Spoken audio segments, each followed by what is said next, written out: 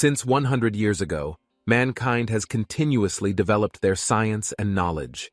To their joy and hope, finally, the scientists and researchers have managed to learn how to travel to outer space and other dimensions. Scientists then managed to open the portal between worlds. Unfortunately, the world behind the portal is unlike anything they have ever imagined. As if a nightmare had come true, something to the astonishment of everyone, beyond the space portal was a completely new and never-before-seen world. Not friendly aliens or the world like in the stories and movies, but a giant dark space where there are lots of wild beasts and rampaging monsters. The technology and weaponry that human beings have always held in high esteem are now completely rendered useless in front of these Herculean beasts. As all of the scientists were unable to shut down the space portal, humanity quickly fell to the bottom of the food chain in a single night. Humankind can only surrender, hide, or keep running away from these monsters. But of course, there are still many humans who don't want to give up and fight against the monsters. The human desire to live is so strong. Thus, a primal hunting instinct began to awaken within some humans, and they managed to gain unexpected powers. This magical moment started with the first monster eater, when the human body begins to experience a change and is now able to save the earth. With this awakening, they started hunting the beasts and stealing their beast souls. After 100 years of endless evolution, humans have finally fused with the beast souls.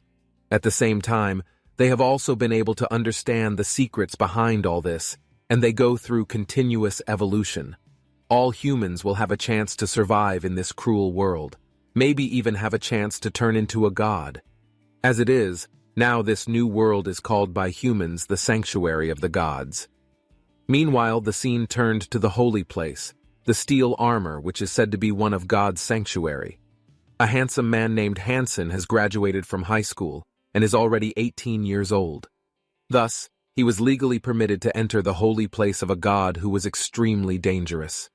Even though Hansen was said to have no talent, after his father died and his mother was too weak to work, and his younger sister needed money to go to school, he became the backbone of the family.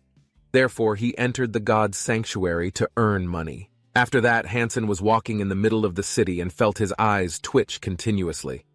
He thought that was a lucky sign, but it suddenly started to rain heavily. Not only that, Hansen suddenly saw the figure of a wolf beast in an alley. Without thinking twice, he immediately attacked with his sword using the style of 1,000 years of suffering. Hansen managed to stab her buttocks. But suddenly, the wolf beast turned into a beautiful woman. Huh? A woman's butt?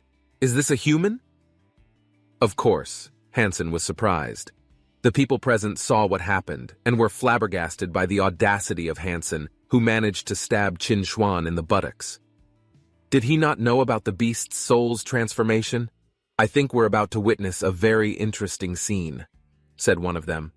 Turns out the beast was Qin Xuan, who was said to be the strongest woman in the steel armor sanctuary. Understandably, Qin Xuan was furious. Immediately, Hansen was surrounded by muscular men from all directions. Everyone, listen up. From today onwards, if anybody dares to help him or be with him, they are immediately my enemy, Qin Xuan declared in front of the mass. Hearing that, Hansen can only cry because of his misfortune and stupidity. What did I just do? I stabbed Qin Xuan in the butt. This is a nightmare, he wailed pitifully. A few days later, at the sacred place of steel armor, precisely on the garden rocks, Hansen was hunting black armor beetles and eating them, but his gene points won't go up. Hansen also muttered that he had been in the holy place for a long time, but had not been able to complete any physical evolution yet. He also thought about looking for a slightly bigger monster, but before that, Hansen fought a primitive-level monster and ended up being seriously injured. If I didn't stab that woman's buttocks, maybe I could cooperate with the people to defeat the primitive monsters easily, Hansen muttered.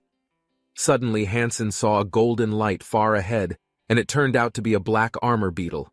Hansen felt that the beetle was a little different, but he immediately attacked and defeated it. It turned out to be a black armor beetle with God's blood rank. Hansen was surprised to see that. It is said that the characteristics of the monster circle are grouped into 4 different ranks. There are normal, primitive, mutant, and god blood. The god blood rank is the most difficult to obtain, so of course Hansen even feels he got something great. He also obtained a god-level soul beast, meaning that Hansen's armor type would be upgraded drastically. He didn't expect his dream to come true so quickly. Hansen also wanted to try to merge with this beast's soul. Then, his appearance became very cool. Hansen also felt his body was very light, so he tried to destroy some rocks. As he predicted, the rocks were easily destroyed. I never thought that I would one day obtain an armor-type god-rank blood beast soul. Eventually I will make a name for myself and become famous, said Hansen. After that, he went home and cooked the god-rank black armor beetle. His status also rose to 7 points. Then Hansen took out a crystal that he got on the body of the black armor beetle. But suddenly, the monster that was locked up in the cage swallowed the crystal instead. "Hey, spit it out! That crystal is mine!" When the monster doesn't move, Hansen started to wonder whether the monster is dead. Suddenly, the monster evolved and attacked Hansen, but he swiftly slaughtered him. The notification also informed him that he had defeated the monster, but Hansen was surprised and did not expect that the monster had evolved to a primitive level, even though its level was very low before. Was it because he swallowed the crystal earlier? Knowing this, Hansen immediately opened the stomach and took the crystal. Meanwhile, outside the house, Hansen's mother and sister were visited by his uncle. The uncle and his wife said that they were asking for inheritance rights from the house left by Hansen's father, and they asked for 2 million. Otherwise, Hansen's family has to sell this house and share the money. If in 1 month the money is not given to them, then the only way is to sell this house, said this jerk uncle. After that they left. Then Hansen, who heard the commotion, approached his mother and sister. His mother also explained the message that his uncle asked for 2 million, otherwise this house would be sold. Hansen, who heard that, was very angry. "They are so shameless! When they used to have a lot of debt, father helped them. When he died, this is what they did instead," Hansen said. Her mother weeps, saying that this was all her fault for not being able to protect this house. Hearing this, Hansen said, "You don't need to worry, Mom. I will solve this problem and no one will take over the house. So, Mom, please take care of my sister and wait for me." After leaving these words, Hansen was gone. The scene turned to Hansen, who had arrived at a station. He was thinking about the god blood gene he had obtained. But the problem was that Hansen couldn't raise God's blood gene points to 100 points in a short time. But there is still hope. With conviction, Hansen thought, "I'll go to Windfall Valley. I'll use it to earn a lot of money to pay for the compensation for the house." Hansen was already in the valley of Windfall Valley. Suddenly Hansen felt something approaching. A primitive-level storm mantis monster appeared. The mantis is said to be agile and has jagged arms that can cut through steel. Without further ado, he immediately attacked the mantis.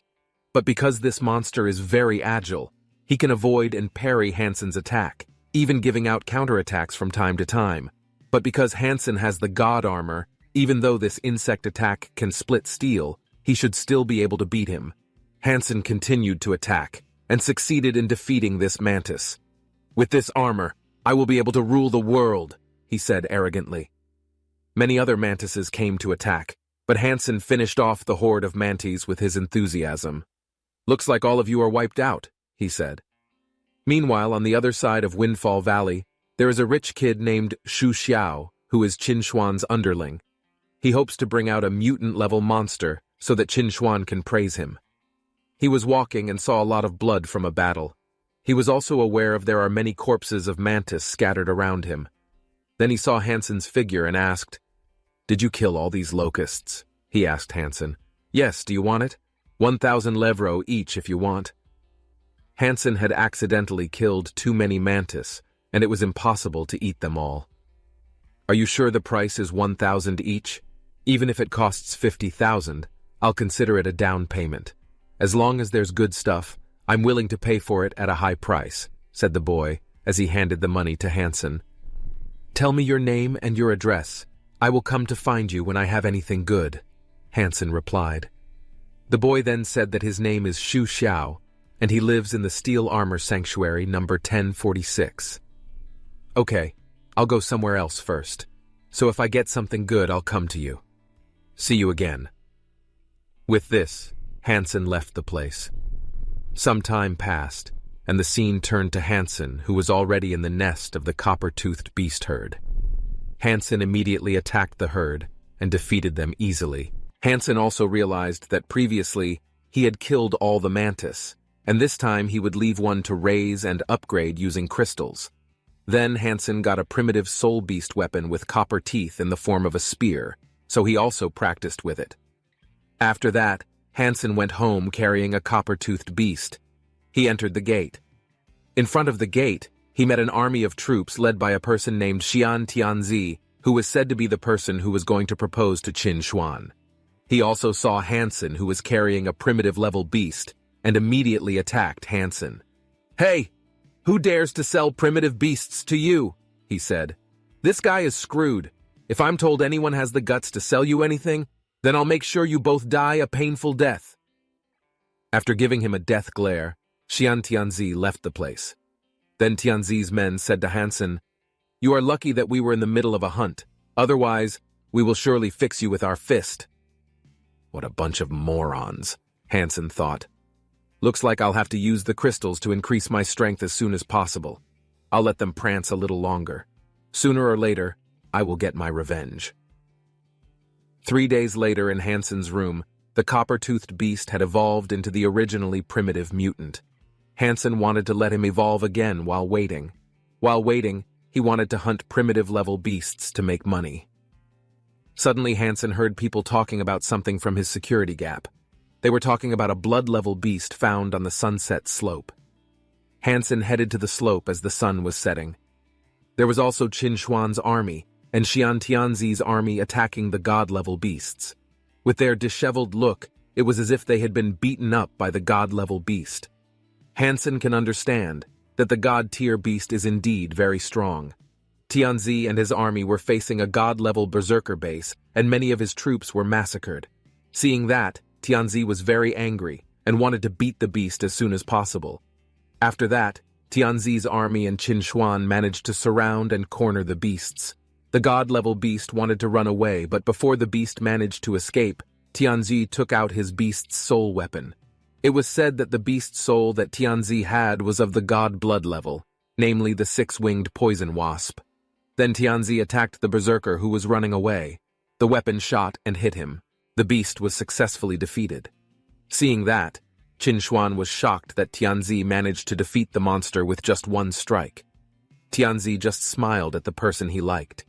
Tianzi wanted to take the prey he had hunted, namely the god-level beast's soul, but suddenly a golden light shot and took the god-level beast's soul, and it turned out that person was Hansen. Hansen ran away, carrying a god-level soul beast in the form of an axe in his hand. Shu Xiao, who saw that, realized who he was and said, "That's Brother Hansen!" Tianzi, who also saw that, was shocked and of course so very angry. "Insolent! How dare a lowly human like you take my prey?" he said while taking out his riding animal. He chased and ordered his troops to help chase the axe thief. Realizing that Tianzi and his troops were chasing him, Hansen thought, "Why is this ship so heavy?" Even though previously Hansen had raised his godblood gene points to 8, but it was still difficult to carry it. At this rate, they will catch up and catch me. Damn, I'm going to die this time.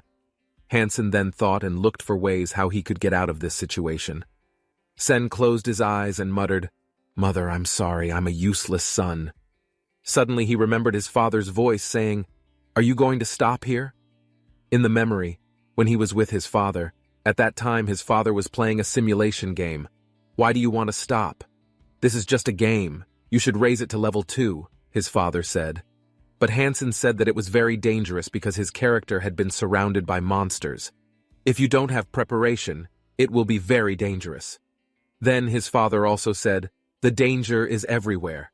You can't stay silent just because you're afraid. Evolution is an adventure that all creatures will experience." Hansen's father began to attack using his arrows, then used a sword and managed to defeat monsters, and his father's character managed to level up. If you are too afraid to adventure, how can you survive when you enter God's sanctuary? If you want to evolve, you have to be ruthless. Everything in this world is similar to a game. You will be surrounded by enemies with nowhere to run.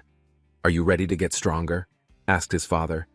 He seemed hesitant to answer, but his father realized that Hansen is a smart person and is very careful, but also very kind. This is indeed just a game. The real world can be crueler, more than you can imagine. There will be many circumstances where you can only rely on yourself. I can help you, but only for the first couple of times, said his father. Hansen's also held his hand, who was holding a sword, and stabbed himself. Immediately Hansen leveled up. Seeing that, Hansen was surprised. Then his father said, "You have to try to get stronger if you want to survive. Do you have what it takes to become stronger?" Sen opened his eyes and would not give up, because there was still hope to escape. But Tianzi was already very close and ready to attack. Sen didn't even think anymore. He immediately combined the soul of the Berker beast and the black beetle. Although according to Hansen it was very dangerous. But he had no other choice. Hansen also managed to combine it. There is always a way out. San also ran away quickly, because combining his beast soul is said to have a 90% mortality rate. Seeing that, the troops who followed Sen did not expect that Hansen managed to combine the soul beasts in a state of escape. This kid is really crazy. He also ordered to chase and look for the soul beast thief that he hunted. Sen fled into the forest. Then his men said that it would be difficult to find him when he entered the forest with our few troops. Meanwhile, Qin Xuan thinks this person stole the axe and also received the beast soul from the god, which should all belong to the Tianshi. Then the people there also talked about Tianzi not catching Hansen. Rumors spread that the person who took Tianzi's prey was named Bigot. Meanwhile, in a remote corner of the forest, there is a penny. Middle burying an axe, he also thinks of using it to escape. If it was used to fight against Tianji, he could have died due to the fusion of beast souls. It only lasted 7 to 8 minutes. Unlike other soul beasts, this ship cannot be stored in space because I have angered Tianzi. Wow, that doesn't even make you angry. 3 alliances, that's why I buried this axe here. Beast souls are mandatory survival defense and cannot be sold, but this axe can be easily sold for 2 million. Hansen also returned to the shelter steel armor. In front of the Sen gate saw an inspection, and also people talking about Bigot, who said he didn't dare to come out of the forest after stealing the soul of a beast hunted by Tianshi. Hansen also thought that if I was investigated, then I would be found out. But the person who was about to check was stopped by his friend, who said there was no need to torture this trash because it would be a waste of time. Then the penny was let through just like that. After that, Hansen, who was walking, heard a lot of people talking about him. Sen thought the Sultan's son called me Abong Coin. Now everyone calls me Big. Meanwhile, in the secret room, there was the Sultan's son Qin Xuan was integrating. Qin Xuan said if he didn't stop it, you would be tortured to death by Tianshi. So just tell me who it was, Qin Xuan asked. Brother, I really don't know, Coin brother. I met him in the Windfall Valley and bought him some primitive grasshoppers. After that, I brought him home with the help of my brothers. If you don't believe me, just ask them. Well, I'm not trying to punish you. Now I just want to contact the Coin and tell him that I will buy the soul beast that he stole so expensively. It's just me and you, so if you succeed, I'll give you a prize. Deep in the mountains, there is Hansen eating meat on the edge of Blackwater Swamp and wants to increase his mutant gene points. But the mutant game points haven't gone up. Meanwhile, the beasts in the swamp monitor Sen's activities. Suddenly, Sen heard something from the bushes. A human figure in tattered clothes came out. Stopping here is dangerous. There is a crocodile with iron teeth in this swamp.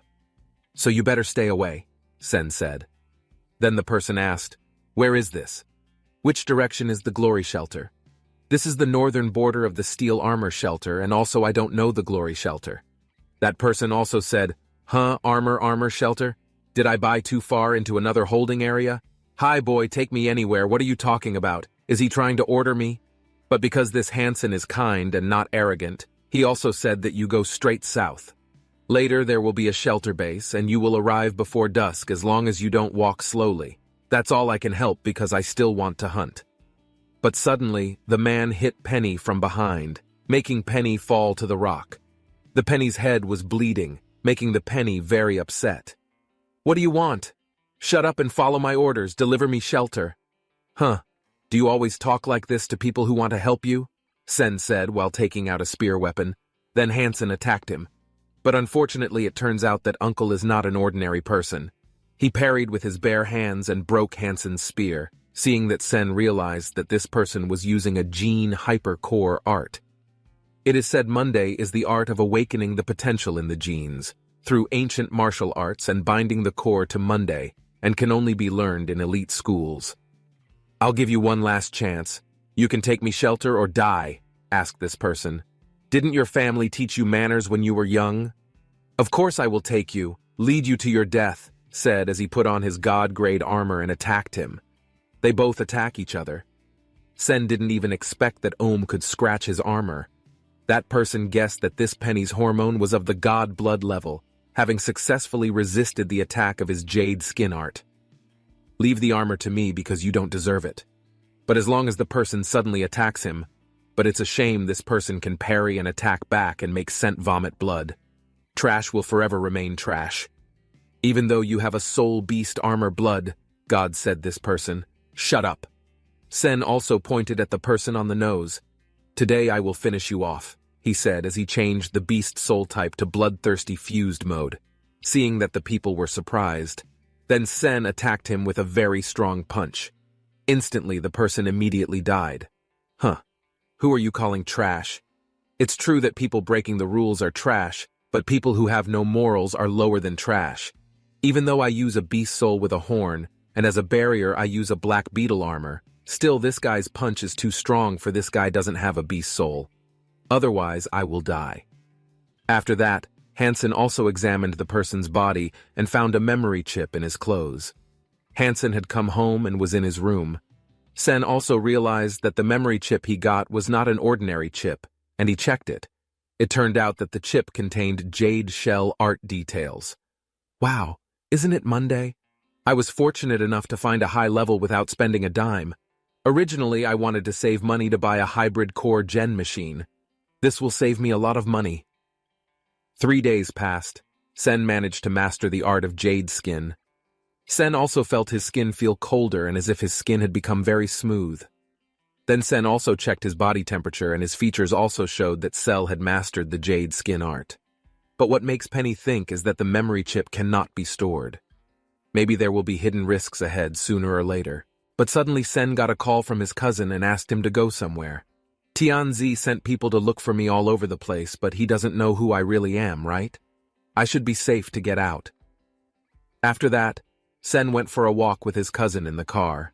His cousin also brought a girl and told the greatness of Bigot when the sun set in the valley. He wouldn't hurt a girl. I actually don't want anything to do with her because of complicated family matters. They had arrived at the martial arts hall. There were many people shouting Jin Yu's name. Lots of people came. Is this a very famous person?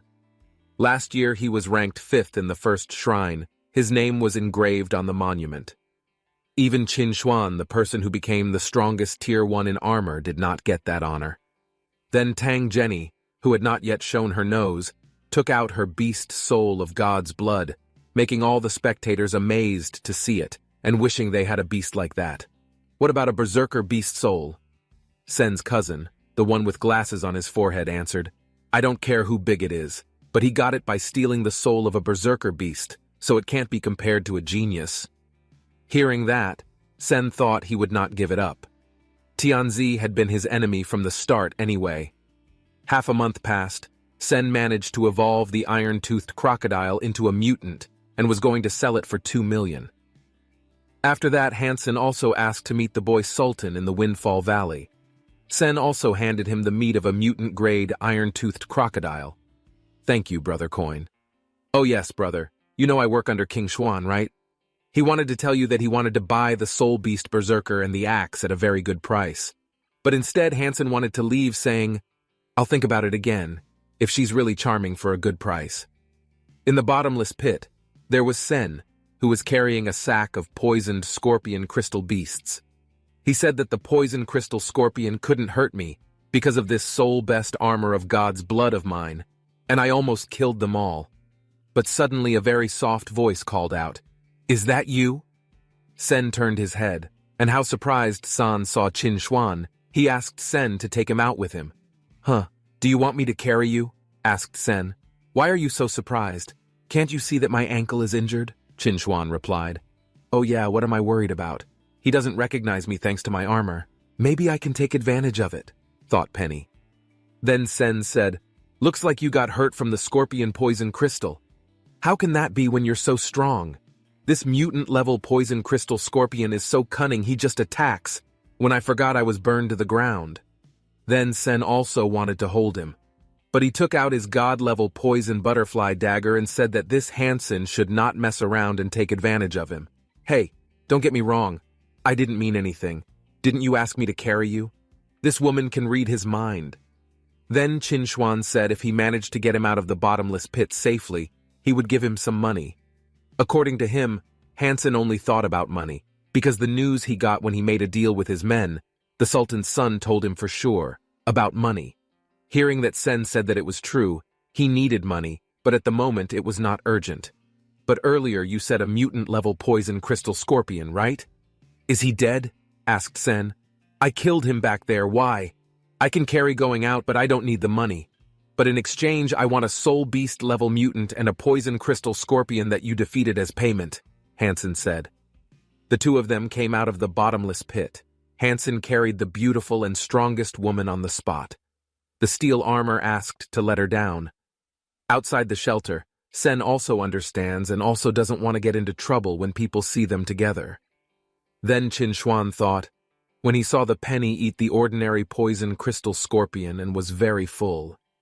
Just to bring around the mutant level, Qinchuan also felt penniless and also not affected by his scorpion poison. Was this armor of the god realm level 2? After that, Sen put Qinchuan down and demanded payment in the form of a beast soul. He gave it. Then Qinchuan said this henchman told you before, right? That I'd buy beast souls and a god-level axe. Are you willing to sell it? If it's a soul beast, I won't sell it.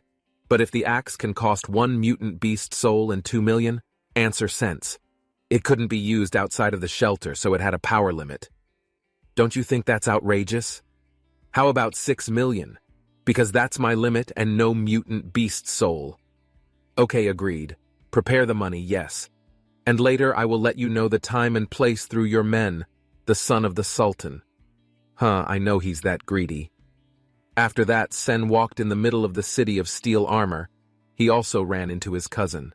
His cousin also heard that Sen was causing trouble with Qinchuan and Tianshi. Therefore, his cousin doesn't want Sen to tell people that he and Sen are cousins. So basically, we are foreigners. In place of steel armor, even though I didn't make trouble with Qinchuan and Tianshi, he certainly would never consider me his cousin either. He was already at his house, and Hansen got a lot of money from his hunting and buying and selling. Finally, I was able to pay 2 million so that this house was not sold by my bastard uncle and aunt. Oh yeah, let's have fun with mom and sister, which was what Sen said after that. Sen took his mother and sister for a walk and stopped at an ice cream shop. Sister Yan, do you want ice cream? I'll treat you, so eat all you can, okay? Sen said. Have a lot of money. At least we use money wisely. You don't have to worry about me not only making money, I also got a mutant. I will get stronger and earn more money so we can live better. Then his mother and sister wanted to go to the second floor because there were many people on the first floor. But someone prevented them. That person said the second floor was only for nobles and celebrities. Hearing that, Sen, a little furious, her mother and said, let us wait over there and give her sister an ice cream. Her mother said softly, nobles and celebrities, I swear I'll get what I want. Soon this little sign will never stop me again. Sen Tenga was in a train with so many passengers crammed together. Suddenly the train stopped, making Penny's balance disturbed and fell. What is this soft feeling? Thought Penny. You pervert, he said as he hit a penny, and it was Qinchuan. You are fucking. Jeez. Why him again? Last time the ass and now the chest. I can't handle this crazy luck, thought Penny. Qinchuan also said and thought that this penny was just a fool at first, but did not deny that it was very disgusting. The people who saw it said, did you see it? He touches his chest.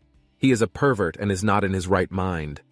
But Hansen defended himself because this incident was a misunderstanding because the train's brakes suddenly knocked him off balance, so it was just a coincidence, he said. But Qin Xuan didn't believe it because he didn't think San showed any remorse even when he did that. So basically you do it often, right? After that, they got off the train, also headed to the shelter, and would not just let the penny loose and just wait.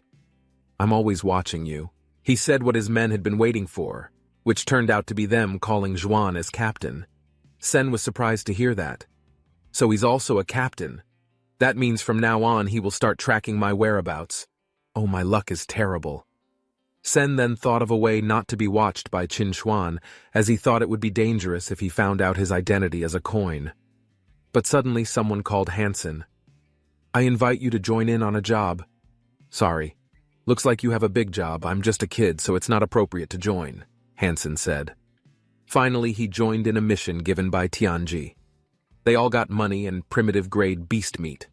They entered the forest but did not find any beast. Then they arrived at a Goa. They were told to enter a cave that was so dark, so did Hansen. They also explored Goa and arrived at a river. They also said there was no other way. Then he took out several rubber boats and ordered to cross the river. They crossed the river, but Sen realized that Tianzi and his 2 men had not crossed with them. Hansen also felt that something was wrong. Hansen also saw something under the rubber boat. Suddenly a creature appeared. A jade ink dragon serpent bloodline beast appeared. Many troops were eaten by the jade dragon snake beasts, and some fled in terror.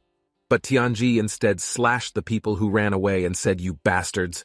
Want to run away after receiving money from me? From now on, whoever escapes will be cut down."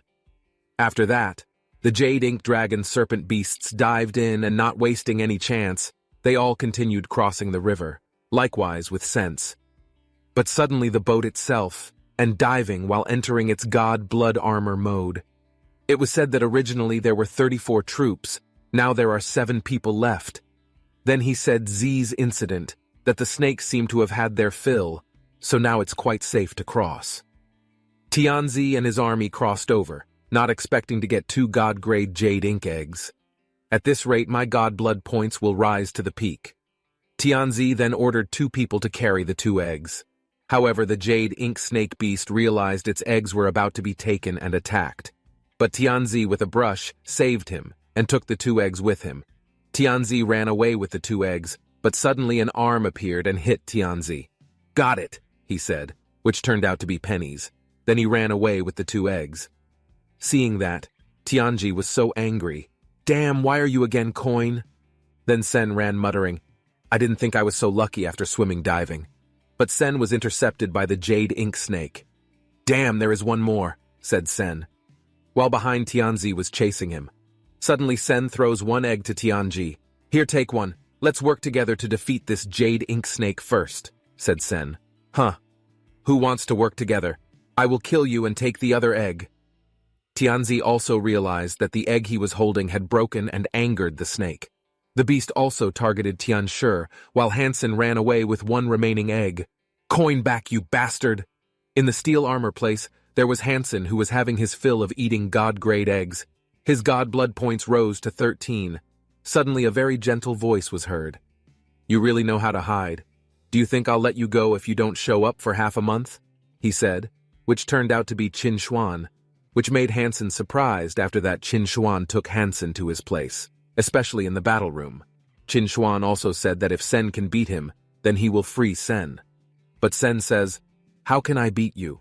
Your god blood gene point alone is almost 100, and also you have many high-tier soul beasts, and have military training in elite school. Neither of us will use soul beasts. If you can take my 50 hits without KO, I will consider all your mistakes to be nothing." "All right, I think I will be able to withstand your 50 punches," said San confidently. "Okay, you first." Hansen suddenly hit without further ado. "Hey, you have no discipline regarding martial arts?" He apologized. "Damn, I'm too attacking because I want to finish the fight to get out of here quickly." After that, Qin Xuan said start. But haven't had time to finish his sentence another penny again. The chance to hit him doesn't come often, and now I have his chance. I can't seem to stop. Qin Xuan was so very angry and beat him. Hansen is battered. Hansen also realized that he was still weak and wanted to be much stronger again and again. Meanwhile, Qin Xuan was in the middle of taking a bath. After taking a shower, Xuan looked at the recording of their fight earlier and realized that Sen had a very powerful punch. Even though his basic martial arts is not good, but it is as if he is like a killer. Is he disguising himself as a commoner? Yet he was only a little fly. Chances are he's a killer. Is this a sign that he has natural talent? Apart from that, his character is very despicable. I will never let go. Sen, who wants to learn a devil's lair martial art, because he had heard from his father that a devil's martial art is very effective against women and will challenge with this martial art. Hansen also saw the devil's martial art from the old man. Seeing that Sen was just dumbfounded, if I use this, maybe Xuan will find me even more lecherous than before. However, because Sen had already spent a lot of money on this martial art, he still learned it. After a few days of learning the martial art of Devil's Nest, Sen felt that he was about to become a perverted old man. But I hope it will be useful in the future. After that, Sen saw the copper-toothed beast evolve again. Sen also hopes that this copper-toothed beast will evolve to the level of God's blood. Then we are shown Sen, who was already in a forest. He also took out a mutant-level beast soul that he had previously obtained. Hansen was surprised that the beast soul Xuan gave him was so small. It was a cat beast soul. He also tried the cat beast to see if it could be used to fight. Then Sen ordered the cat to attack the three-horned, scaly beast. The cat was eager to attack him, but unfortunately the cat bounced. Seeing that, Sen muttered, how come you're this weak and lose with just one hit, even though you're a soul beast level mutant? It's definitely playing me, and it definitely doesn't have any fighting skills, but it's so cute. Sen then thought, is this pet type soul beast just for people to look at? Actually, at first I wanted him to help me to hunt, but in the end I can only rely on myself. A few days later, Hansen was cooking the beast he had hunted, accompanied by a three-eyed cat who also wanted to eat. But Sen felt strange. According to him, most soul beasts don't need to eat. Usually if they are hungry or injured, they only need to be called back to the room to recover. But this little creature enjoyed its food even more than I did. Even though you can't help me in hunting, you still make me happy, so from now on I will call you Meow. I have maxed out my primitive genes, so everything has gone smoothly, San said happily. Suddenly a voice called for help. That person seemed to be being chased by a group of beasts. But Sen actually also ran away. Please don't run away. If you save me any amount of money you want, I will give you. Then you must stay alive. Hansen climbed up the mountain cliff to save himself. Then the person who asked for help earlier asked Sen to pull him too. As a result, they also managed to survive. Thank you. You saved me, he said. We're safe for now, but we can't get back down until the beasts are gone. What crazy action did you make that the beasts tried to kill you?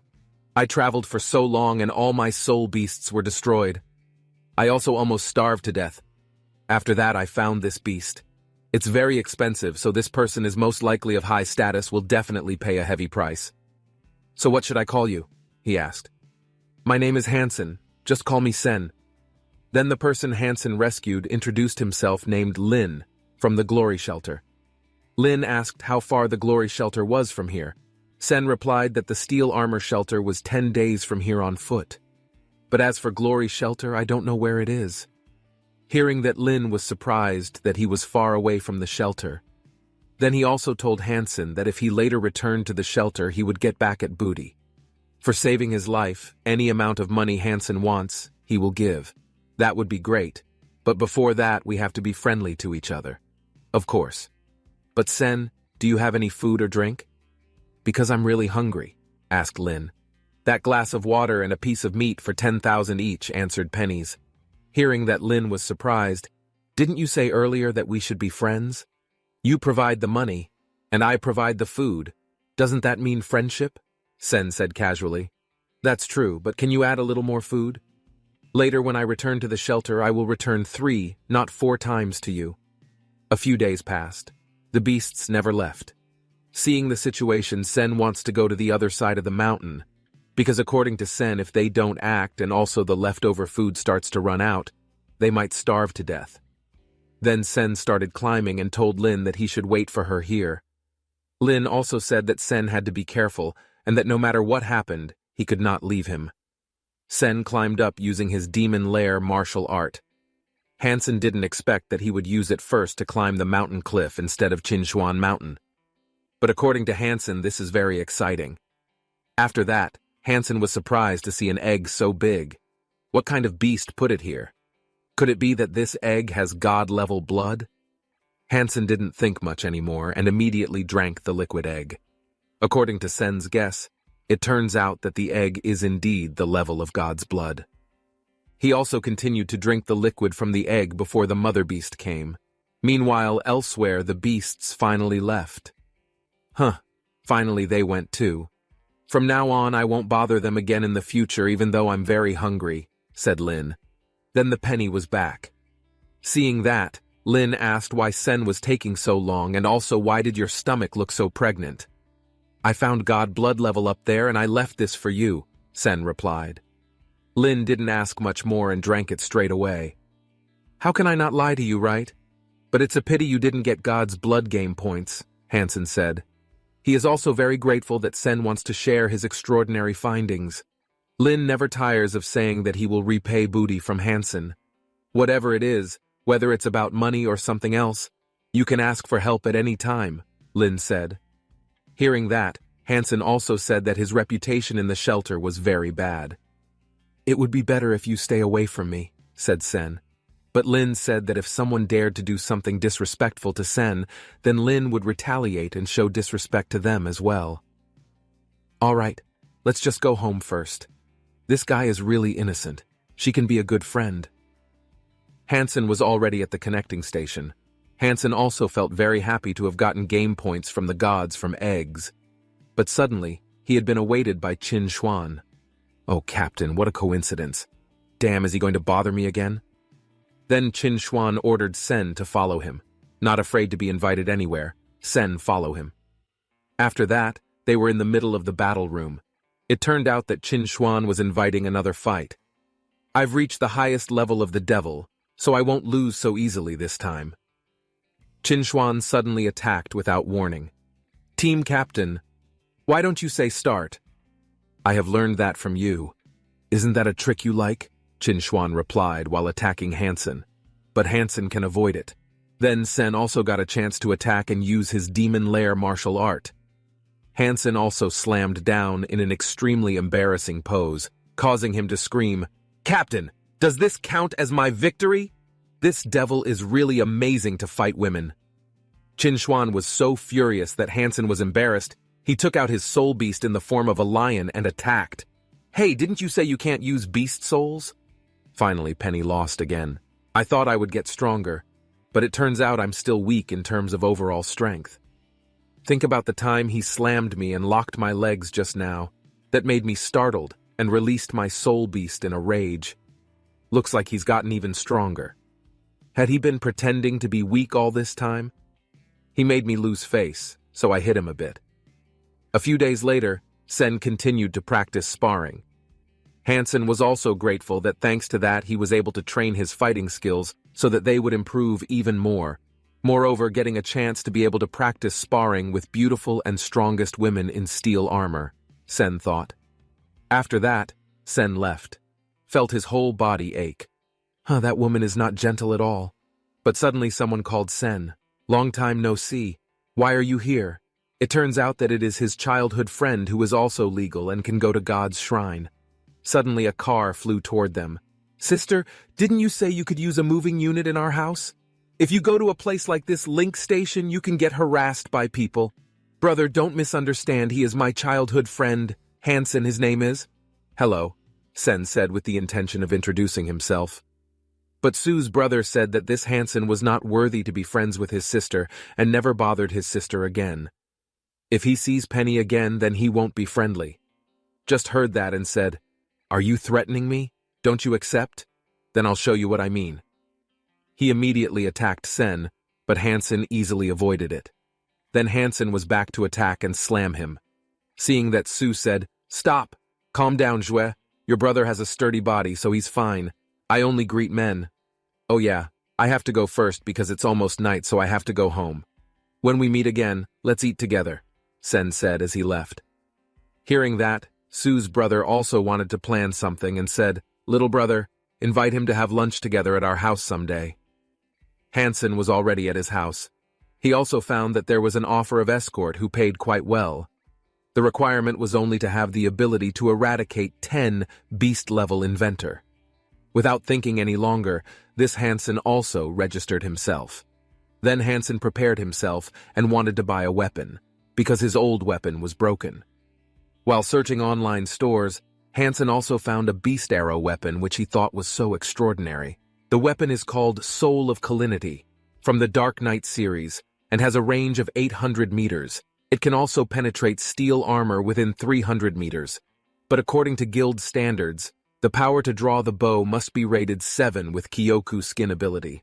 I'll probably make it to that mark, and I'll probably get to an 8. But the thing is, I only have 1 million to buy. Does he want to sell it? He thought while bidding. But no reply from the seller. Putting 1 million to buy a gun like that is really ridiculous. But suddenly the message notification sounded, and how surprised Hansen was that the seller agreed to sell for 1 million. My luck is amazing. The next day, the arrows Hansen bought came. Then Hansen also wanted to try it. Hansen also felt that this bow was extraordinary, and in the future would not take the risk of close quarters again, if later he would take a soul beast of god-level blood from Tianzi. 3 days later, Hansen went to a place. Sen thought he had bought 20 metal arrows with electric attributes and shooter attributes, and also had 6 real arrows he thought would be enough to use. After that, Sen had arrived at the place. Apparently a lot of people who register because these requirements are so easy. Seeing that Hansen thought that if I knew there were so many people like this, I wouldn't come. Then there's someone who says, "Hello, Senyo, aren't you the butt maniac? Your outfit is so cool with that bow and all those arrows. Are you here for the young master's security position?" Ha! Maybe the young master will escort him. There too we can see Sen's cousin. Then the young master greets Sen and wants Sen to also be his bodyguard. The young master insisted on becoming his bodyguard as well and gave up the contract. Sen also signed it.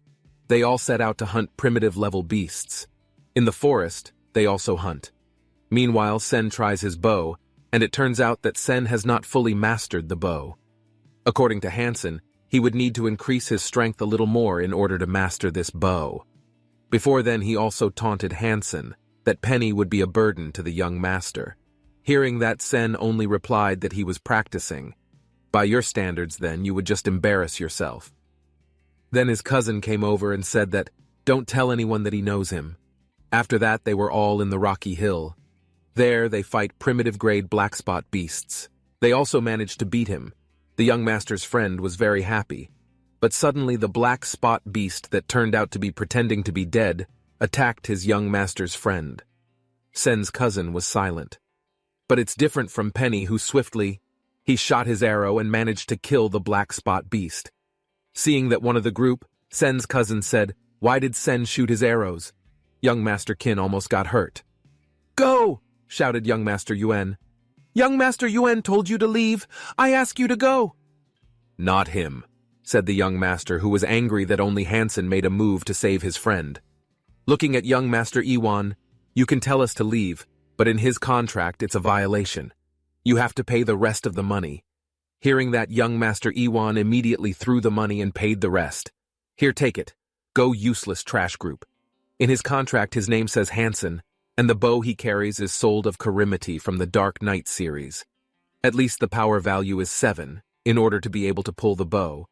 But seeing Sen can accurately use only 1 attack, maybe his strength is up to 8. "Brothers, let's be friends. Perhaps in the future I will trouble you a lot to help me," said young Master Yuan. "Young Master Yuan is such a simple person. From the start you hired me, you must have known bows so rich but have sharp eyes. The bow is so rare, you might not even be able to get it even if you wish for it." The next day, Sen was confronted by the head of Sen's cousin group named Lu Peng and said, "Finally, the butt maniac is back and making us less money." It irritated me, but Sen quickly dodged him as if he had disappeared.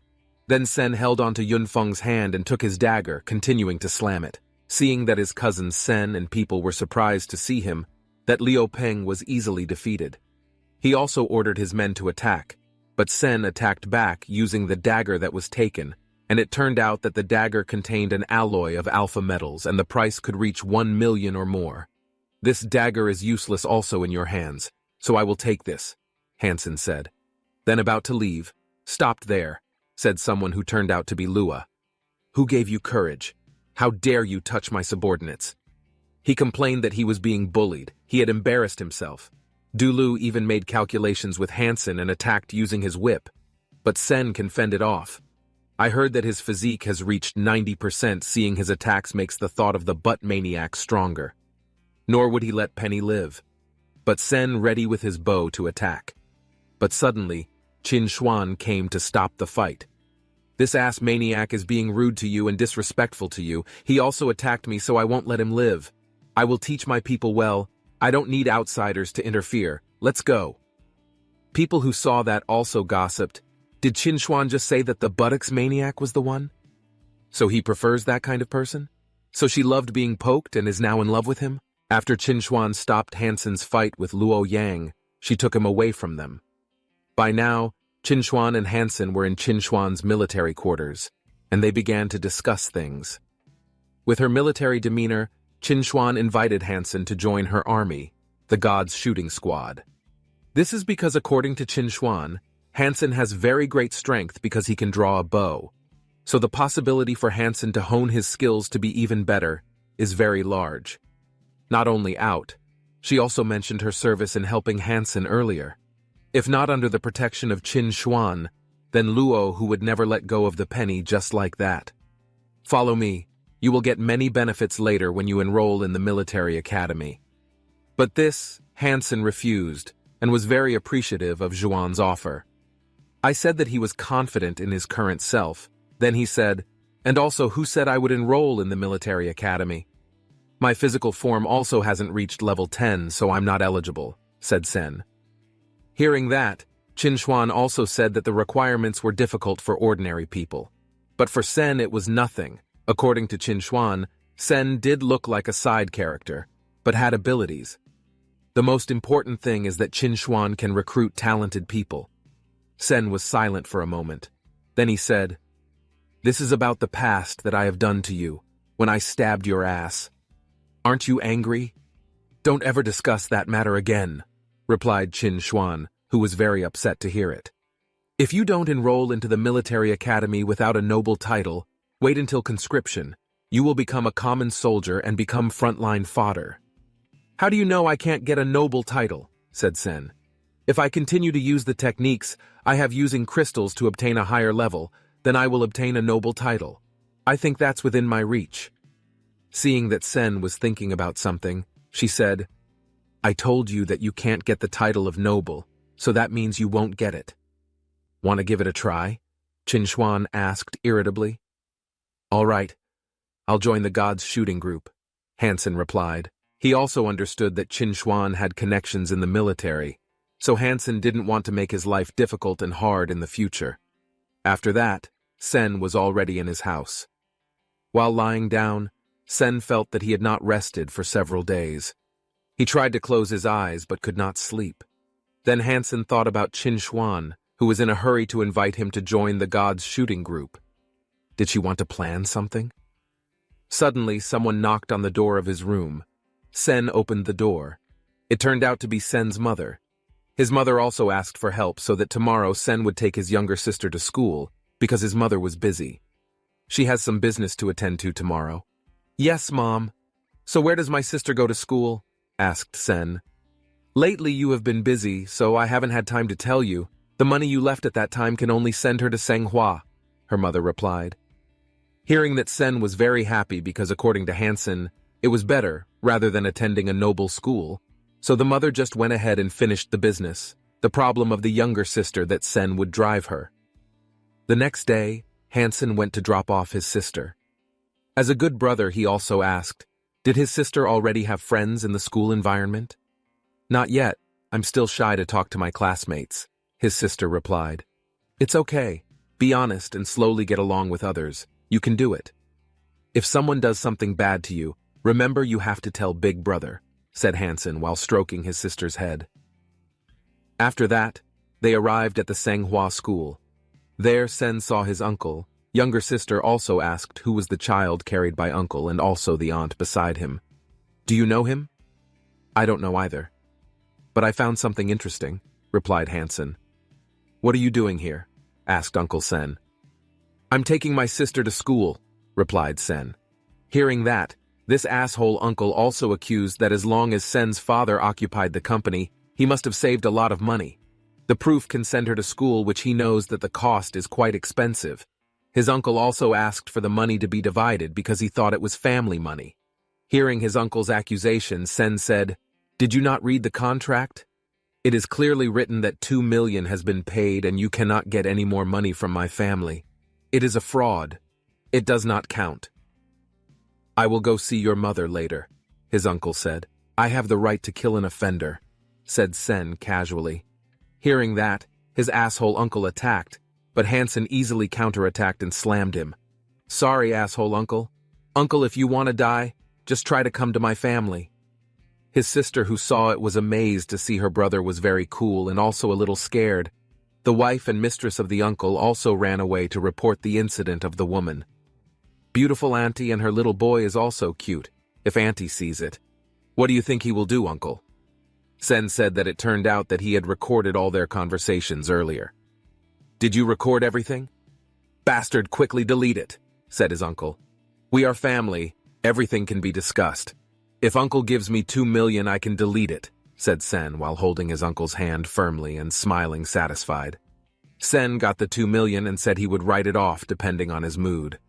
Don't ever come to my family again and cause trouble or I'll make you pay for it, Sen said as he left his uncle. His uncle realized that Sen had become stronger. The Sen of old was not the Hansen of today. After that, Sen, who had escorted his sister, thought, in the future he would not show violence again in front of his favorite sister. Then Sen walked and saw the physical test center building. He was curious to see if his strength increased, because so far he had practiced several times. Sen went to the physical test center building and tried his strength. Meanwhile, there were people who also wanted to try their strength. But the facility was being used by Hansen.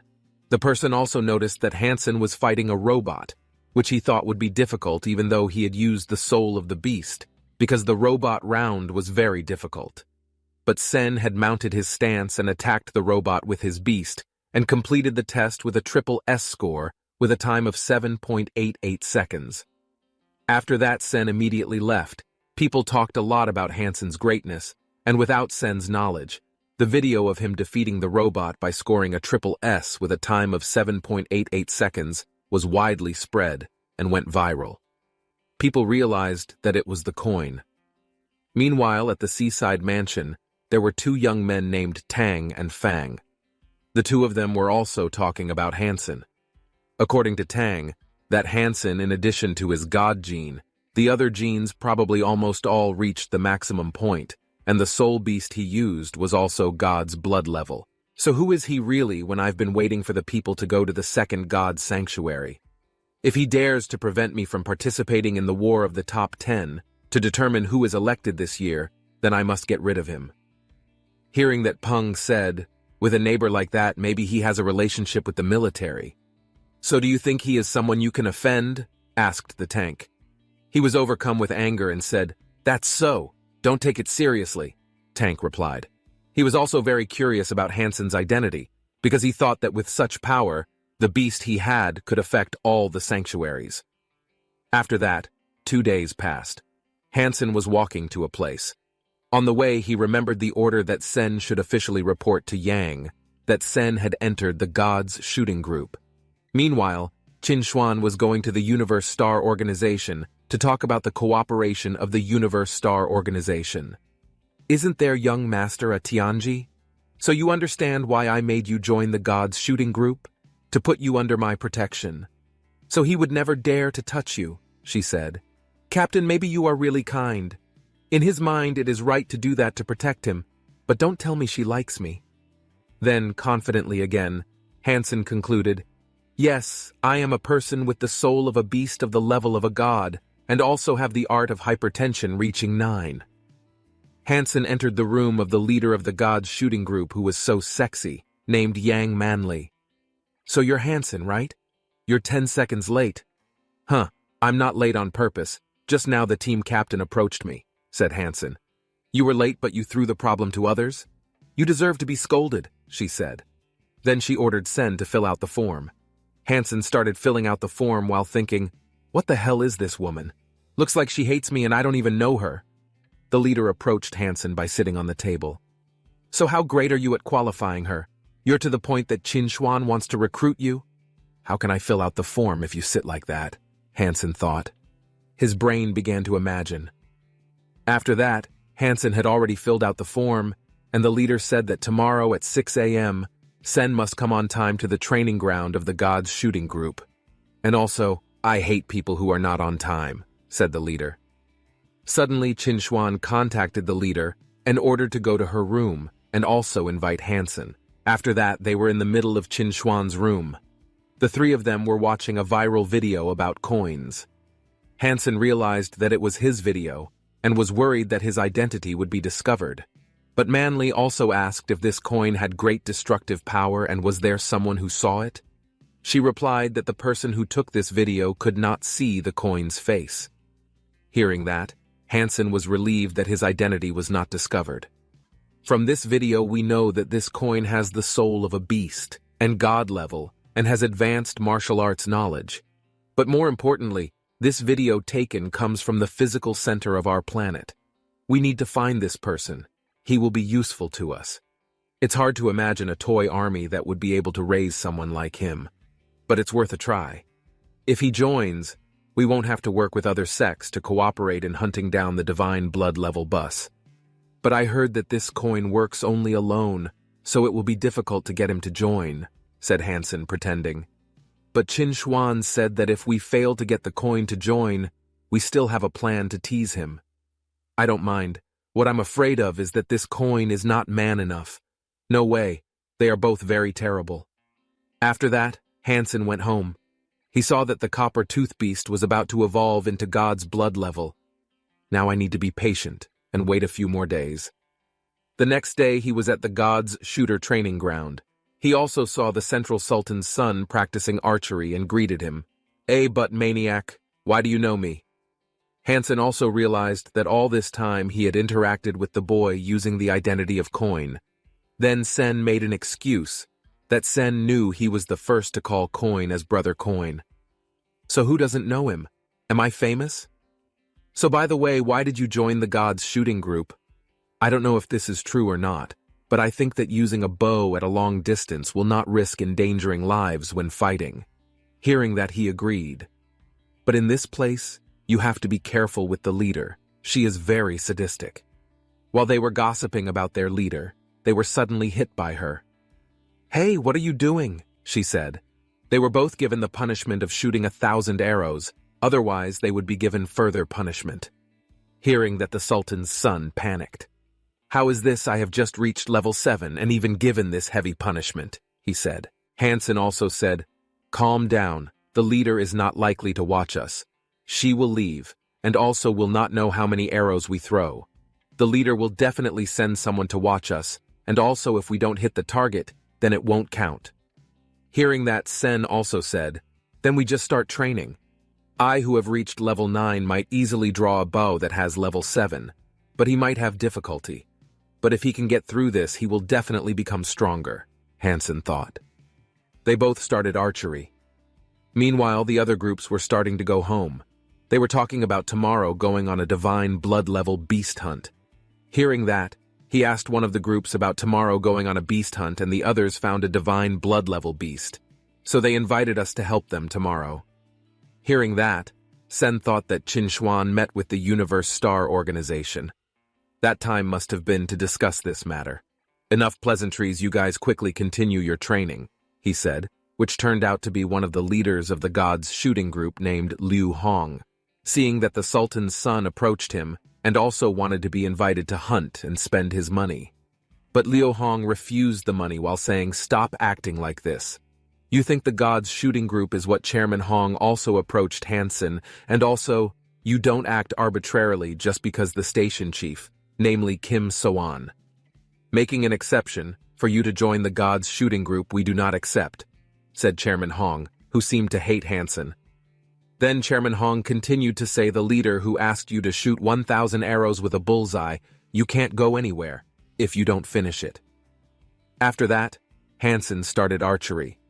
Seeing that, the Sultan's son was surprised that Sen shot 40 arrows without missing a single one. Seeing that, people couldn't believe it. Is it really the ass? Is it possible he's been practicing secretly all this time? I'm a little impressed. Hurry up and practice. We have a time limit. If you can make it happen and successfully complete this, I will become your idol. Trust me, it will happen. At this pace, we will finish by midnight. No matter what happens, I won't miss the chance to hunt a divine blood-level beast, Hansen thought. Meanwhile, from a distance, the leader who was watching Sen and realized Hansen's prowess, and also that there was no mistake in taking people. But whether or not that can survive in this armor depends on him. The two of them also managed to finish it.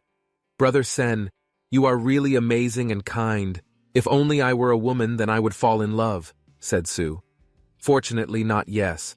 But by the way, we don't know the information about what god blood-level beast we are hunting tomorrow. Relax, I've got the information. Nothing is impossible with money. Apparently, the Sultan's son got the information from his assistant leader. She said that the god-level beast was flying type, so it would be more difficult to hunt it. Sen was thinking of looking for a suitable arrow.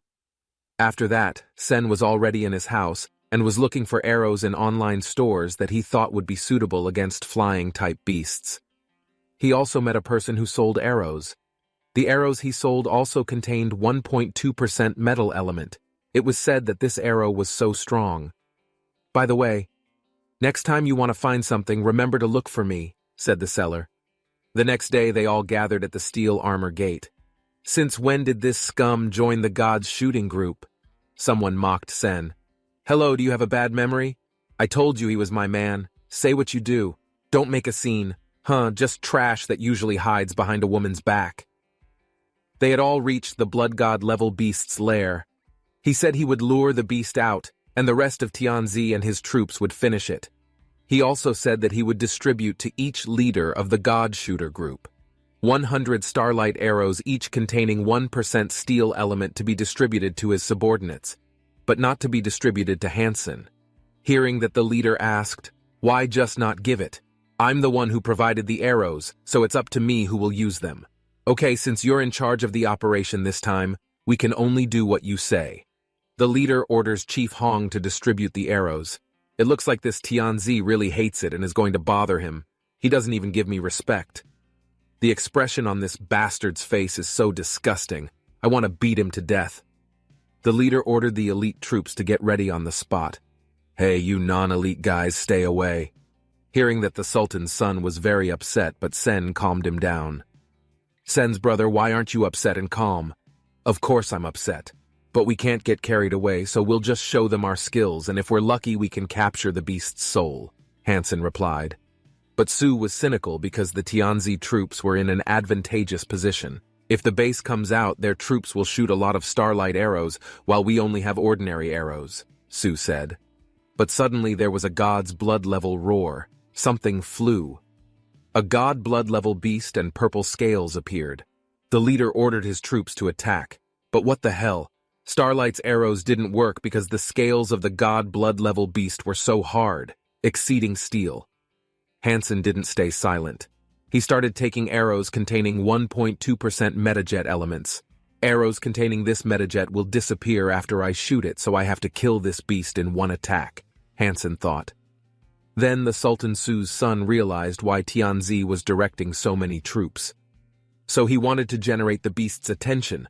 Because the beast was starting to let his guard down, Tianzi did not waste the opportunity. He started attacking using his bow. God blood-level beast, you will be mine, said Tianzi while shooting his arrows. The god blood-level beast was injured, but his defense was still not broken. Seeing that, Hansen undid his intention to attack before the beast's defense was completely broken.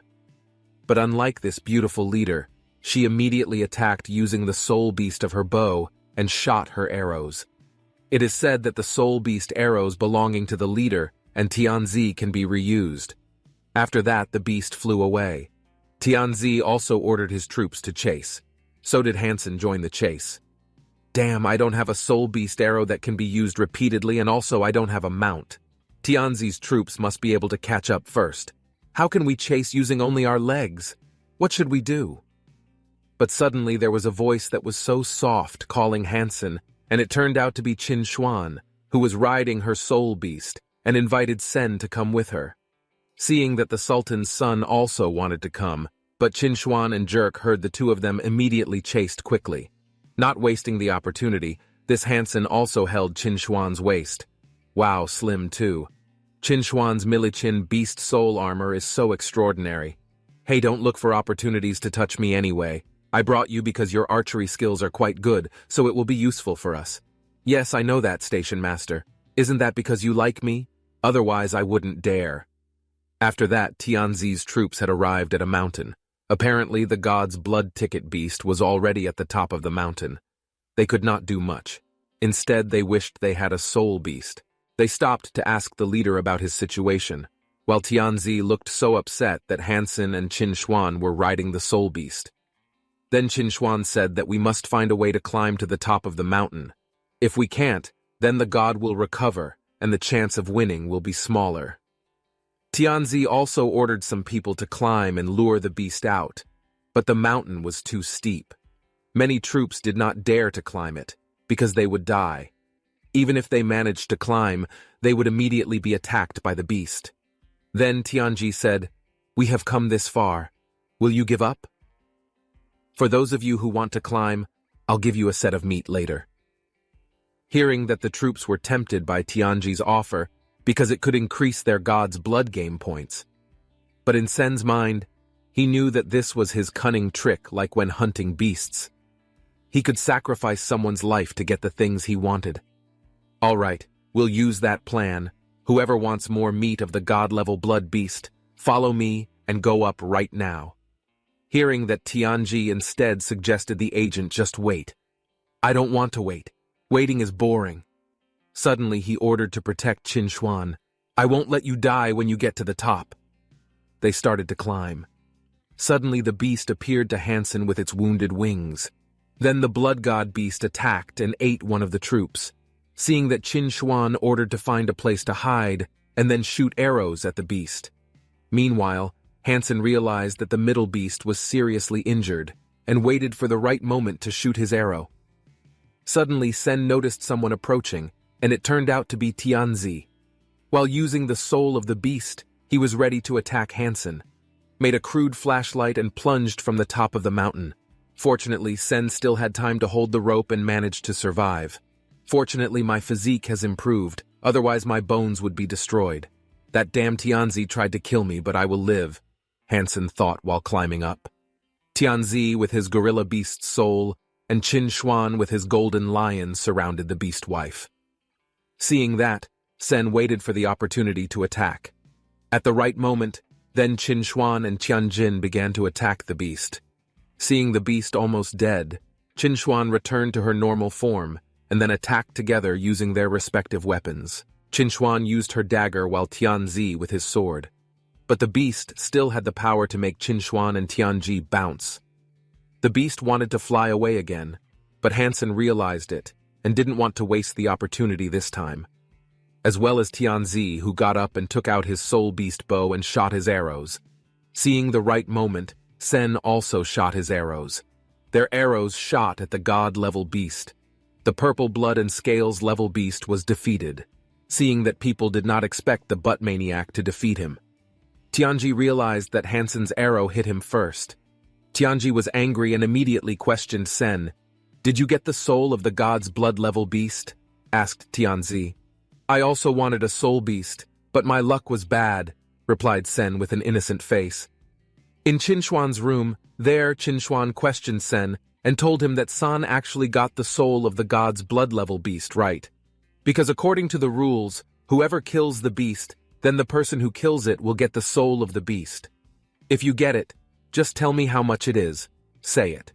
Then Hansen said that he didn't get it. If there is a chance to make money, why would I give up on it?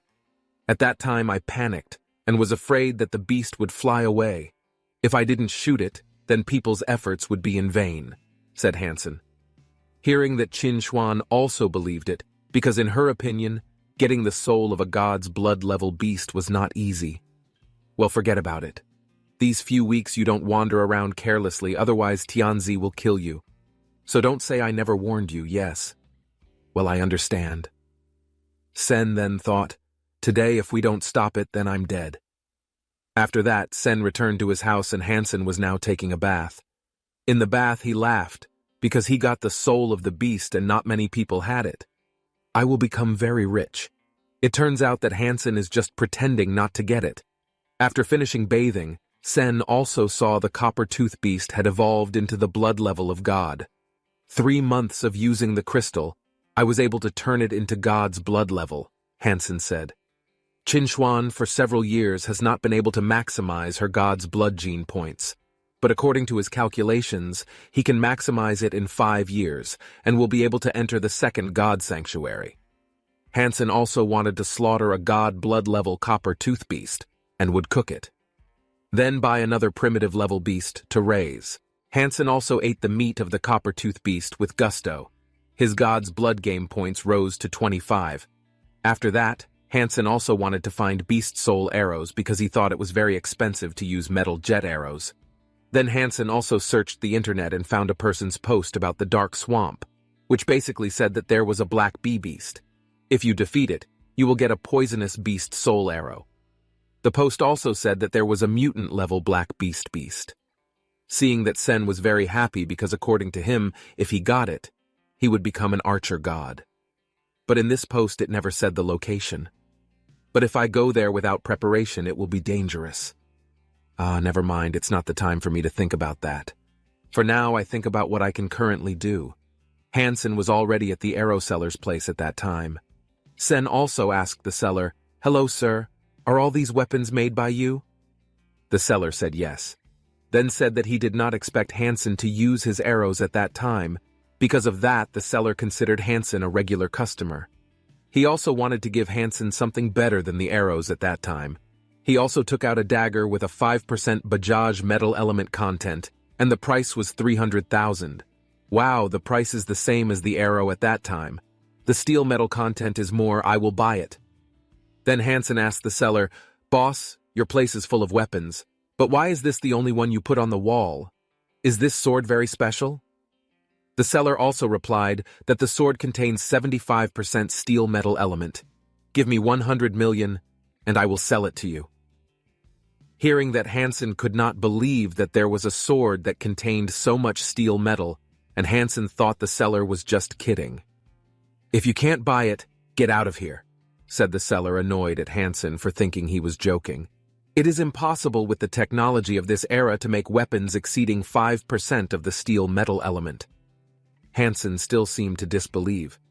Suddenly Hansen's cell phone rang. Apparently his friend tomorrow invited him to meet at twilight at 4 p.m., who said he wanted to show something to Hansen. "What do you want to show?" asked Sen to his friend. "Relax. If the thing I show you is not exciting, I will treat you to a meal," replied Hang. There was also apparently his cousin Seng, and he greeted Seng. "Hi, brother Sen, come too," he said. "Oh, you're here too, huh? Strange why he suddenly called me brother," thought Hansen. After that, Han also showed what he wanted to show. Mutant-level soul beast in the form of a dagger. "Wow, that's really cool. The power of the new beast weapon and also not weak," said Sen. "Of course, it also has a name. It's called the Snow Tiger Dagger," said Han. "It's okay. It sounds dominating and may even be able to defeat mutant-level soul beasts. Just enviable. Since I already have the Snow Tiger Dagger, so my old weapon will never be used again. So you take this. It's a broadsword and it's not cheap either. I can't take it. Come on, we are brothers and I will never use it again even if I keep it, so take it." "Well, you're right too. Having a sense of brotherhood is fun, huh?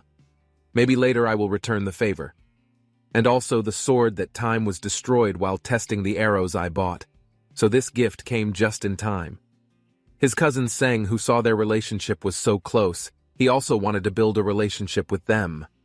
Although he thinks Sen is only dependent on Qin Xuan, and it is very embarrassing. Maybe I can also get into his group in steel armor. "Then I will not mind," thought Sen's cousin.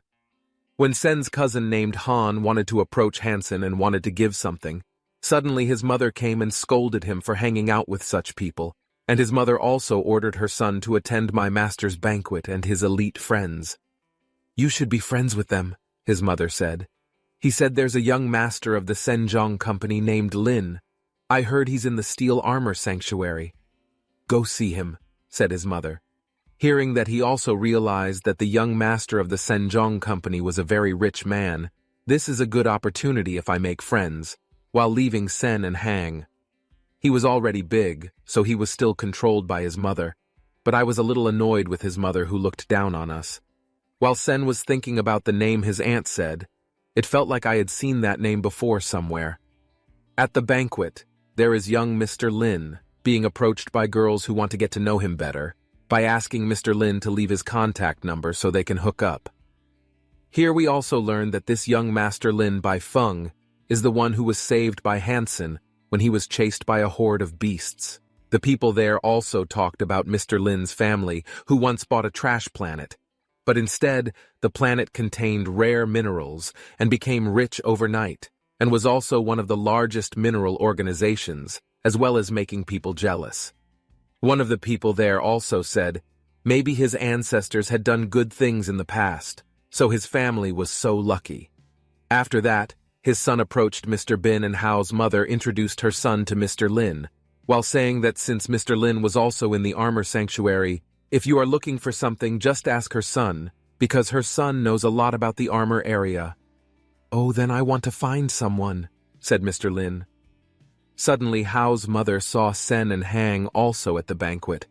It seems that this Hansen and his friend are looking for good food while it is free. Then Ho's mother asked permission from Mr. Lin, who said he wanted to handle a few things. "So Mr. Lin, just chat with my son. Just now you want to find someone, my son will definitely help you," said his mother while leaving. It turns out that she approached Hansen and dragged him, then said that he didn't deserve to be at this banquet, and also I've been with from my son that your reputation is very bad in this armor. This is making trouble for her, and also once stabbed Qin Xuan's ass. Huh? Do you think you will find people who will support you here? Hearing that, Sen was very upset. Wherever I want to go, it's none of your business, and also I have nothing to do with you guys. Hearing that there was a commotion, Mr. Lin wanted to see, and what a surprise, Mr. Lin saw Hansen. "Brother Sen, it's really you, right? I miss you so much," said Mr. Lin while hugging the confused Hansen. Then Mr. Lin also said that Brother Sen was his helper and had saved his life. After I heard that Brother Sen was in the Armor Steel Sanctuary, I immediately came here. Huh, he saved young Master Wax? Did he used to do good too? Meanwhile, Ho and his mother also did not expect that Sen had saved young Master Lin. But Hansen did not want to make himself the center of attention at the banquet, and also did not fit in with him. Sen also told Master Lin that if you want to talk about something, then we can meet next time. So I will leave first. "Brother Sen, where are you going?" "My flying vehicle is outside. Let me take you," he said. But Hansen politely declined Mr. Lin's offer. Mr. Lin also understood and said, "Brother Sen, in the future, we will meet often. I will follow you." The people who saw that were wondering, who exactly is this Hansen? Who is so respected by young Master Lin? They had never heard the name Hansen among the nobles, but they think this is definitely not a random person. "Hansen, today you're in the spotlight, so you have to tell us how you saved young Master Lin," Hang said. While Ho and his mother were so upset that Hansen got such a rich patron. Damn, you think he's just up to being dependent on women, now he's getting another patron. That makes me so upset. After Sen recounted the incident when he saved young Master Lin to Han, Sen thought, and did not expect to meet Lin, and also did not expect that he was very rich. When Sen was walking in the middle of the city, suddenly an explosion occurred. The people there looked panicked, but unlike Hansen, who went straight to the scene. Hansen also guessed that he was not mistaken. The fireball was a flying vehicle. The type of ball, according to him, this type of vehicle is only owned by a certain figure. It is said that in the beginning there was a figure of the only enemy of mankind. Their appearance was also similar to masks, and horns were their hallmark. Mankind has been fighting them in space for centuries. At first, because of physical superiority, mankind constantly lost the fight against them. But about 200 years ago, mankind found the God Sanctuary and got gene points in another world. So humanity's physique improved drastically, bit by bit. Humanity was able to compete and face them. After that, Hansen had arrived at a building where the explosion occurred. There was also a flying vehicle in the form of a ball. There was also a child who was crying for help. I don't know why she was there, but suddenly in the flying vehicle in the form of a ball appeared. A creature that Hansen had guessed, namely the Sura race. But Sen was surprised to see him because this Sura had golden horns. That meant he was a nobleman. The creature also saw that there were children who were crying. He immediately wanted to cut her down. Hansen did not think anymore. He immediately darted to save her using his latest beast soul and flew away. While in the distance there was a journalist who was covering named Feng. Meanwhile, from a distance there is a journalist who is covering named Feng. Sen managed to save the child and also managed to fend off the attack of the creature of noble status. Reporter Quan, who saw it, realized that it was a coin, which had saved the child. Finally, I got the news. I'm sure this news will be the main topic tomorrow and think that the sword used by the voice can penetrate his armor. Hansen unexpectedly moved very fast and attacked, but Hansen was able to avoid running away to one of the buildings. After landing, he also told the child he saved to find a place to hide. But Sen realized that the building also turned out to be many children. But this creature also jumped to attack. Hansen was unable to avoid because there were many children there. Hansen was hit by a blow from his sword. Journalist Quan, who was filming, did not expect why he did not avoid the attack. He thought that with his current abilities, he would be able to avoid it. If so, he would not be able to last long, because he was equivalent to the evolutionary level. Is it wrong for me to show this? If he is killed then, said the reporter. Sen continued to be attacked by the golden-horned Sura. He will also definitely kill all the people here. Then Sen also attacked back. Hansen also jumped at a very high speed, making the golden sparkle immediately knocked out the golden-horned Sura. Seeing that the reporter Quan rushed to the scene at once wanted to record. But he was surprised that the golden-horned Sura, after dying, covered in blood. After that, he was looking for where Sen was, but like he had disappeared without the slightest trace. Then the reporter filmed to the top of the building. It turned out that many children were there, and realized why at that time Hansen did not avoid the attack of the golden-horned Sura. It was to protect the children. Indeed, a real man. At night, the video of his fight versus the golden-horned Sura of Central spread. Meanwhile, Sen had been in his room Central treating his wounds with bandages. He was thinking, if only lately his god's blood gene points had not increased, then surely he would have lost, and he also couldn't think of anyone recording his fight. Fortunately, after defeating the golden fighting Sura, he left immediately. So the possibility of his identity was not discovered. Fortunately also, Hansen was only slightly injured by the golden-horned voice. Otherwise, maybe Hansen would have been seriously injured, and did not get the Sura sword, which according to Sen, was of very good quality than human-made. Maybe their race's technology is more advanced. Then according to Hansen again, if he uses this sword, maybe people will recognize him because people must know this is the sword used by Sura. He also wanted to modify it by using a scabbard and changing the color. After messing around, suddenly the sword broke in part. Hansen also thought that the sword was broken, but it turned out that there was a chip stored there. Without further ado, Hansen immediately checked it, and it turned out that the chip contained a sword technique from the Sura race. From his explanation, his physical body could learn this technique. After that, Sen learned it. I'm very lucky. Then suddenly Hansen got a call from young Master Lin. Young Master Lin wanted to talk about something. He wanted Hansen to bring him big game. But Hansen said that he had been very busy lately. But I have big plans, so wait for the time to come. Hansen was already at Qin Xuan's place, and there Sen revealed that he didn't want to go to military school. He just wanted to go to a local military school. Hearing that, Qin Xuan looked puzzled and said, Sen, are you stupid or moron? Black Eagle Military School is in the top 50 schools, while Roka School can't even get into the top 1,000. Why do you want to go to a school like that? She then explained that Sen goes to the Black Eagle School and will get many benefits, and the design also has many great teachers who can teach great martial arts, and also, after you graduate, you can get a special place because every year the Black Eagle Military School has special data for those who have archery skills. So with my recommendation and archery skills, you will definitely get many opportunities. Sen thought that Qinxuan's words were true, but the Black Eagle Military School was not on the planet Roka. Hansen thought it was very far from his family. So who will take care of his mother and sister here but Qinxuan, who has not known Hansen's reasoning, thinks if trash wants to remain trash, let it go. This opportunity is not everyone can get it. He has also finished analyzing the viral video data. Sen was very upset with the person who recorded it and wanted to catch him and beat him up. Qinxuan asked Young Manly what she saw of his fight. Yang replied that he was stupid. Sen was surprised to hear that and thought she knew I was stupid. Does this woman hate cool guys so much? Yang explained that this power should be top tier in this first god sanctuary. With that kind of power he should have used long-range methods, but instead he fought directly.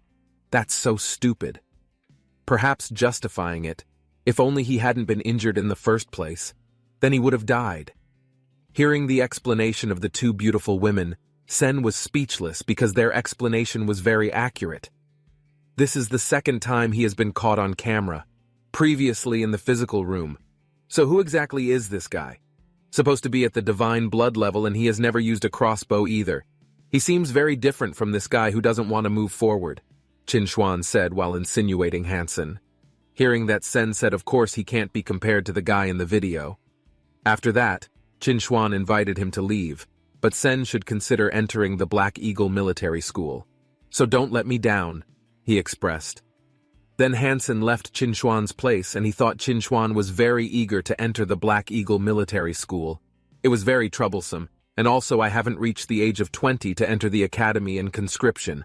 If I am sent to the Black Eagle, then it should be after I leave enough money and resources for my mother and sister, so they don't have to worry about living conditions. After that, Sen called young Master Lin and asked for 2 budget metal arrows with 5% content that Hansen had talked about in the past. So please send someone to send the arrows, so they don't have to worry about living conditions. Do you really only need 2 arrows?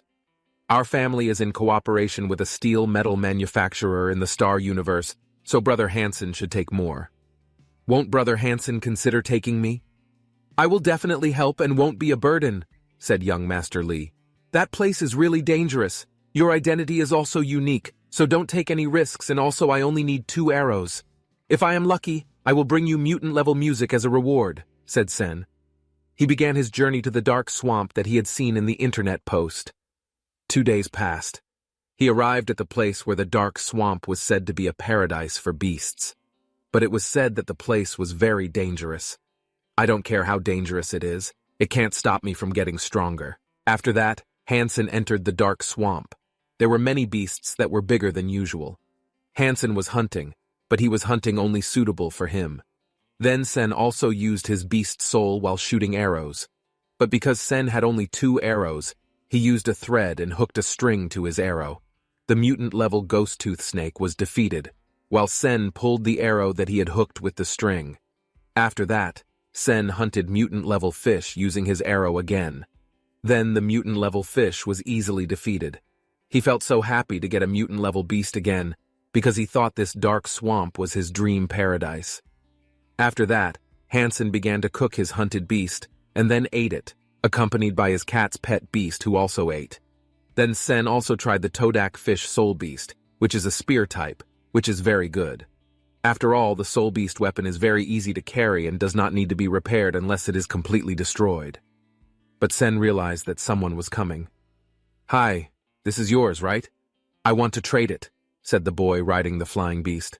I won't trade it, replied Sen. But suddenly this boy immediately ate Hansen's food. His mutant gen points went up by 1. The boy was so happy that he threatened Hansen to exchange it, otherwise Hansen would become dinner for his bird. Hansen said, I told you I won't exchange it. This boy is very arrogant. I have to buy a little lesson a little. Suddenly the boy attacked the penny with his dagger, but did not make the penny the slightest scratch. "Hey boy, before you want to attack someone, first recognize your abilities," shouted Sen while attacking using his spear and making the boy's dagger broken. Sen continued to attack him and made the boy's face hurt. "Damn my handsome face," said the boy. "You will pay for what you have done today, boy." The boy ran away using his mutant-level steel bird, but Hansen used his flying-type soul beast to chase. Seeing Hansen, who was so quickly chasing him, the boy suspected that Hansen had a god blood-level soul beast. "You are right, boy. I will reward you," he said while stabbing the boy's buttocks using his spear. "I will stab your buttocks once again," said Hansen. "Geez, big brother, if you stab me once again, then my butt is not like the beginning anymore. I give up." "Let me go," said the boy. After that, Sen said that the boy's life was in his hands, so he had to give valuable clues and information, such as where the playground had mutant-level bees. Mutant-level bees are very dangerous. "I don't dare to go," said the boy. "Then you know the place, right? So take me there. The two of them have arrived at the beast bee nest. Brother, are you sure you want to attack the beehive?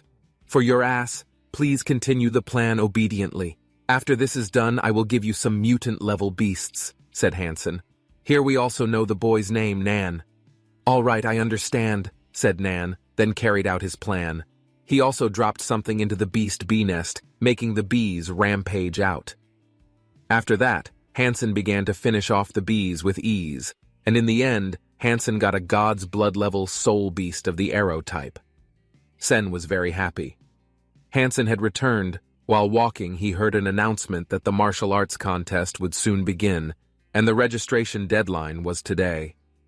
Hearing that, Hansen realized, "Damn, during my few days in the dark swamp, I forgot about this matter. Fortunately, I still have time to register. If I enter the top 10, then I can get a random god blood level soul beast. I must participate." Sen then registered himself. Even though it was almost too late to find out the information about the martial arts competition, Hansen managed to register himself and then got the number 8,888. Hansen also felt the enthusiasm of the participants in this year's competition was twice as lively as in previous years. Sen also saw the fight that was being held. Set in this round, in a group of 100 participants who fight in the Battle Royale system, because now only up to 50 groups are competing. So according to Hansen, he still has quite a long time to compete. Then he wanted to find a good place to watch the game. But suddenly, Tianzi and Duo came to greet him. He also challenged Sen to tell him the participant number. Was he in the same group as him? But Hansen, who pretended, replied that he was not participating in the match this time. Hearing that, Hansen was now regarded as a coward. He started mocking Hansen and belittling him. Suddenly, Qinxian and the chairman who came greeted them all. "Tianzi, your match is about to start. Are you ready to fight me later?" Qinxian asked. "Of course, I will pass this qualifying round, so this time it's my time to shine. You should see my match later, okay?" Tianzi replied and left. After that, Qinxian asked Hansen, "Is Sen afraid of Tianzi?" "Yes," answered Sen. "Why?" Qinxian asked again. He was surprised to hear that, because he knows that Sen is much stronger than Tianzi. Hansen replied because Tianzi is strong, and he is also the young master of the Cosmic Star Organization. A petty character like me can't afford to provoke him. Hansen expertly answered the question with his lies. Manly thought that when he killed a god-level purple-scaled beast in front of Tianzi, he thought that the action he had taken was quite daring. "Is it because you want to protect your family? So you don't want them to be dragged into the grudge between you and Tianzi? Then you avoid at all costs?" he said. He saw Hansen's behavior all this time concluding like that. Hearing that, Sen was surprised as he thought, "He knows what I'm thinking. Does he read my mind?" But it is. But I don't care how people look at me. What I care about is my family, my mother, and my sister. I have to protect them. The Universe Star Organization must have something to do with my father's death. But right now, it's not the time for me to expose this. It seems that you are indeed a dutiful child because you care about your family. He believes this is because someone who treats his family like a king and queen, then his fortune will be like a king and queen. Speaking of military matters, the Black Eagles, At that time you had already considered it, right? Qin Xuan asked. Then why? Said Sen. Then Qin Xuan explained, if Sen enters the Black Eagle military school, maybe Qin Xuan also wants to put Hansen into a special group. Because if Hansen enters that group, then his family will be protected by the military, so no one can hurt them, including Tianzi and his comrades, said Qin Xian. It seems like a high position, so what will the group do? Asked Sen. He was getting curious. You will know right away once you join. Maybe I should consider getting into this Black Eagle military school. Sen began to think again about the offer. The round of matches was about to start, but there were a lot of people starting to feel annoyed. After all, the round couldn't start. One person hadn't arrived. One of the participants also said the person who didn't come should just give up because 99 people were waiting for him. What a waste of time. If not, then I will beat him. But suddenly someone's voice said, Sorry everyone, I have kept you waiting. Seeing that people were shocked because the person they had been waiting for was B-God. Hansen won't be showing up, but don't worry, B-God will be the one in the spotlight. After that, the Battle Royal round began, but this round couldn't be called a battle because Hansen easily defeated the participants. Come on, is there anyone else who wants to fight me? Come on, Hansen said. Hearing that the remaining participants all gave up, they felt very weak and also felt happy having fought alongside him. Then thanks for the match. I won the match. Thank you all for your support, Hansen said to the audience. The audience gave applause to Hansen. After that, Qin Xuan, Tianzi, and the others. Want to talk to B-God? Huh, there are 3 of them. Why did they come together? I wish you could join our group, the 3 group leaders said. I am very honored. You have twice stolen a God-grade soul, beast soul from me. I was kind enough to meet you in person. I hope you make the right decision, Tianzi said. In the entire armored sanctuary, our army is the largest. We are also allies. Even if you are strong, you shouldn't make us enemies, right? Qin Xuan asked. I will not be your enemy, nor will I be your ally. I like to be alone, so let me alone, answered Hansen as he was about to leave.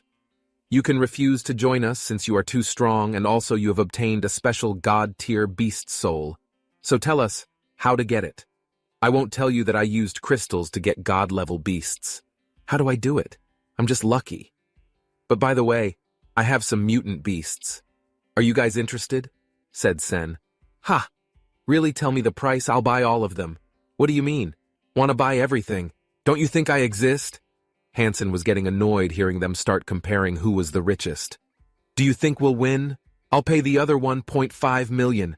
I will take all the mutant beasts you have.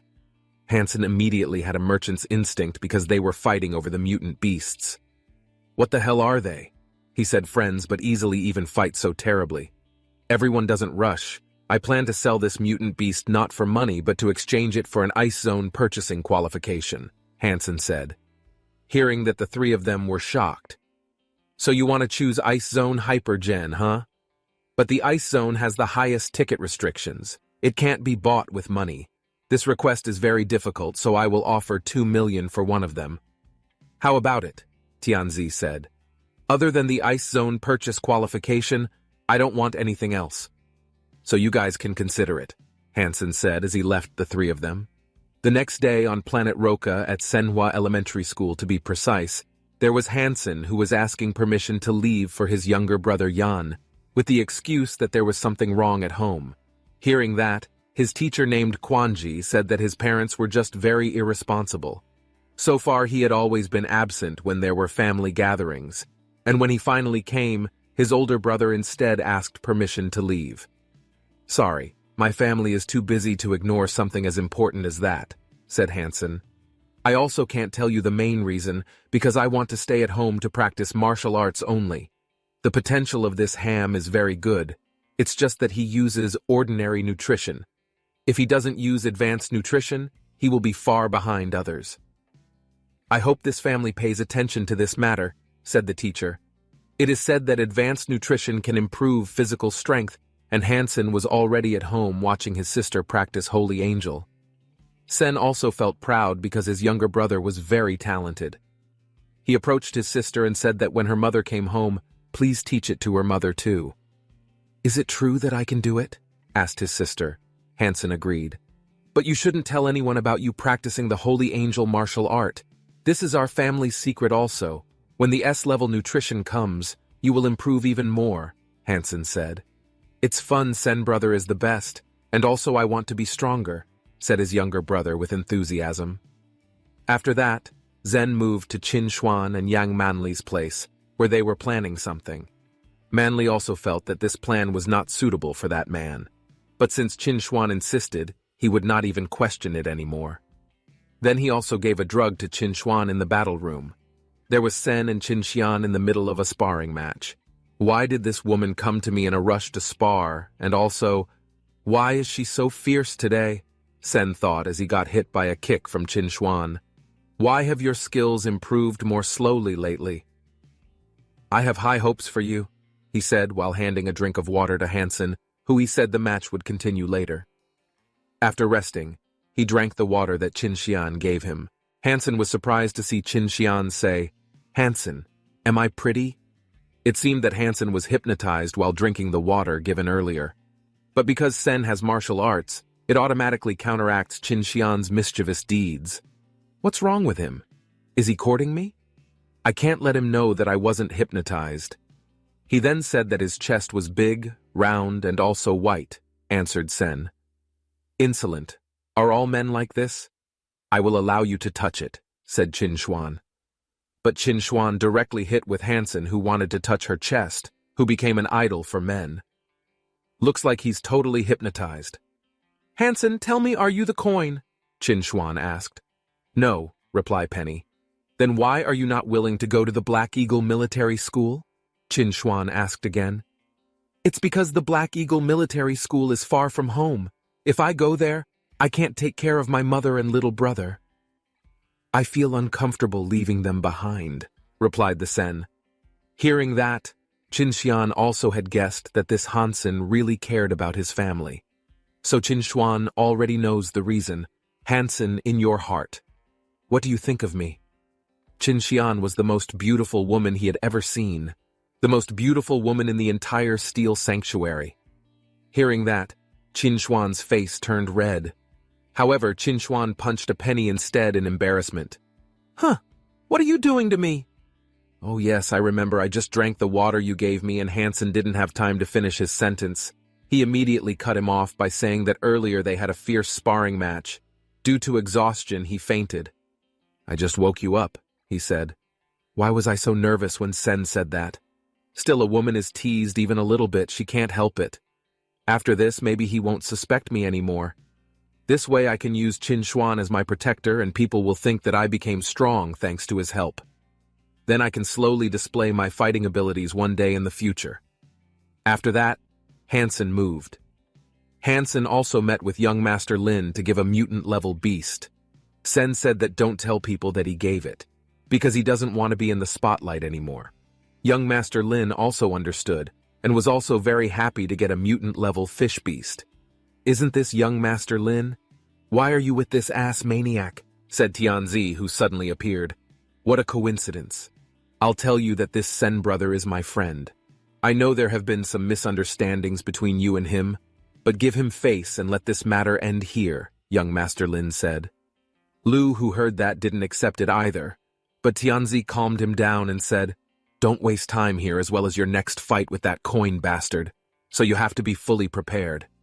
Hearing that, Sen thought, Wow, so my fight in the next round against him is just right. I'm getting revenge on him, Sen thought. The next day in the martial arts building, there were a lot of people waiting for this match. So did the son of the Sultan, saying he would surely win. You don't know, that person has the support of Tianzi. So what can Be God do against Tianzi? Said Chairman Hong when he heard the words of the Sultan's son.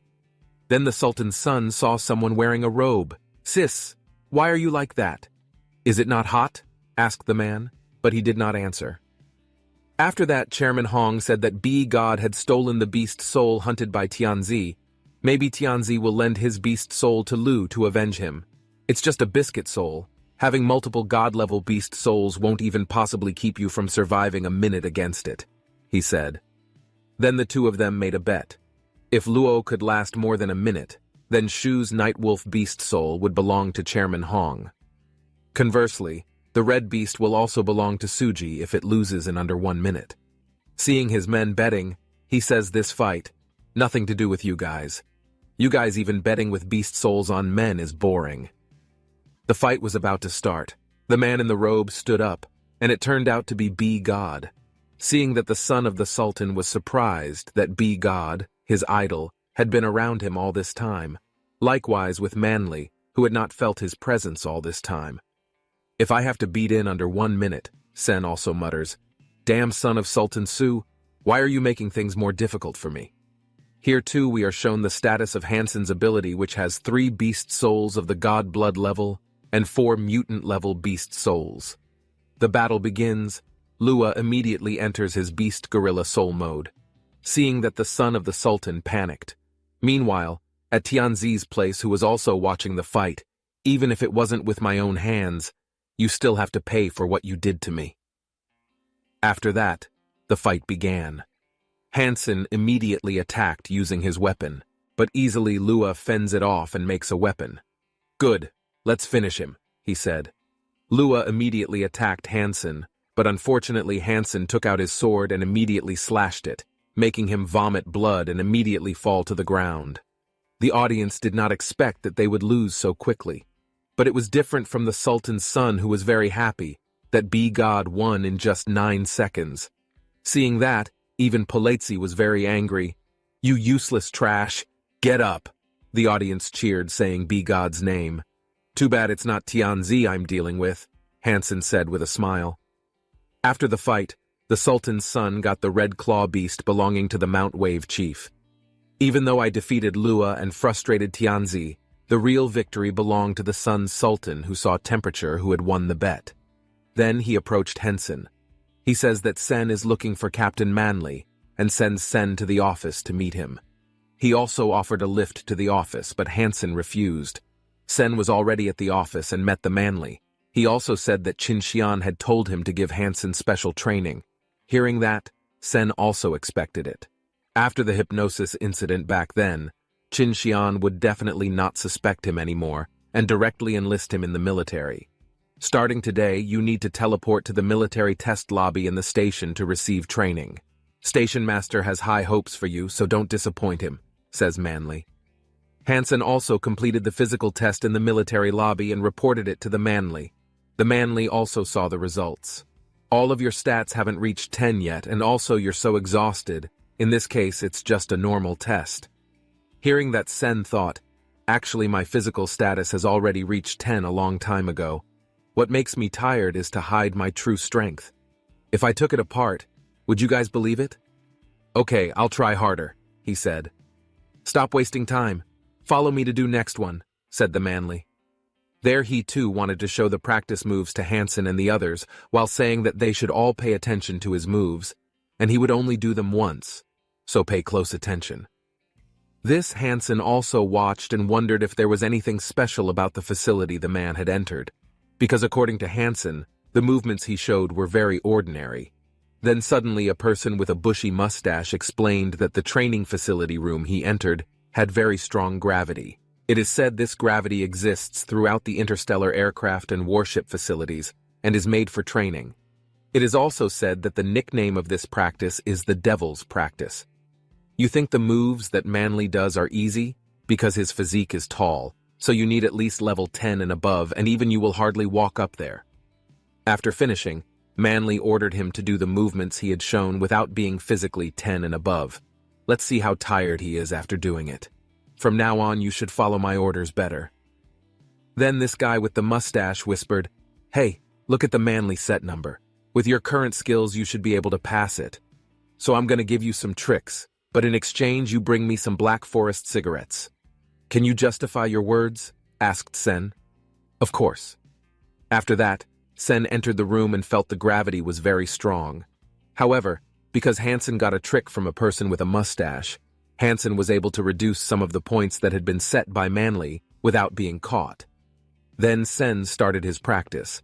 Sen also thought that on this occasion, he might be even stronger. Then Hansen finished his practice. Manly saw the results, and how surprised he was, saying, Have you cheated? Hansen replied that he had not done anything, and that it would not be possible to cheat, because the surveillance cameras were always watching him. How could I possibly cheat? I did repeat the numbers, but not with difficulty. So that's not cheating. When I know this, I'm pretending to be in trouble, thought Penny. There is no problem with this, but with your current physique, Mana might be able to finish very quickly, said Manly. Maybe because I trained in that gravity chamber. My potential has been kicked out. Thank you for your help, Captain Manly, said Sen, who complimented the Manly with his usual acting. Hansen was getting more and more skilled at hiding his true strength. Hearing that, it turns out that Manly's face turned red and said, "Sweet words, too. Don't get excited just yet. I will increase your portion of practice, and it will become more and more difficult. So for now you may go." Sen left the room. The next day, many people were talking about him competing in the finals against Qin Xian. But many people expected that the B-god in the finals would be Tianzi, because they thought it would be a bloody match. But in the semi-finals, he gave Black Forest cigarettes to uncles with mustaches. According to the agreement, he was very happy to be able to smoke and did not think that Black Forest cigarettes were a product belonging to his friend Sen. So he thinks he will never worry again to smoke this cigarette. Then he also showed a technique to Sen as his sincerity. Because he could smoke expensive cigarettes very agilely, the uncle's hands moved a knife. The technique was also called Heaven. How do you want to learn it? Hansen, who was already in the practice room, did not deny that he had practiced playing a game. This game can make the flexibility of the hand and brain reaction speed. But this is really hard. My success rate isn't even 20%, Hansen thought. But suddenly, Qin Xian came and realized that Hansen was practicing Heaven in Celebs, seeing that the uncle with the mustache was surprised. According to him, if you don't learn this game from scratch, it will take 7 to 8 years just to be able to understand it, and also the levels are divided into 3, Evolver, Surface, and the Midgard. But the level of difficulty also had a difference of 10 levels. Even he was studying at this age, and it was too late. At the martial arena venue, many people were shouting Qin Xuan's name. There was also Tianzi and his troops. One of his men said that finally the battle for the #1 position in steel armor would begin soon. Station head Qin Xuan would definitely easily kill him. Meanwhile, Tianzi was looking angry, and while saying, "Be God, you are no match. I hope you will give up. Then I will be the one to kill you." After that, Qin Xian and Hansen entered the arena, where many spectators cheered for them. Hansen was also grateful for the support of the audience, but in Hansen's mind. This Hansen even looks panicked because of the enormous pressure, and also has to fight the queen. Hansen didn't even expect to fight Qin Xuan, because he was busy training, so he didn't have time to prepare himself to fight Qin Xuan. Then Qin Xuan also wants to make an exchange with B-God. If B-God loses, then he has to join his group and become the co-lead leader. So once Qin Xian has entered the second god's sanctuary, B-God will automatically become the leader of this steel armor team. Hearing Qin Xian's offer, Hansen was shocked. So did the others. But Hansen refused and appreciated Qin Xuan's offer. Then Qin Xian asked the reason. Hansen also explained there were 2 reasons why he refused. Firstly, Qin Xuan would never be able to defeat him. Secondly, "I will enter God's sanctuary. You are so arrogant." That was true. But I also had no other way to refuse, so I had to act arrogant. Hearing the refusal of the sweet B-God, he muttered, "Is this guy's brain made of stone? To say so arrogantly?" But unlike the Sultan's son, he is even more amazed by his idol. While Tianzi was furious and said, "Don't waste time talking to him, kill him quickly." Then Hansen approached Qin Xian while offering something. "So I have a suggestion. If I lose, I will reveal my identity to you. But if you lose, then give me 1 shopping card." He agreed, and they got ready to fight. He took out a god-level poison butterfly dagger, while he used a sword from the Sura race and immediately shot out. Yet Qin Xuan easily dodged it. Then Qin Xian also attacked Hansen back. B-God didn't dodge his attack, instead he counterattacked. So he used attack to defend. "You are a cruel man, huh? While dodging Hansen's attacks, I have the blood god grade armor to protect me. So if I get hit by your butterfly dagger, I won't die either, but vice versa. You will be split in two by my attack, Hansen said while attacking with his blade storm technique. But easily, Qinxian dodged with a smile. You can dodge my attacks easily, even though I use techniques. This woman is really strong. Hansen saw that. The son of the Sultan said that the station master Qin Xuan was overwhelmed by him, except that he could only avoid his attack and could not attack back. But the Manli's view was different. He also said that Qin Xian only dodged the Ligard's attack because he cultivates atomic fission, so Qin Xian waits patiently. God will run out of energy. What is atomic fission? Then Manly also explained about atomic fission, an advanced hypergene science that can fortify all parts of the body and also strengthen the user's physique and stamina. So Qin Xian won't be exhausted. From the name alone it is clear this atomic division is closer than the root of the entire hypergene. Only one who was chosen and attained cultivation if he were to become number one in this steel armor sanctuary. So Qin Xuan would definitely win this fight. Tianzi, who saw that, realized and said, "Come on, a heavy punch can never be lost," said someone who was eating popcorn. It turned out to be young Master Yuan, along with young Master Ling. Then Tianzi also greeted young Master Yuan. "You are still young and don't have much experience in fighting, so don't take random guesses if you don't want to be embarrassed," said Tianzi. "Ha, such combat skills take a lot from your own hands." "You know yourself, right?" young Master Yuan quipped. Hearing that, Tianzi looked furious. In Qin Xuan and Hansen's fight, I couldn't help but wonder why this god wasn't exhausted at all. Although I'm also not exhausted from using atomic fission, or are you right? Why am I not exhausted? You think I will be the number one here and will also be the top 10 people selected? How could I not have high stamina? At least I can't fall before you, Hansen said, because Hansen has trained the skin and also trained in the gravity chamber. His stamina also increased drastically. He also realized that facing a god must use a special technique. Using a soul fusion, he also combined a god-level water visual soul with a beast's soul, so that mutant gold came out and attacked the god ferociously. Hansen is now desperate. Due to the increased attack power, without a second thought, Hansen used his winged beast soul and dodged Qin Xuan's attack by flying. The Sultan's son, who saw that, was so amazed, but Manly saw that, said, "Which side are you on? If you like Mangas that much, I should fire you right now because you don't have wings." Then he would definitely find it difficult to win the battle, revealed young Master Yuan. Hansen casually flew away, avoiding Qin Xuan's attack. Damn, he's playing. The onlookers commented, and didn't expect that the god was bullying Qin Xuan, and as if bullying him like that, he was furious and said that you really are a man. Come on down and fight like a man.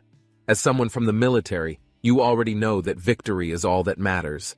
If you get the first rank and are going to fight people from other sanctuary, and then they have the ability to fly, are you also going to ask the opponent to stop flying and then get down and be killed by Mu?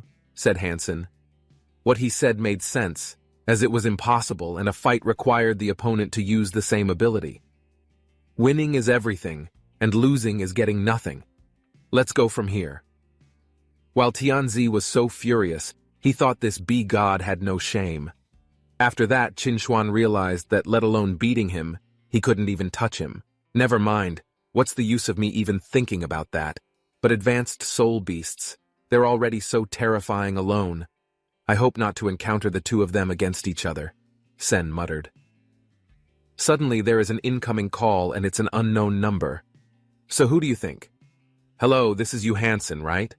Asked the person on the phone. Hearing that, Sen also remembers something. It turns out that the caller is the fourth brother of his childhood friend. Actually, Mustache asked me to see you and it has something to do with the god fight tomorrow. If you can come, a friend of mine wants to give you a present. They got together and watched the video of the fight. Hansen didn't think so either. Then Sen asked the person in the video. According to him, it was quite similar to Sen, but a little more cruel. He is the grandson of the Yang Council, and also a demigod named Li Dongmo. He asked Hansen for help in sparring and imitating movements, because according to Sikumis, Hansel had extraordinary potential. So you just need to practice sparring with me. After that, you are free to ask whatever you want. Hearing that Hansen didn't waste any profit, and asked for an S-rank self-shopping card. They agreed. Then Feng also gave some fighting videos so he could study it. Sen has been able to understand Li Dongmu's moves and invites Tang immediately to sparring. After that, Sen took out his dagger and immediately attacked Tan without warning, making Tang's face slightly scratched. Then the pliers attacked Hansen quickly and kicked him. After that, they also attacked each other. Then Sen was able to fend off the pliers' attack. Tang didn't even expect Sen to be able to quickly move the dagger that was originally in his right hand to immediately move to his left hand. The practice match was over. Okay, enough for today. Turns out you're better than Li Dongmu, he thought. I'm quite happy to win against Tan, but this is not enough because this is not a real fight. But I'm getting curious. How strong is that Tan? At Tan's place, they also talked about Hansen, who according to Tan, he has flexibility in close combat, whereas Li Dongmu only had very high technique. If this Hansen had a background in Dongmo, then he would be even scarier. How you say that isn't Hansen going to surpass you in a few years? You know in the first God's Sanctuary I was invincible? Said Tan with Padenya. I shouldn't have asked. In the place that would become the battle arena, gods as well as many people were already impatient to witness it. There, too, Hansen, who has been hailed by his developers. He thanked them for their support. Then Hansen also thought that the identity of this bee-god, he has many fans and has the charm to captivate people's hearts. But one day I will use my true identity to receive all this glory. After that, Hansen entered the place where the god battle was to be held, and Sen had expected Qin Xuan would not come to send him off, because he was still upset about his defeat. Then Hansen also saw the battle list of the people to face. Hansen also thought when he saw the battle list, if me and Li Dongmu don't lose in the preliminaries, I will most likely face him in the 10th round. Wow, this is too dramatic. Tang was very wary of Dongmu and asked me to practice and imitate his technique. But thanks to that, I got the advantage. I'm getting more and more excited. Come on, don't lose. Hansen also saw the other participants fight. There was a Tan against his enemy and easily defeated him as Hansen expected. He had come to the next round. Meanwhile, Feng had also won against his opponent. But according to Hansen, it's strange. It looks like fatigue, even though this Tan is person number 2. Hansen doesn't care about that problem. Now that the fight hasn't started yet, Sen also wants to watch the fight in Dongmu. But unexpectedly, Sen even crossed paths and he became acquainted with Hansen. Then Sen also said that, nice to meet Tan, and also, I'm a small character so don't worry about me, said Hansen. Everyone who was strong at first was also a small character. See you in the finals, he said as he left. The people who heard Peng's words did not expect, why could it be what said goodbye in Vina to this unknown person? People don't even think about it. But Hansen thought, this Tan was an unpredictable person and also had a threatening aura. In the battle between Li Dongmu and the God of Dragon Swords, it was said that God of Dragon Swords was ranked 10th. During the previous Battle of Gods, Hansen was watching the fight in Dongbu against God of Dragon Swords. But suddenly Hansen was surprised because Dodongo defeated his enemy very quickly and ruthlessly. Likewise, the audience was also surprised. The first strike on the god's throat, the dragon swordsman had died. But continued stabbing, seems like he really enjoyed his killing. Is this young a psychopath? Meanwhile, Tang is also watching Yi Dongmu's fight. Even though we didn't expect the dragon swords god to be defeated so quickly, it proves we weren't wrong to prepare for training against him. Let's get out of here and find a place to have a drink because we don't need to see the next game, said Tang. But Feng said there is one game I must watch and can't miss it. Hansen's fight against Laban was also underway. It turned out that he was an arrow user. He also attacked Hansen and shot his arrows, which automatically chased the target. Hansen had also guessed that this Battle of Gods would not have weak participants, while it was Tang who was watching. Tang also commented, Tan said we can't miss the fight. Yet why was he overwhelmed like that just to fight archers? Even though I have been looking for this coin, it is said he is a legendary being in the Steel Armor Sanctuary. What's legendary? Fortunately, this battle wasn't broadcast live. Otherwise, the people in the Armory Sanctuary would be embarrassed to witness it. After that, Hansen used his god-level beast soul transformation and instantly defeated his enemy.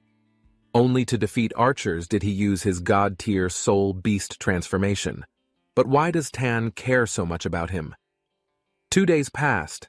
At Qinshuan's place, Manly also told a news that was being spread on the internet. According to Qinshuan, the news is too exaggerated. Is the reporter who wrote this a fan too? These few days didn't get any extraordinary wins. However, his next fight, he would fight in the 10th round against Qinshuan.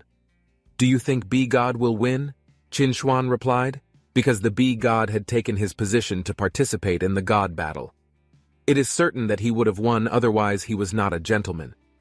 Then Manly also showed a CCTV video in the Hall of the Battle of the Gods. In the video he said, "See you in Vina."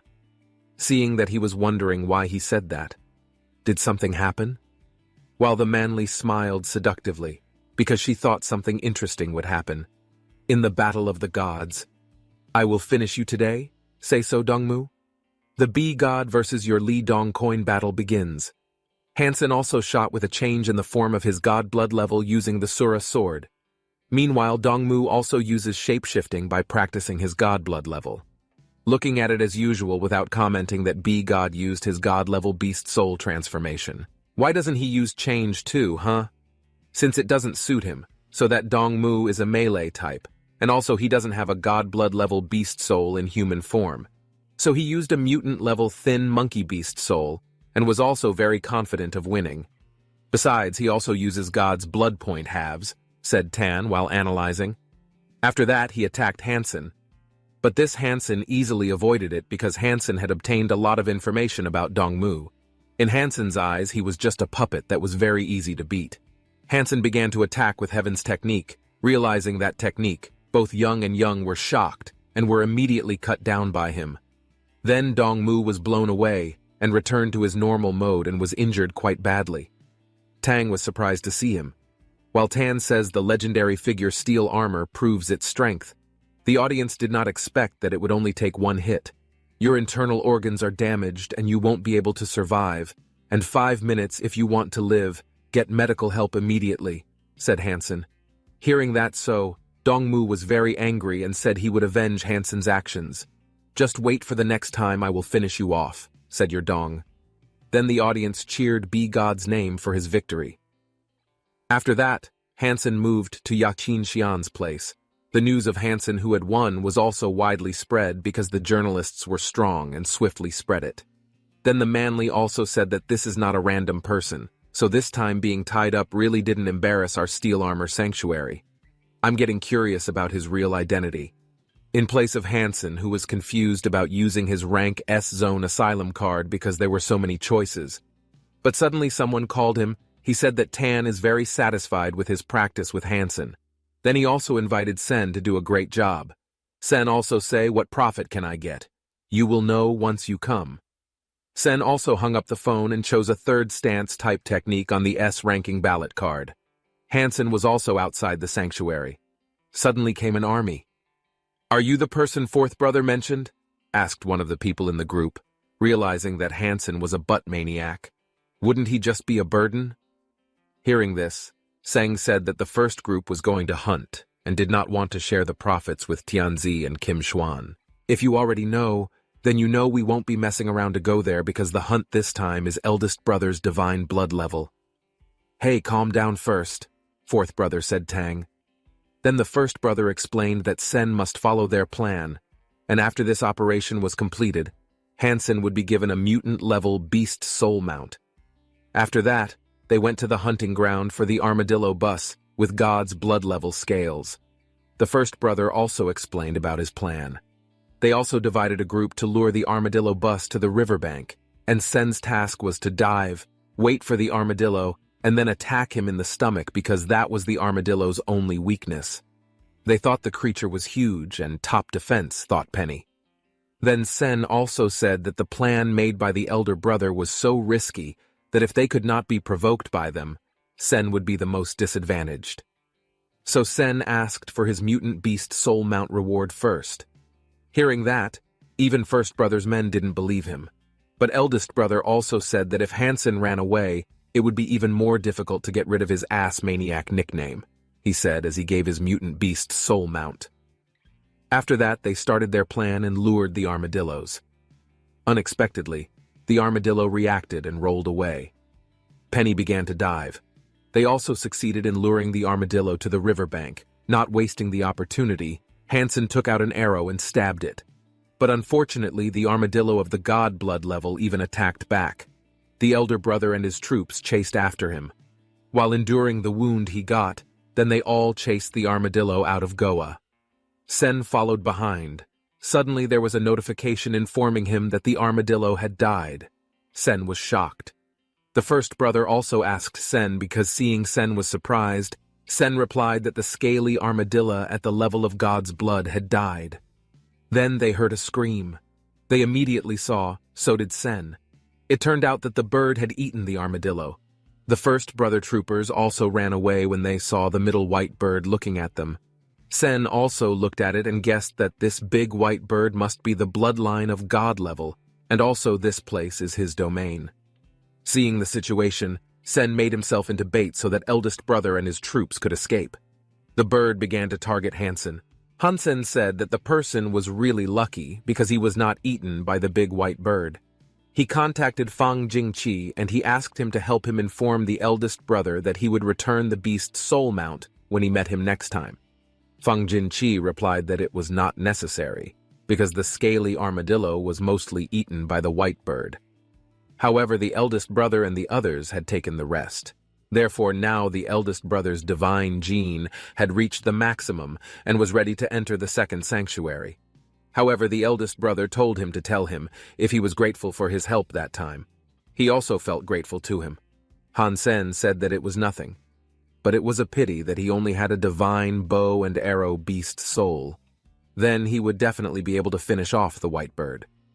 However, Fang Jingqi felt that it was a coincidence, because the eldest brother had a divine-level beast soul bow. However, he did not want to use it, and gave it to the person with the big thumb. Hansen asked if the big thumb was willing to sell it, but Fang Jingqi said that he had helped him twice. Therefore, he asked him to tell him honestly whether he got the beast soul of the scaly armadillo. Of course, Hansen got a strong soul shield and had many thorns on his side. That was very good, because surely the big thumb needed it. Therefore, Fang Jingqi asked him to keep his beast soul well, because he would arrange and report it later. Hansen replied that he would wait for news from him. However, why did he look like a pimp at that time with Tang Zhen Liu? Then people had given him many benefits. However, Fang Jingqi asked him to be quiet because it was none of his business. Hansen said in his heart, and asked why Qinshuan came when he had just returned. Therefore, he felt that he was very unlucky. Then Qinshuan asked where he had been for the past few days. Didn't he know that the entrance exam to the Black Eagle military school was only 3 days away? She had also talked to the school, so she asked Hansen to bring the card on her journey. Then he would go on a 3-day interstellar military spacecraft that would take him directly to the Black Eagle military school. However, Qinshuan pulled his clothes and threatened him not to run away at the last minute like the gold coin. If he ran away, then just see what kind of punishment she would give. Hansen said in his heart that she was angry with him for that, but he also wouldn't miss it, because who knows if he would get caught in an accident. Later at Hansen's house, she asked if Hansen had really decided. He said that the head of the Qin station had high expectations of him, so he hoped that she could enter the Black Eagle military school and get a lot of better training. Therefore, it was a rare opportunity for him. So, after he became a member of the military, then they would be under the protection of the military. Then his younger sister asked if her brother would leave and not come back for a long time. Hansen rubbed her head and said that the military school was very strict. So, after he officially entered, he could only come back when the holidays arrived. Therefore, he asked his younger sister to study hard at school and train her holy angel often. His mother wiped her tears because Hansen was now a child who had his own opinion. Therefore, his mother would respect the decision he made. But if his late father knew that he worked very hard, he would definitely be grateful to have a son like him. Hansen said that he would not disappoint his father. Then, on the planet Roca Interstellar Airport, The system said that the card placed in the machine was successfully verified. The system also said welcome to the passengers who would board the flight, and hopefully they all had a safe journey. It was the first time he had boarded a military spaceship that was so big. Therefore, it was a dream that every child wanted. Then he was on the plane and was looking for his seat. It turned out that his seat was next to the window, and there was a woman who was busy pressing the screen. When Han Sen sat in front of her, he noticed the woman who was wearing a Black Eagle military school uniform. But it seemed that she was playing the Hand of Heaven in the new PvP mode. Then the other hand was controlled by another player. Therefore, he had to practice his solo mode before he would try PvP mode. Then the woman cheered, because finally she won, and managed to achieve 10 consecutive wins easily. It happened because all her opponents were weak. The woman saw Han Sen staring at her was very rude. Han Sen scratched his head and apologized, because he was watching her playing the game he was playing. But the PvP version was very popular lately. But the woman said in her heart that Han Sen was clearly looking at her. But she used the game as an excuse, and she hated men like that the most. Han Sen asked if his senior was from the Black Eagle school. So he was there to take his entrance exam, so he never thought he would meet his senior on the spaceship. The woman asked if they would be schoolmates later, so if Han Sen passed the entrance exam, which he probably understood enough, and he felt it was quite simple. The woman was annoyed because he was quite confident, and did he want to be taught a lesson by his senior sister? But Han Sen was confused why he felt like she was mad at him. The woman said that if he could win against her playing Heaven's Hand in PvP mode, then she would be his girlfriend. Han Sen asked if she was serious. If he won, then she would be his girlfriend. The woman was named Ji Yan Ran, who would always keep her words. But Han Sen had played solo before, but he had never played the PvP version. Ji Yan Ran said that he could practice with her for 5 rounds with player kill. Then the people in the Black Eagle military school would be carefully selected. Han Sen said in his heart that she had a great desire to win, but it seemed like she wanted to teach him a lesson. So could he provoke her? But Ji Yan Ran was a very interesting person. Han Sen asked her to forget about the training, because he knew how to play, as a member of the Black Eagle in the future. Therefore, he would not be that weak. Then let him familiarize himself with the function panel and ask Ji Yan Ran to give him 1 minute. Ji Yan Ran asked if he was sure about it. But later he should not say that he is the winner. Therefore, it will not be balanced. But Han Sen will not do something like that, because the key to the game is reaction speed, and the rest is not important. So now Han Sen has successfully registered and asked him to start it. Ji Yan Ran asked if he was sure that using the winning ID and would get a girlfriend. Therefore, he must have done it on purpose. However, before that, Ji Yan Ran said that if he won, he would be his girlfriend. Ji Yan Ran asked if he thought he could beat her, because she is the chairman of the Black Eagle Heaven Hand Club. Therefore, she asked Han Sen to add her as a friend and use the communicator to open the room and fight in hard mode. Therefore, what if she will bully him? Then, it was Han Sen's first time playing PvP, and he felt excited. Then the match began and they pressed their respective screens with serious faces. Ji Yan Ran was surprised to see him pressing the screen with 2 fingers. She felt that it must be a coincidence, and the light was closer to her hand. She felt that it was impossible, and how could it happen? However, there were 4 lights closer to her. Therefore, it was a chance for her. But suddenly, Han Sen snatched the light in her area, when there were 3 lights closer to her. Ji Yan Ran asked if he was teasing her, but Han Sen asked her to just focus. Ji Yan Ran said in her heart that if she was an elite of the Black Eagle Heaven Hand Club, there were not many people who could be patient with her points in hard mode. However, Han Sen managed to use a very cunning cheating method. Han Sen continued to snatch her points again, and he was too fast. Even Ji Yan Ran couldn't react in time. Not long after, Han Sen finally won with 100 points to 0. So the match was over, and whoever reached 100 was the winner. But it was much easier overall than solo mode. But that made Ji Yan Ran angry to the point of burning. Han Sen was confused what was wrong with her. Ji Yan Ran asked if he cheated. Therefore, she asked him to tell the truth, whether he cheated. But that was impossible, because Han Sen had just played it for the first time that day. Therefore, how could he know how to cheat? However, such a great defeat would not work for him, so he must have cheated. Han Sen would tell him the truth, but if he lied, then all his divine energy would drop to zero.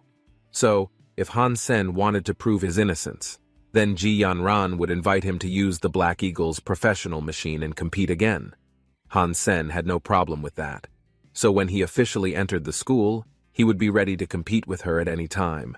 Therefore, Ji Yanran went and would wait for him to successfully enter the Black Eagle school and would not be a liar. Han Sen rubbed his head and asked if he was too aggressive. However, he had to take some points. Because now he was addicted, he should have been more lenient with Ji Yanran. Later, at the entrance of the Black Eagle Military School, Han Sen said in his heart that it was the new student admission center. Therefore, there were so many people in that place. Then there was a male examiner named Situ Yue. He asked if Han Sen was the person recommended by the station master Qin Xuan.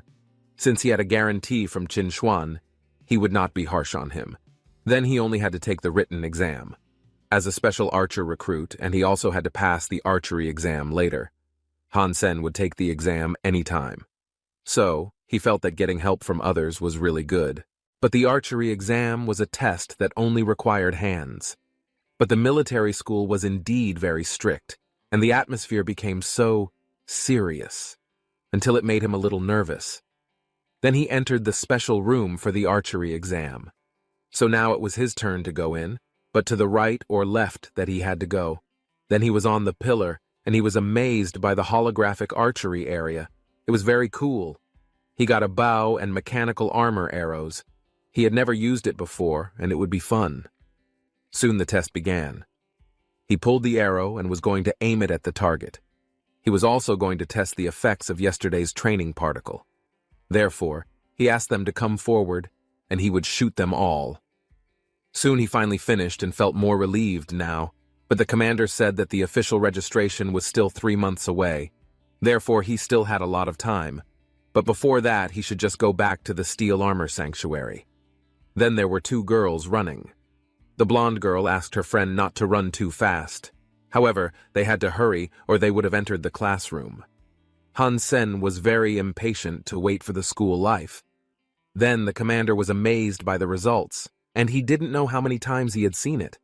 Because Han Sen only did the test for 6 minutes and 31 seconds with 99 points for target shooting, 99 points for moving target shooting, continuous shooting, obstacle shooting, and continuous moving target shooting all had 99 points. Then, at the teleportation station, Qin Xian said that the commander held his pride in him. Because he personally contacted her to thank her, it was beyond her expectation. But as she expected, sending Han Sen to the Black Eagle Military School was the right choice. Then there was a purple-haired woman who said that she had to help a family member who was registered as a military member. Qin Xian asked her to do it as soon as possible. But isn't it hard for Han Sen to join a small team?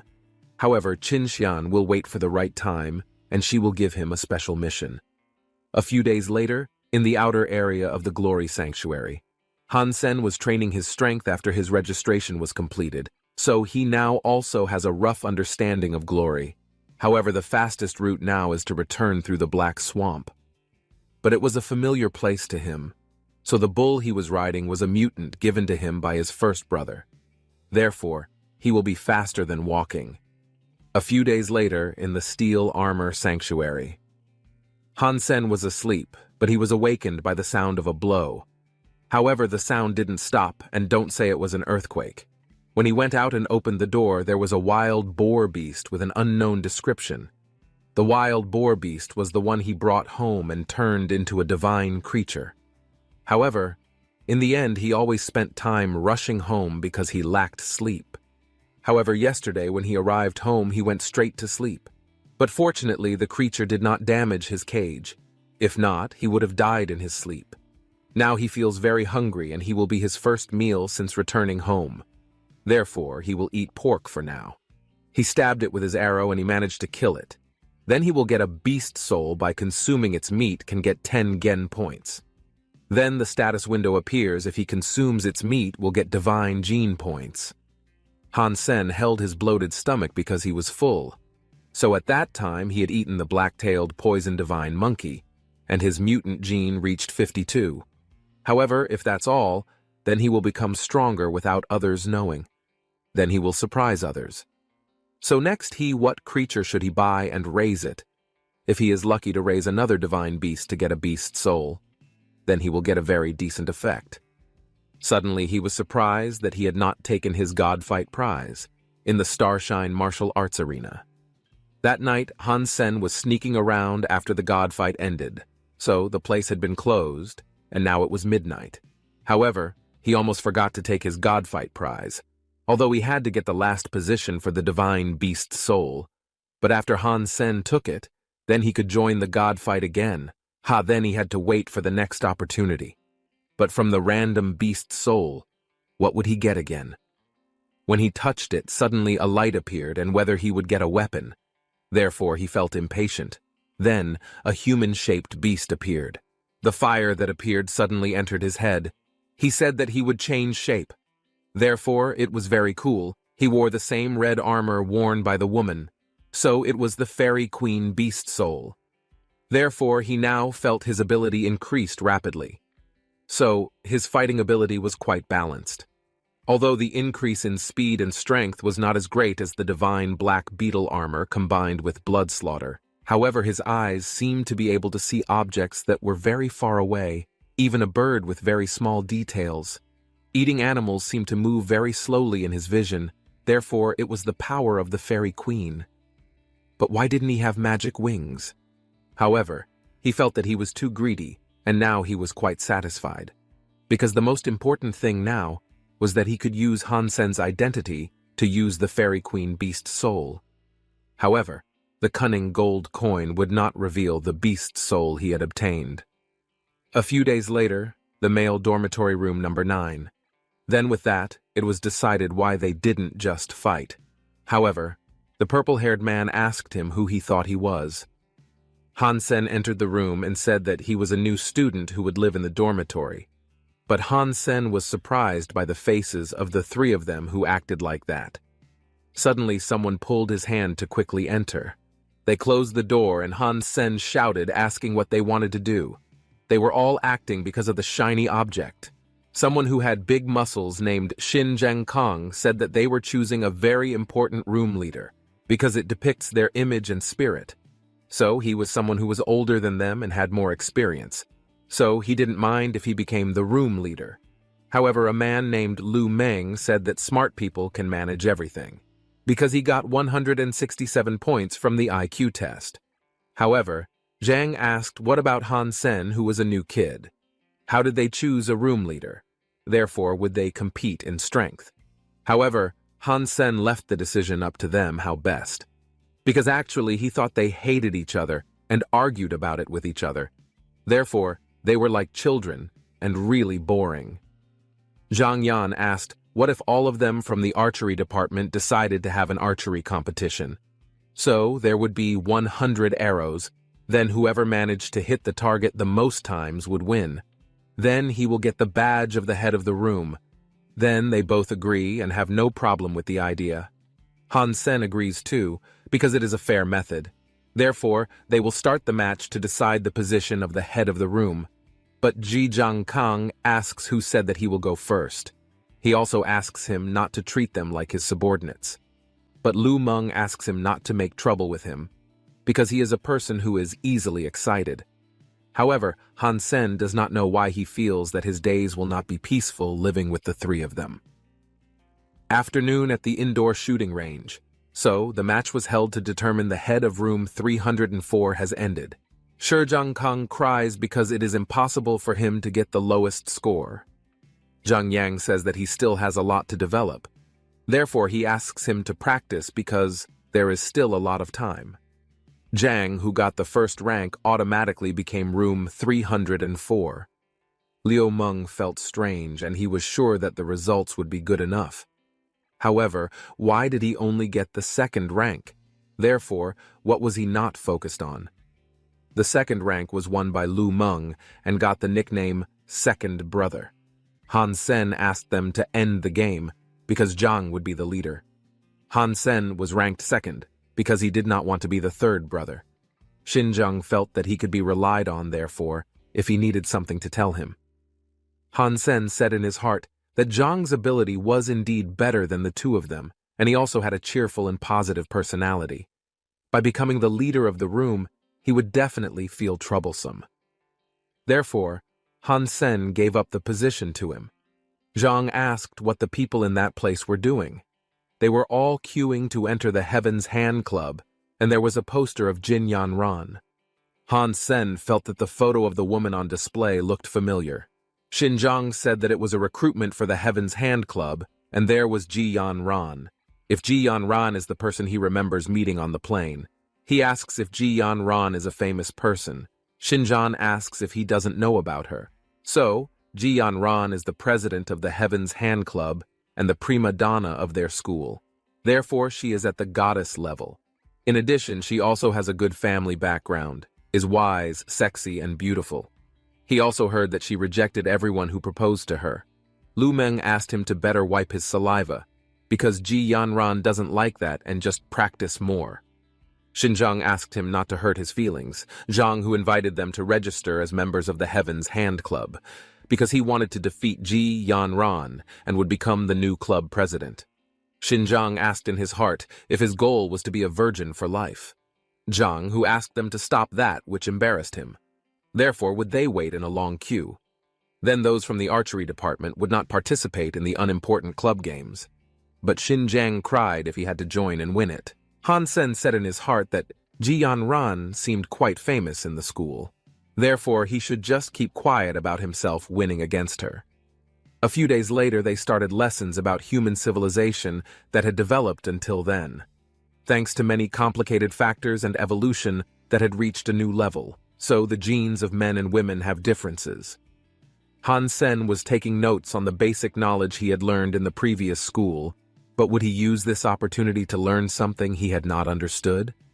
Then he was taught to shoot by raising his arms and straightening his elbows and lowering his shoulders and focusing. Han Sen felt that the Black Eagle Military School was really friendly, and it was extraordinary. Next, they were in front of the physical control of the combat robot. So the teacher would call Han Sen to come forward. So that was the control room. So he had to put his right in the green section. Han Sen felt that when he touched the machine, it was not a dream. Therefore, one day he could ride it and explore the universe, which was very pleasant.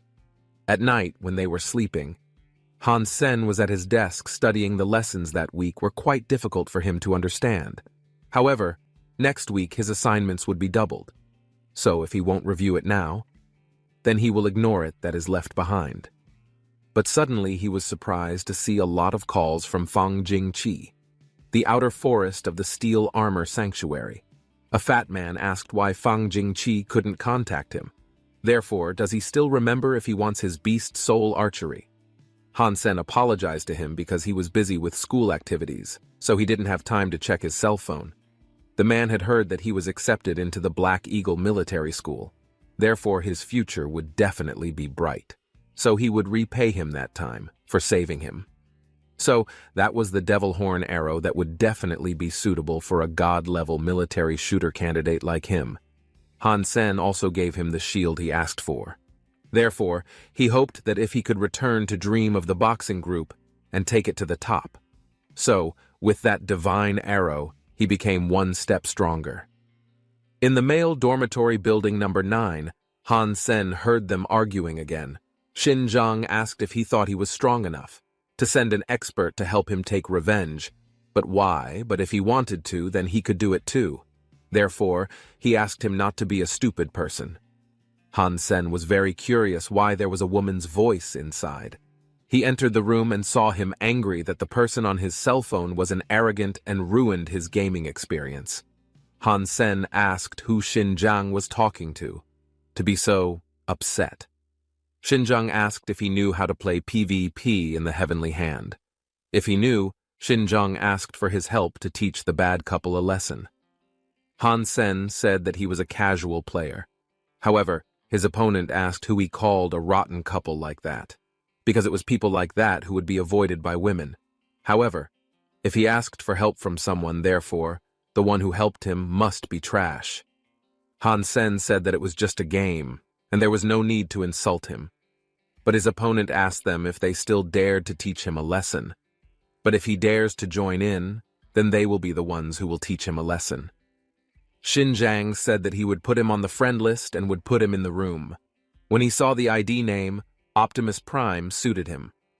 Then Xinjiang asked him to first connect to the school's Skyweb network and register his account. So, Han Sen had to reconnect to his account that he had created a long time ago. However, they will create a new account. Then he took the name of his girlfriend's account ID, Ji Yanran. Xinjiang asked if that was where the ID was. However, they laughed at him who made the ID of Ji Yanran's girlfriend. Therefore, he is a very funny and not smart person. He is also like a little bird that depends on humans. But he is extraordinary to the point of making his ancestors feel ashamed. However, Xinjiang asked him to wait first. Because is Han Sen not afraid of being hunted by all the students in the school by using an ID name like that? But Han Sen asked if they wanted to play or not, because he only had half an hour and he still had to attend his lessons, but he would definitely just bully him, but will call his father. They will also make the whole school know that it is a frog that wants to eat swan meat. Then finally the game started, and he pressed all the lights on his screen. Xinjiang was surprised by his hand movements that he could not see clearly. He continued to score points up to 7. They did not believe that he could not take his points at all. That's because he was very slow. But they failed to take it. But why not press it closer first? Then all the students were gathered in front of the hand that was talking about Wang Long, who was arrested by a beginner player of the Hand of Heaven. But he was very arrogant because he named his ID girlfriend Ji Yan Ran. But they didn't know who it was, and it was possible that he was an expert at using other people's accounts. The man had heard that Wang Long had asked Liu and Li Fu for help, but they ended up losing with a score of 100 to 80 from the beginner. Everyone was finally stopped at a score of 80 without decreasing at all. A woman felt that it was impossible, because her hero was also overwhelmed. But they were ranked 11th and 7th in the previous Heaven Hand Master match, so how could that happen? Then someone called Ji Yan ran. She asked why Lily was in such a hurry. Lily asked her to be honest about who her boyfriend was, but Ji Yan Ran replied that she didn't have a boyfriend. But what did she mean? But did she still not admit it?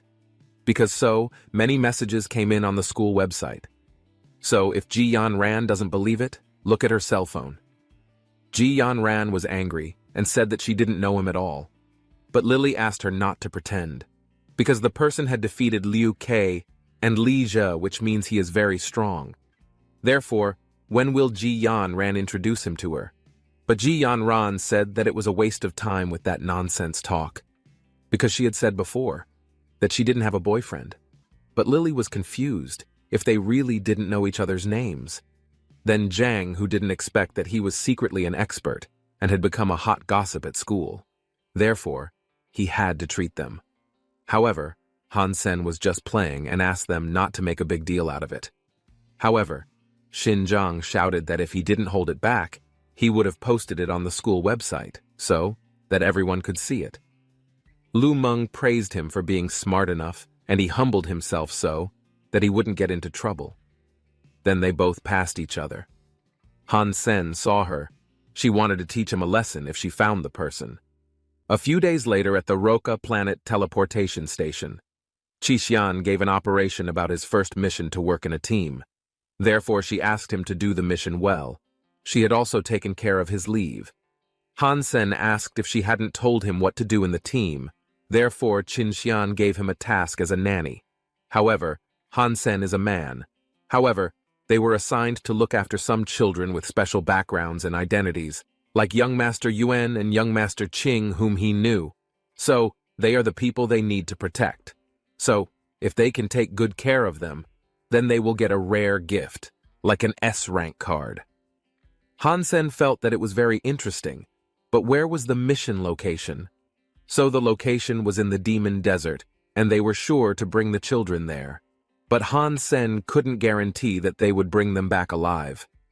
They had to guard a blue-haired child named Wang Meng Meng, 16 years old with a secret identity. He also attended the special class Black Eagle military and had just entered the Steel Armor Sanctuary a month ago. So, if he couldn't carry out the mission, then forget about the S-rank card. He would also be kicked out of the team and even be punished. In the Demon Desert, Wang Meng Meng asked about his major in school until the station master sent him to guard her. That meant he was very strong. Hansen answered that he was from the archery department. Hansen said in his heart that he didn't expect Qin Xuan to send Su Xiao and the drunk man for the mission, but it seemed that the person was very important. Also, there were many beasts in that place. He hoped that nothing would happen there, because he could lose the chance to get the S-level card, but by looking at his armor and mutant weapons, he assumed that Lin Bei Feng knew his identity. However, he felt that Wang Meng Meng must be a noble or the son of a powerful person. However, the gap between people was so big. If an ordinary person like him wanted to become a noble, then he needed to sacrifice his life in order to advance to the advanced gene. However, no matter what, one day he would make his mother and sister become nobles. Then the drunkard said that there was a one-horned desert usurer, so they were lucky enough to find prey so quickly. Wang Meng Meng took out her weapon and said that she wanted to complete the test herself. Then she asked them not to interfere. Hansen asked them both to split into 2 teams and protect Wang Meng Meng.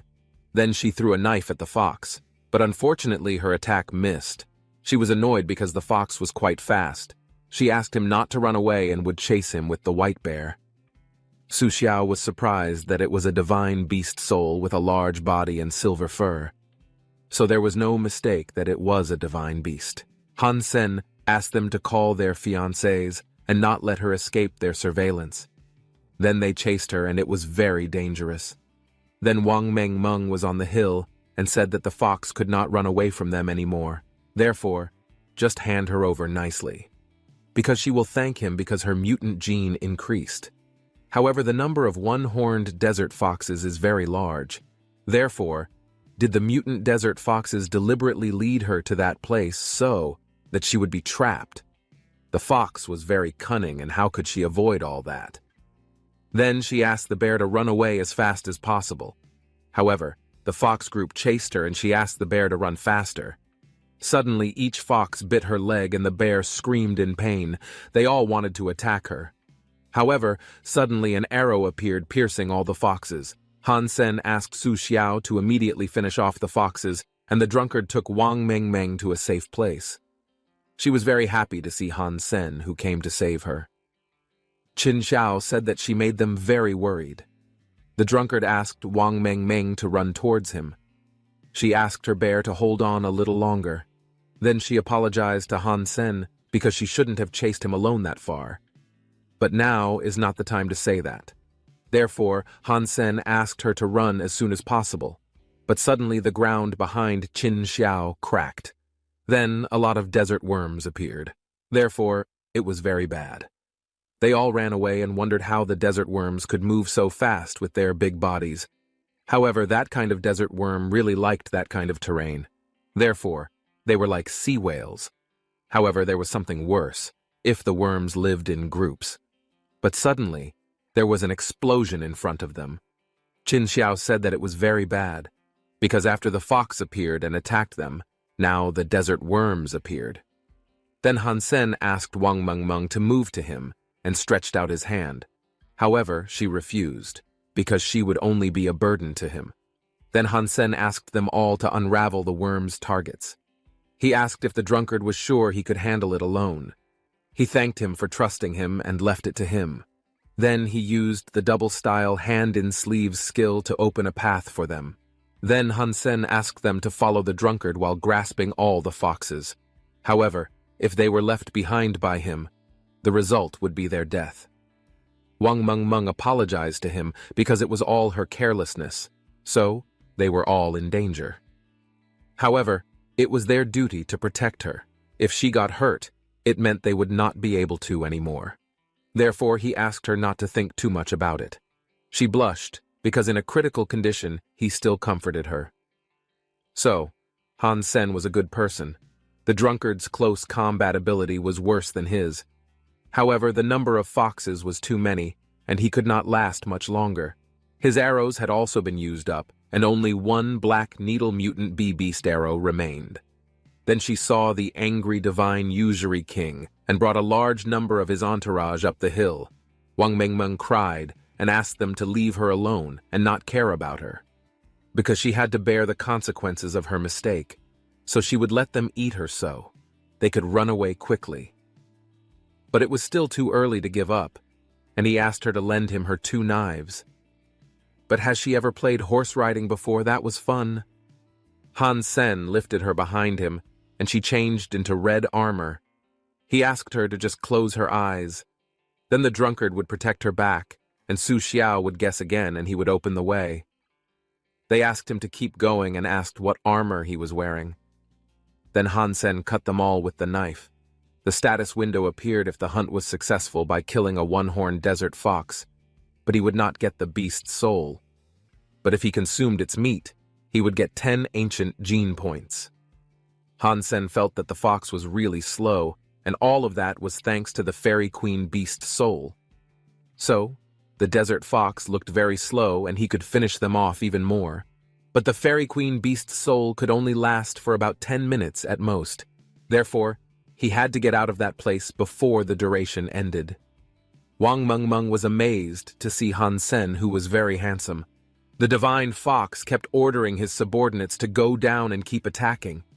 The drunkard was annoyed because the Fox King was very cunning, because he used the one-horned mutant snake to tire them out, while the Snake King was resting to recover his strength. Qishao was confused because his arrows had run out and they would die, because the worms were getting closer to them.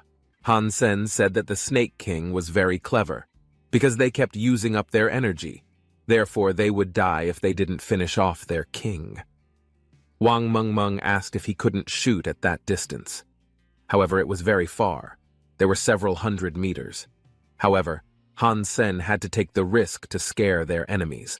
So, he had to finish off their boss first. So, the arrow he pulled would determine their fate. Su Xiao said that the Fox King remained motionless and kept making all those beasts to provoke Han Sen. But the attacks they made could not hit Han Sen. Then the arrow released by Han Sen managed to hit the Fox King in the stomach. Then the one-horned foxes will become offended after seeing their leader fall. Then the desert worms would no longer attack them. It was therefore time for them to escape. Han Sen asked her to summon her mount. Then the two of them mounted Wang Meng's dabai. But suddenly in front of them, a desert goldstone earthworm emerged from the ground. Then they also saw the Fox King controlling the worm with his power. Su Xiao asked if the Fox King was some kind of demon, as it could control a desert rockworm, which was a divine being. Hence, Han Sen urged them all to split into 2 parts and also to stay alert. But the desert rockworm and the Fox King chased after Han Sen, so of course the fox wanted revenge on him. Han Sen drew his bow and asked Wang Meng to duck.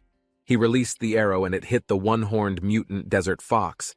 Then he gets a beast's soul after consuming its flesh, and he will get 0 to 10 mutant gene points. Han Sen had expected that he could get such a mutant beast soul, thanks to the goddesses at his side. So, he asked the foxes to chase him to bring him more beast souls.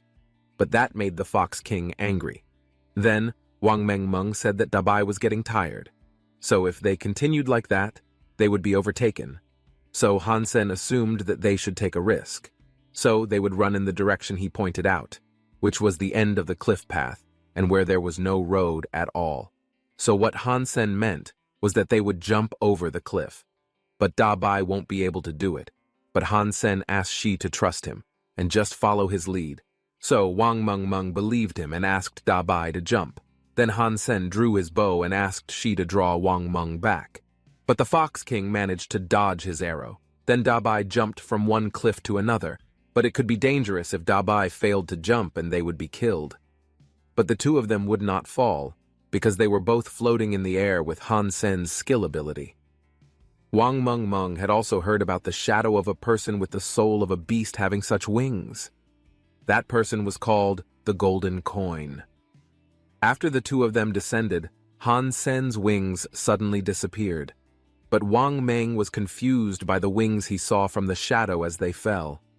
Han Sen, however, thought that the wings were just a shadow of a passing cloud, but Wang Meng didn't believe that what she saw was a cloud. But suddenly the desert gold worm plunged off the cliff. It must have been that the worm kept lunging without direction, so it fell off the cliff on its own. But fortunately, she was fine, so after that they would go back and look for Su Xiao and the drunkard. Moreover, the place was very dangerous, and the training would also be over. The status window appears because he has successfully defeated the Desert Golden Rockworm King. Then he will get a beast soul after he consumes its meat. So, he would get 0 to 10 divine gene points. Han Sen was very happy to get another soul beast that was worth the mission. Then there was a man who managed to destroy the training board named Yang Xiaosan. There was a black-haired woman who was amazed by Yang Xiaosan, who was very handsome, talented, and strong. But since he entered the school, he became famous and made everyone want to kiss him. But the brown-haired woman suspected that he was not interested in girls, because he didn't even look at them, even though they had good bodies and pretty faces. But suddenly, a brown-haired man appeared and asked the women to step aside. The dark brown-haired woman covered her friend's mouth and apologized to the man as they were leaving right then and there. The brown-haired man was Li Yufeng, the main candidate for Ji Yanran's boyfriend. He also ranked first in the school's Heaven Sleeves. Therefore, they asked if he came to that place to duel with Xiao San. But there was bad news that Xiao San was stronger than him, because he didn't participate in the school competition, so that's why he didn't have a ranking. Moreover, it would be a great show. Li Yufeng is very handsome, but unfortunately, he only likes Ji Yanran. So it was very creepy, but Xiao San and Li Yufeng had never met each other. That's why he came to that place. The brown-haired woman asked him to be careful in speaking, because Li Yufeng would hear their conversation. Li Yufeng asked if his girlfriend's game ID was Ji Yanran. But Xiao San replied that he is not that boring who is always jealous of women who always make trouble every day. But if the ID doesn't belong to him, then he shouldn't talk much. Because of that ID, Ji Yanran became the subject of ridicule. Then Li Yufeng will make the ID owner know what is called true pride. Then Han Sen asks if Li Yufeng wants to challenge him, but he doesn't know why Han Sen wants to challenge him. Lu Meng replied that he challenged her because Ji Yanran's boyfriend ID. Then everyone in the school already knows that Li Yufeng has proposed to Ji Yanran. So Han Sen has made trouble with his ID claiming to be her boyfriend. Zhang, who asked him to look at the post on the school Skynet, was already spreading like wildfire through his cell phone. Han Sen was upset that they were all scolding him. Therefore, he would not let the matter go, so he had to prove whether she was really that strong. But he would take a shower first before tucking her in that night. Han Sen was taking a shower and thinking about his successful mission despite a few incidents. But he didn't get the S-rank card, so Qin Xuan didn't keep his promise, and she seemed to be asking for a beating. Qin Xuan said that Wang Meng is very satisfied with his performance, but the S-rank shopping card can't be given to her yet. So, at that time, Han Sen will be a protector in the Steel Armor Sanctuary. So after Wang Meng maximizes his gene points in addition to the divine gene points, then he will be able to get the S-rank shopping card. But those two different powers were an unexpected achievement, but he had obtained 2 beast souls. If not, then the trip would have suffered a great loss. He remembered that he hadn't had a chance to see the beast soul. The status window told him that the mutant desert fox beast soul was one-horned, with a riding type. Even though he has a 3-eyed mutant as a backup, then he can still get it again after selling it. But he can't wait to use the beast soul for what? A system notification appeared if the divine Golden Rock Sandworm King beast soul was of the pet type. However, it made him upset, because he got the same reward as Wang Meng's.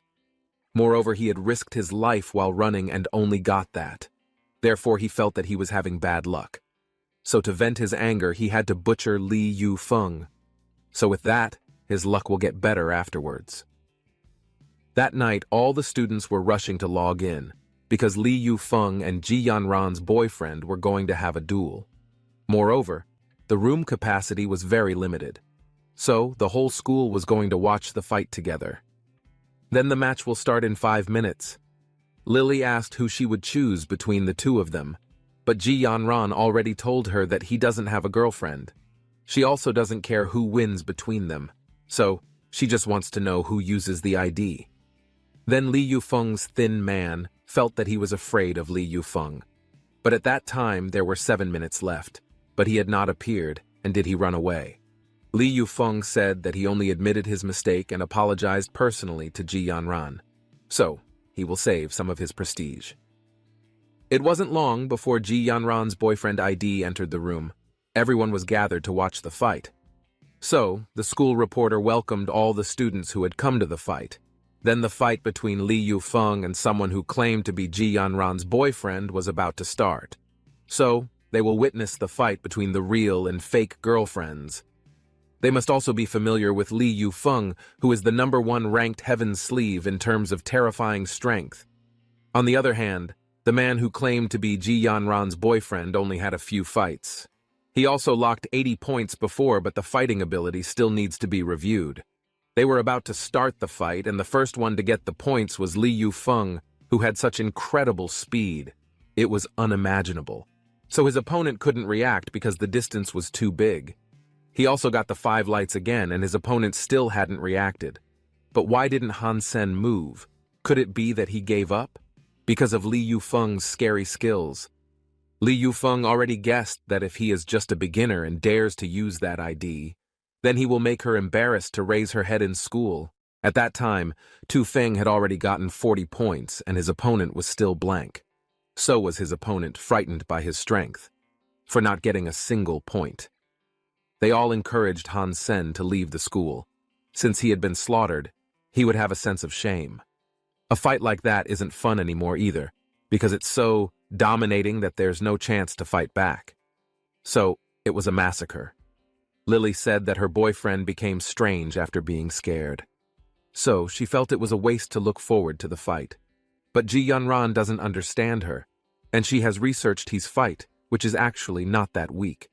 Lu Meng asked what happened to him, whether it was because he was scared and couldn't move. Therefore, if he didn't quickly take the point, then he would be humiliated. But Han Sen said that it was very slow, and when it was time, he would show them what speed was. Then Yu Meng's points reached 74, so they had to say goodbye to Han Sen, whose points were 0. After that, there were 6 points of light that appeared directly pressed by Li Yufeng, and his points reached 80. The status window appeared because Han Sen had just returned from the toilet, and he would start at that time. A girl said that he made too many excuses for going to the toilet in the middle of an important match.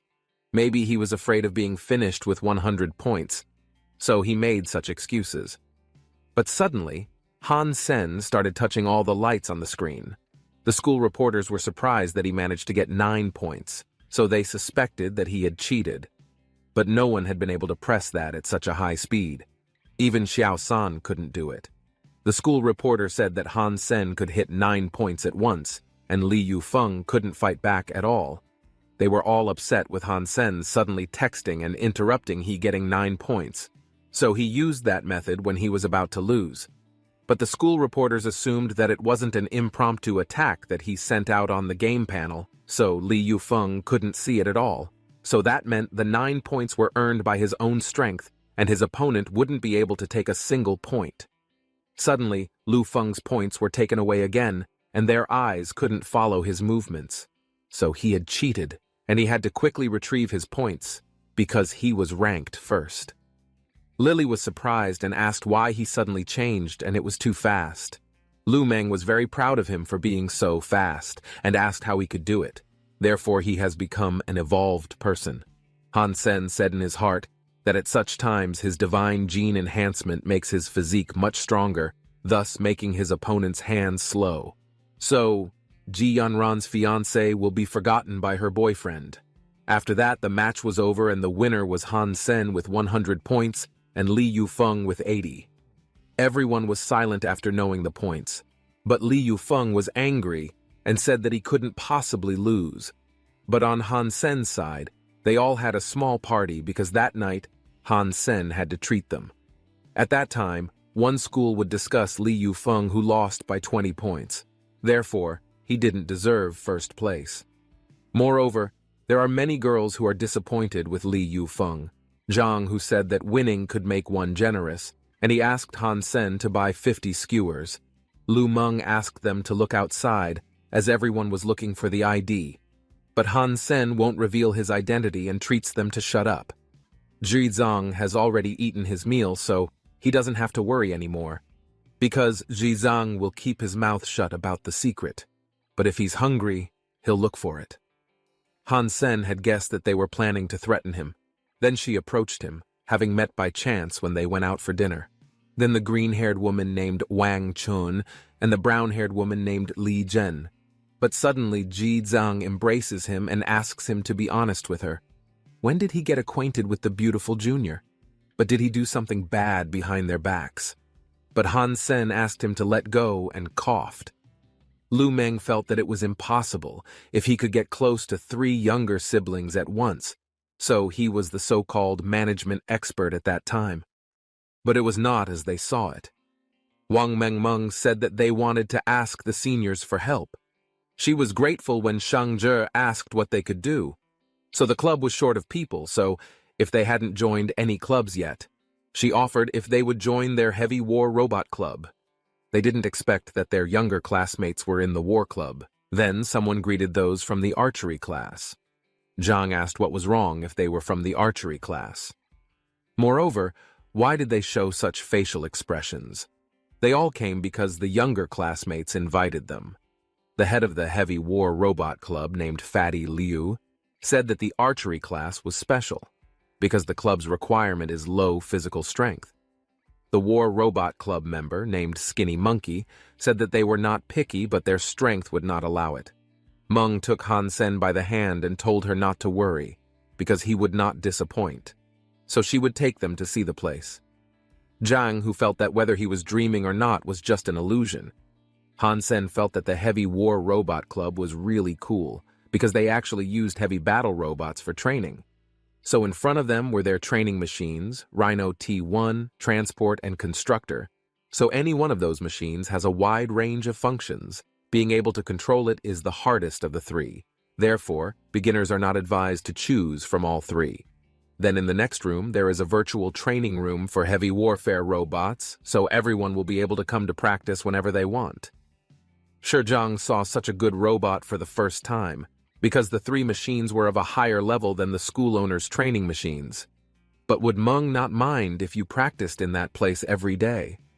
But Meng was looking forward to it, because there would be a war robot battle sponsored by the Union. Therefore, Han Sen did not have to queue up at the school's practice room, which made him waste time. Therefore, he will be able to practice whenever he wants at that place, if he joins the Heavy War Robot Club. Then a red-haired man named Luo Xiang asked, how could she give them everything in warehouse number 7 and let them train? Moreover, whether they could operate the 3 heavy war robots. But the principal said that they were all promising children, since they were interested in heavy warfare robots, and the school would give them what they needed. Therefore, there would be nothing wrong with it. He also asked Luo Xiang to control his emotions, but Luo Xiang thought that it was their sponsor, so the school had already given too many favorable things to them. He didn't care about that either, because he could give up the storage number 7.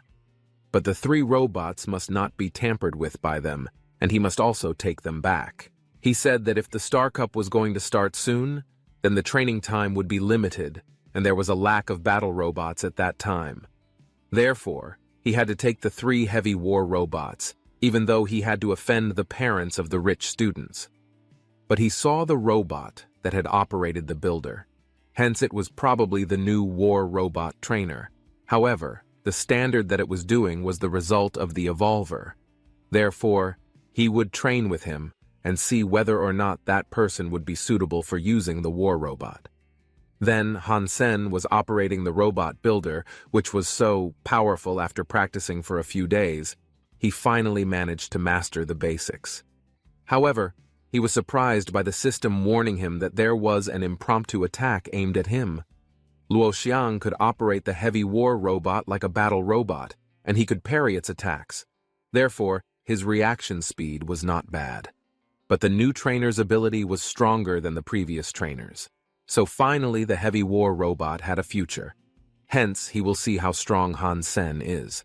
Han Sen says that the RS transport is not a combat robot, but he uses it nimbly. Hence, he assumed that the one operating it was either Fatty or Skinny Monkey, who seemed to be that strong. But it was just training and he shouldn't have gone that far. Then they clashed their weapons. Han Sen felt that his strength was very aggressive, and if he didn't dodge, then he would be cut. Luo Xiang was amazed that he was able to dodge his attacks. Then he hadn't fought that hard in a long time. Therefore, he missed his glory days. So that made him excited, and he asked Han Sen to show his full strength. Han Sen was surprised to see the robot pull out some of its weapons, but he didn't know who was operating it, and he also didn't have a grudge against them, so they shouldn't have to fight. But if Han Sen is fast enough, then his reaction will also be fast. Because he is also not a weak person, they can easily overpower him. Then the builder will go up and hold the red robot's body with his hands. Luo Xiang didn't expect the move he made, but someone like Han Sen should be on a war robot. So he's going to find a way for Han Sen to leave.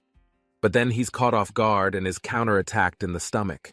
After that, Han Sen got out of the robot because her hands were numb, but controlling the robot to fight is more tiring. Luo Xiang said in his heart that the new trainer wasn't very strong, but as time went on, he improved. His learning ability is really great, and he should talk to him. Because if Luo Xiang continues to be in the heavy war robot, then there will be no future. But he was surprised to see Han Sen, who came out of the robot wearing a school uniform. Han Sen saw that he who came out of the robot was not Fatty or Skinny Monkey, because he had guessed that they were not that strong. Luo Xiang asked if he was really a student. Han Sen introduced himself and that he had just joined the club and asked if he was his senior. However, he has never seen her before, and the way she controls the robot is great. Lu Xian asked if he had ever controlled a heavy warfare robot before, or perhaps had received special training. But Luo Xiang thought that Han Sen was a spy from another school who was stealing battle information. But with his abilities, how could he know that he was a student of his school? Han Sen replied that he had only practiced a few times at school. After joining the club, he only got the chance to practice. But he was from the archery class. Luo Xiang assumed that he was a new student that year. Therefore, he had already met a genius student. But Han Sen would leave first, as he had a club meeting. But if they have a chance, he invites her to practice again. Luo Xiang notices his physique that comes from the archery class, but if he joins his combat robot club, the military school rank will increase. Therefore, he could not afford to waste such a genius. The next day, they were having a meeting. Fatty said that in a few days the Star Trophy would begin, so all types of war robots in the place would be looked at. Wang Chun said that their heavy war robots had an advantage in fighting type, so they should take a simpler approach. They will choose the transport type. With that, they will have a higher chance of winning. Then, the championship prize is very good, because the top 3 winners will get Star Beast type prizes, Star Crown type prizes, and a new war robot, which costs hundreds of thousands to millions on the market. That's why Han Sen volunteered to participate. Lu asked if he was joking, because he wanted to sign up for all the categories. But Shi Jiang knew he was strong, but it was too much, and it was an all-club competition. Jiang said that he didn't have a problem with that, because a man should apply for all the categories. Meng also agreed with his opinion, because then he would become interesting. Fatty said if he just dabbled, then they would be the laughing stock of the whole school, so he can apply what he is good at and not ruin the club's reputation. Han Sen asked them not to worry, because he did it just to increase the chance of winning. With that, they will be able to build a good image of the club. Fatty felt that what he said was reasonable. But if he signed up for all the sections, there were some categories where the time conflicted and they could not participate in all of them. Then Luo Xiang entered the room and he apologized for disturbing them. But he had something to discuss with Han Sen. Li Jun asked if he would be angry because of the 3 war robots. But Wang Chun replied if he was the coach of the robot club Luo Xiang, why come to that place? Han Sen was surprised to find out that he was the trainer of the heavy warfare robot club. That's why he fought with the coach before.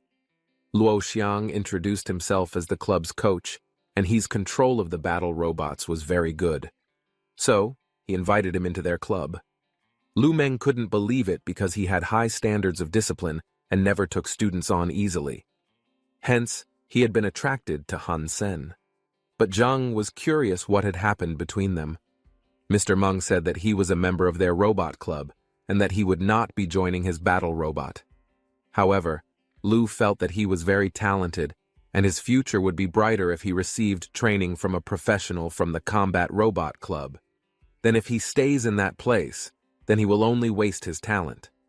Fatty is upset why he was invited by Coach Lu, and moreover, no one can be treated like that. Therefore, Han Sen will definitely agree. But Han Sen refused because he was already a member of the Heavy War Club, but he appreciated her offer and apologized to her.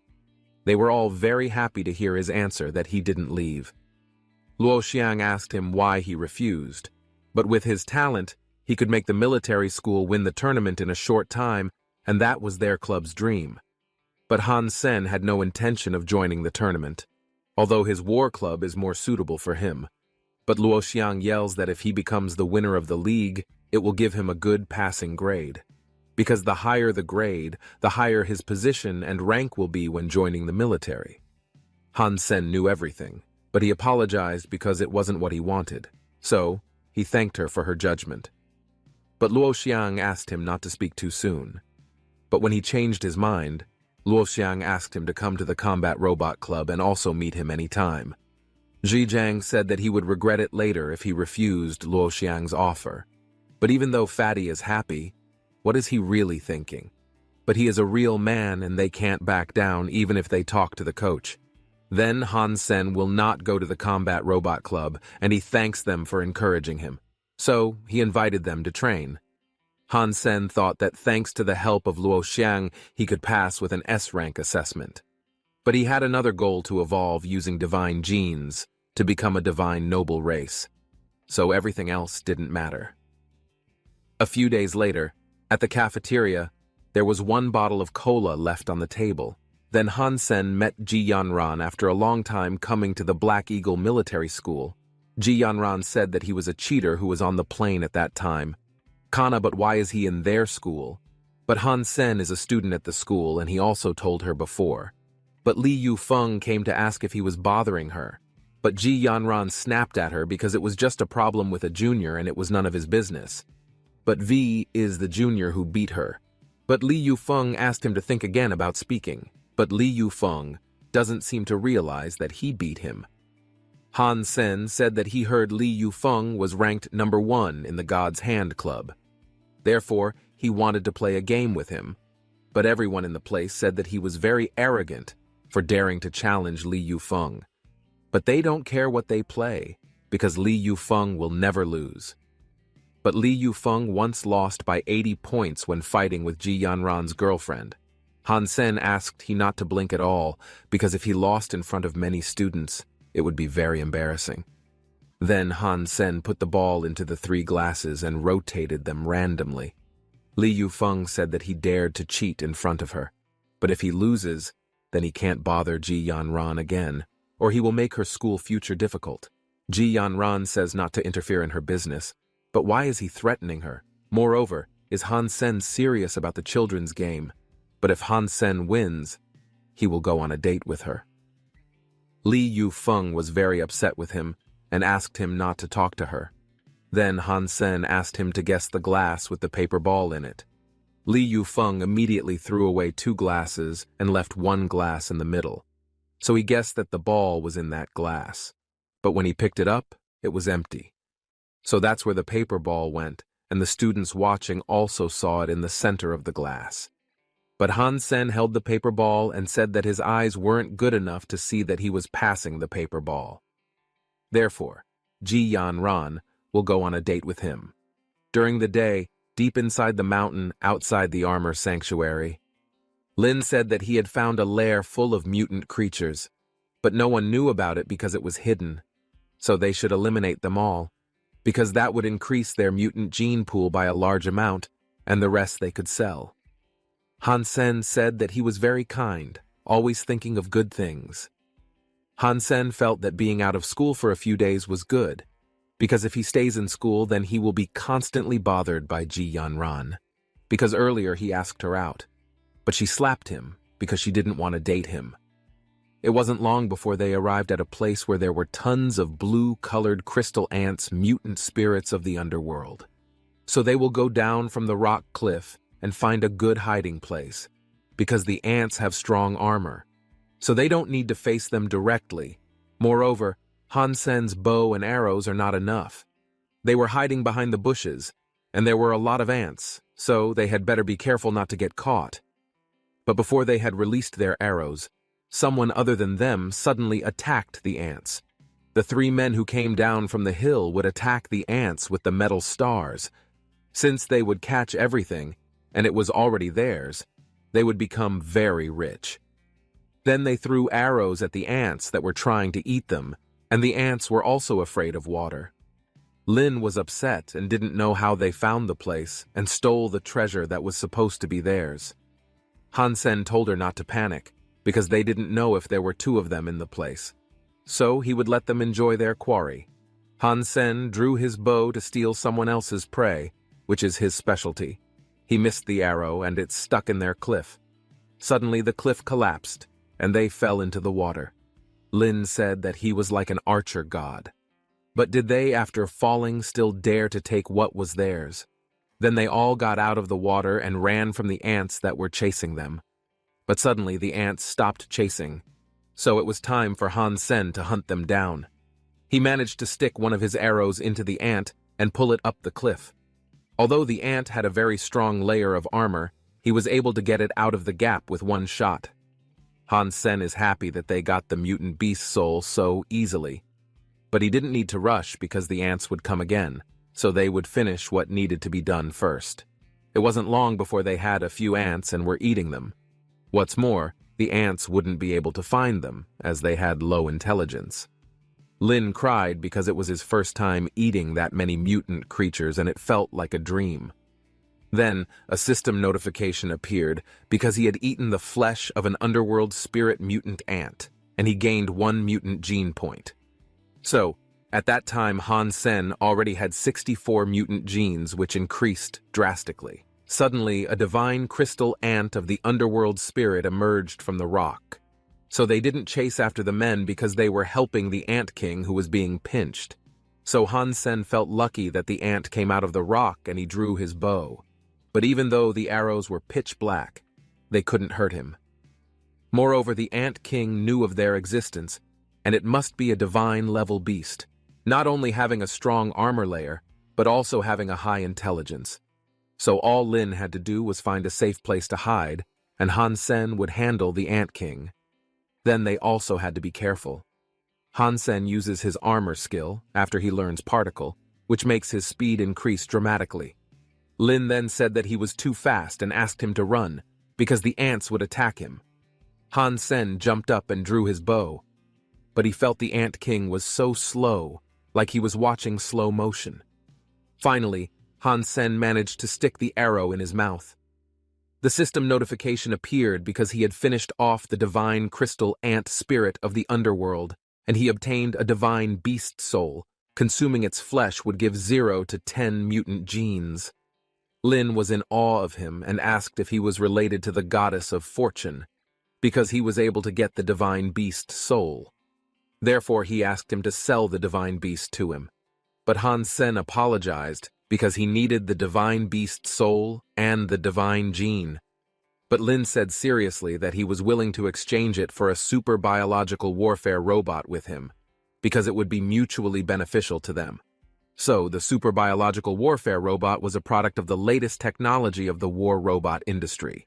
So, at that time, there was only a small number in the military lab that had such products.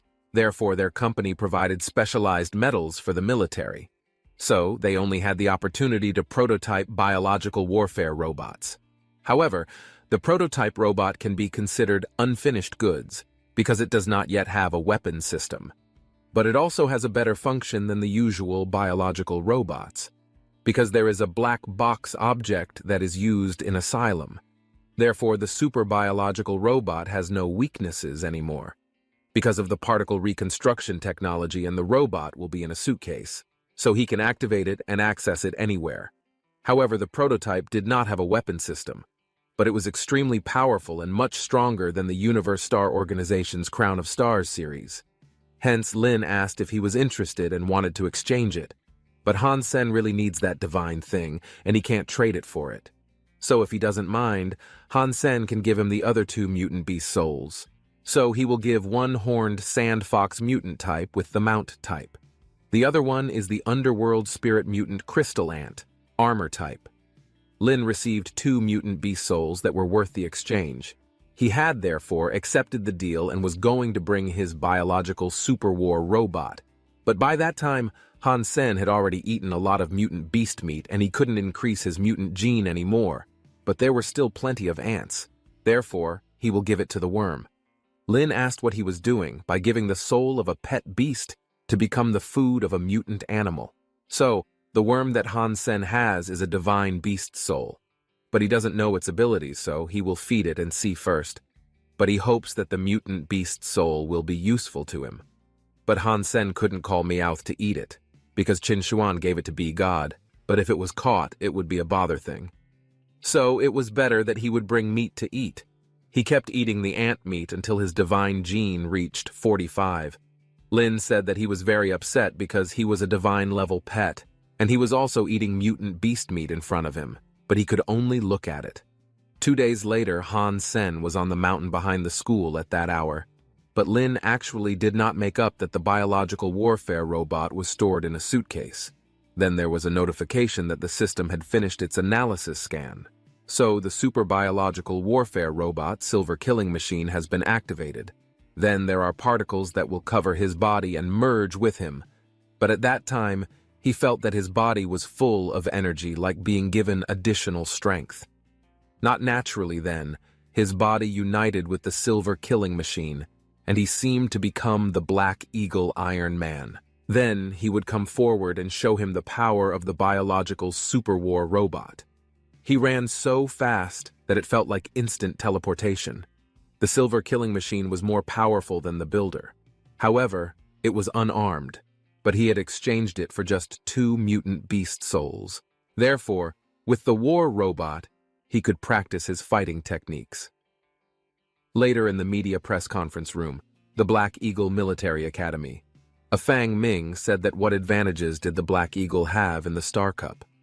Xiao Liu replied that if it was about battle advantage, it should be an individual battle. Because in the previous trophy, it was Wu Xiaosan who got the top 3 rankings.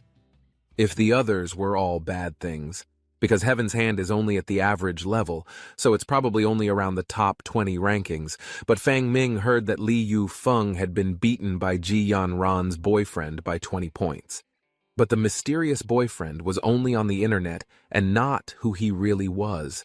Then the last Black Eagle archery competition was not so famous because the battle was not so interesting.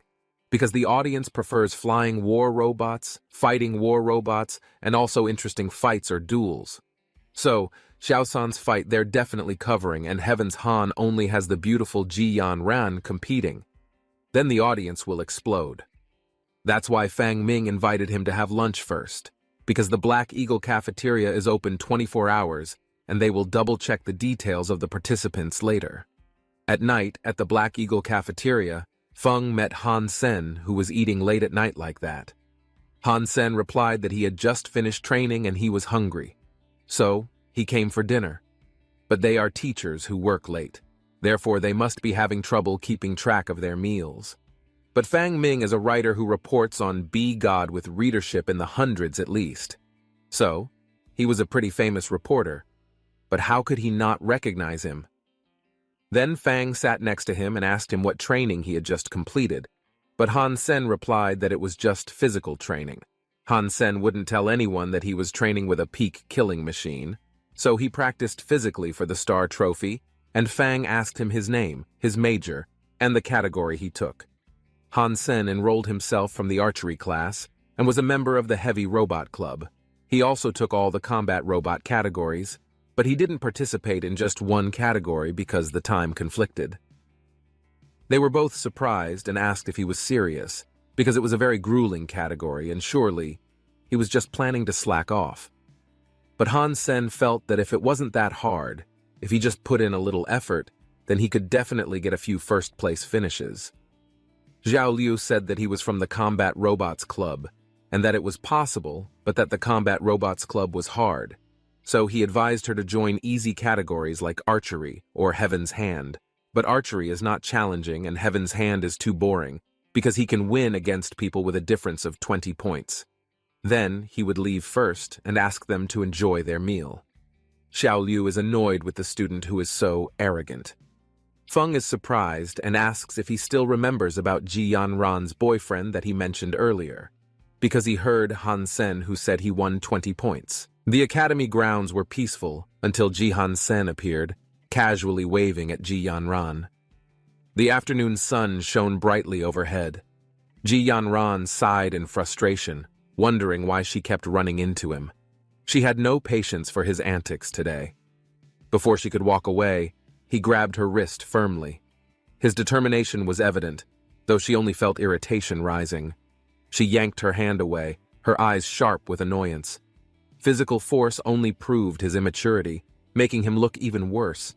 She glared at him, her frustration reaching its peak. He always pushed too far, testing limits she never wanted to set. A smug expression settled on Ji Han Sen's face as he confidently challenged her. He thrived on competition, never backing down. Ji Yanran crossed her arms, unimpressed. Strength alone meant nothing without discipline, and she had no time for foolish games. Despite her disinterest, he raised the stakes, turning this into something far beyond a simple challenge. Losing was not an option now. Her sharp eyes didn't waver. She had no intention of making things easy, knowing his arrogance would only grow if unchecked. She activated a digital contract, ensuring there would be no way to escape the consequences. The game was officially set in motion. With a single press of his fingerprint, the contract was sealed. Ji Han Sen had locked himself into a challenge he couldn't avoid. Ji Yanran watched with satisfaction, knowing he would now have to prove himself in front of everyone. This wasn't a game anymore. The Academy's grand tournament was about to begin, drawing students from all around. Excitement filled the air as anticipation grew. Commentators analyzed the competitors, discussing their strengths and weaknesses. All eyes were on the upcoming battles that would decide the rankings.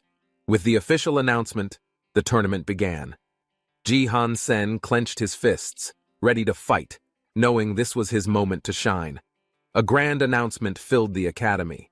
The upcoming tournament promised to showcase unparalleled skills, drawing every student into the intense competition. Spectators eagerly discussed the event, wondering which competitor held the strongest potential. The academy's brightest talents would soon clash for dominance. Among the competitors, whispers spread about a mysterious challenger. Some doubted his strength, while others anticipated an unexpected upset. Ji Han Sen stood among the crowd, observing his opponents carefully. The stakes were high, but he thrived under pressure. The tournament was about to begin.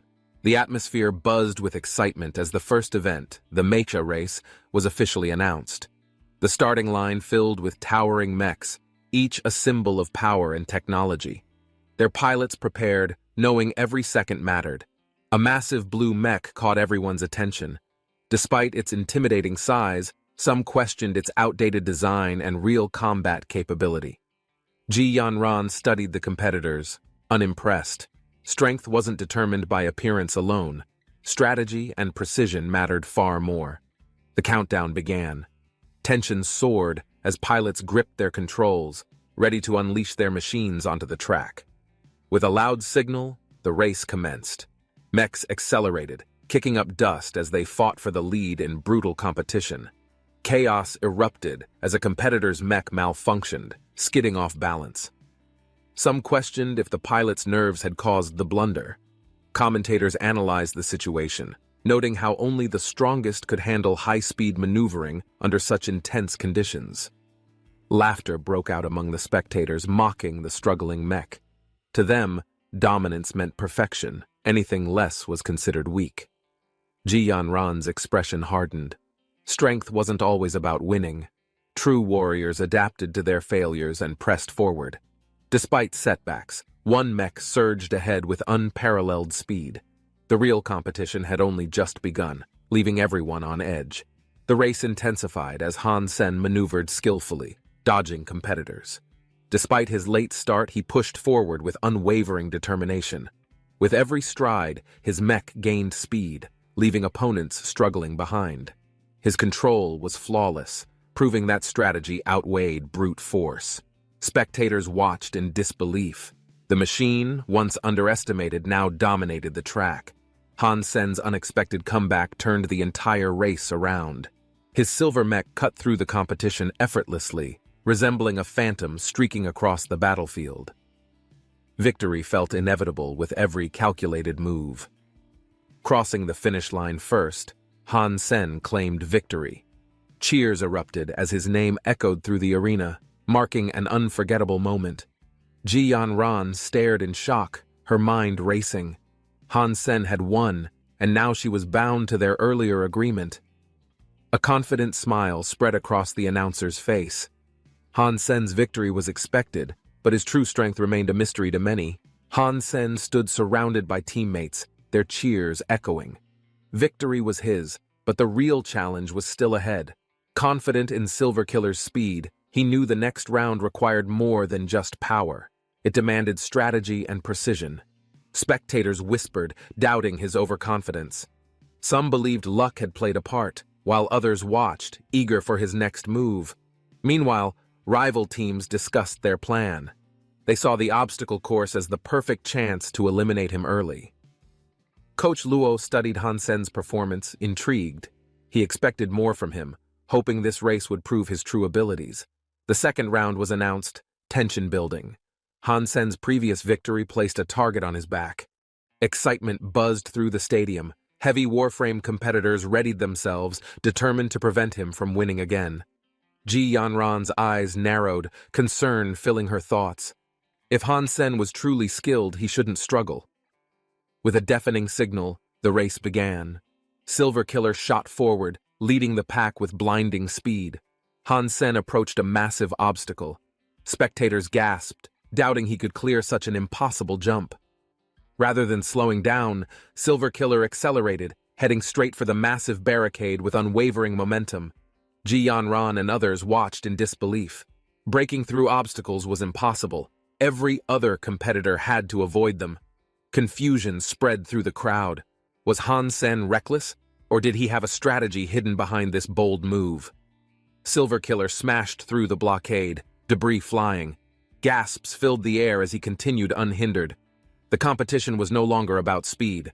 Han Sen had changed the rules, making this a battle of absolute dominance. Silver Killer crashed through the final barrier, landing with incredible force. The battlefield trembled as everyone stared in disbelief. Shock filled the faces of spectators. Han Sen had done the impossible, defying logic with every move. Ji Yanran clenched her fists, frustration visible. If combat warframes were weak, then veterans should have done better. Tension filled the air as whispers spread. Many questioned their own skills after witnessing such overwhelming dominance. Without hesitation, Ji Yanran commanded the team. The next match awaited, and distractions had no place here. Han Sen basked in the admiration of his teammates, but he remained focused. Winning one round meant nothing yet. He reminded himself that staying at the top required effort. Competition would only grow tougher from this point forward. Meanwhile, hidden discussions took place behind closed doors. Leaders debated how to change the game in their favor. Rules shifted suddenly, forcing a direct combat battle. This wasn't about speed anymore. It was war. Han Sen understood the challenge ahead. He had become the biggest target, but he welcomed the fight. The tournament shifted into a survival battle. All competitors had one goal: eliminate the strongest threat before facing each other. Whispers spread about unfair advantages. Some believed the changes were meant to block Han Sen's inevitable victory. Star Universe Group manipulated rules, ensuring their own interests remained protected above all. Han Sen now fought against more than opponents. Despite the unfair conditions, his confidence never wavered. True strength wasn't measured by rules, but by overcoming any obstacle. Smiling, he prepared for the next fight. Silver Killer wasn't just a machine. It was proof that nothing could stop him. Discussions grew intense as the team strategized. Protecting Han Sen was crucial, knowing their enemies would target him first in battle.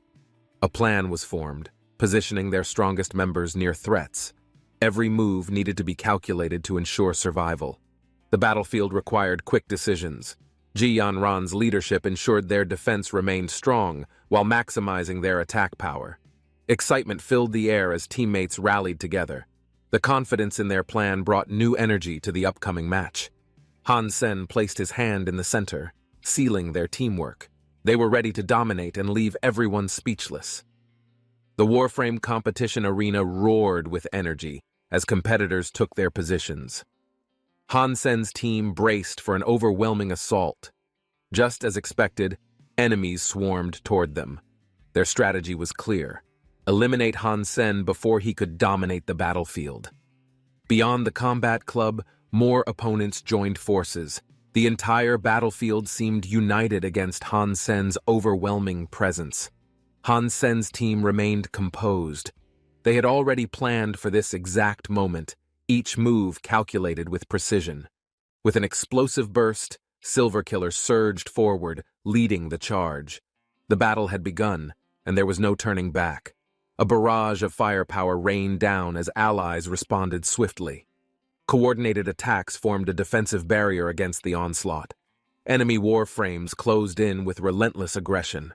Their priority was clear: target Silver Killer before it could gain momentum. Flames and projectiles lit up the battlefield, warframes engaging in fierce, high-speed combat across the arena. The battlefield split into factions, each side pushing their limits. Chaos erupted as both strategies clashed head-on. Amidst the explosions, Han Sen's warframe danced through the chaos, weaving between enemies with an unmatched level of control. Han Sen grinned as he propelled Silver Killer upward, avoiding incoming blasts. His warframe shone like a beacon in battle.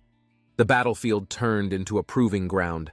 Each competitor realized this wasn't just a fight. It was a survival challenge. Han Sen's warframe soared through the battlefield, cutting through opponents like a blade through water, proving why he was the biggest threat. Commentators watched in amazement. The intensity of the fight was beyond expectations, shifting into something far greater than anticipated. The real fight had only just begun. Silver Killer prepared for another charge, proving that no rule change could hold it back. Tension filled the control room as leaders observed the battlefield. Han Sen's dominance was becoming an undeniable force. Frustration built among opponents. No matter how much firepower they unleashed, Silver Killer remained untouchable, weaving through every attack. Explosions erupted as Han Sen countered effortlessly. His movements defied logic, making him an impossible target. The battlefield turned chaotic. Enemies struggled to keep up, realizing they had underestimated him far too much. Spectators gasped as Silver Killer executed flawless maneuvers, proving that superior skill outweighed overwhelming numbers. A massive explosion rattled the arena. One by one, opponents fell, unable to handle Silver Killer's relentless precision. Han Sen pushed forward, refusing to slow down. His strategy wasn't just about survival, it was complete domination. Analysts marveled at his control, recognizing that his tactics were beyond anything seen before. A new challenger emerged, standing in Han Sen's path. The fight was about to reach its true climax. With an unwavering gaze, Han Sen prepared for the showdown. His confidence never wavered, ready to take on any threat. The battlefield intensified as Silver Killer tore through the competition. Every move Han Sen made was calculated for maximum impact. Enemies panicked, trying to regroup, but it was too late. The balance of power had already shifted. Strategists in the control room scrambled for answers. How could one fighter disrupt an entire battlefield so effortlessly? Spectators erupted in excitement, witnessing history unfold. Han Sen had proven that no rule, no opponent, could limit his potential. With one final surge, Silver Killer advanced, proving that true strength was unstoppable, regardless of how many stood in its way. Excitement filled the air as Han Sen's team celebrated another victory. His dominance had solidified his reputation across the academy. Ji Yanran stood quietly, lost in thought. Her recent performance had been lackluster, and doubts clouded her mind. Meanwhile, students marveled at Silver Killer's strength, questioning where they could obtain such an advanced machine. Curiosity grew as they speculated on Han Sen's abilities. His victory seemed beyond ordinary, sparking debates among competitors. Ji Yanran's frustration boiled over. Despite hiding her emotions, her anger was impossible to ignore. Lili reacted with shock, realizing Ji Yanran's emotions were unusually intense. Something had clearly unsettled her. Elsewhere, military officials analyzed Han Sen's warframe. They recognized it as an experiment from their research facility. Doubt filled the room as they confirmed the operator's identity. Han Sen, an unevolved freshman, had dominated the competition. The idea of an unevolved individual outperforming elite fighters was incomprehensible. His skills defied their expectations completely. Surprised, yet intrigued, the officials considered the implications. Han Sen's abilities had drawn attention far beyond the academy walls. Under the starlit sky, Ji Yanran clenched her fist, frustrated by Han Sen's unexpected victories that shattered her expectations of winning. Wrapped in a towel, she read Han Sen's message, curiosity growing. Midnight at the cafeteria? That seemed oddly suspicious to her. Her heart pounded as she processed the request. Why that place? People always showed up there for late-night meals after all. Staring at her screen, she hesitated before responding. Was this an intentional trap? Either way, she had to find out. Han Sen greeted her casually, noting her disguise. He smirked, wondering if she was avoiding recognition or just playing it safe. Without warning, Ji Yanran grabbed Han Sen's collar, yanking him closer, voice firm. "Stop smirking or I'll shut you up myself." Caught off guard, Han Sen blinked in surprise. He never expected Ji Yanran to be this aggressive, yet oddly charming. "Do you use Skynet?" she demanded, eyeing him intently.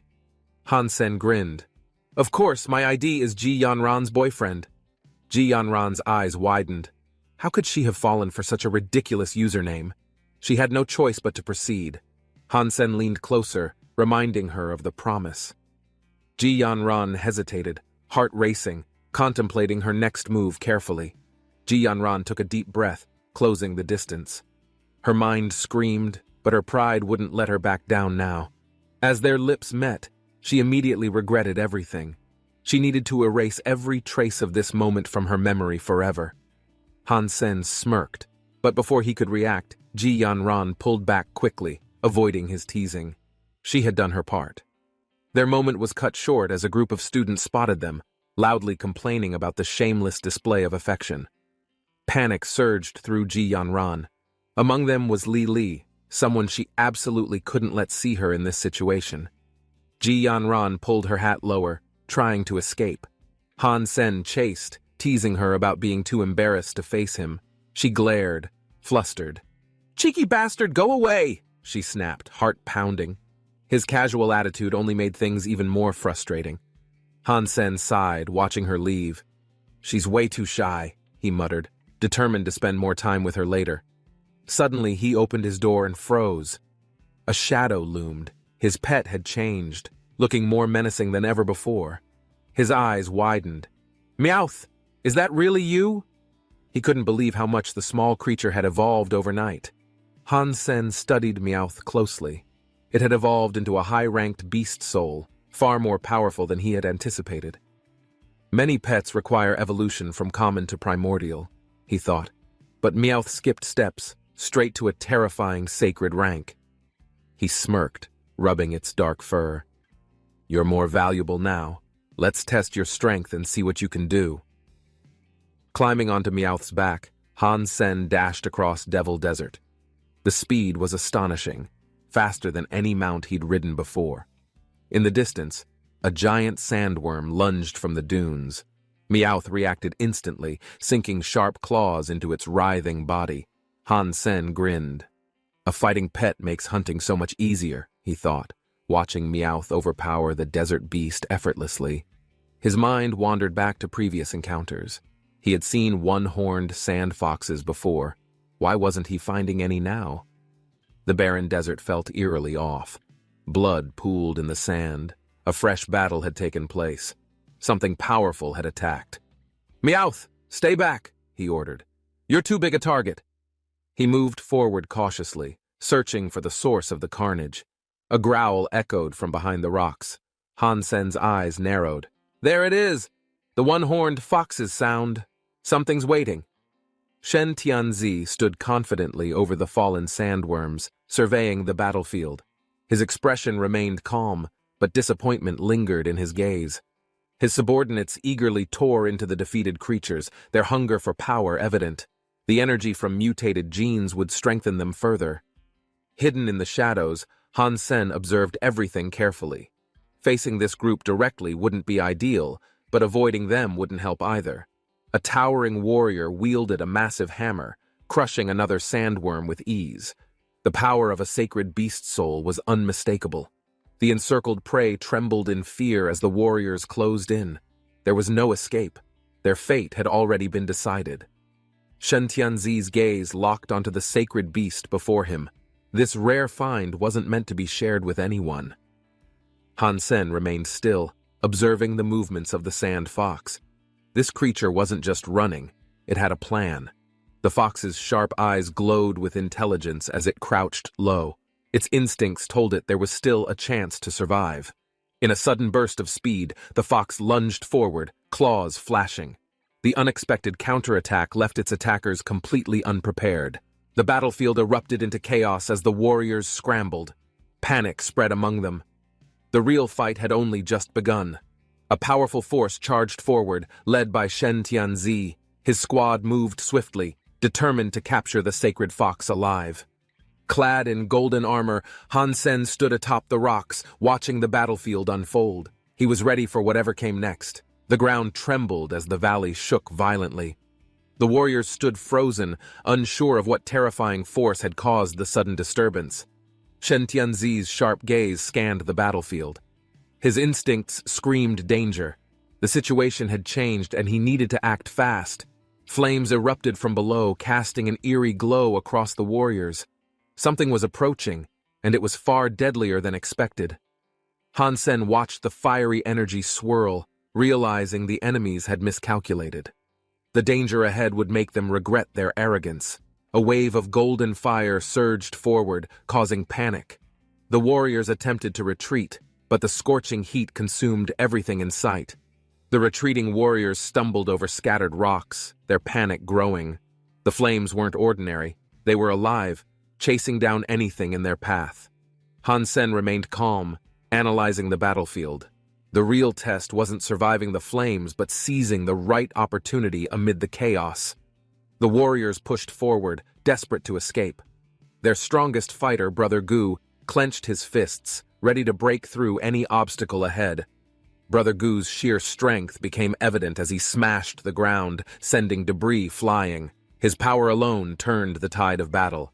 Han Sen narrowed his eyes, watching closely. Despite the chaos, this man moved like an unstoppable force, completely unfazed by the situation.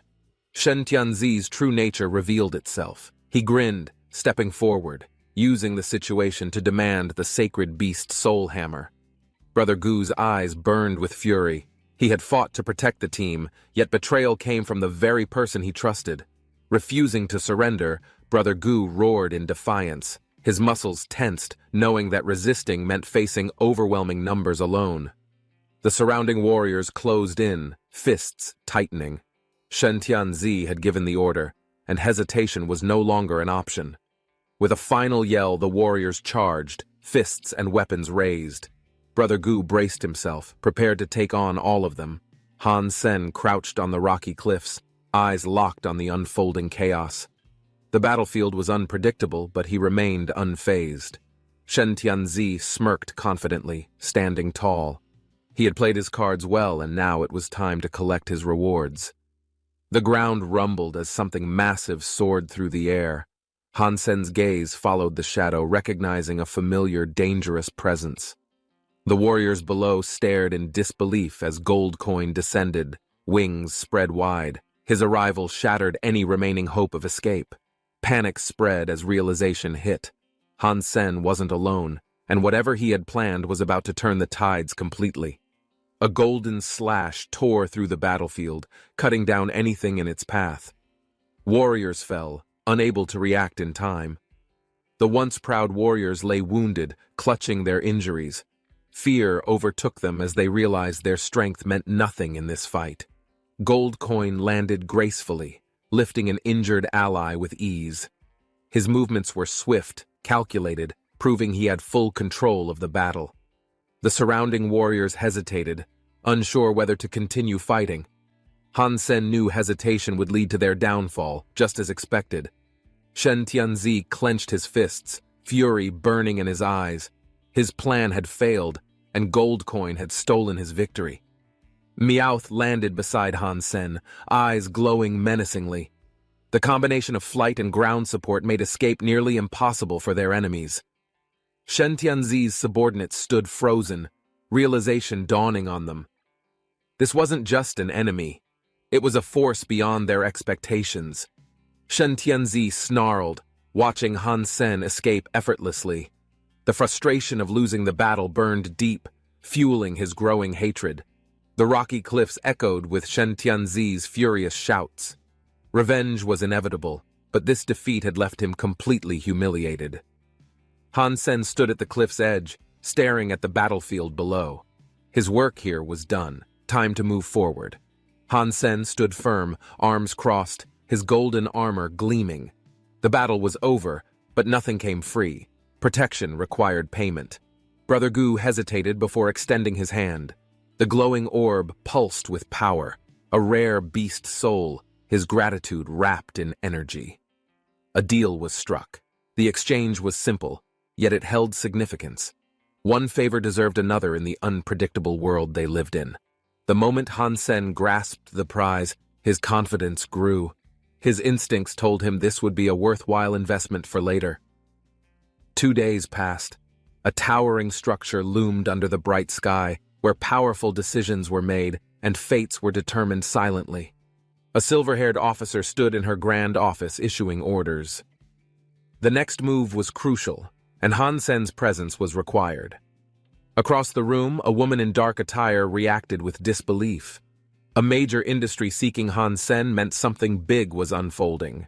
Han Sen stood with crossed arms, looking annoyed. Becoming a spokesperson felt like a hassle, something he would rather avoid entirely. Man Li's frustration was evident. She couldn't believe someone would reject such an opportunity, especially considering how prestigious the invitation was. The tension in the room thickened. Han Sen remained indifferent, while Man Li's patience started running thin, barely holding her composure. A commanding voice cut through the tension, silencing further argument. The mission had already been decided, and Han Sen had no choice. Holding the official documents, Han Sen sighed. The deal had been made, and whether he liked it or not, it was happening. The reality of the situation dawned on Han Sen. He had no say in the matter, so he might as well comply. The mention of rewards piqued his interest. If he had to do this, negotiating better conditions would at least make it worthwhile. His request was met with skepticism, but there was no harm in trying. If they wanted him, he might as well benefit. A heated reaction followed. The boldness of Han Sen's demand caused frustration, but he remained calm, waiting for their response. His condition wasn't outrageous, just reasonable. The request would be relayed, and if accepted, the deal would be far more appealing. Students gathered in the lecture hall, buzzing with excitement. A major lesson was about to begin, attracting attention from all around. The names of the guest instructors caused a stir. 2 legendary martial artists were coming, making this session a once-in-a-lifetime opportunity. Han Sen observed the scene, amused. His presence was noticed, and suddenly, his reputation among students had changed drastically. The once negative nickname had faded. Instead, admiration filled the air, making Han Sen feel a sense of satisfaction after all his struggles. The hall fell silent as the instructors entered. All eyes focused forward, eager to learn from the best, ready for the lesson. The instructor introduced Yu Mingzhi and Tangjun Liu, who would demonstrate black and white boxing, a technique of balance and power. Yu Mingzhi suggested selecting students to spar, making the demonstration more engaging. The challenge added excitement to the lesson immediately. Tangjun Liu smirked, taunting Yu Mingzhi about their past battles. Losing before didn't mean he would avoid a rematch now. The students buzzed with excitement. Getting the chance to fight alongside elite warriors was rare, and many eagerly raised their hands. Han Sen watched the commotion, unimpressed. The sparring match seemed like a simple game, something he wouldn't gain much from participating in. The instructors scanned the students, looking for sparring partners. Excited chatter filled the hall as everyone hoped to be chosen for the fight. Yu Mingzhi's gaze landed on Han Sen. Recognizing him, he saw an opportunity and decided to test this unexpected participant. A warning was issued. Some already knew Han Sen's abilities, quietly advising against choosing him, but the decision had already been made. Han Sen sat in silence, realizing he was now the target. He hadn't volunteered, yet he was now part of the lesson. The students erupted in cheers, eager to watch. A fight between Han Sen and one of the top warriors was truly unexpected. Yu Mingzhi acknowledged Han Sen's reputation. Many students admired him, making this battle a test to prove if he truly deserved it. Confidence radiated from Tangjun Liu as he grinned. He anticipated a good fight, eager to see Han Sen's skill firsthand. The instructor explained black and white boxing, emphasizing balance. The technique required precise movement, making every strike a calculated risk. Yu Mingzhi's stance shifted. He gave Han Sen the first move, confident in his ability to handle any incoming attack effortlessly. The air grew tense.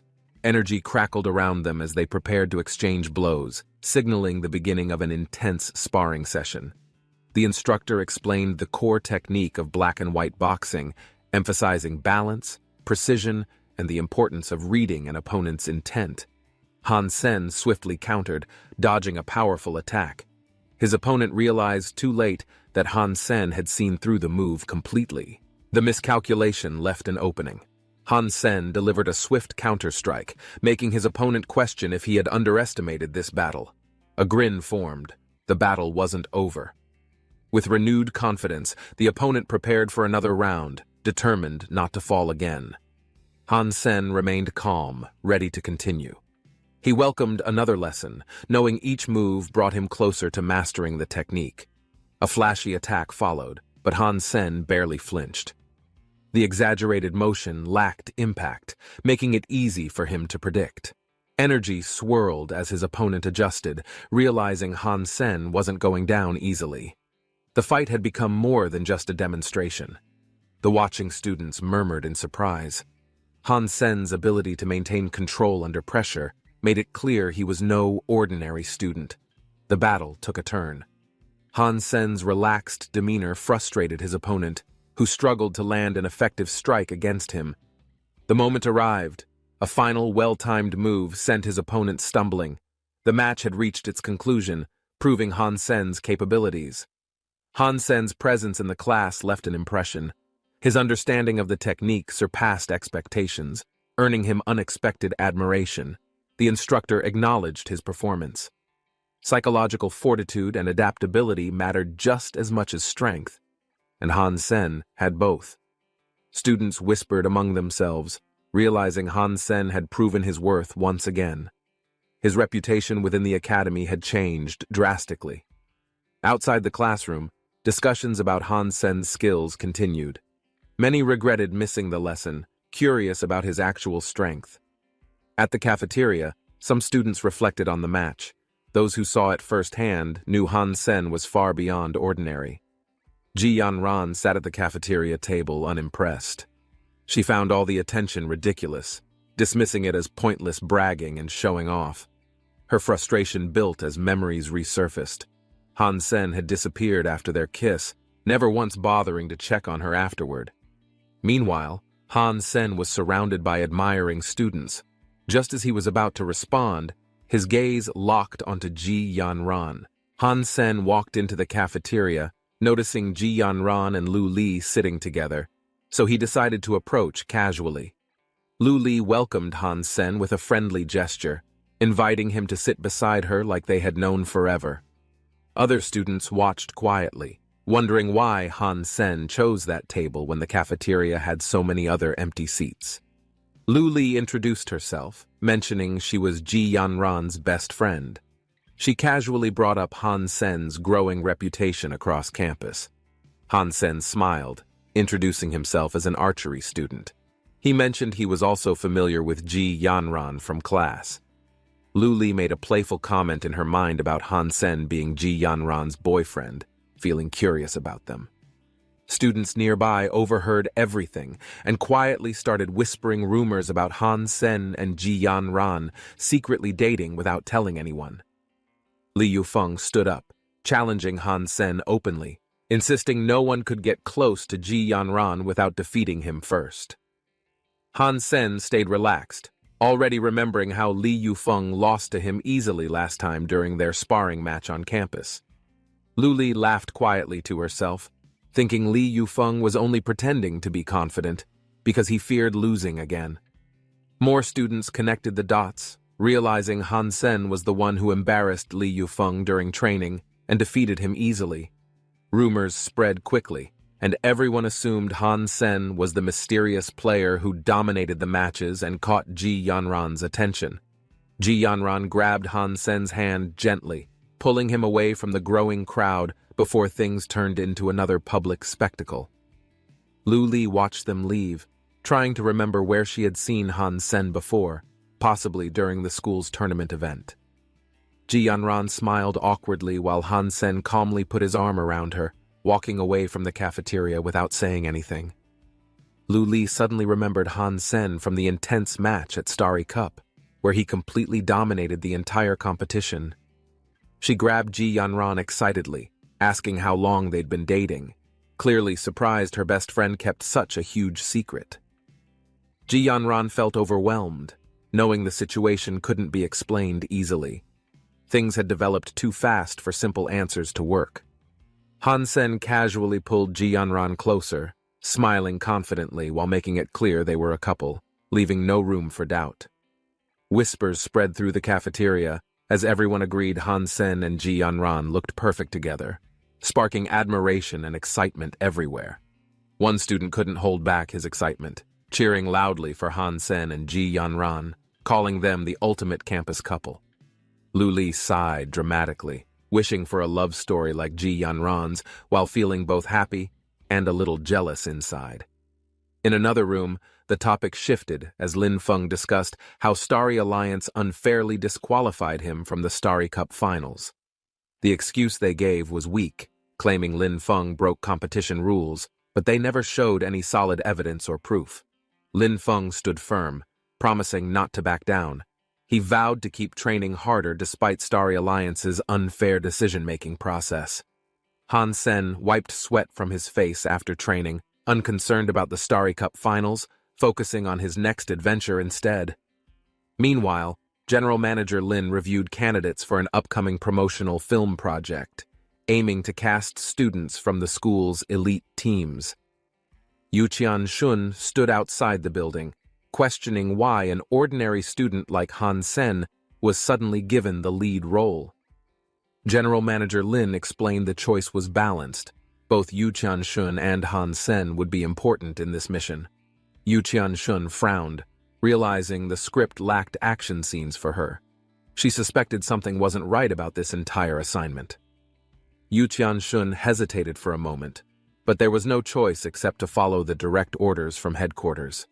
She finally agreed to cooperate, though frustration built inside her, especially Curious, who had taken the lead role from her.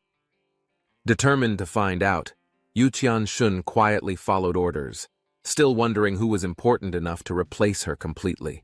Han Sen arrived calmly at the filming studio, introduced himself to General Manager Liu, and glanced around to assess everything carefully.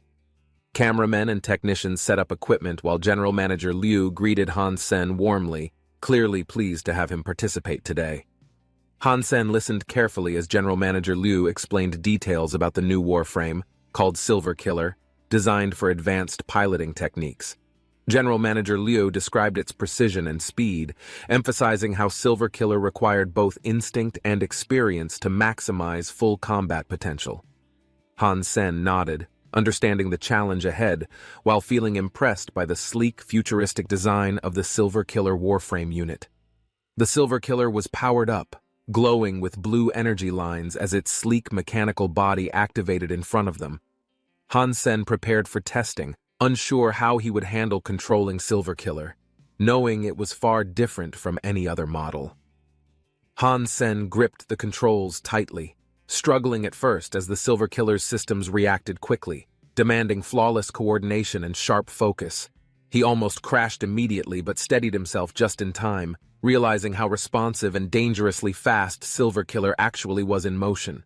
Once he adjusted, Han Sen piloted Silver Killer smoothly, darting through obstacles at high speed, feeling more confident with each precise movement. Observers watched closely, impressed by Han Sen's ability to control Silver Killer, something only the best pilots in the school could manage. Inside the cockpit, Han Sen focused completely, determined to show his true strength and unlock Silver Killer's full potential during testing. Han Sen suddenly realized something was wrong. His instincts screamed danger as the Silver Killer's system displayed a critical malfunction warning unexpectedly. Yu Qianshun suddenly entered the training room, taking control of Silver Killer, determined to challenge Han Sen's skills directly. One staff member panicked, thinking Yu Qianshun was causing trouble. He offered to stop her before things escalated any further. Manager Liu stayed calm, knowing Yu Qianshun's personality.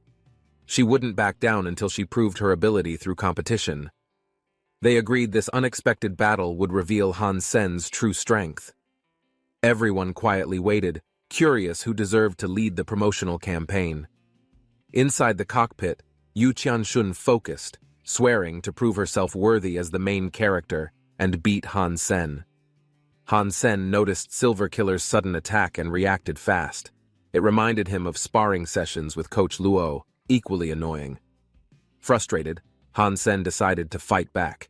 He figured it didn't matter who she was. Provoking him meant accepting the consequences. The two Silver Killers clashed in mid-air, bright energy flashing as their weapons struck, neither giving an inch during battle.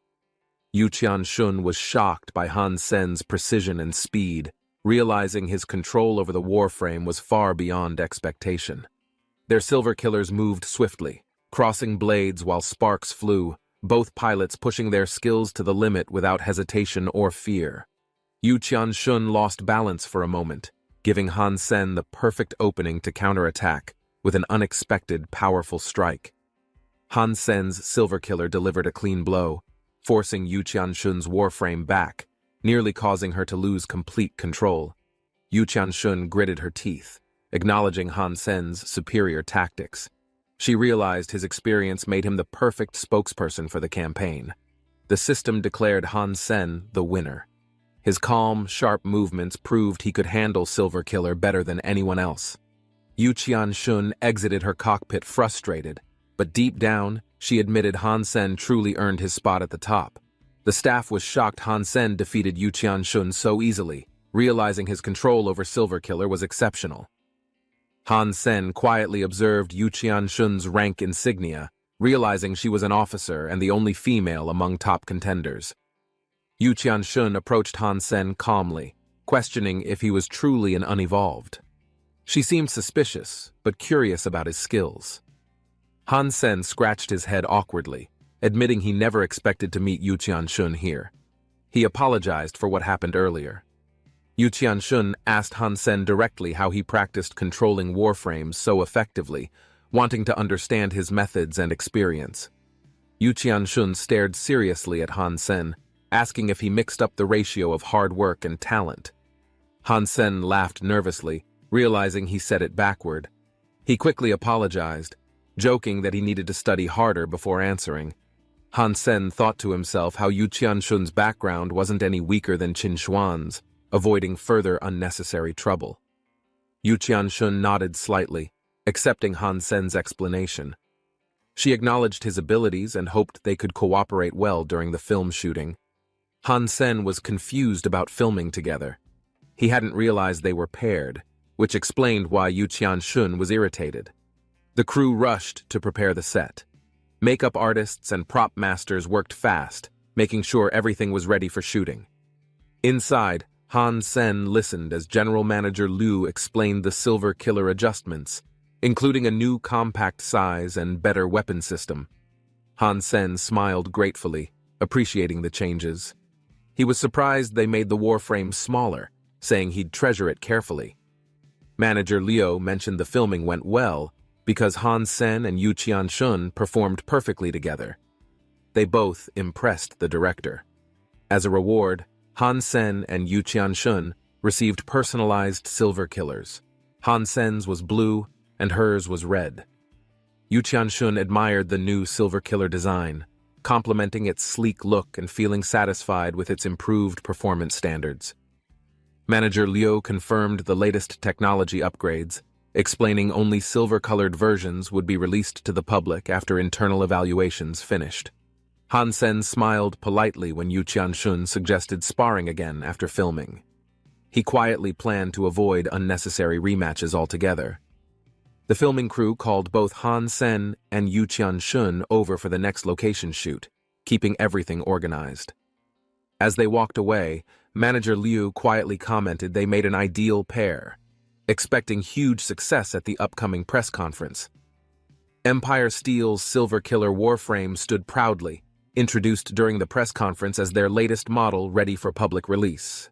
Yu Qianshun narrated the presentation smoothly, explaining Silver Killer's advanced features while maintaining the elegance expected from the promotional campaign. Suddenly, reports arrived about Silver Killer units going rogue. Han Sen and Yu Qianshun realized something serious was happening nearby. A rogue Silver Killer warframe suddenly attacked the crowd, leaving everyone scrambling for cover. Panic spread quickly through the entire demonstration area. Yu Qianshun reacted fast, yelling for help while wondering why someone would sabotage the event and cause total chaos so suddenly. Yu Qianshun ran desperately through the chaos, but stumbled and fell hard, dropping her tablet as dust filled the air. The rogue Silver Killer warframe towered above her, aiming to strike. She struggled to move, realizing she couldn't escape in time. As the warframe's deadly blade came down, Yu Qianshun screamed, bracing herself for impact while hoping someone would intervene immediately. A heavy briefcase slammed into the warframe, knocking it off balance. The attack disrupted its strike just in the nick of time. Someone shouted furiously, demanding to know who dared bully a defenseless girl. The warframe staggered, attention momentarily drawn away from Yu Qianshun. Han Sen stepped forward, his body surrounded by glowing energy, ready to fight. His presence alone made the entire crowd tense. Han Sen stood confidently on stage.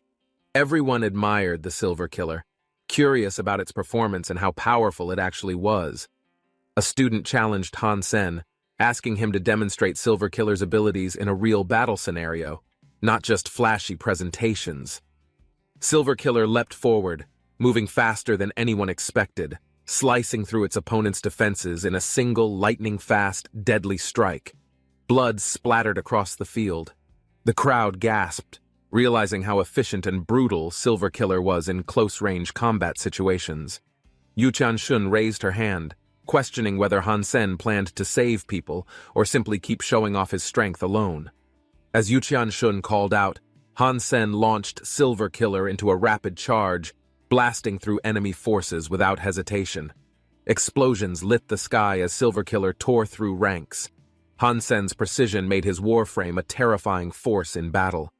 The enemy panicked, realizing they couldn't handle Silver Killer's speed and firepower. Their formations collapsed, leaving no chance for regrouping or escape. Han Sen smirked inside the cockpit. He was never alone. Backup units descended from the sky, surrounding the entire battlefield completely. Han Sen gave the command. His squadron engaged without mercy, swiftly eliminating every threat. Their mission was to protect human civilization together. Han Sen led the charge, his squadron overwhelming the enemy forces with flawless coordination, leaving destruction and victory in their wake. The battlefield was pure chaos. Explosions flashed everywhere, but Han Sen remained calm, executing maneuvers with deadly precision and unwavering focus. The enemy commander cursed their fate, realizing the battle was hopeless. Their last line of defense crumbled under Silver Killer's relentless attacks. Later, the footage played on massive screens. The audience was stunned silent, watching Silver Killer's performance as if it were unstoppable. Manager Liu smiled confidently, praising Han Sen's ability. He promised that Empire Steel's latest model would revolutionize the future of warframes forever. Two students watched the screen, noticing someone resembling Han Sen. They wondered if Yu Qianxun was also in the cast. Another student doubted it, saying the list confirmed Yu Qianxun. They questioned how Han Sen got such a lucky opportunity. Frustration built as they complained about Han Sen's growing success. They couldn't understand why everything seemed to go perfectly in his favor. The group discussed Han Sen's recent advertisement with Yu Qianxun, which surpassed 5 billion views, making him a campus celebrity. Lu Li confronted Ji Yanran directly, asking about her relationship with Han Sen and whether rumors about cheating were actually true. Ji Yanran fumed, dragging Lu Li aside, explaining Han Sen had barely contacted her recently. She suspected he might be missing. Ji Yanran shouted, demanding Han Sen return immediately to explain himself. If not, she swore she'd make him regret everything. One day later, Ji Yanran spotted Han Sen. She teased him, annoyed he became famous while she worried about his disappearance. Han Sen explained the filming was confidential and mission-related. He wasn't allowed to share details until everything was finally completed. Ji Yanran wasn't convinced. She scolded Han Sen, feeling embarrassed about their relationship. She believed his excuses were starting to sound old. Ji Yanran exploded with frustration, yelling she would break up with Han Sen. She hated feeling ignored while he chased fame. Han Sen panicked, pleading for help. Ji Yanran's temper was fierce, and he knew he couldn't handle her anger alone. She surprised him with an unexpected kiss, catching him off guard. Han Sen couldn't help but blush as the moment lingered. Ji Yanran accused him of sneaking another kiss. Han Sen tried explaining it wasn't his fault and blamed his commitments at Empire Steel. Later, Yu Qianxun confronted Han Sen, reminding him of his fame. She warned this wasn't the time to relax. Empire Steel's success brought them recognition. Han Sen stayed focused, determined to push his limits and increase his strength even further. Han Sen planned to return to Devil Desert. He wanted to help Wang Meng evolve by improving her mutant gene count. The vast landscape of Devil Desert stretched before them. The journey ahead was dangerous, but Han Sen remained calm and confident. Wang Meng rode alongside Han Sen. She felt safer knowing he was there, guiding her through the harsh, unpredictable desert environment. Wang Meng hoped they would encounter more mutated creatures this time, ideally sacred ones. She laughed, excited about the challenge ahead. Han Sen and Wang Meng stared upward as a sudden shadow darkened the sky. Dozens of creatures flew swiftly overhead. A massive flock of black feather beasts descended from the cliffs, their sharp cries filling the air as they swarmed aggressively. Han Sen noticed the black feathered beasts circling overhead but not attacking. He wondered if they were acting as sentries instead. Wang Meng pointed toward a distant battle unfolding beyond the rocks. She suggested they move closer to understand what was happening. The two of them approached carefully, seeing bodies on the ground, blood everywhere, and flocks of black feathered beasts still circling. Huang Fu Pingqing was in the thick of battle, protecting her ally Wang Duling, fighting desperately to push back the beasts. Han Sen watched quietly from cover, realizing it was Huang Fu Pingqing. Wang Meng seemed surprised, asking why Pingqing was fighting here. Wang Meng explained Huang Fu Pingqing wasn't exactly a close friend. Han Sen felt no obligation to risk their lives for her. Han Sen reasoned that helping them would attract unwanted attention from the beasts, which could turn against him and Wang Meng. They observed as Huang Fu Pingqing's teammate activated beast spirit wings, slashing through black-feathered beasts with powerful, precise strikes, overwhelming them with ease. Wang Meng was impressed, admiring his strength. Han Sen nodded, agreeing Pingqing was powerful, though the winged warrior seemed even stronger than her. Huang Fu Pingqing's attacks were relentless. Her archery skills and movement were sharp, eliminating beasts quickly without wasting energy or exposing weaknesses. Han Sen admired her archery. She eliminated each black-feathered beast with a single shot, moving decisively without hesitation or wasted motion. Wang Meng explained Huang Fu Pingqing's lineage in the Huang Fu family. She had years of training and was known for rare skills. Suddenly, Huang Fu Pingqing paused. A strange sound echoed across the battlefield. Everyone turned, confused as all the beasts suddenly flew away. The group looked around warily, realizing something more dangerous had arrived. They braced themselves, unsure whether to fight or flee immediately. Huang Fu Pingqing's sharp gaze locked on the rocks. She demanded whoever was hiding there to come out and show themselves. Han Sen stepped forward with Wang Meng, explaining they stayed hidden because they didn't want Huang Fu Pingqing to misunderstand their intentions. Wang Meng thought Huang Fu Pingqing found them long ago, but pretended not to notice. She admired how sharp Pingqing's instincts really were. Huang Fu Pingqing assured them she could handle the black-feathered beasts alone. She dismissed any concerns and moved forward confidently with her group. She recognized Han Sen immediately, recalling his fame as Silver Killer's spokesperson. She confirmed he was the popular military school freshman everyone discussed. Han Sen smiled politely, introducing himself and clarifying he was there as Wang Meng's bodyguard during her training in the desert. Pingqing praised Han Sen's growing reputation, commenting he must be as skilled as people said if he was protecting Wang Meng. Han Sen chuckled lightly, giving a smooth answer. He complimented Pingqing's strength and said he trusted she could handle the battle alone. Wang Meng asked why Pingqing left the wild shelter. Pingqing explained they traveled through the wilderness for business, hunting creatures along the way. Han Sen suggested they follow his map to steal shelter. He explained Wang Meng's training would keep them busy for some time. Pingqing smirked, thinking Han Sen was trying to avoid her. She offered to stay longer and catch up with Wang Meng. They agreed to hunt mutated creatures together. Han Sen wasn't thrilled, but Wang Meng was excited about the chance for action. While traveling, Pingqing complimented Han Sen's archery and mech skills, teasing that he was likely skilled with ancient weapons too.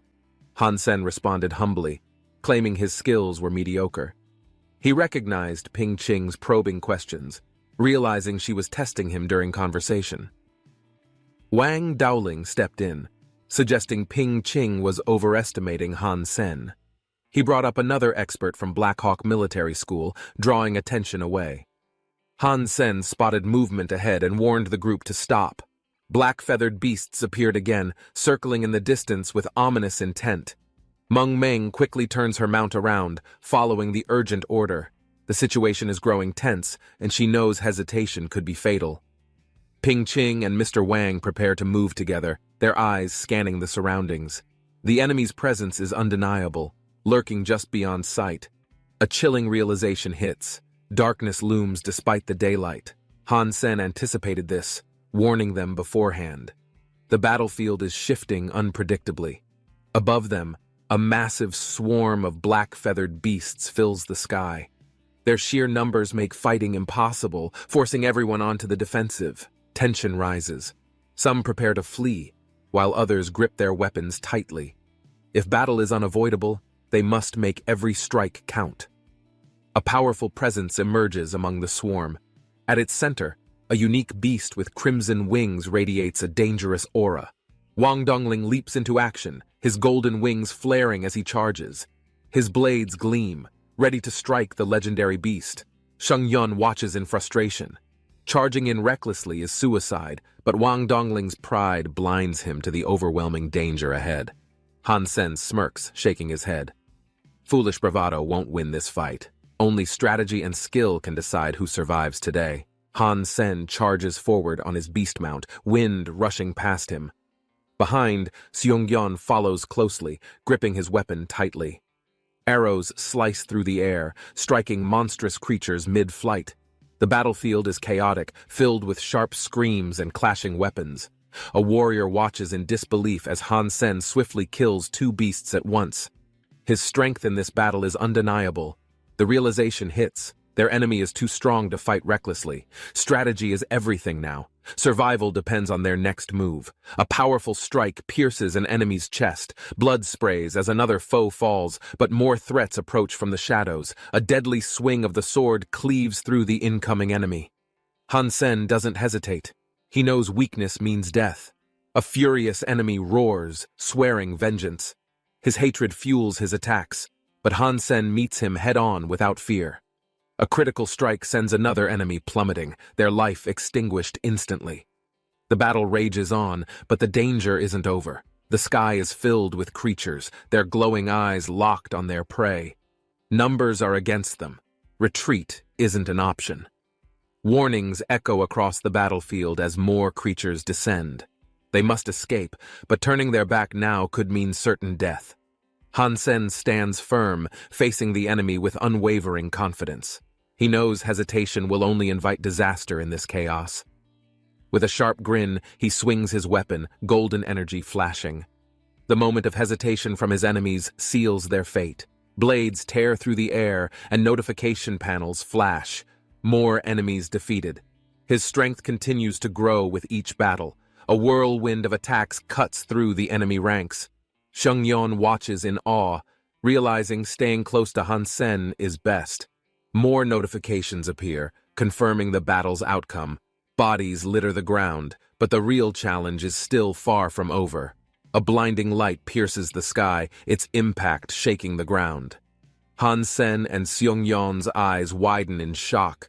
The force crashes down, sending debris flying everywhere. Dust clouds rise as a monstrous figure collapses lifelessly onto the battlefield. The defeated beast's body twitches before going still. The sheer destructive power leaves Meng trembling, gripping her hands in fear. Han Sen and Sheng-yeon exchange glances, both trying to process what just happened. The battlefield is unpredictable, and new dangers lurk. A name escapes Han Sen's lips: Wang Dongling. The intensity in his eyes sharpens, sensing a new and formidable opponent nearby. A dark figure hovers in the sky, wings spread wide. Laughter echoes as the enemy revels in their overwhelming presence. The realization sinks in. This beast isn't ordinary. Its energy radiates power, making the battle ahead far more difficult than expected. Sheng-yeon clenches his weapon, analyzing the situation. The battlefield is filled with threats, and blindly charging forward isn't an option. Han Sen and Meng suddenly find themselves cornered, the enemy tightening their formation. A low growl signals another incoming attack. A monstrous creature emerges, its massive jaw opening wide. Its hardened shell gleams under the light, proving its incredible durability. Han Sen steps forward, determination in his gaze. He orders Meng to retreat, prioritizing her safety over prolonging the battle. Meng hesitates, concern flashing in her eyes. She knows the danger, but leaving Han Sen alone feels like abandoning him. A bright energy pulses as Han Sen activates his heavenly blood ghost armor, its blue light reflecting against the chaotic battlefield. Sheng-yeon watches, his mind racing. Why did Han Sen give Meng such powerful armor when he's the one fighting? The enemy's intent to kill becomes clearer. This isn't just a battle. It's a fight to end Han Sen once and for all. Blades of energy slice through the air as Han Sen swiftly cuts down enemies. Notifications flash, confirming each successful kill in battle. A new weapon gleams in his hand. mutated beast spirit blades from a previous battle. Their power makes them perfect for melee combat. From above, an order is shouted to target the leader first. But doubts arise. Killing a heavenly blood black-feathered beast is reckless. A warrior in red armor descends, eyes burning with determination. They scoff, calling the plan foolish, even more so than Wang Dongling's. Han Sen's blade slices through the enemy's armor, but the impact barely phases the beast. Its glowing eyes burn with rage. A red-winged warrior soars above, dodging strikes effortlessly. His movements are precise, making it clear he's no ordinary opponent. Shengyan watches from below, feeling uneasy. Fighting recklessly could mean death. They need a plan before the enemy overwhelms them. The sky darkens as countless black-feathered beasts circle above. Their sharp talons glint under the fading light, ready to strike. Meng grips her weapon, sensing an opportunity. But hesitation lingers. Should they fight or retreat before the enemy gains the upper hand? A powerful beast charges forward, its wings creating gusts of wind. Han Sen braces himself, reading the enemy's movements carefully. Shengyan questions whether waiting is an option, but trusting Han Sen's strength might be the only way to survive. Han Sen taunts the enemy, drawing their focus. If he can hold them back long enough, the others might escape. The armored warrior laughs, confident in his advantage. His golden armor shines under the battlefield's chaos, a symbol of overwhelming power. With a sudden shift, he lunges forward, aiming to finish the battle in one decisive, brutal strike. Han Sen leaps into the air, narrowly avoiding an incoming attack. The force shakes the battlefield, sending debris flying everywhere. The Golden Warrior smirks, preparing another devastating strike. His power is undeniable, but Han Sen refuses to back down. A fierce clash sends shockwaves through the battlefield. Flames and energy collide as both warriors refuse to give in. A sudden explosion cracks the ground beneath them. The battlefield shifts, revealing something ominous lurking beneath the surface. The Golden Warrior laughs, realizing the battle has only just begun.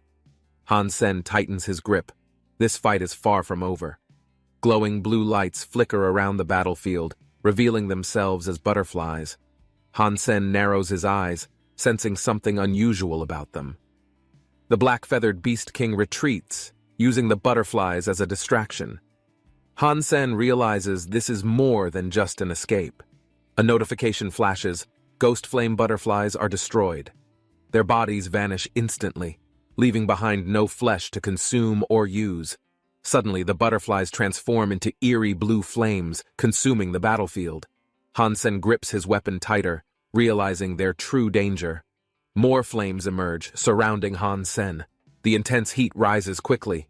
If they keep multiplying, escape might become impossible. Han Sen lunges forward, slashing through the burning blue butterflies. Each strike sends a wave of energy, but the flames persist. His opponent moves swiftly, using the butterflies to obscure his movements. Han Sen tightens his stance, preparing for the next attack. A powerful swing cuts through the flames, but the black-feathered Beast King dodges. He smirks, diving into the watery abyss. Han Sen watches as the beast vanishes below. The battlefield shifts, revealing a hidden underwater passage beneath the chaotic fight. Frustration builds. Fighting in water will be a disadvantage. Han Sen hesitates, knowing that once he enters, retreat won't be an option. Han Sen dives in, chasing after his opponent. The water is murky, distorting vision, making the hunt even more dangerous. The Beast King swims swiftly, using its natural speed to evade. Han Sen struggles to keep up in this foreign environment. A system notification appears. Ghost flame butterfly spirit obtained. The mysterious nature of this beast finally starts to make sense. Han Sen examines the butterfly spirit. It's powerful but disposable, meaning once used, it's gone forever, making it a rare resource. Determined to test its power, Han Sen activates the spirit. A blue light flashes as energy surges through his body. The blue energy bursts upon impact, sending shockwaves through the cavern. Han Sen watches closely, intrigued by the butterfly spirit's reaction. A smirk forms on his face. Despite being a primitive beast spirit, its potential is undeniable. He needs more of them. Darkness shifts as countless glowing butterflies emerge, their lights flickering like stars. Han Sen wonders if the explosion disturbed their hidden nest. With a confident grin, he steadies himself. If they're here, he won't waste the chance. Stocking up on these spirits is essential. Han Sen swiftly eliminated a powerful creature. The system confirmed a successful kill and gene acquisition. Another creature perished under his blade. He continued farming elite genes targeting high-value black flame-type beasts. He had already gathered dozens of gene materials. Each one helped strengthen his stats and resources. Among the creatures, the ghost flame butterfly released unstable energy, nearing the limit of its containment. To prevent energy loss, Han Sen prepared a final precise strike before the flame dispersed completely. Han Sen confirmed the beast was heavenly blood class. Shocked, he realized the gene's true rarity. Absorbing the gene, searing pain spread through his arm. He endured, knowing the power was unmatched. Despite the pain, he accepted the risk. He believed the fusion would strengthen him significantly. With his gains secured, Han Sen escaped swiftly. He now possessed a mutated river-traveling spirit. Days later, Han Sen returned to civilization. A lecture hall awaited, signaling the next chapter ahead. Han Sen examined the alloy dart. Its balance and precision perfectly matched his combat needs now. Xu Qian approached Han Sen with a request to discuss something important regarding a team competition. Xu Qian explained their club needed one more member for Black and White Boxing's upcoming team event. Han Sen hesitated, mentioning his archery background, unsure how he fit into a close combat team. Xu Qian insisted, citing Han Sen's past duel and skill as crucial to defeating a top school.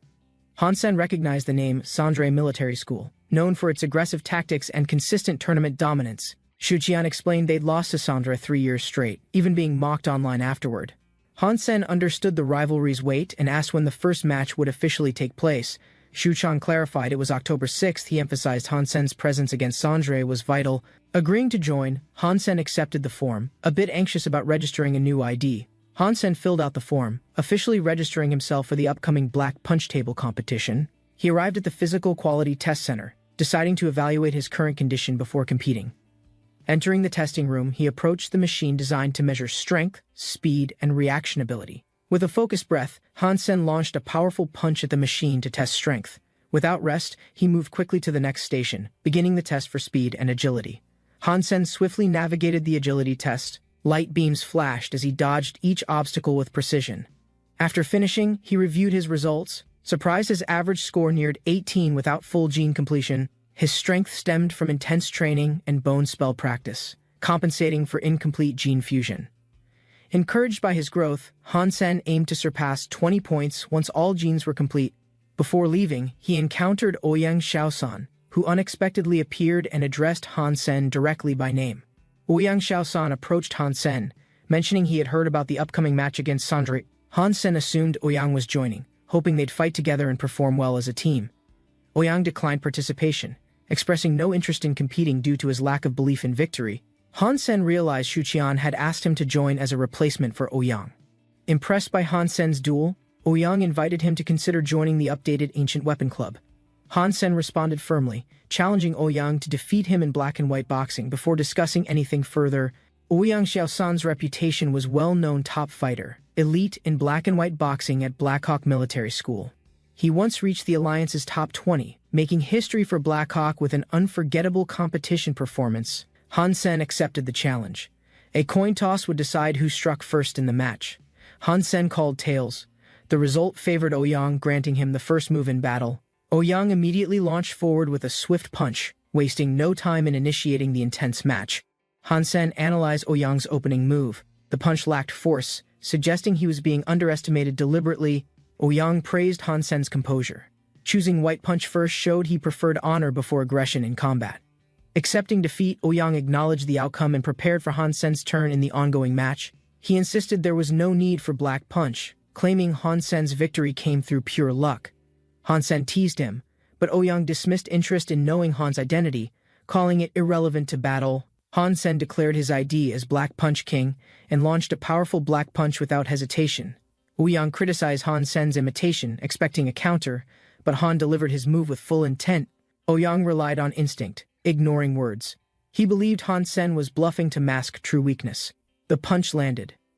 Ouyang staggered back, surprised by its force, realizing it was a real Black Punch. Han Sen reminded him he warned in advance. Ouyang stood stunned, nursing the hit he underestimated. Shaken by the hit, Ouyang decided to fight seriously. He challenged Hansen for another round. Hansen attacked fast again. Ouyang, still proud, warned him not to be too confident too soon. Ouyang analyzed Hansen's movement. Seeing no muscle tension, he judged it to be a white punch. Still unsure, Ouyang hesitated. He couldn't afford to misread again and risk looking foolish in public. Hansen launched upward. He commented on Ouyang's endurance, noting the match already reached at least 13 points. Frustrated, Ouyang yelled at Hansen to stop talking and take the fight more seriously now. And then, Hansen offered him a break, but Ouyang insisted he continue without rest or hesitation. They exchanged more blows. Ouyang shouted for Hansen to attack again, refusing to slow down. Ouyang struggled to understand Hansen's strength. His attack rhythm was unpredictable and unlike standard techniques. Impressed but defiant, Ouyang demanded one more round, blaming his failure on unfamiliar attack patterns. Hansen questioned Ouyang's understanding of black and white boxing, hinting that it involved more than brute strength. He unleashed another fierce strike, declaring Ouyang's perception of the game completely wrong and lacking depth. Ouyang panicked. He assumed it was a black punch and chose to dodge the incoming blow. Surprised by the white punch, Ouyang realized Hansen had outsmarted him with precise physical control. Hansen explained the sport's true levels: character, mind, and skill. Ouyang had only mastered the surface. Hansen prepared to leave, reminding Ouyang to sign up before the competition deadline closed. He credited his mind-reading combat awareness to training with the unbreakable bone spell, challenging Ouyang's skills. At the training field, Coach Chen Ling observed the team and worried about their overall strength. Surprised, the students noticed Ouyang arriving unexpectedly during practice. Unsure why he came without prior notice, Ouyang firmly requested the application form, declaring his intent to join the Sandre competition after all. Hansen was surprised to see Huangfu Pingqing at school and wondered why she appeared there. He asked her purpose. She casually explained her presence, sitting confidently and dressed in casual clothing. Hansen was distracted, trying to stay focused while listening to her claim of being his senior. She teased him about being unwelcoming, catching him off guard with her boldness and close presence. Huangfu Pingqing hinted she had something important for Hansen, recognizing his growing influence at Blackhawk. Huangfu Pingqing mentioned her trip to Steel Shelter, inviting Hansen to join the Beast Spirit auction. Hansen asked what kind of beast spirits would be available and why she invited him. She praised his past accomplishments and said she valued partnering with someone as capable as him. She handed over the auction list, hinting that some listed spirits were even at heavenly blood level. Hansen was amazed by a divine bird image, impressed by its beauty and powerful potential. Hansen admired the silver blood trident, a heavenly blood beast spirit weapon stronger than the divine bird. He asked its price. Huangfu Pingqing offered a discount, quoting 230 million without hesitation, and shocked by the cost, Hansen admitted he couldn't afford such a high amount. She suggested he could get it free by joining the elite warrior god fighting club. Hansen declined politely, saying club contracts were too strict, and he preferred his freedom instead. Huangfu Pingqing offered Hansen more benefits, trying to persuade him to join despite his refusal. Before Hansen could reply, a girl intervened aggressively, clearly unhappy with Huangfu's bold approach. The girl pulled Huangfu away, making her presence known with force and frustration. Hansen recognized Yanran. Yanran demanded Huangfu move, upset by her behavior and unwilling to tolerate her closeness to Hansen. Huangfu calmly responded, mocking Yanran's rude tone and expressing disappointment in her rumored gentle reputation. Yanran confronted Huangfu, stating she had no right to interfere in Hansen's personal matters. Nearby students whispered about both girls, impressed by Huangfu's beauty and curious about her elite background. Hansen sensed the growing tension. He felt uneasy and knew the situation could escalate fast. Yanran defended Hansen, calling him capable and asking Huangfu not to interfere with his choices. Huangfu smirked, brushing off the conflict and promising to continue the conversation with Hansen later. Yanran angrily accused Hansen of flirting again, mentioning both Yu Changxun and Huangfu Pingqing by name. She smacked him in public, while students laughed and mocked Hansen for being so unlucky. Hansen tried to explain himself, insisting that everything was a misunderstanding, and asking Yanran to listen. A few days later, journalist Wen Xiuxiu received instructions to cover the upcoming black and white boxing event. Panel 5, observing Blackhawk's team, Wen judged them as unimpressive, doubting their chances against top-ranked Sandre Military School. Reporter Wen Xiuxiu asked the team about their strategy against Sandre's traditionally strong boxing lineup. Chen Ling confidently replied that Blackhawk needed no strategy, they would win the match regardless of difficulty. Wen Xiuxiu doubted her claim, believing victory over Sandre was unrealistic even with Ouyang Xiaosan involved. When turned to ask the seed player, Nalan Chongyuo, what he thought of Blackhawk's confidence, Nalan dismissed the question coldly, claiming he didn't care who they were, Sandre would win regardless. Wen Xiushu was irritated by Nalan Chongyuo's arrogance, threatening to write negatively about his attitude. She turned to Han Sen, asking for his opinion on Blackhawk's odds in the tournament. Han Sen smiled calmly and said he couldn't predict anything, he was just a temporary team member. At Sandre Military School, students watched the broadcast, amused that Blackhawk believed they could actually win. Liu Yunsheng and Ma Chaiyang mocked Blackhawk's confidence, convinced they were dreaming and wouldn't stand a chance. Wang Yangjun laughed at online discussion, saying people would understand Blackhawk overestimated themselves after losing badly. As the match neared, Wang asked Nalan Chengyuo if he was ready to start the competition. Though ranked second, Nalan reminded Wang to stay focused, knowing underestimating opponents could cost them the match. Xu Yundi and Li Yu mocked Blackhawk's abilities, claiming their team didn't deserve Nalan's attention. Sandre's team discussed match order, suggesting sending Nalan first to quickly shut Blackhawk's team down. The coach declined, assigning Li Yu to open since it was a tag-style team match. Blackhawk's team watched Li Yu enter. Confused, they wondered if he was some famous expert fighter. Chen Ling explained Li Yu was new and average, but surprisingly chosen as Sandre's first participant. Blackhawk's team assumed Sandre underestimated them by sending a newcomer, seeing it as a deliberate insult. Chen Ling smirked, realizing Sandre's arrogance. She decided not to follow a normal formation for her team. Spectators mocked the nickname Black Punch King, believing Han Sen would lose easily against Sandre's rookie. Wen Xiushu revealed Han Sen's real identity and background, noting he'd never fought in official boxing matches. Viewers dismissed Han Sen's chances, assuming Blackhawk was desperate and relying too much on Ouyang Xiaosan. Nalan Chongyuo scoffed at the match, convinced Li Yu alone would be enough to win. Inside the virtual arena, Han Sen and Li Yu were matched as the first round's fighters. Rules were explained: whoever reached 3 points first would win, with punch types determined by scan strength. Han Sen shouted "fight!" and rushed forward without hesitation, entering combat with focused determination. Li Yu scoffed, thinking Han Sen was insulting him by starting with what looked like white punch. The system confirmed Han Sen used a black punch, leaving Li Yu in complete shock and disbelief. Spectators were confused. Han Sen's punch looked too soft to be categorized as black punch strength. Han Sen struck again with precision and power, earning another point and pushing Li Yu back. Sandre's team panicked, wondering if the system had made a mistake judging Han Sen's punch level. Their coach warned Li Yu to stay calm, urging him not to fall for Han Sen's strategy. Li Yu acknowledged the strength of Han Sen, realizing Blackhawk had more talent than he expected. Han Sen taunted Li Yu, pointing out his weakness: lack of understanding his opponent's true combat style. Li Yu shouted in frustration, determined not to let Han Sen manipulate his judgment a second time. Han Sen unleashed another punch, its form clean and powerful, forcing Li Yu to question its category. Li Yu hesitated, unsure if the punch was black or white. It lacked murderous intent but hit hard. Han Sen's powerful black punch struck hard. Li Yu couldn't even tell what type it truly was. With one final blow, Li Yu collapsed. His score fell to 0 after 3 clean, undeniable strikes. Spectators stared in disbelief. Their confident teammate had been wiped out without landing a single point successfully. The Sandre team was stunned. Li Yu, their first fighter, had lost 3 straight rounds to Han Sen. The reporter announced the results. Black Punch King from Blackhawk had won decisively, 3-0. The students were annoyed by the biased commentary, suspecting the host favored Sandre without fair reason. Excited by online reactions, they showed Yanran. The post's fans everywhere began cheering for Han Sen's comeback.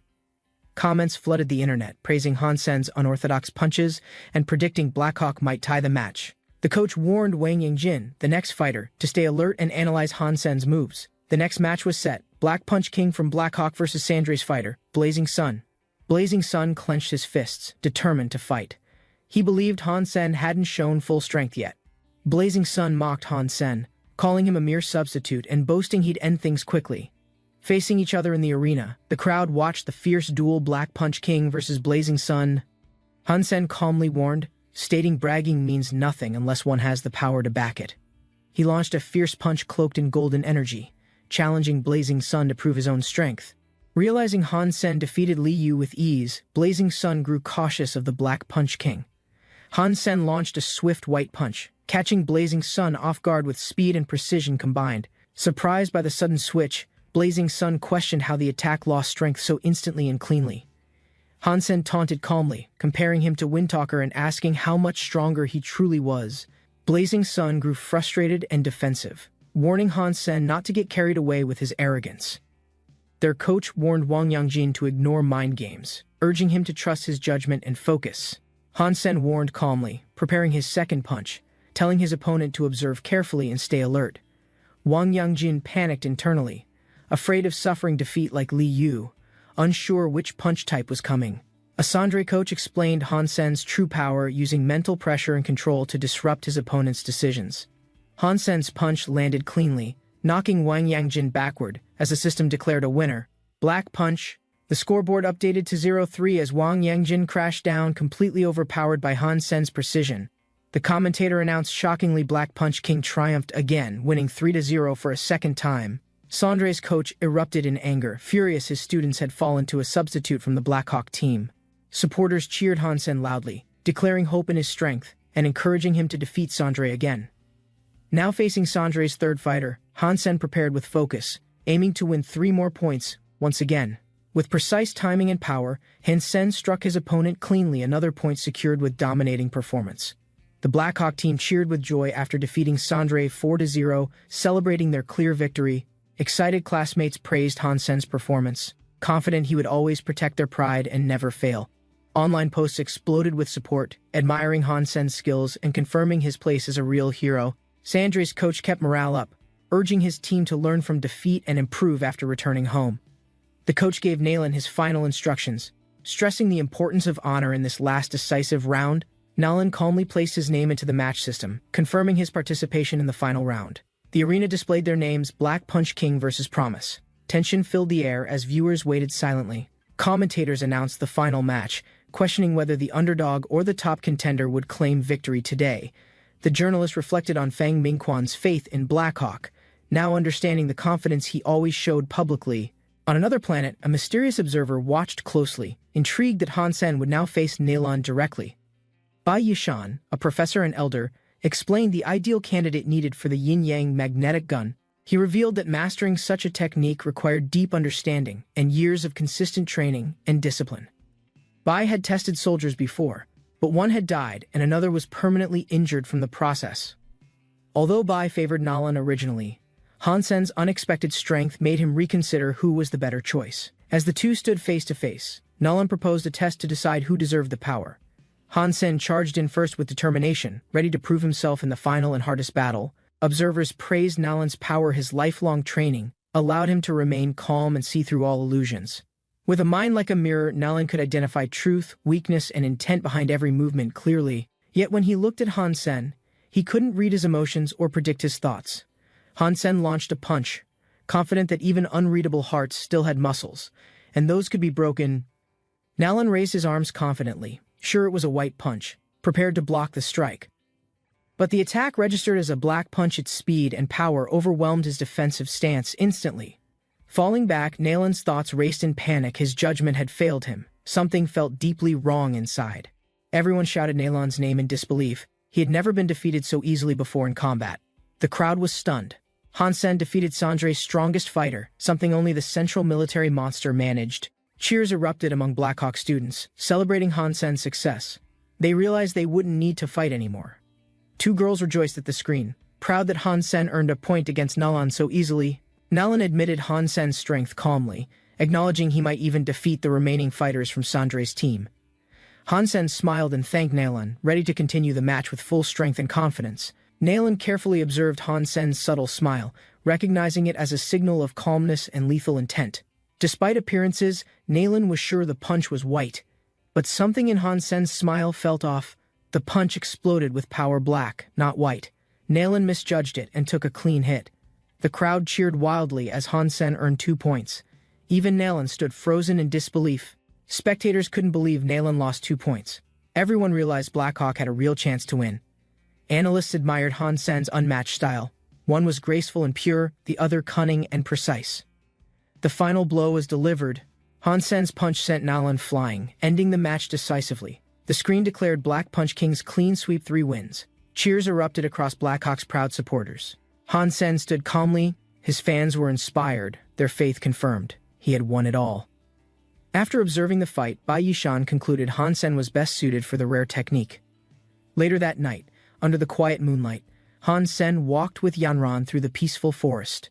Yanran stopped him, told him to close his eyes, and leaned closer with a playful smile. She kissed him gently, fulfilling her promise after his victory, her hands wrapped tightly around him. Han Sen blushed and grinned, realizing one thing: he now had to win every single match. Just as the kiss ended, a buzz sounded. Han Sen's communicator flashed with an unexpected message. Yanran grew furious seeing Huang Fu and a towel on screen, interrupting their moment with a smug smile. Huang Fu, lounging in a bath, casually invited Han Sen to an auction held in 3 days. Han Sen, overwhelmed, tried to explain, but Yanran transformed into fury itself, casting shadows around him. Desperate, Han Sen pleaded innocence, but Yanran chased him furiously, refusing to let him escape punishment. Huang Fu lounged in the bath, smugly reminding Han Sen she had influence everywhere in Blackhawk. 3 days later, the grand auction hall buzzed with excitement as elites gathered to buy beast spirits. Han Sen, overwhelmed by extravagant prices, realized he couldn't afford a single item on display today. The audience gasped as Jin Beipeng proudly secured a flying beast spirit for $25 million. Next, Shen Tianzi bought the Silver Blood Trident for $33 million, declaring he'd conquer cities with it. Feeling out of place among the wealthy crowd, Han Sen decided to leave the auction silently. As he exited, a sudden darkness fell, confusing the crowd as day seemed to vanish. People stared at the sky, wondering if heavy rain or a storm was approaching the city. Han Sen and others looked up, startled by a strange golden glow forming above the buildings. Gasps erupted as the glowing shape became clear. Divine Island had appeared, radiating light from the sky. Han Sen stared in awe, surprised by the rare floating island's sudden appearance above the cityscape. The crowd murmured every Divine Island was guarded by a heavenly blood beast holding a powerful beast spirit. Han Sen knew climbing such a high island required strength. Only those with flying beasts could reach it. He owned the purple scale dragon. The newly bought Holy Light Divine Bird made him twice as powerful. Spectators whispered regrets, realizing the divine bird's true value. Shen Tianzi now faced the cost of greed. Han Sen gathered strength beneath the tree, aura flaring. With calm resolve, he prepared for liftoff. Mounted on the flying beast, he soared upward with speed, eyes locked on the distant Divine Island. Lin Bifeng soared above the desert, determined to reach the Divine Island before anyone else arrived. Golden Man watched Lin's flight, wondering why he risked everything to approach the heavenly blood beasts early. Shen Tianzi's armor glistened as he identified Golden Man approaching, prepared for a confrontation over the island. Shen Tianzi shouted, warning Lin to retreat immediately or face death for disturbing the sacred creatures. The freezing wind cut through his suit as Lin clenched his teeth, refusing to slow down. Golden Man hovered above the clouds, surprised Shen Tianzi possessed the Holy Light Divine Bird so easily. He realized Lin lacked any blood armor, making him vulnerable to the freezing winds surrounding the island. Golden Man clenched his blade, deciding this moment was perfect to eliminate Lin before reinforcements arrived. Lin noticed Thumb approaching quickly, shocked that he also commanded a powerful flying beast spirit in battle. Golden Man offered Thumb an alliance, promising rare armors in return for helping destroy their common enemy. Thumb accepted the offer and apologized, explaining the promise of rare armors was too tempting now. Golden Man calmly replied that the heavenly blood beasts would remain untouched, offering peace to avoid conflict. Shen Tianzi spread his wings wide, surging forward with power that cracked the air around him. Lin felt the intense energy pressing on him, realizing Shen Tianzi's strength had reached terrifying new levels. Thumb braced himself, shouting that it was finally his turn to fight with full strength. Shen Tianzi swung his massive blade, striking Thumb's shield with force that echoed across the sky. Thumb gasped in disbelief, realizing his shield was cracking under a single blow he could not block. Shen Tianzi smirked, boasting that even together, their combined strength still failed to gain any advantage. Golden Man urged Thumb to attack together, convinced Shen Tianzi could not resist them striking at once. Thumb agreed instantly, raising his sword high while preparing to launch an all-out assault without hesitation. Shen Tianzi unleashed his heart reverse slash, striking both enemies and sending them crashing to earth. Spectators gathered below, wishing they possessed flying beast spirits to witness the fierce battle up close. One observer admired Golden Man's power, calling him the true king of the Steel Shelter territory. Golden Man prepared to counterattack when suddenly, a figure with white wings descended quickly toward the battlefield. Shen Tianzi recognized Huangfu Pingqing, surprised she had come to help Golden Man in this fight. Huangfu Pingqing charged at Shen Tianzi, determined to break his defense and protect her wounded allies. Her twin blades clashed against Shen Tianzi's sword, forcing him to block multiple attacks at once. Spectators whispered that Hongfu's family trained her well, making her power equal to Golden Man's strength. Thumb clenched his fist, yelling that he would finish this battle before reinforcements could arrive there. Golden Man flew beside Ping King, shouting as he unleashed a strike intended to end Shen Tianzi's advantage. Shen Tianzi's blade shattered Golden Man's weapon completely, sending fragments spinning down toward the ground below. Spectators explained his sword was heavenly blood level, making Golden Man's weapon weaker despite his reputation for strength. One woman clenched her fist, worried Golden Man could not defend himself now against Shen Tianzi's assault. Thumb charged forward, laughing and declaring that without his sword, Golden Man would finally be defeated forever. Golden Man's eyes glowed fiercely as he prepared to answer Thumb's challenge with all his remaining power. Golden Man lunged at Shen Tianzi, but Ping Qing rushed forward to intercept the deadly incoming strike quickly. She shouted her intent to stop Shen Tianzi, brandishing the silver blood trident with unwavering determination and focus. Shen Tianzi recognized the weapon as the rare trident Lin bought, realizing its sharpness was extraordinary. He understood the auction was a ruse, and Ping Qing's trident remained powerful in anyone's hands forever.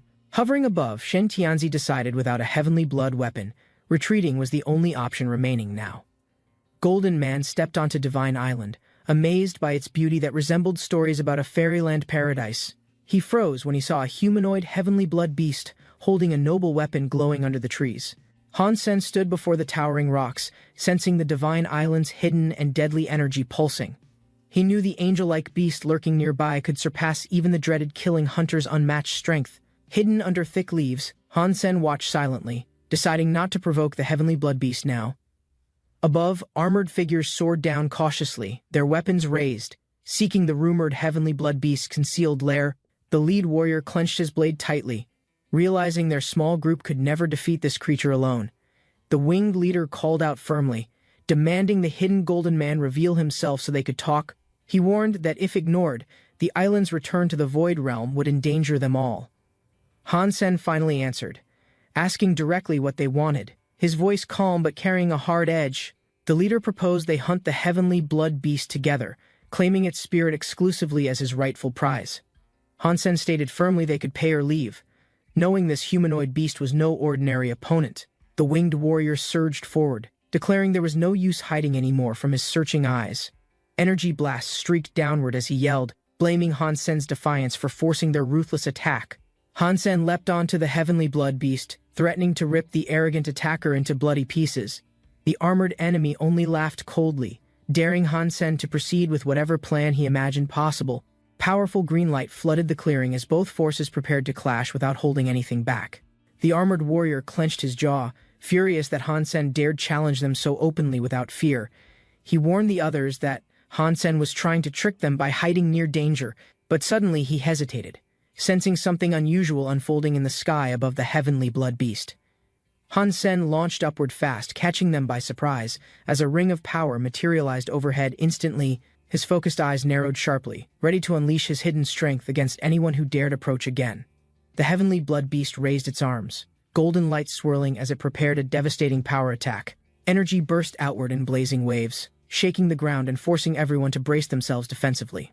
Han Sen shot forward quickly, shouting a challenge as he led the creature straight toward his enemies. The armored soldiers cursed, realizing too late that Han Sen had planned this dangerous maneuver from the start. Their leader admitted defeat, knowing the heavenly blood beast's speed made any attempt to escape completely impossible. The heavenly blood beast lunged at incredible speed, forcing Han Sen to react with perfect precision immediately. Han Sen marveled at the beast's blinding quickness, struggling to keep pace as it closed distance rapidly. His weapon shattered suddenly, leaving him shocked that the creature's strength could break the Blossom spirit instantly. Fear crept into his mind as he saw the beast's eyes focused, determined to kill. Realizing escape was the only option, Han Sen veered sharply, knowing he would die if cornered. Han Sen clenched his teeth as the beast's claws struck, barely dodging the lethal blow aimed forward. The heavenly blood beast roared past him, its power tearing the air apart with unstoppable force instantly. Han Sen flipped backward swiftly, feeling relief that he had avoided the attack by a narrow margin. He exhaled sharply, thinking how close death had come while the creature soared ahead in pursuit again. A massive beam of energy smashed downward, leaving the armored warriors frozen in fear at its impact. The armored warrior raised his shield, barely blocking the crushing strike that sent shockwaves through his body. He tumbled backward through the air, wings flaring wide to slow his uncontrolled descent toward the ground. Shouting desperately, he pleaded with Han Sen to set aside grievances and cooperate against their deadly common enemy. Han Sen ignored the plea, focusing only on driving the beast further across the shattered battlefield terrain. The white beast roared, realizing it must endure and stall until Han Sen decided to retreat away. The armored warrior clenched his fist, vowing to destroy Han Sen after defeating the heavenly blood beast. Han Sen watched as the heavenly blood beast transformed, its aura spreading wide to intimidate everyone nearby. The armored warrior scoffed, noting the change but refusing to retreat or show any sign of fear.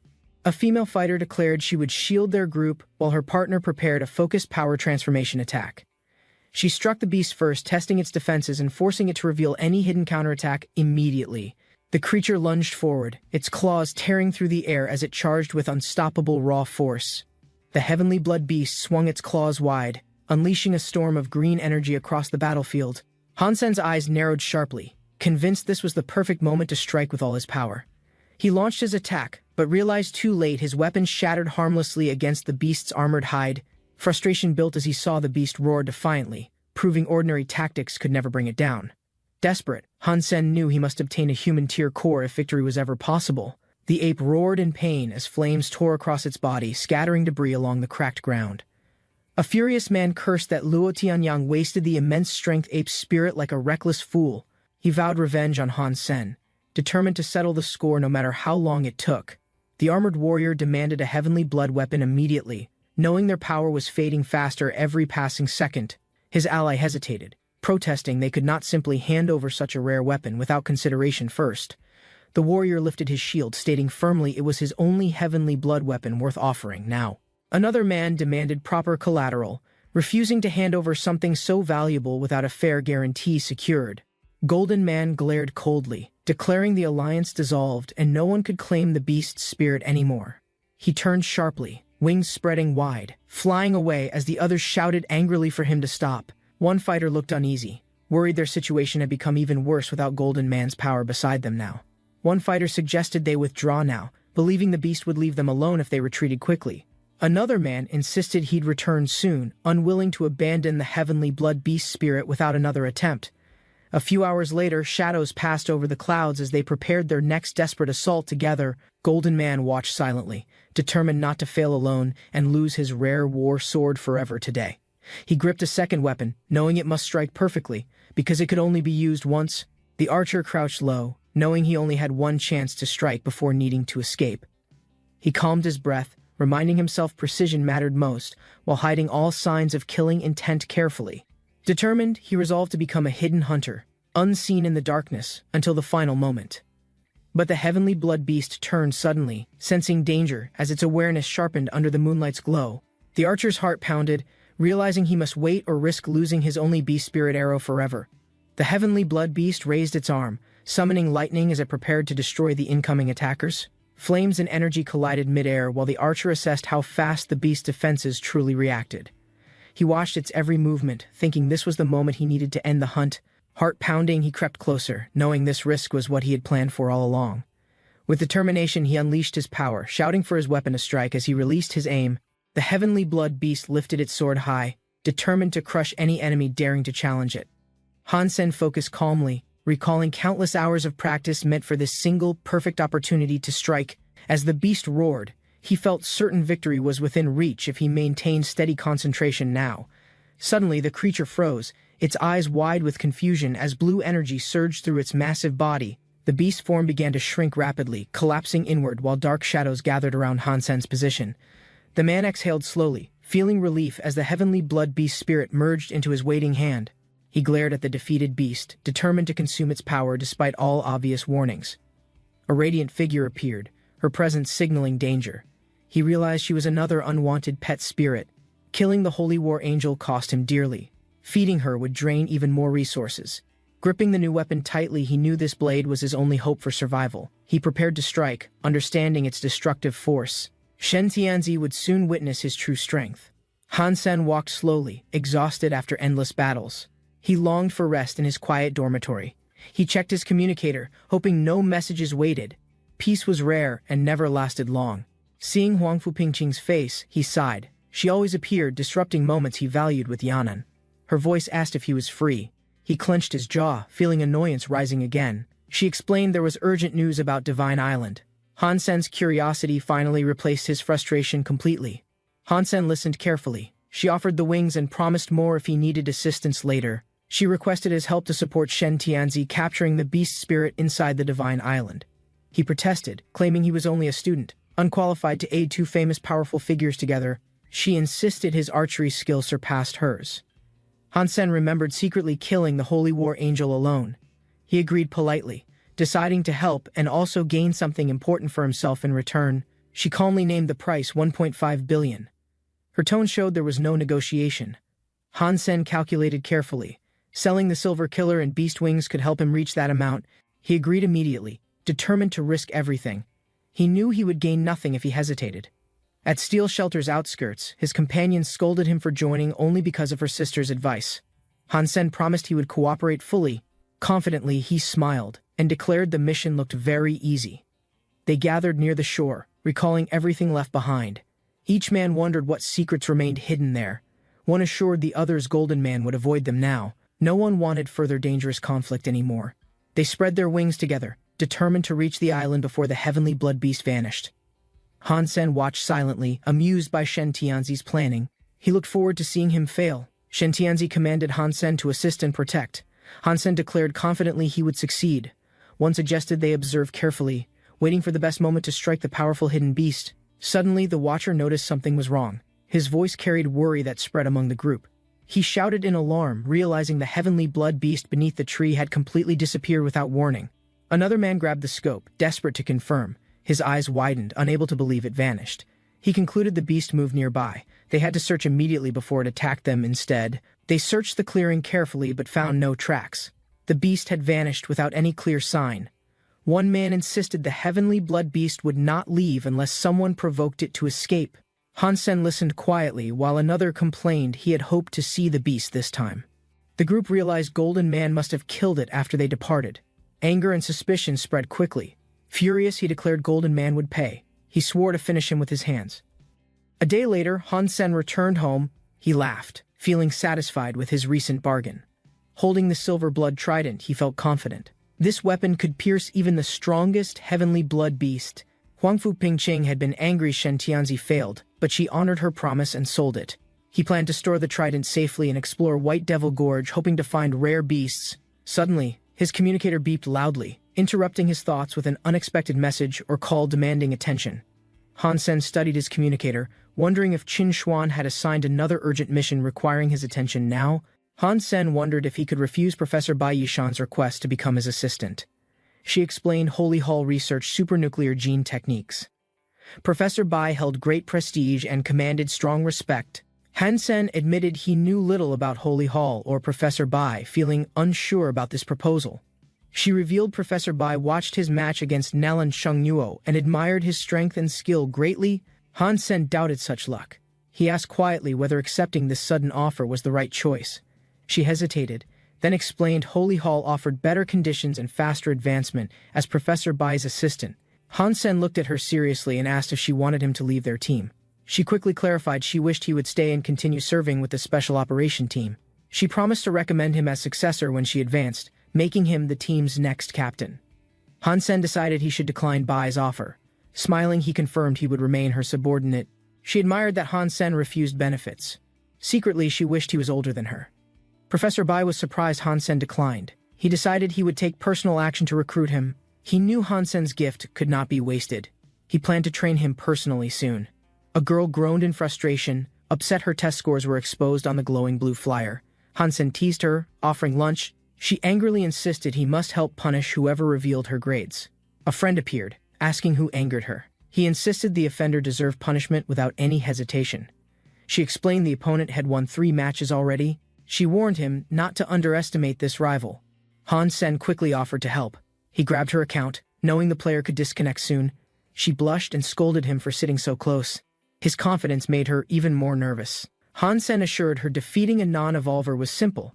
He would challenge the opponent without any delay. A voice called Ji Yanran by name, surprising them. Hansen noticed the opponent's unusual, bold ID. Ji Yanran looked worried, admitting she did not recognize the ID. They had never met before. The stranger introduced himself as Lu Botao, famous third-hand king from Central Military School's gaming club. Ji Yanran explained Lu Botao ranked among the top players in all military school league matches.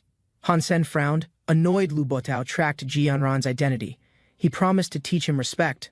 Lu Botao boasted Blackhawk Military School was weaker. He claimed Ji Yanran would already be his girlfriend otherwise. Liang Yiming watched silently as Botao laughed confidently, still dreaming about winning Ji Yanran's attention and respect. Excited, Botao shared he finally encountered Ji Yanran in the Hand of God game platform. Yiming warned him to be patient, to display strength but also treat her gently during any competition. Botao agreed calmly, feeling sure of victory. The game screen lit up, marking the match's official start. Lu Botao focused intently, determined to prove his skill and impress Ji Yanran during this match. As the game intensified, he admitted Ji Yanran was much stronger when she played seriously against him. He decided he could not hold back. He needed an early advantage, even conceding some points later. Botao realized her speed had increased greatly. He struggled to match her faster, more precise movements now. Yiming warned him to concentrate fully.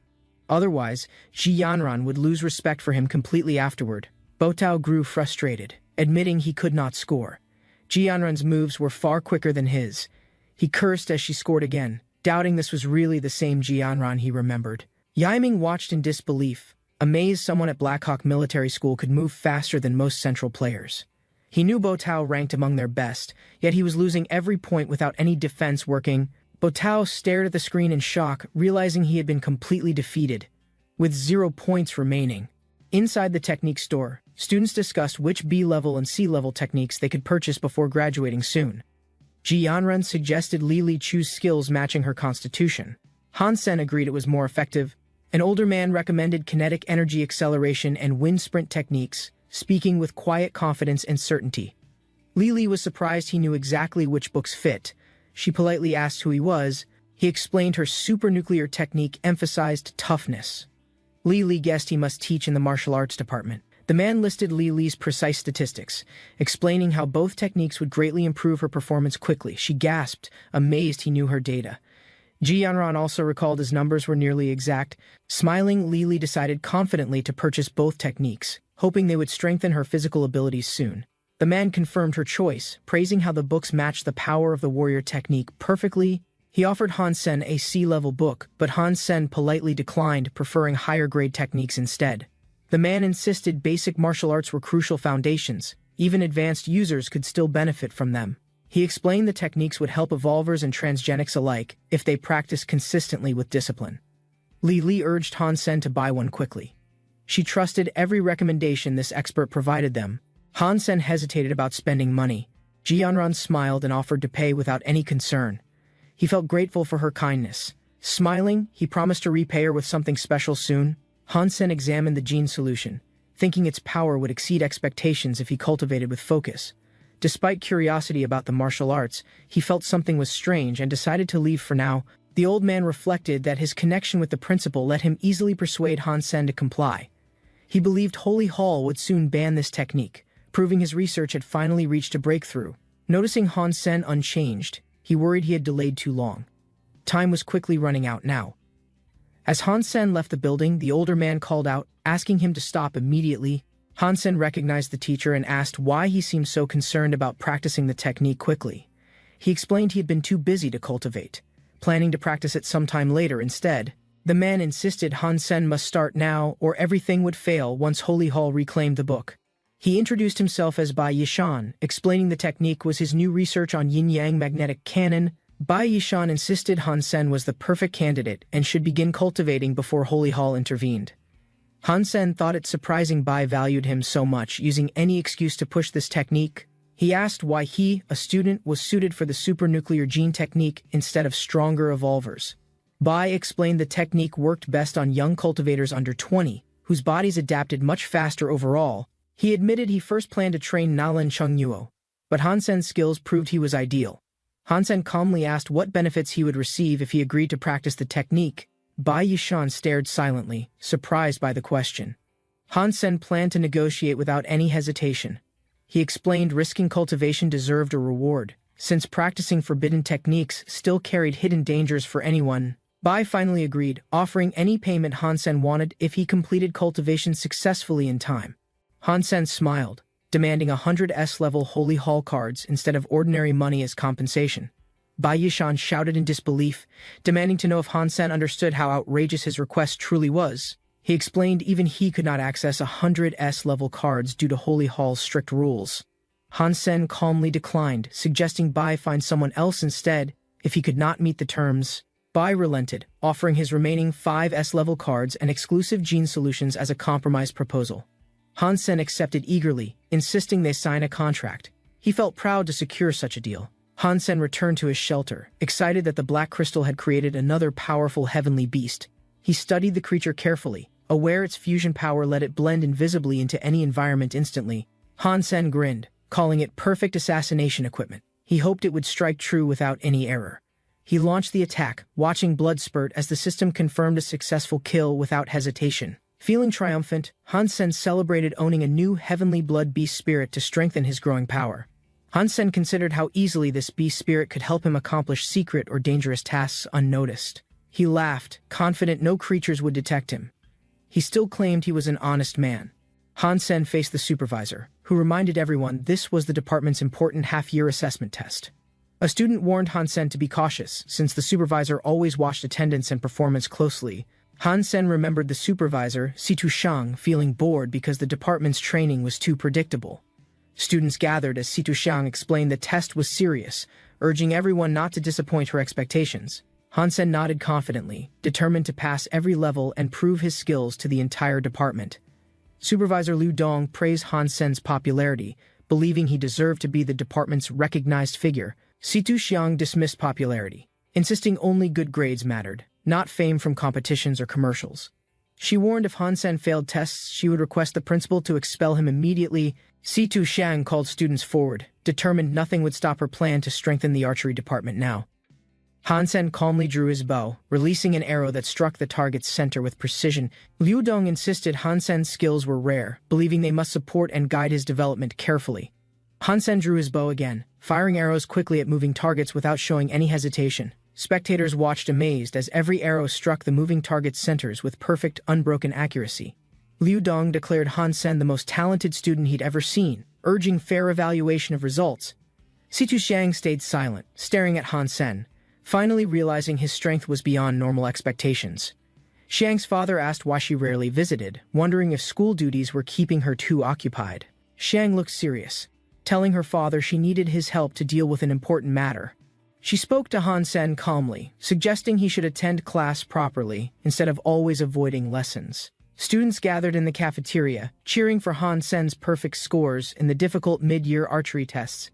Hansen smiled modestly, insisting his success was only luck, nothing special compared to other hardworking students. Hansen's communicator beeped, signaling an unexpected message arriving from the Office of Academic Affairs Department. His classmate explained Hansen was invited to join special training personally organized by Situ Qing.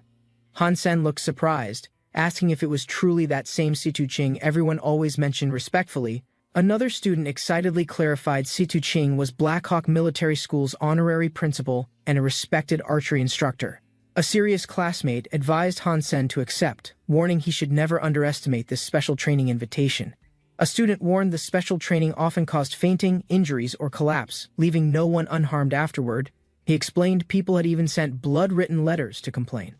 But the school ignored every desperate request.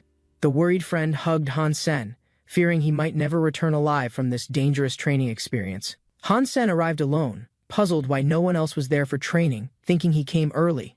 Situ Xiang appeared, revealing the training was arranged only for Hansen since he earned all fives. Situ Qing introduced himself, explaining Hansen had earned this special training through his outstanding performance alone. Hansen politely greeted Situ Qing, feeling nervous meeting someone with such an impressive background and reputation.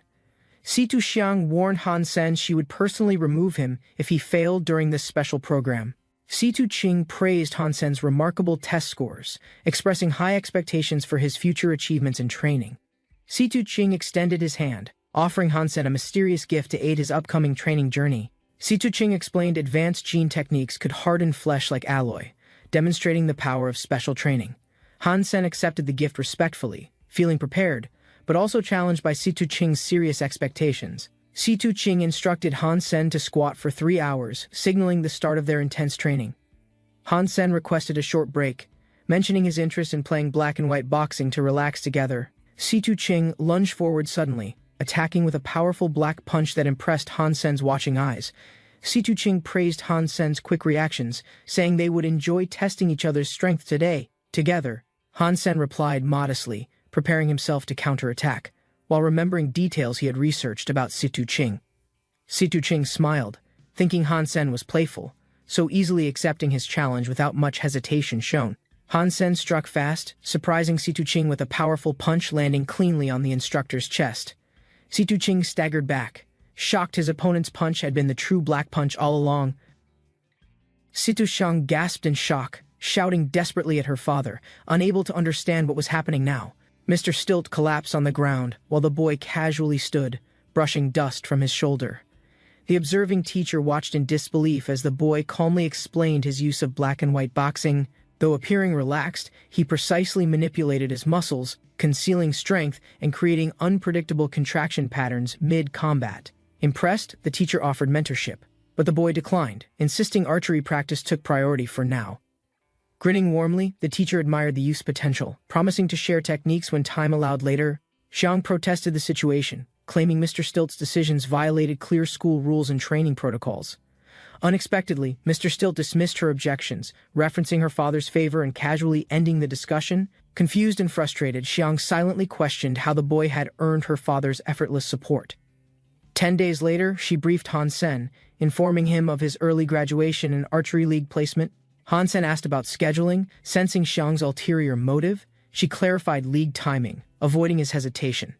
Han Sen reviewed his next mission, ordered to support operations near the dangerous Flaming Devil Abyss. In a barren canyon, elite riders gathered, led by a woman named Beautiful, surveying the area warily. Han Sen questioned the target's strength, suspecting the creature was no ordinary mutated beast or elite variant. Beautiful confirmed the enemy's body was like a weapon, formed by failed experiments involving noble blood. As a whirlpool of energy swirled below, the team spotted their objective sealed inside a containment field. The monstrous enemy emerged, wielding a soul hammer. It had already slain one and crippled another. Han Sen studied the battlefield, realizing the creature's bunker served both as refuge and deadly trap. Without his heavenly-grade wings, Han Sen hesitated. Beautiful offered him a beast spirit arrow to compensate. Confidently, Han Sen refused the aid, revealing he had his own method for dealing with threats. Beautiful summoned black wings from storage, offering them and full rewards if Han Sen succeeded alone. Wings flared, Han Sen launched into the sky, soaring toward danger with speed that cut through wind. He joked to himself, imagining a fine meal as future payment for risking his life again. The black wings were fast, nearly silent, but he wished for even quieter purple-scale beast wings. Careful to stay unnoticed, Han Sen crept close. The creature's sharp instincts still posed a threat. His stealth failed, its glowing eyes snapped toward him as it hurled the giant soul hammer upward. The beast launched its blazing attack. Han Sen barely dodged, sensing the hammer's devastating purple aura surge. He countered with sharp maneuvers, knowing direct confrontation risked death from its overwhelming brute force strikes. Clashing midair, weapon met wing, Han Sen twisted quickly, surviving another deadly hammer swing by inches. From afar, Beautiful worried the creature's power might overwhelm even Han Sen's skills in close quarters. Leaping into action, she shouted back orders, demanding support and refusing to simply watch him fall. Diving fast from above, Han Sen pierced the wind like a spear, aiming straight at the enemy. The beast dodged just in time, its bulky frame smashing the earth beneath with explosive force. Maintaining momentum, Han Sen darted around rapidly, minimizing surface contact to avoid being trapped or overwhelmed. Purple energy flared as the enemy countered with another devastating blow, narrowly missing its swift blue target. Utilizing momentum and sharp instinct, Han Sen maneuvered behind and landed a slicing strike across the beast. Shock crossed Beautiful's face as distant dust clouds revealed the aftermath of Han Sen's decisive strike. Emerging from the swirling debris, Han Sen stood victorious, the noble weapon fallen beside the defeated beast. He leapt skyward just as the ground collapsed, escaping the sinkhole caused by the creature's final fall. Straining midair, he clutched the massive hammer, its heavenly blood weight nearly overwhelming his enhanced arms. From afar, Beautiful admired the effort, noting the weapon's value but rarity for anyone without divine strength. After the battle, Beautiful approached with narrowed eyes, evaluating Han Sen's victory and questioning the beast's spirit. The armored warrior examined the beast's remains, disappointed. Its corrupted form offered no power or reward. Still, his efforts hadn't gone unnoticed. The officer smiled, recognizing the warrior's loyalty despite minimal gain. Grateful for recognition, the warrior felt a renewed purpose as their bond of trust silently grew stronger. 2 days passed. Tension rose. A black-clad figure arrived, puzzled by the steel armor regiment's full assembly. Leadership transitioned swiftly. The new commander, Manhwa, would now lead while preparations for ascension quietly accelerated. The commanding officer announced her decision. Hansen would now lead the special operations team. Filling the vacancy, the crowd murmured with surprise and praise, questioning Hansen's rise and comparing him to past leaders. Hansen remained humble, masking nervous energy with a smile. The appointment caught even him off guard. Captain Chin objected boldly, claiming superior fitness for command. Her pride clashed with the silent weight of authority. Without pause, the leader dismissed further debate. Orders were final, the room cleared, tension trailing behind retreating footsteps. Support quickly gathered around Hansen, his promotion inspiring lighthearted cheers and playful promises from trusted allies. Behind his grin, Hansen weighed the politics, realizing Manhwa's past efforts didn't sway leadership after all. Instead of retreating, Manhwa boldly challenged the choice, demanding proof through fair competition rather than silent acceptance. Frustration brewed in the captain's thoughts. Manhwa's ambition often clouded her judgment, even in front of others. Ready for battle, Hansen accepted the terms, confident yet calm as Manhwa vowed total victory ahead. Inside the holographic hall, both challengers were instructed to enter the simulation system through their personal accounts. Confidence radiated from them. Without hesitation, they acknowledged the rules and prepared mentally for the upcoming match. Elsewhere, a trainee limped from his pod, overwhelmed by the intensity of virtual combat's physical feedback system. Curiosity grew. Spotting 3 commanding figures, the young soldier questioned their unexpected presence in the simulation chamber. Meanwhile, deep inside the digital forest, pixelated leaves shimmered under a glowing moon, awaiting the duel's arrival. The Dark Night Forest simulation began, designed as an endurance challenge for elite soldier training and evaluation. Commander Chin detailed the objective: a dense forest path filled with birds, triggering the accuracy-based scoring system. Competitors must shoot white birds without hitting black ones. Wrong shots reduce score and eliminate the player. Both contestants entered the virtual gateway together, each prepared to prove their capability through the simulation course. A nearby cadet watched secretly, intrigued by the match's stakes and unsure which fighter truly deserved leadership. White and black birds burst into the air, triggering the simulation's high-speed precision shooting phase instantly. Hansen sharpened his focus, determined to prove his strength and erase any doubts about his worth.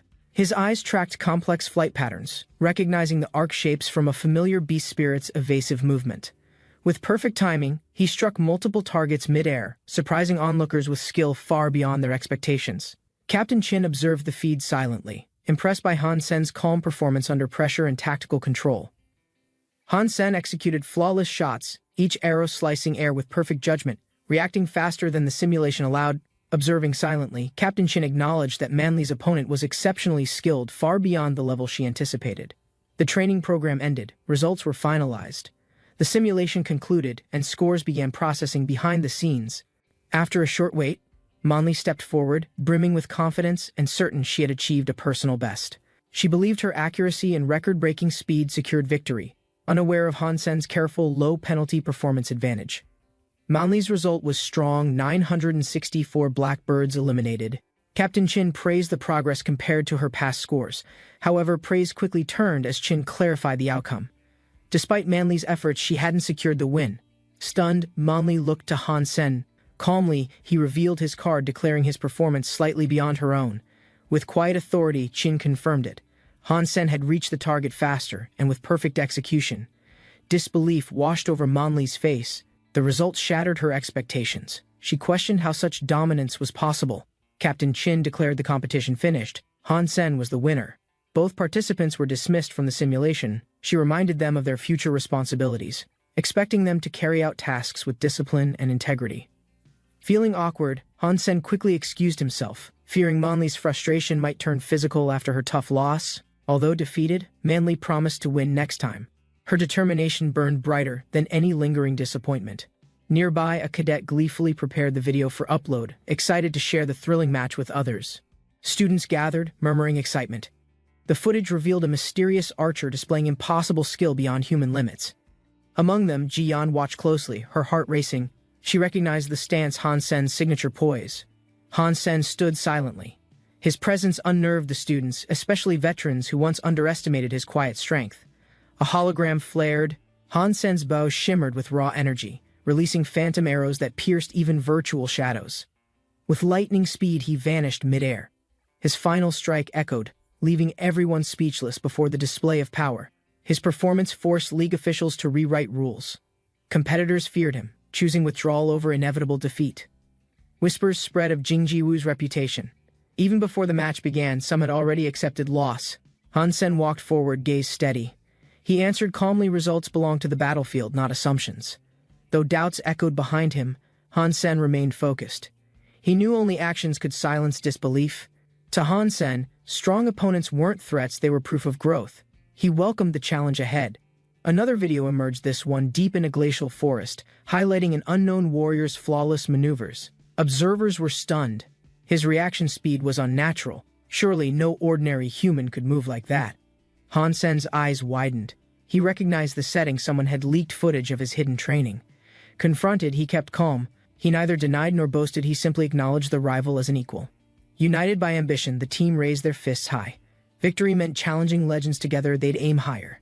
The sky gleamed above the academy. A surprise visitor arrived, catching everyone off guard with familiarity. Hansen turned. She smiled, recalling a past battle where he saved her life without hesitation.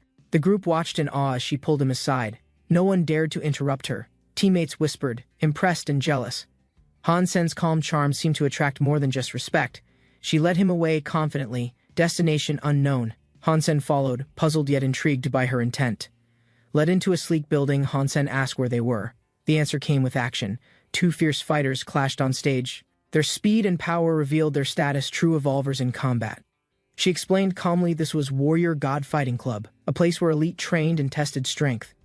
Curious about his future, she asked about his plans. Hansen replied with honest uncertainty. She offered an option: join the club. No pressure, only time and strength would shape his path. Hansen was led to a circular arena inside the restaurant, glowing with theatrical tension and silence. A spotlight dropped. A woman stepped forth. The crowd leaned in. This was the Queen's battlefield moment. Known as the Queen of the Fighting Field, her reputation alone froze challengers before the match. Even Hansen shuddered. Her presence exuded violence and history. She was no ordinary evolver, but legend. Her challenger arrived next, Xu Jiqiang from Iron Fist Martial Arts Club, proud and burning with resolve. Hansen recognized the technique super alloy boxing. This fighter had refined it to deadly perfection. The Queen stood calm. Despite his speed, she read every movement with chilling clarity and grace. Hansen watched, certain. Her silence wasn't weakness, it was certainty. She'd dominate this match without fail. Xu Jiqiang struck first. His punch landed, yet she barely flinched. His confidence shattered in an instant. Her turn came. A swift, focused strike followed, faster than light, cutting through his hardened defense. Hansen was stunned. Even Xu's most refined technique couldn't make her flinch, let alone land. The Queen struck again, fluid, sharp, unrelenting. Her motion blurred into streaks of deadly precision and elegance. 1,000 duels, 1,000 evolvers, none had touched her. She remained undefeated, reigning alone atop that field. Cheers erupted. She raised her hand, the undisputed icon of Warrior God Fighting Club's absolute hierarchy. Hansen listened carefully. She hinted he could rival her, but only through unwavering, dangerous personal evolution. Her proposal shocked Hansen mid-sip. Marriage, he nearly choked, caught off guard by her boldness. Shaking it off, he refocused. He needed to improve fast before the league team deadline arrived.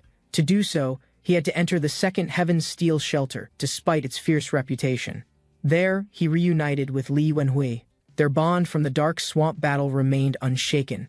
Li described the threat: a humanoid beast in black armor, riding a terrifying one-horned warhorse. Li Wenhui recalled his escape. The beast's strength overwhelmed him despite flying away on iron wings. They agreed to the hunt. Hansen reminded him the beast spirit belonged to whoever earned it first. At the edge of the dark swamp, a beast descended, shrieking as its wings cut wind.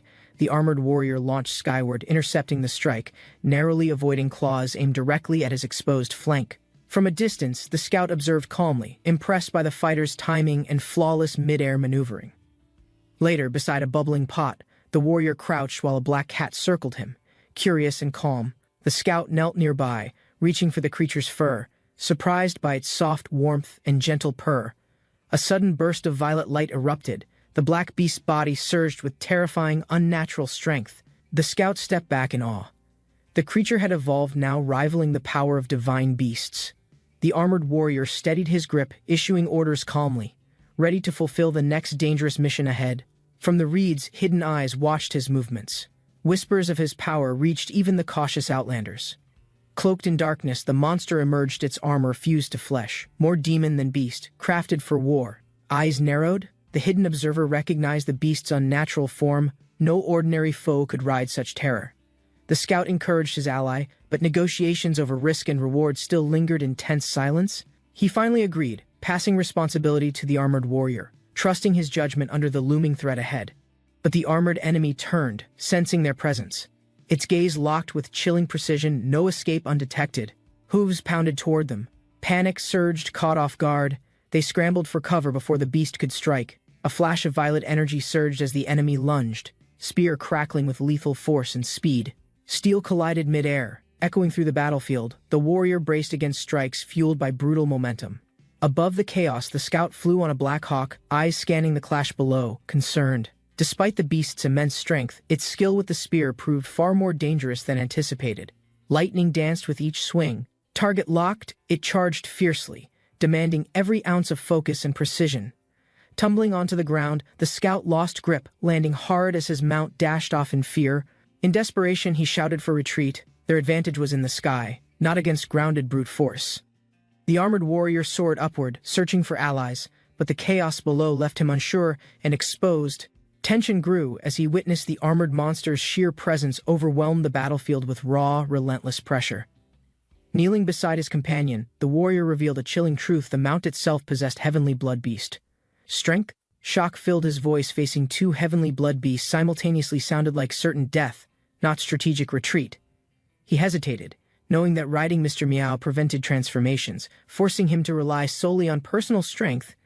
With resolve hardened, he stood firm. Strength had returned, and retreat was no longer part of consideration. Confused, the scout watched from across the bank. Was the warrior bathing his mount before a dual armor gleamed as he gave the command? Mr. Meow crouched low, every muscle poised for coordinated assault. A blinding arc sliced the air as both forces clashed, their weapons humming with explosive energy. Each calculated strike was mirrored, parried with uncanny precision. Something about the enemy's foresight felt unnatural, unsettling. No matter the angle or tactic, every move was anticipated. Confusion gripped him in rising frustration. Was this beast merely instinctual, or had it evolved into something sentient? With strategy and supernatural reflexes hidden in the brush, the scout's voice trembled. Even their strongest fighter couldn't gain the upper hand. He launched from the water's edge, wings cutting air, spear aimed directly at the beast below. Days passed since the last encounter. Restless and tense, they reconsidered their options but found none better. Refusing to retreat, he studied the weapon closely, noticing faint energy pulsing at its darkened core. With new insight, he unleashed the reformed spear, charged with precision, glowing with refined strength and focused intent. Although the beast still blocked the strike, its reaction slowed. Progress made, honed by repetition and resolve. Collapsed on the field, he breathed heavily. Despite effort and training, nothing pierced the beast's defense. His allies searched through ancient texts, desperate for forgotten knowledge that could offer a viable solution. Meanwhile, the warrior reflected quietly: raw strength alone was useless against that creature's shielded skin and adaptive reactions. From a distance, the enemy approached again. Its movement showed no fear, confident, relentless, and fully prepared. Now burning with golden energy, the warrior rose again. This time, he was ready to fight properly. He focused energy into his fist, deciding between yin or yang to strike with precision. With a burst of speed, he lunged forward, his fist crackling with violet yin energy. The armored enemy raised a polearm, but the blow pierced through, bypassing defenses in a flash. Though the mask remained untouched, the blow landed, sending tremors through the enemy's rigid metal frame. Blood spurted from inside the armor, the yin punch ruptured organs, bypassing even reinforced steel. The beast cried out as the enemy charged, violet power building again around its corrupted, surging weapon. Steel met force with a violent clang. Energy didn't weaken. Instead, it grew more fierce suddenly. Sensing something wrong, he retreated fast. Confusion flickering. The strike should have drained energy, not amplified it. His beast companion, alarmed, took flight mid-battle, wings flaring wide, dragging him into the open sky. Spinning in air, he clutched tightly to the reins, escape barely achieved by inches. Breath sharp. Landing in the forest, he steadied his breath, shaken by how close death had nearly come. Despite retreating, he knew the enemy wouldn't rest.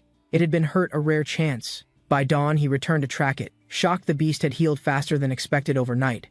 Its armor gleamed fresh, body stronger than before. That kind of recovery. Something in the lake hovering above the water. He scanned for clues, mind racing, nothing visible but shimmering aquatic plants. He spotted the lake again from above. That was it, their only source of regeneration. Hidden among tall grass, he observed silently.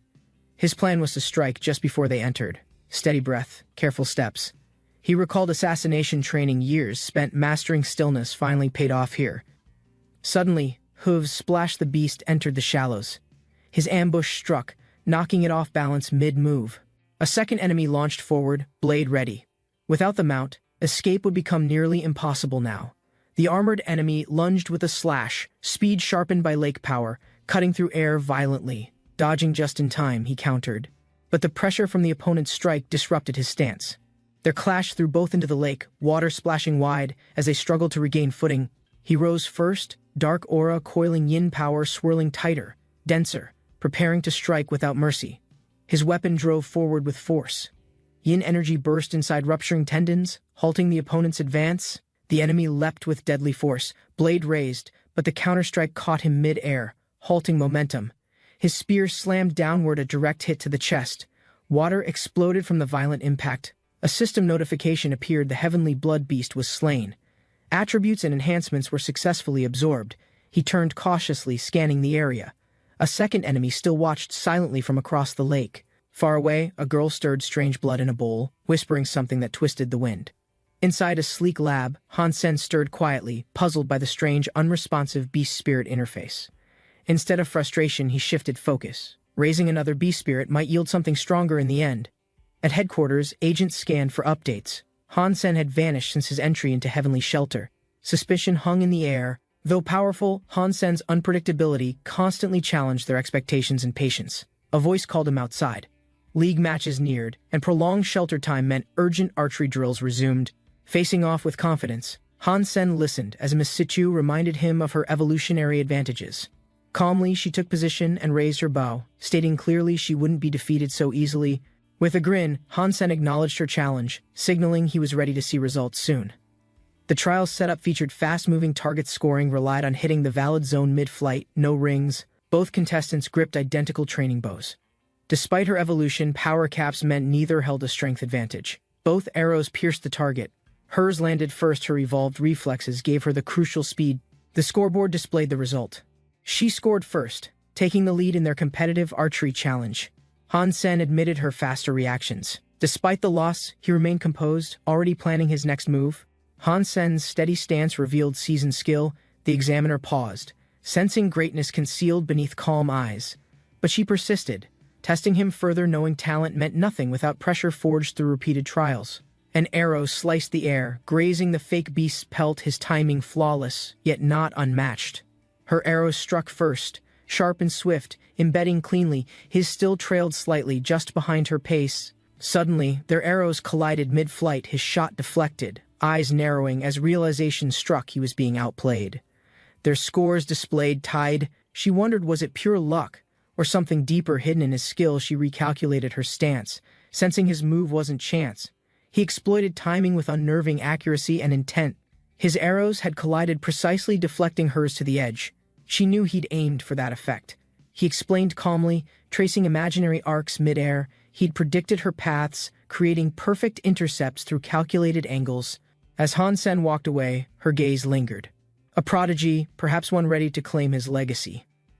In Steel Shelter's command room, the captain summoned them, urgency threading through her otherwise steady tone. She revealed the security team's exclusive hub hidden from outsiders, filled with classified tasks and reward systems. With each completed mission, captains earned points, unlocking rare gear, influence, and incentives reserved for elite personnel. He listened carefully, learning how responsibility came with power, and how managing teammates could yield greater advantages. Now appointed captain, he felt the weight settle in. Leadership wasn't glory, it was constant, quiet duty. Hansen accepted the role with quiet resolve, determined to prove his worth through command and judgment. He assigned a task to young Manli, giving her a chance to lead and grow independently. But she pushed back firmly, highlighting the danger, reminding him that even elite members had failed before. He challenged her reasoning, standing firm. If he led now, then the decision was his alone. Though skeptical, she relented. Leadership meant risk, and she'd test if his confidence matched the captain's burden. Hansen challenged her with purpose, invoking her roots, reminding her that soldiers obey before they question. She lowered her head, yielding. Orders were orders. Her pride bowed to duty, if only briefly. The mission briefing was clear: neutralize a rogue beast. The danger was high, but so were stakes. As the team gathered, doubts surfaced. Bringing outsiders on such missions was unheard of, even frowned upon. Despite tension, Hansen stood firm. His calm welcomed uncertainty, and the others followed without further protest. The squad approached cautiously. Scouts confirmed the blood beast lurked nearby, hidden deep within thick woods. Hansen instructed the team to wait. He and Manly would move ahead for initial contact. Dense trees blocked clear shots. With ranged attacks limited, he needed Manly to bait the creature out. Frustration flared in her. Risking herself for his strategy felt unjust, especially under such thick cover. Still, he stood firm. Reminding her of rank, he made clear that leadership now belonged to him. Manly entered the thicket alone, frustrated and alert, unaware the creature had already locked onto her. A blur surged forward. Beast claws sliced air violently, forcing her to dodge the first incoming strike. She gasped, barely evading. Another attack followed, closer this time, grazing past her with incredible speed. Drawn blades ready, she faced the creature's towering frame, its growl deep and its speed terrifying. As she raised her guard, another claw rushed in faster. Heavier, she struggled to keep her stance firm. A sudden gunshot split the trees. Hansen struck just in time, saving Manly from the beast. She regained balance quickly. Confused by his appearance, he had promised cover but emerged to strike directly. He reminded her orders must be trusted. Doubt weakens unity and endangers both mission and team. After the failed execution, Hansen reprimanded her calmly. Mistakes in combat stem from hesitation and pride. Meanwhile, at Steel Shelter headquarters, news of Hansen's leadership began circulating across elite military divisions. A knock echoed softly. Hansen looked up, expecting paperwork, but saw Manly enter with hesitation instead. Rather than submit her transfer request, she brought tea, offering a gesture of respect and unexpected humility. She admitted his leadership surpassed hers, both in strategy and resolve. The Steel Armor Regiment belonged to him. Accepting her apology, Hansen reminded her correcting mistakes matters more than denying them. She quietly agreed. Jingji Wu stood unmatched, his image projected across the academy's screen, feared by every competitor. Watching the announcement, the girl grumbled in disbelief, frustration rising as fate paired them with legends. At lunch, they confirmed the worst Black Eagle would face Central Military in the next round. Memories of past defeat stung her pride. Central had crushed her best effort just before top 16. Determined and fierce, she urged Hansen to win, promising luxury and revenge as his reward. Hansen's thoughts raced. The reward shimmered in his mind: luxury, prestige, and something more personal. He studied Jingji Wu's flawless matches, analyzing carefully, realizing brute strength alone wouldn't ensure a win. His phone buzzed silently. Plans stirred. He knew a direct clash meant certain defeat without strategy. Confident, Hansen confirmed his entry, loyal to both his academy and the archery team's pride. News revealed Jingji Wu's past rival Lao Lin. Their rematch awaited, and Hansen stood between. Hansen trained calmly, blocking doubt. To him, defeat wasn't an option, only the path forward. His teammate warned him Jingji Wu was relentless, a perfectionist whose effort matched his frightening skill. Hansen remained curious. For someone like Lin Feng to praise Wu, his power must be immense. Far away, in Central Military Academy, Jingji Wu reviewed footage, observing everything with silent precision. Qin Shang mentioned Hansen's victory over Na Lan. Interest sparked. Wu's next opponent might be worthy. Jingji Wu, quiet and intense, admitted Hansen's strength, an acknowledgement that stunned even Qin Shang.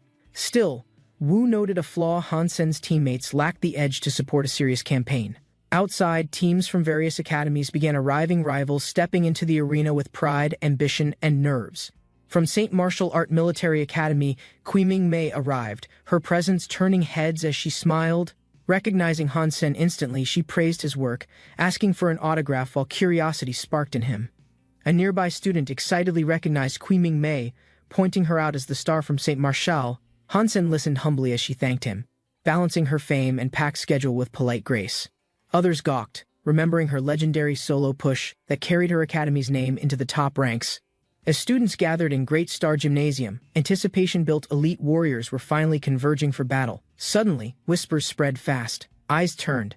Jingji Wu had entered, cold, composed, and perfectly unreadable.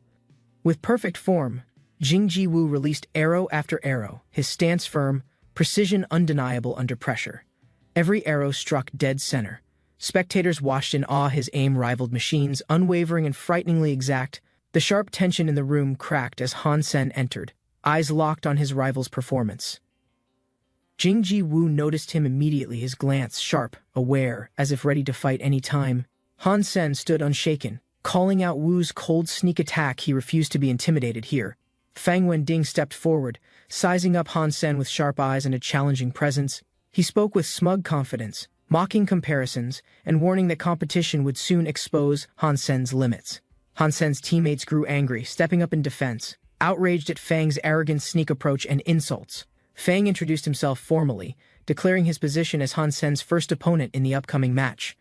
Unshaken, Han Sen responded with calm defiance, vowing not just victory but Central's eventual downfall too. Tempers flared nearby. A teammate clenched his fists, furious at Han Sen's bold vow to win. But as tension brewed, Jing Ji-woo himself appeared calm, composed, drawing all eyes his way. Han Sen stepped forward unfazed. The two rivals finally met, the room tightening with silent anticipation. Jing Ji-woo greeted him politely, acknowledging fate's timing, expressing interest in their eventual formal clash. Han Sen smiled coolly, responding with equal respect and resolve. The challenge was mutual and personal. Late at night, at Julashing Station, the buzz of upcoming matches still filled quiet offices. A student analyst reviewed Han Sen's footage, impressed by his potential in black and white boxing competitions. She questioned his decision, giving up a guaranteed win, skipping boxing to enter the archery league. Suddenly, realization dawned. Han Sen wasn't avoiding the fight. He was aiming straight at Jing Ji-woo. On her screen, their handshake was framed like Destiny Monsters versus Emperor, a determined fight. Their handshake sealed it, not just respect, but a silent agreement this fight would change everything. Inside the lounge, the instructor reminded everyone true strength begins with unwavering resolve, not just raw power. Gathered students listened intently as she emphasized that heart and courage surpass experience in decisive combat matches. Though nervousness crept in, one student calmed himself, knowing fear fades when duty and pride are remembered. He smiled, comforted by his teammates' confidence. Together, they believed nothing could stop them from winning today. Meanwhile, commentators discussed odds, hinting Black Steel had minimal chance yet overlooked the hidden will burning within them. A confident analyst predicted Man's team had strong odds, especially with elite archers newly joining this year. Online debates flared over Han Sen and Jing Ji-woo's fated battle, stoked by speculation and media. Spectators argued fiercely, some knew legends, others dismissed names, claiming only true victories earned lasting respect. Critics scoffed at Han Sen's bow choice, questioning his strength, mocking his worth among elite competitors.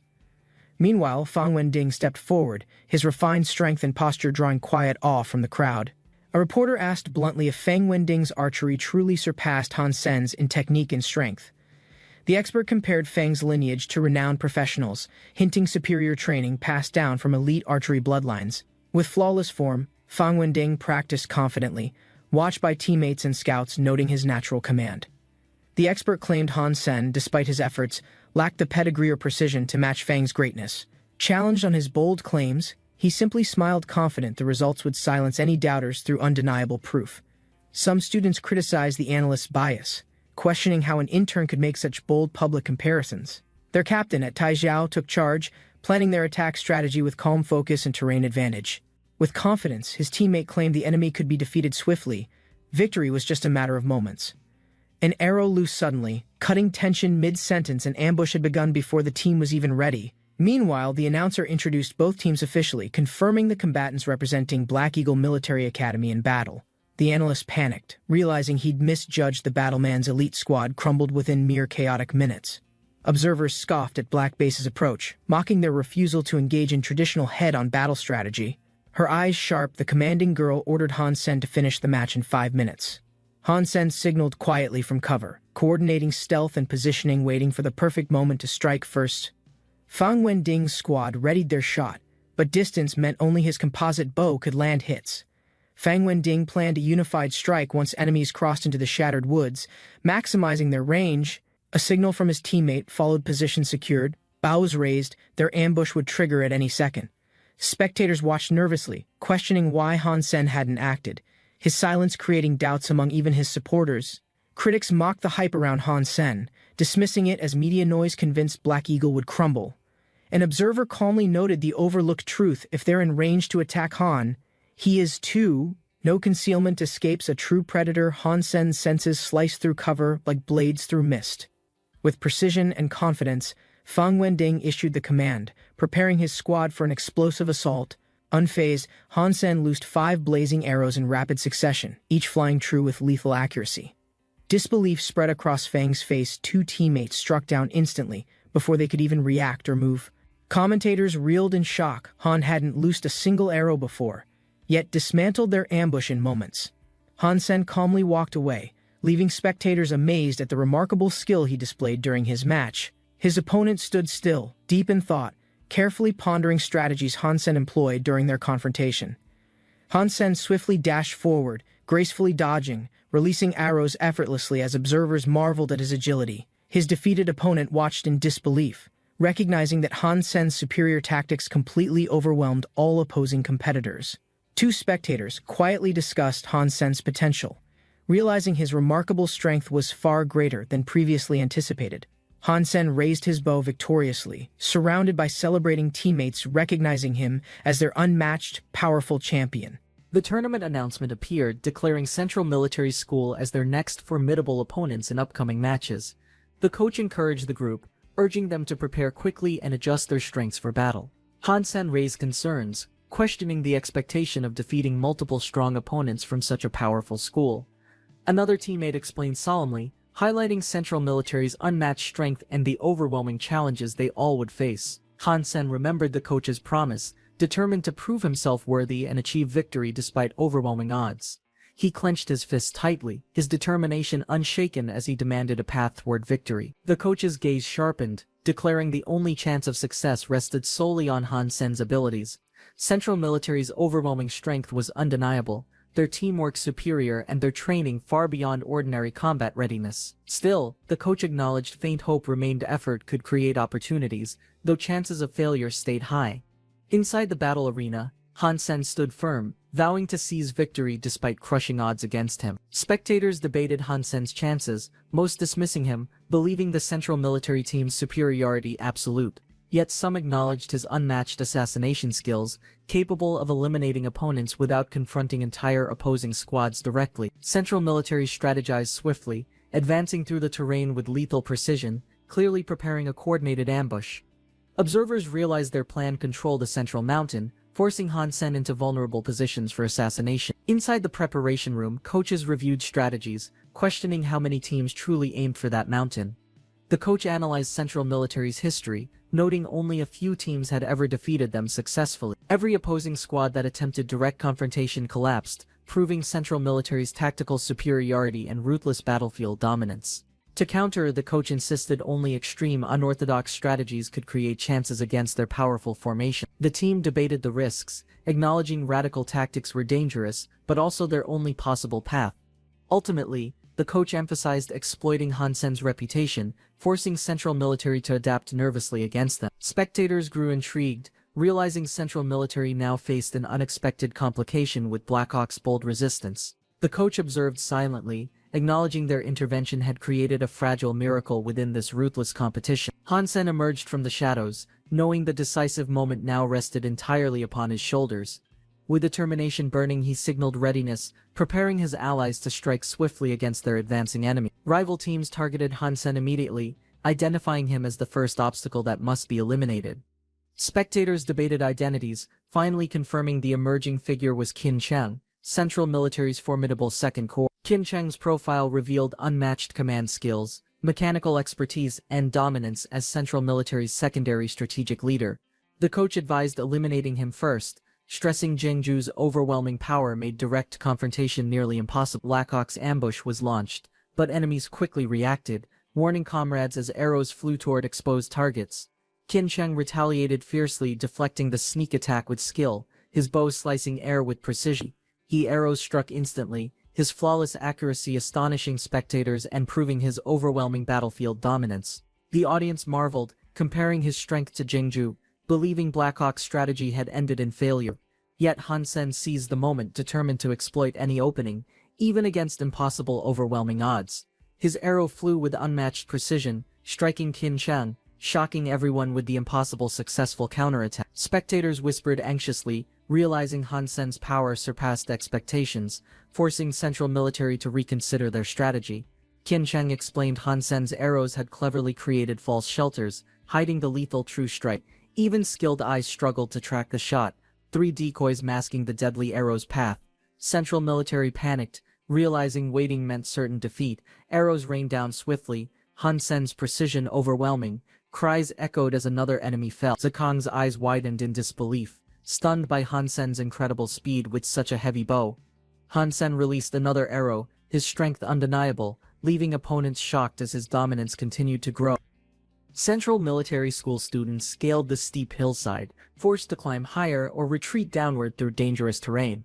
They rushed upward swiftly, branches breaking underfoot, arrows cutting the air as enemies blocked their advance. Reaching higher ground, rival archers aimed sharply, determined to halt their climb and maintain advantageous elevated control. Observers announced the struggle, noting Blackhawk's swift tactics had already cost Central Military School 1 fallen member. On rocky slopes, Blackhawk's coordinated volleys pressed harder, trapping Jin's squad beneath relentless arrows raining from above. A sudden strike pierced through an opponent's guard. Jin's bow twitched, releasing arrows with deadly speed, each shot forcing rivals back under his relentless assault. Commentators marveled, noting Central Military School's unshaken response despite Blackhawk's aggressive advances and unyielding control of terrain. Despite pressure, Central fighters turned tide, eliminating 2 enemies swiftly, shocking observers who underestimated their hidden resilience. Whispers spread as Jin loosed twin arrows simultaneously, astonishing viewers with unmatched precision rarely witnessed in competitions. Arrows sliced through the darkness as Jin's figure moved swiftly, his precision pressuring Blackhawk's remaining defenders. Spectators whispered anxiously, realizing Central Military School's resilience forced Blackhawk into an unfamiliar, dangerous, disadvantageous position. Jin's arrows struck powerfully, yet his bow lacked the overwhelming strength required for decisive long-range dominance. Still, his adaptability transformed him into a predator, moving silently through trees, striking with sharp, calculated precision. Recognizing shifting momentum, Blackhawk's commander urged retreat, demanding regrouping before Central's unyielding pursuit sealed their fate. Han Sen's eyes sharpened, steady. Reacting swiftly, he twisted aside, narrowly avoiding the deadly strike while repositioning himself against incoming threats. His movements flowed seamlessly, body spinning through the forest shadows. Commentators acknowledged Central's difficulty, noting Blackhawk's bow strength forced them into isolating Jinjian for counterattacks. Han Sen emerged determined, carrying Central's last hope as Lu Meng fell defeated, weakening Blackhawk's crumbling defense. Spectators agreed Jinjian's presence guaranteed Central's strength. As long as he stood, victory seemed certain.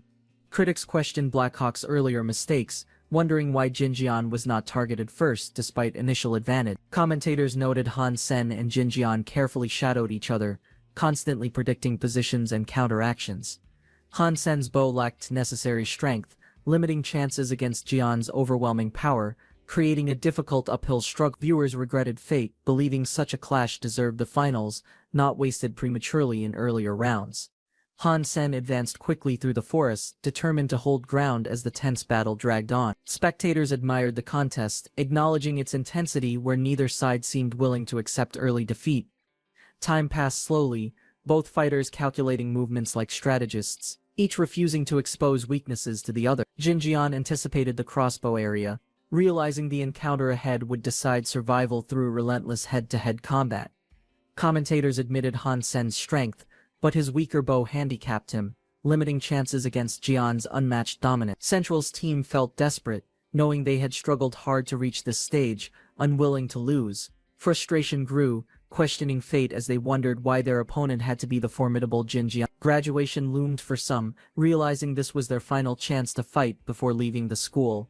Determination burned fiercely, vowing to push forward regardless of cost, even sacrificing years of life willingly. Voices cried out in hope, begging fate to grant Han Sen the strength to achieve a miracle. Han Sen realized the forest offered no cover, forcing him to stop running and confront the challenge. Jinjian acknowledged Han Sen's strength, yet emphasized their duel must conclude within today's decisive battle. Han Sen rejected delay, determined to settle everything immediately rather than postponing their inevitable confrontation. Both archers unleashed their full power, arrows infused with energy. Observers doubted Han Sen's chances, believing his simple bow powerless against Jinji Wu's overwhelming might. Arrows and energy clashed violently. Han Sen endured the crushing assault, his movements steady, determination unwavering. Refusing defeat despite overwhelming odds, both combatants exchanged relentless strikes, neither yielding ground, their clash echoing like thunder across the battlefield. The fierce duel raged on endlessly, each move testing limits, uncertain who would finally claim victory. Spectators watched anxiously, questioning whether Han Sen's survival was mere luck or deliberate cunning strategy. Whispers spread that Han Sen's evasions weren't random but crafted illusions, cleverly misleading his opponent's perception. Through deceptive movements, Han Sen misled Jinji Wu, feigning directions while concealing his true intent. His shifting footwork produced dazzling illusions, forcing Jinji Wu into constant miscalculations during their intense battle. Despite Han Sen's resilience, doubts grew. Closing distance to 100 meters would certainly guarantee his defeat. Observers urged Han Sen forward, recognizing his only chance was closing distance swiftly toward Jinji Wu. Han Sen advanced decisively, his enemies questioning why he willingly entered Jinji Wu's lethal range. Strategists noted Han Sen's dragons would become. The gap shrank rapidly, arrows streaking across the air as Han Sen reached 100 meters. With fierce determination, Han Sen surged closer, declaring the decisive moment had finally arrived. Spectators gasped in shock, unable to comprehend Han Sen's daring decision to advance so recklessly. Critics doubted his bow's strength, convinced any attack from that distance carried no real threat. Others argued Han Sen acted knowingly, recognizing this chance as his only remaining opportunity. Analysts warned his arrows were limited, leaving no margin for mistakes if this gamble failed. Tensions surged as Han Sen's bold strike unfolded, uncertain whether determination alone could secure victory. At 75 meters, Han Sen's precision amazed everyone, his arrows accurate despite weakened rubber arrowheads. His relentless strike forced Jinji Wu into determined, Jinji Wu prepared his decisive counter, declaring the battle's conclusion was finally at hand. Han Sen surged forward, bow drawn, his body cutting through the battlefield's chaotic energy. Observers lamented his disadvantage, believing with stronger weaponry, Han Sen might have altered the outcome.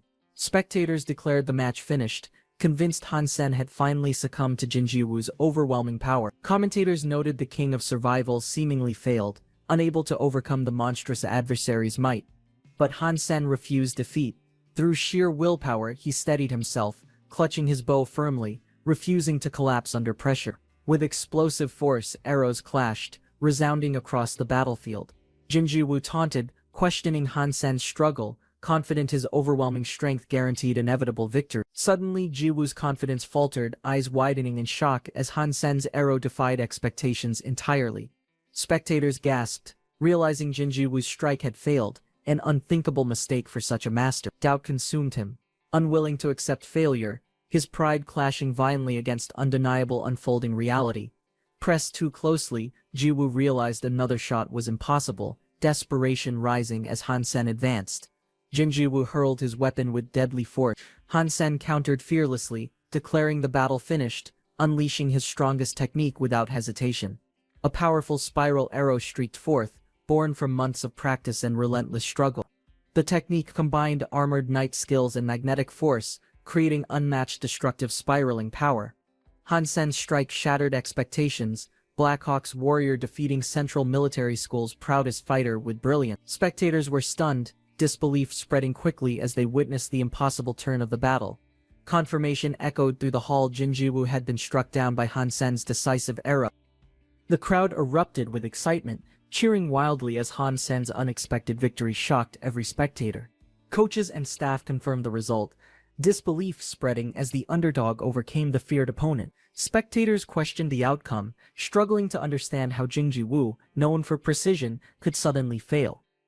Observers explained the truth, realizing Han Sen's miraculous arrow defied all logic, redirecting Jinji Wu's attack. News spread quickly, proclaiming Han Sen's triumph, as the once unbeatable champion fell before the miracle. Han Sen stood victorious, trophy in hand, as the crowd hailed him the new reigning champion. The stadium celebrated endlessly, chanting his name. Meanwhile, away from the cheers, Jinji Wu faced calm inquiries about his unexpected and rare defeat. Jinji Wu admitted the challenge was real, conceding Hansen's skill caused him genuine difficulty. He explained the decisive moment, revealing the final arrow's hidden rotation had altered everything unexpectedly. Experts explained spinning arrows were impossible under League rules, except through manipulated airflow collisions creating spirals. Only evolved individuals could master such techniques, making Hansen's success even more astonishing and rare. Jingji Wu reflected quietly, acknowledging Hansen's brilliance, while regretting he'd never challenge him again. He bid farewell, expressing hope to return alive someday, silently respecting Hansen's unexpected potential. Asked about future plans, Jingji Wu revealed intentions to leave tonight, seeking new battles elsewhere. Confusion spread among spectators, questioning Jingji Wu's cryptic words after his quiet departure from competition. His comrade clarified Jingji Wu acknowledged Hansen's overwhelming strength, admitting future defeat seemed inevitable. The scene shifted to a peaceful morning, skies bright and filled with the sound of waves. Hansen enjoyed relaxation, fulfilling promises of leisure, savoring freedom after endless struggles and victories. Beside him, a companion encouraged joining the water, sharing carefree moments beneath the radiant sun. Hansen reserved his strength, determined to fully enjoy the promised trip with his companion. He noticed the beach was empty, questioning its solitude, curious about its mysterious private ownership. His companion clarified confidently, explaining her second uncle's family actually owned the entire planet. Surprised, Hansen nearly choked, shocked by the revelation of her unimaginable family influence. She teased playfully, imagining a luxurious life together, while Hansen nervously dismissed her bold suggestion. An unexpected figure greeted Yeonran warmly, reminding her of their long history and past connections. Hansen stood beside her, puzzled, silently questioning the identity of this confident newcomer. The man introduced himself as Ji Lenfeng, flanked by guards, curious about Yeonran's new companion. Yeonran clarified calmly, explaining she studied at military school and introduced Hansen as her boyfriend. Ji Lenfeng recognized Hansen immediately, praising his victory over Jingji Wu and calling him heroic. Friends teased Hansen, suggesting finger-guessing games might challenge him more than archery battles. Yeonran playfully scolded, while Hansen responded confidently, cherishing their closeness despite lighthearted provocations. Later, Hansen trained diligently, encouraging his beast companion while reflecting on his slow progress. Determined, he considered the dangerous Yulong Mountains, renowned for high-level mutated creatures and heavenly blood beasts. He remembered chilling tales of 30 hunters entering, with only 2 survivors escaping the mountains alive. Hansen declared his determination, prepared to confront heavenly blood beasts dwelling within treacherous lands. The Yulong Mountains loomed ahead, legendary for sheltering powerful mutated creatures feared by countless hunters. Despite their reputation, Hansen wondered why no heavenly blood beasts appeared along his path. Strange vegetation released scents masking prey, deceiving even creatures with sharp instincts, like plants trapping insects. Suddenly, the ground trembled violently, signaling an earthquake or perhaps the awakening of something terrifying nearby. Hansen froze in shock as the ground quaked. The colossal creature towered above him, its overwhelming size making escape or direct confrontation nearly impossible. The ground trembled violently beneath his feet, signaling the presence of something powerful roaming nearby. Clad in sturdy armor, he advanced cautiously. His companion struggled to keep pace. A massive lion-like beast emerged, roaring ferociously. Recognizing overwhelming danger, he quickly retreated. Instincts warning survival required escaping before the monstrous creature's attention turned. Alarmed, he realized countless mutated beasts emerged, flooding the rocky valley, their thunderous march shaking everything violent. The armored warrior dashed forward urgently. Summoning strength, he unleashed the heavenly blood color-changing beast's power, its protective energy illuminating his desperate escape. Trapped between the monstrous lion and rampaging horde, he bolted upward, determined to survive overwhelming simultaneous threats. As he climbed, winged predators descended from above, surrounding him completely, sealing every escape path with danger. Predatory birds swooped downward, their sharp talons reaching, forcing him to dodge quickly across the crumbling terrain. He sprinted desperately, praying the colossal lion remained distracted, its massive frame shielding him from aerial threats. Trying to stay unnoticed, he begged fate to render him insignificant before the beast's piercing gaze.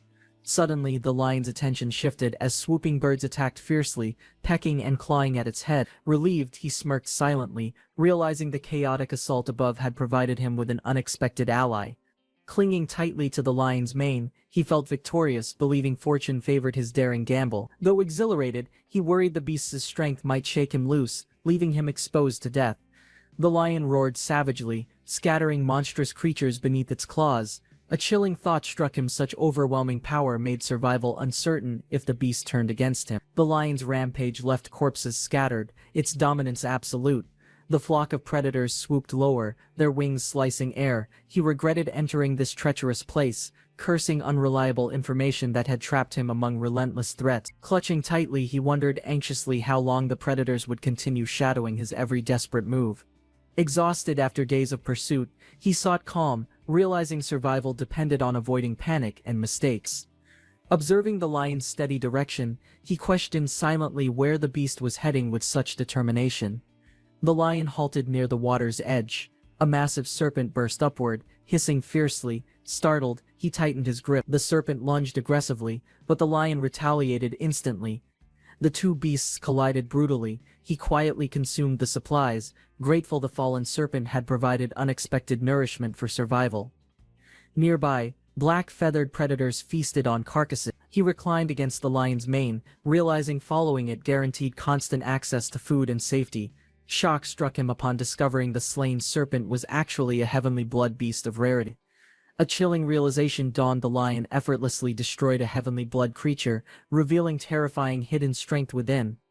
After a month traveling, uncertainty plagued him, questioning survival and whether escape was still possible. Perched on the lion, he noticed the dark flock circling above began to scatter unexpectedly. Relieved, he believed their departure meant safety, convinced he might finally return to familiar land. But doubts gnawed. Uncharted waters teemed with dangerous beasts, each mistake risking him becoming easy prey. Resigned, he clutched the lion's mane tighter, deciding to follow wherever the beast might lead. Riding steadily, he noticed a mysterious glow ahead, its radiance piercing the horizon with intensity. The lion advanced swiftly toward the golden cliffs, carrying him closer to the light's unknown destination. He scolded the creature for recklessly consuming the pill, worried about its unknown gene-modifying consequences. The woman approached cautiously, her tone steady, attempting to gain his attention amid tense silence. He turned curiously toward her, sensing unusual seriousness, uncertain of what news she intended to deliver. She reported their recent profits, revealing billions already earned through trading mutated creatures without issue. Encouraged, he envisioned expansion, declaring future dominance through shelter operations, rivaling large planetary corporations in strength. She admitted surprise, realizing the small fox possessed unexpected potential despite appearing fragile and unremarkable. Her thoughts lingered on the creature's strength, imagining the power it could achieve once matured. The fox eyed the pill eagerly, pressing against it as though determined to consume its power. He hesitated but explained his preparations, confident genetic stabilizers would counter dangerous effects from the pill. The fox devoured greedily, its fur shimmering faintly, though no dramatic transformation immediately followed consumption. He realized the pill's effect stabilized the fox, preventing harmful mutation into unstable, dangerous form. Later, in a private chamber, he activated communication, awaiting important information from a projected figure. The hologram criticized his actions, questioning the morality of slaughtering mutated creatures for personal advancement. Frustrated, he argued survival demanded decisive action, dismissing guilt while masking unease beneath hardened resolve. Requested specific data, seeking genetic files essential for advancing targeted research on mutations. The holographic projection reassured cooperation, emphasizing research goals without intent to harm ordinary individuals directly. Acknowledgement followed, with agreement to reconnect after several days once progress on data collection advanced. Suspicion lingered about unseen capabilities, wondering silently how such power could remain carefully concealed. Elsewhere, within Goddess Shelter, mutated creatures were slaughtered in waves, their bodies piling upon frozen ground. An authoritative voice promised control. Reports described strange silvery beetles leaving no corpses, consuming entire remains before anything could be collected. A spectral presence revealed unsettling truth, explaining that these beetles were not actual mutated creatures. Confusion deepened as the question arose: if not beasts, then what origin truly defined these beetles? An underground mother entity was exposed, capable of breeding endless beetles through parasitic reproduction resembling locusts. Discussion confirmed defeating the mother required combined strength, noting cooperation was essential for overcoming this threat. Allies gathered with renewed determination, acknowledging cooperation was vital for confronting the silvery mother beetle's threat. Two warriors clashed, blades fiercely transformed, golden armor igniting with brilliance, exuding overwhelming strength unlike anything previously revealed. A stunned observer questioned silently why such transformation never appeared during earlier battles against enemies. The armored presence soared skyward, radiant energy trailing behind. Blades clashed with immense force, shockwaves rippling outward. The ground shook violently, leading observers to believe natural disaster struck, though truth lay elsewhere entirely. Confirmation appeared: heavenly blood silvery mother beetle had been slain, though no beast spirit was obtained. Recognition followed, acknowledging Princess Yingxian's decisive strike that ended the underground menace once feared widely. Yet questions arose: why was such overwhelming power withheld earlier, when survival demanded absolute strength? The armored explained yin and yang swordsmanship, emphasizing combined technique without enhancing overall combat strength. Onlookers watched carefully as swirling energy forced separation, preparing for the demonstrated display of synchronized mastery. The golden lion prowled across the quiet island, its powerful body tense, searching for hidden threats. Han Sen observed carefully from behind, noticing the beast's sudden acceleration, instincts warning of looming danger nearby. Days passed in tense silence, the lion's weakened moans echoed, while Han Sen remained concealed, quietly waiting. He realized the creature might soon die, planning to harvest its flesh for heavenly blood gene power. The lion unleashed a thunderous howl, echoing across the land, declaring its defiance despite its fading strength. Han Sen tensed as the lion collapsed. The beast groaned heavily, its massive body convulsing, straining to release something from deep within. A gush of blood poured forth, and from within, a strange glowing sphere suddenly emerged. The golden orb rolled across the ground, radiating warmth and power. Curious, Han Sen approached carefully. The lion roared one final time, its strength fading. Han Sen landed cautiously, scanning the beast's unmoving frame, relieved its breath had finally disappeared completely. Nearby, the newborn cub clutched the glowing orb, its small body shimmering faintly with hidden power. Han Sen realized the cub's size meant future danger if grown. He approached warily, spear pressing against the orb, uncertain of its weight yet determined to try. The cub rolled weakly, clutching the radiant orb. He stood tall, confident, watching the struggling cub attempt defiance despite lacking strength to even stand. Approaching closer, Han Sen touched the orb, sensing its strange cold surface pulsing faintly with mysterious energy.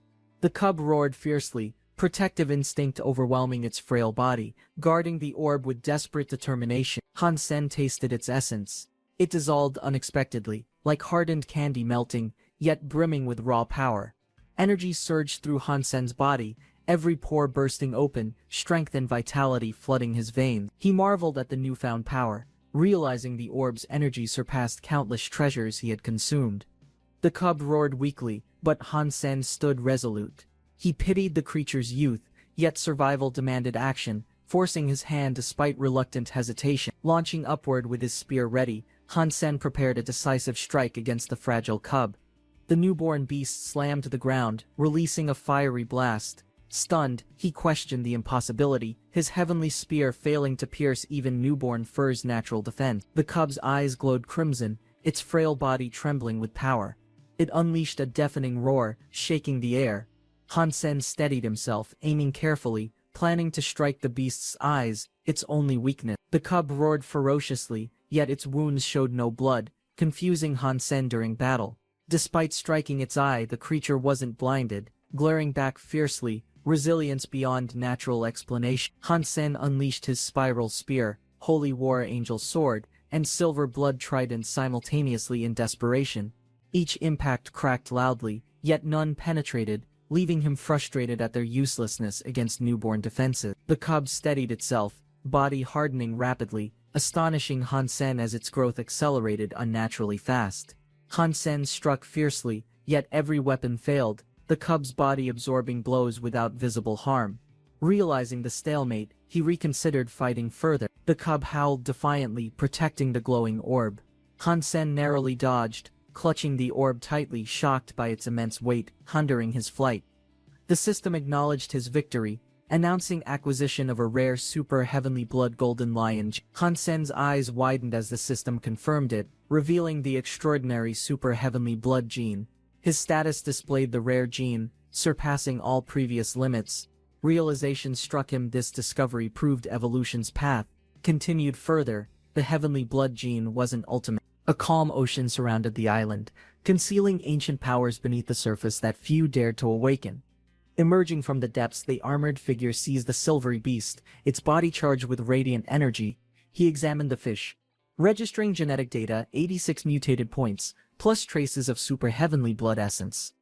As he studied the strange crystal, suspicion grew it might store decaying remnants of divine genetic essence. Settling quietly, he reflected true power demanded patience. The strongest life gene survived by hiding, not boasting. A sudden roar echoed from the mountain's peak, catching his attention and shaking the earth's silence. He sensed the dolphin lion again, lurking nearby, preparing another ambush with more power than before. The wind carried scattered petals across the valley as he imagined ancient beasts soaring through the sky. Fully aware of the danger, he accepted the slim chance success meant surviving until the lion appeared. 2 days later, a winged beast approached. He stood ready, knowing this was his only remaining shot. Spotting a ship near jagged rocks, he descended swiftly, relieved the journey had only taken days. He hoped the vessel held people or shelter, eager to return from isolation and resume normal life. But as he neared, no buildings appeared, just empty deck and cold metals scattered across Deadwind Island. Landing cautiously, he noticed a figure watching from the forest's edge, silently observing his sudden arrival. A familiar woman emerged, Su Ruian, armored and alert, breaking the silence with a gesture of recognition. The woman stepped forward with relief, mistaking him for a rescuer sent from a distant stronghold. He explained he wasn't from Grand Shelter, just a survivor, shipwrecked and equally uncertain of this island. Disappointment spread among the stranded group. Hope faded quickly as they accepted no rescue was coming soon. Their leader declared the hard truth: survival meant surrendering the past. No help would ever reach them. Ruian's voice softened. She warned him this island was a prison, and time would reveal its chains. As they returned to camp, Han Sen demanded answers, determined to understand the island's true nature. Inside the cave, he inspected the supplies and layout, noting a carefully arranged system for survival. Observing the settled group, he guessed they'd endured long hardship. They'd adapted well, despite the isolation. Fushan laid down the rule: contribute or leave. There was no room for weakness or waste. Han Sen refused help. He'd hunt alone. The sea and beasts offered more than enough resource. Inside the cave, warnings were given. Deadwind Island teemed with threats no outsider should face alone. He questioned the danger, only to learn of heavenly blood beasts hiding deep within the island. Unfazed, he claimed past victories, drawing skeptical stares from Lucian and the gathered survivors nearby. He asked if they belonged to the special security team, his tone revealing cautious hope for alliance. The group scoffed at him, mocking his youth. None believed a boy could belong to any regiment. He declared his identity: Han Sen, captain of the Steel Armor Regiment, drawing instant disbelief from the group. Fushan, claiming his own leadership, dismissed Han Sen's words, convinced the boy was simply delusional. Su Ruian stepped in, citing the real regiment leaders, none of whom matched Han Sen's unfamiliar name. Han Sen revealed they'd been stranded for months. Leadership had changed while they remained trapped and unaware. Demanded to prove himself, Han Sen stood firm. He carried no badge, but truth didn't need permission. Ruian challenged him: if he truly knew the captain, he should recall something only insiders would know. Han Sen nodded, then confidently described a hidden birthmark located behind her right ear beneath her hair. His accurate details stunned the group. No outsider could know that mark, unless they were truly trusted. Ruian admitted he was correct. Only someone who knew her closely would spot what others never even noticed. She looked at him curiously now, suspicion fading, and asked if he belonged to security team too. Ruian revealed her identity: representative of the Shangyu group and the original employer behind their current mission. Han Sen recalled the powerful corporation. Instantly, memories of their reach and secrecy stirred something deep inside. They explained their ship was destroyed by a heavenly blood beast, forcing them ashore nearly a year ago. Han Sen questioned their isolation, still hoping the nearest settlement might offer a path to escape. Fushan clarified escape was impossible. A sea beast patrolled nearby waters, cutting off all hunting routes. The giant beast, known as a ghostide, forced them into hiding, surviving only on vegetables. Han Sen, unfamiliar with such a creature, listened as Rigan revealed the monster's terrifying name in full. The only surface beasts on the island resembled massive bears, mutated creatures known as ghostide beasts. Rigan described them as swift and agile, roaming freely across the cliffs that surrounded their camp. Han Sen asked about others. Fushan revealed 30 had landed, though not all had survived. Their first attempt to hunt failed. A smarter, stronger king beast led the others with lethal tactics. 12 died that day. The survivors barely escaped, outmatched by the terrifying king of ghost-eyed beasts. Hansen proposed a deal with Shu Rigan, confident that Xingyu Group would find value. Shu hinted at his unknown background, suggesting his identity might be more important than he admitted. He acknowledged the respect he'd earned, implying his skills made him someone Xingyu Group shouldn't overlook. With confidence, Hansen pushed further, offering better food in exchange for recognition and possible cooperation.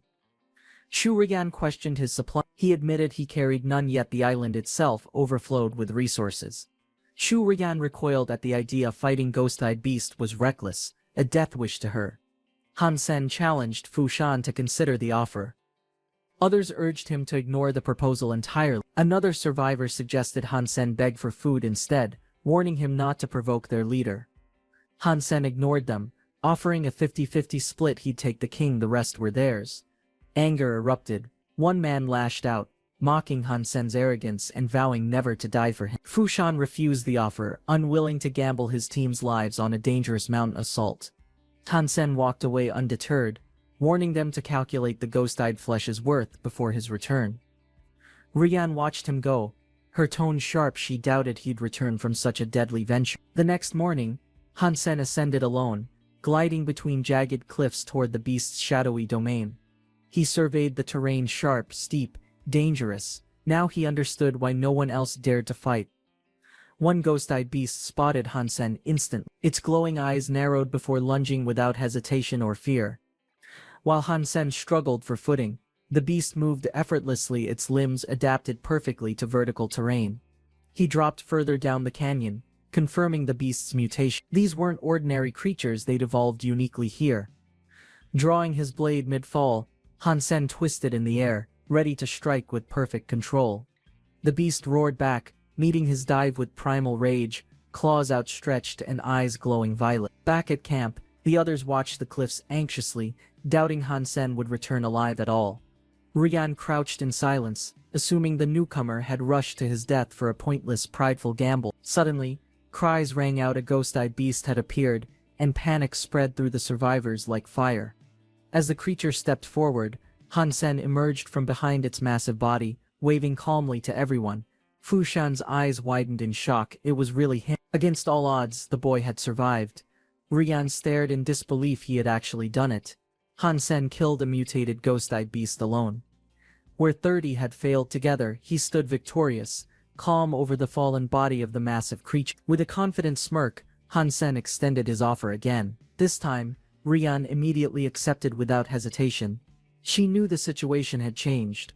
With his strength, her goals could finally be within reach. Hansen planned ahead, eliminate the beasts before Xingyu Group arrived, then move freely toward his real destination. Hunger filled the cavern as survivors sensed cooked flesh relief after endless hardship without true nourishment.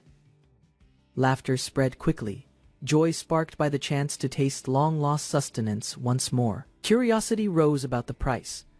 Uncertainty surrounding rare flesh harvested from dangerous mutated creatures. Hansen raised his hand decisively, his confident expression declaring an astonishing value beyond ordinary measure. Outrage followed instantly. Disbelief challenging fairness as desperation clashed violently against Hansen's unwavering declaration. Offers were made, dismissing the demand, yet value clashed with rarity in tense negotiations. Doubt lingered, questioning whether the declared price surpassed fairness or revealed hidden strength's true worth.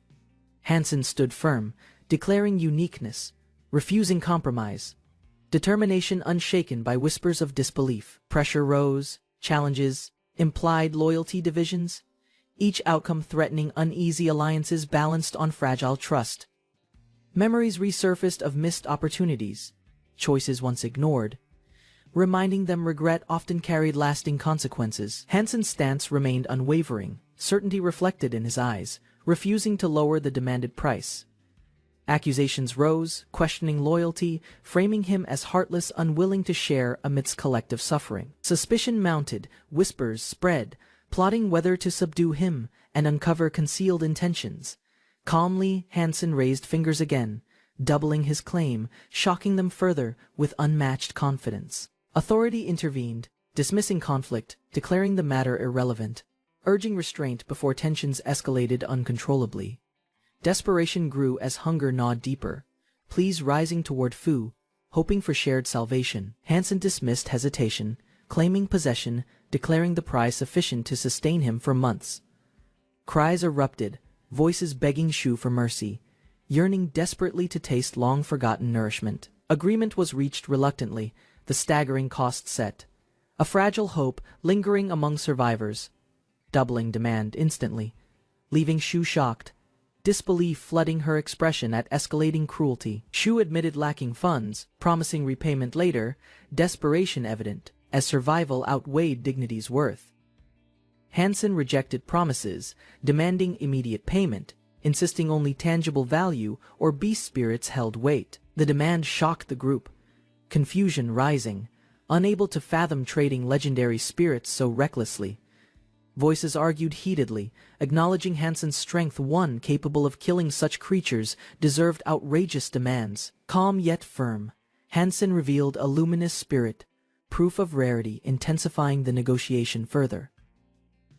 Shu appealed again, frustration showing, determined not to let negotiations slip completely from control. Pressure mounted as allies questioned inaction, demanding Fu confront Hansen's growing dominance over resources. Hesitation lingered before closer inspection revealed hidden truths lying within the beast's fallen body. Discovery shocked them. Only a single precise strike ended the creature's life entirely. Realization dawned. Hansen's unmatched strength stood proven, and crossing him meant disastrous consequences none could afford. Shu Rian revealed her bargaining chip, offering a rare spirit, her intentions cloaked beneath generosity. Blades erupted with fiery speed, tearing flesh, leaving crimson trails across the ghost-eyed beast's massive form. Roars echoed violently, more beasts emerged, surrounding, revealing this island served as their true destination. Questions stirred. Why target Shu Ruyan? What hidden motives tied her fate to these creatures? By the waterside, Armored stood, realizing one heavenly blood beast justified such extravagant preparations. Determination sharpened in Armored eyes, realization dawning as mysteries beneath the surface slowly unraveled. A crystalline structure glimmered underwater, radiating strange energy, its formation unlike anything naturally created before. Recognition struck instantly. This was the Lotus of Life, birthplace of countless mutated creatures' power. Under moonlit skies, the armored warrior approached the jagged mountain, searching for the hidden entrance. He descended carefully, wings folding back, scanning the cracked ground where the information promised its location. Narrow stones formed a single file path, forcing only one determined explorer to squeeze through cautiously. Relieved, he noted no ghost-eyed beasts nearby. The path appeared clear and unexpectedly unguarded. Smirking beneath his helmet, the warrior advanced alone, eager to claim the Lotus of Life. Crashing painfully onto jagged rocks, the armored warrior groaned, shaken by the unexpected drop's harsh impact. Rising unsteadily, he steadied his breath, realizing the cavern's depth nearly rendered him unconscious from shock. He recalled ancient knowledge: mutated creatures bred in nests deep underground, occasionally swarming upwards unpredictably. Yet these creatures bypassed the Lotus entirely, their mysterious transport baffling humans within every known shelter. Trusting his gathered intelligence, the warrior advanced further into the dark passage, determined and unwavering in purpose. The warrior steadied his armored stance, knowing caution was vital. Despite his unwavering determination underground, facing the glowing crystalline wall, he realized destroying it would lead directly into the hidden nest. He anticipated countless mutated creatures within, including formidable heavenly blood beasts, brimming with unpredictable danger. With a sharp swing, his blade cut the barrier, shattering obstacles without hesitation. Advancing inside, he halted abruptly. Silence surrounded him unnaturally, signaling something strange awaited. Deeper ahead, sword in hand, the warrior resolved to press forward first, accepting the danger awaiting inside. His eyes widened in disbelief, confronted by strange glowing orbs pulsing ominously within the cavern. The cavern revealed vast glowing spheres, sprawling endlessly like a hidden underground city of eggs. He calculated risks. Flying high revealed everything, but creatures below would instantly notice his presence. Determined, he tightened grip on his sword, vowing to avoid heavenly beasts lurking in shadows. The The warrior examined glowing shells, noting several primitive beasts' presence was surprisingly still intact. Known cracked egg revealed emptiness, its mutated creature already gone, leaving behind only hollow remains. Disturbed, he questioned whether the entire nest's eggs were vacant, defying all reliable information. Logic insisted each nest should contain strange eggs producing endless mutated beasts, yet contradiction prevailed. Troubled, he considered the sealed entrance, no intruder possible. His blade struck sharply, shattering the silence as his eyes locked onto a shadowed threat.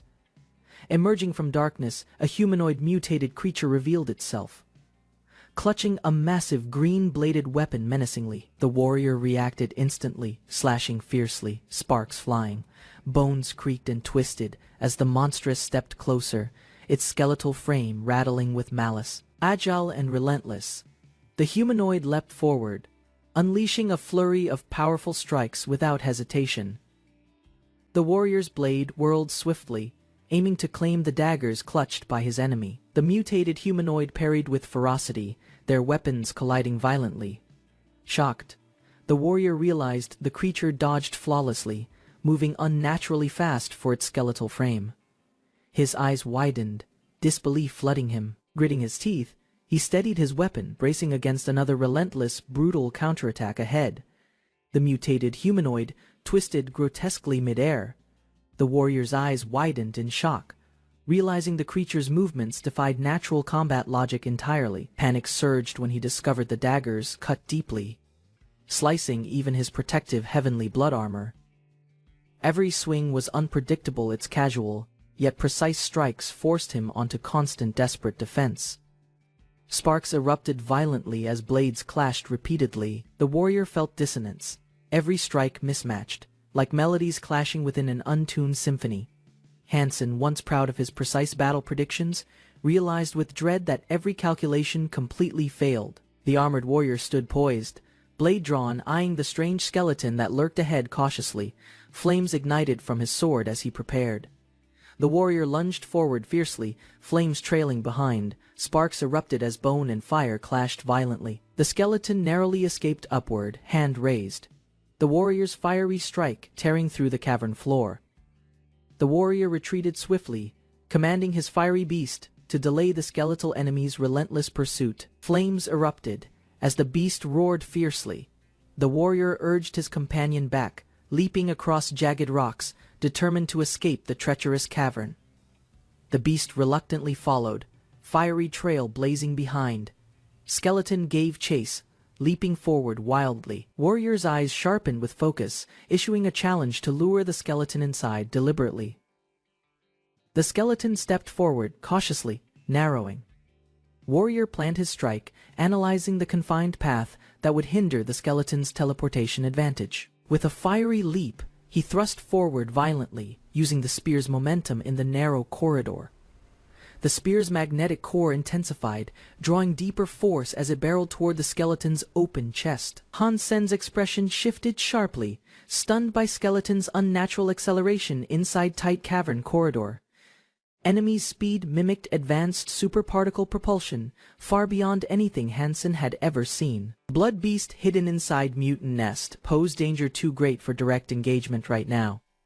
He decided to withdraw temporarily, avoiding trouble with Ji Yanran by prolonging absence. Two observers discussed routine barbecues, unsure if bait served strategy or personal indulgence. Sneeze escaped as smoke rose high, meat sizzled, fire crackled beneath mountain breeze and blue sky. Hansen relaxed with roasted meal. Unaware watchful eyes had begun gathering near forest's edge. Footsteps approached quickly from behind, voices shouting toward campsite, accusing unseen intruder of sneaky movement. Curious group emerged through trees, drawn by smell, questioning Hansen's secret wilderness cooking session. Hansen grinned, lifting meat confidently, offering bite if Jianren would sponsor next meal. Hansen smirked mid-bite, sarcastically thanking Miss Yu for her concern, while savoring cooked meat.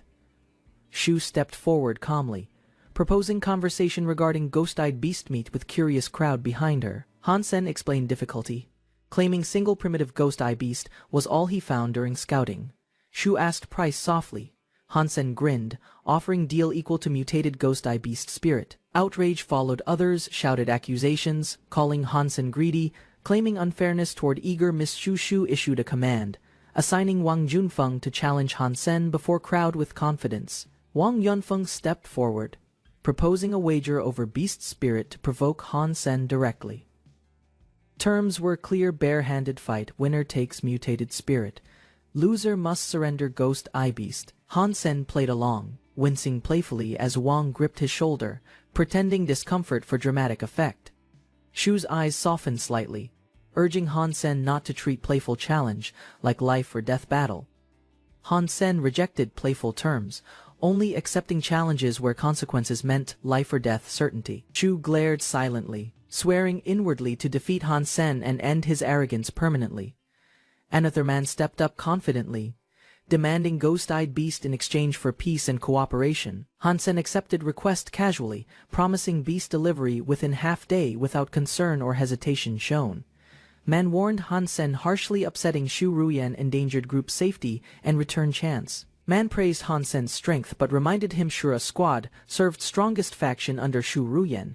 Hansen remained composed, declaring loyalty only to teammates and duty not to politics. Offer came again: alliance. Through Shu Ruyan ensured safety once rescue crew reached island base.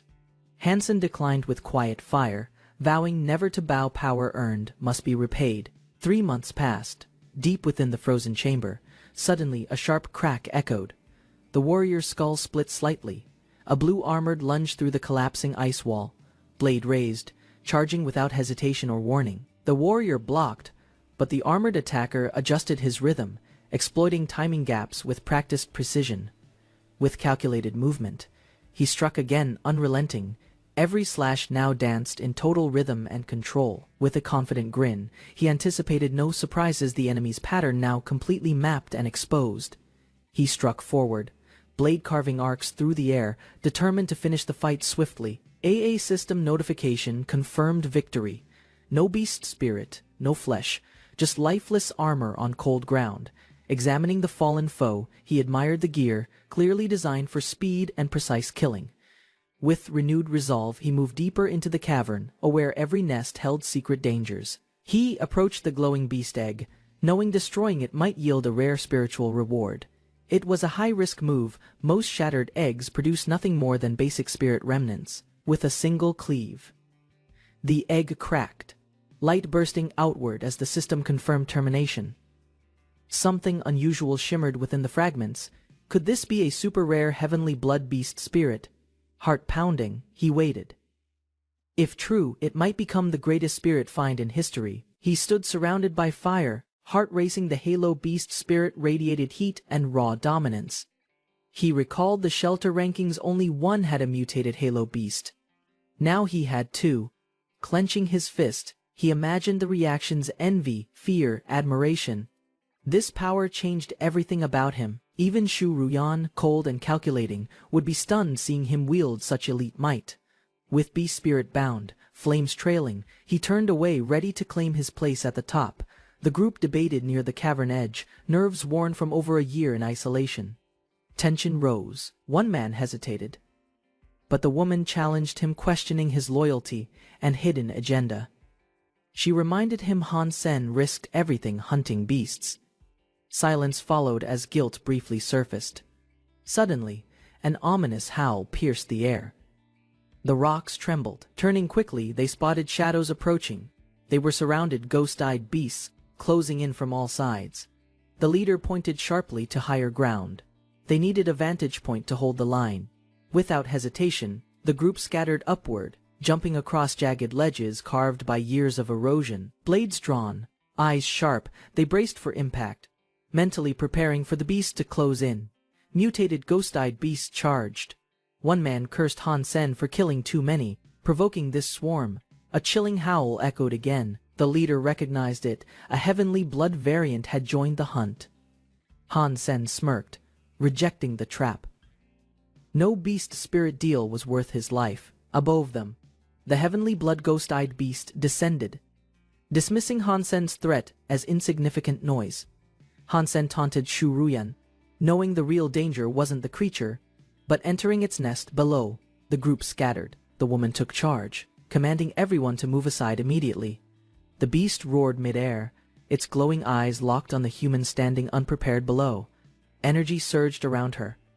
Shuruyan unleashed a forceful strike, pushing the beast backward instantly. The powerful impact echoed as the beast smashed into stone.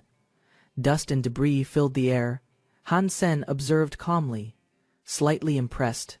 Shuruyan's skill wasn't just politics, it had battlefield weight. Her allies rushed over. Despite wounds, she stood firm, urging them to move with urgency. Above them, Han Sen readied his bow, aura swirling, erupting midair, unleashing a massive fire-filled explosion below. A loud echo stirred the silent cliffs as something unseen collapsed deep beyond the rocky ridge. Winged Hunter soared high, leaving behind the fallen creature and absorbing its fading life force. Emerging from shadows, one recognized the soaring figure, memories of past encounters returning with urgency. Urged by necessity, the group moved swiftly, determined to reach the hidden chamber before departure. The chamber stood empty. Looted clean resentment surged as the realization of loss settled in. Half a month past, Hansen lay still on the rocks, eyes fixed on the sky, spotting distant sails approaching rapidly. Hansen sat upright, breath quickening at the unexpected arrival. Ships sliced through water. Hansen's thoughts ignited. After isolation and survival, he could finally return. From afar, others observed Hansen's reaction, confused by his sudden burst of energy and relief. Silent boats weighted by the colossal vessel. Memories stirred as someone vowed never to return again. After several failed searches, hope faded. They believed Hansen had vanished from the island for good. She hesitated at the ladder's base, called to board the ship before departure finally began. Wings sliced through the ocean breeze, steeled with resolve. Hansen flew onward, his path clear, his will focused on returning home again. Landing inside the shelter, triumphant and smiling, Hansen embraced the long-awaited return to familiar grounds. The academy stood unchanged. Quiet halls echoed until Hansen's name broke the stillness with surprise. He was pulled into tight embraces. Disbelief and joy collided after a year of silence. News of someone joining the army struck him. Her absence now had a reason. Anather explained her motivation, revealing how much his disappearance had affected her determination and strength. Back at his desk, he stared down in silence. After a pause, he shouted, overwhelmed by emotion, finally reconnecting with someone deeply missed. Words flowed quickly. She offered a reason, but the distance between them still lingered silently. Alone again, he stared at the silent screen, questions weighing more than answers ever could.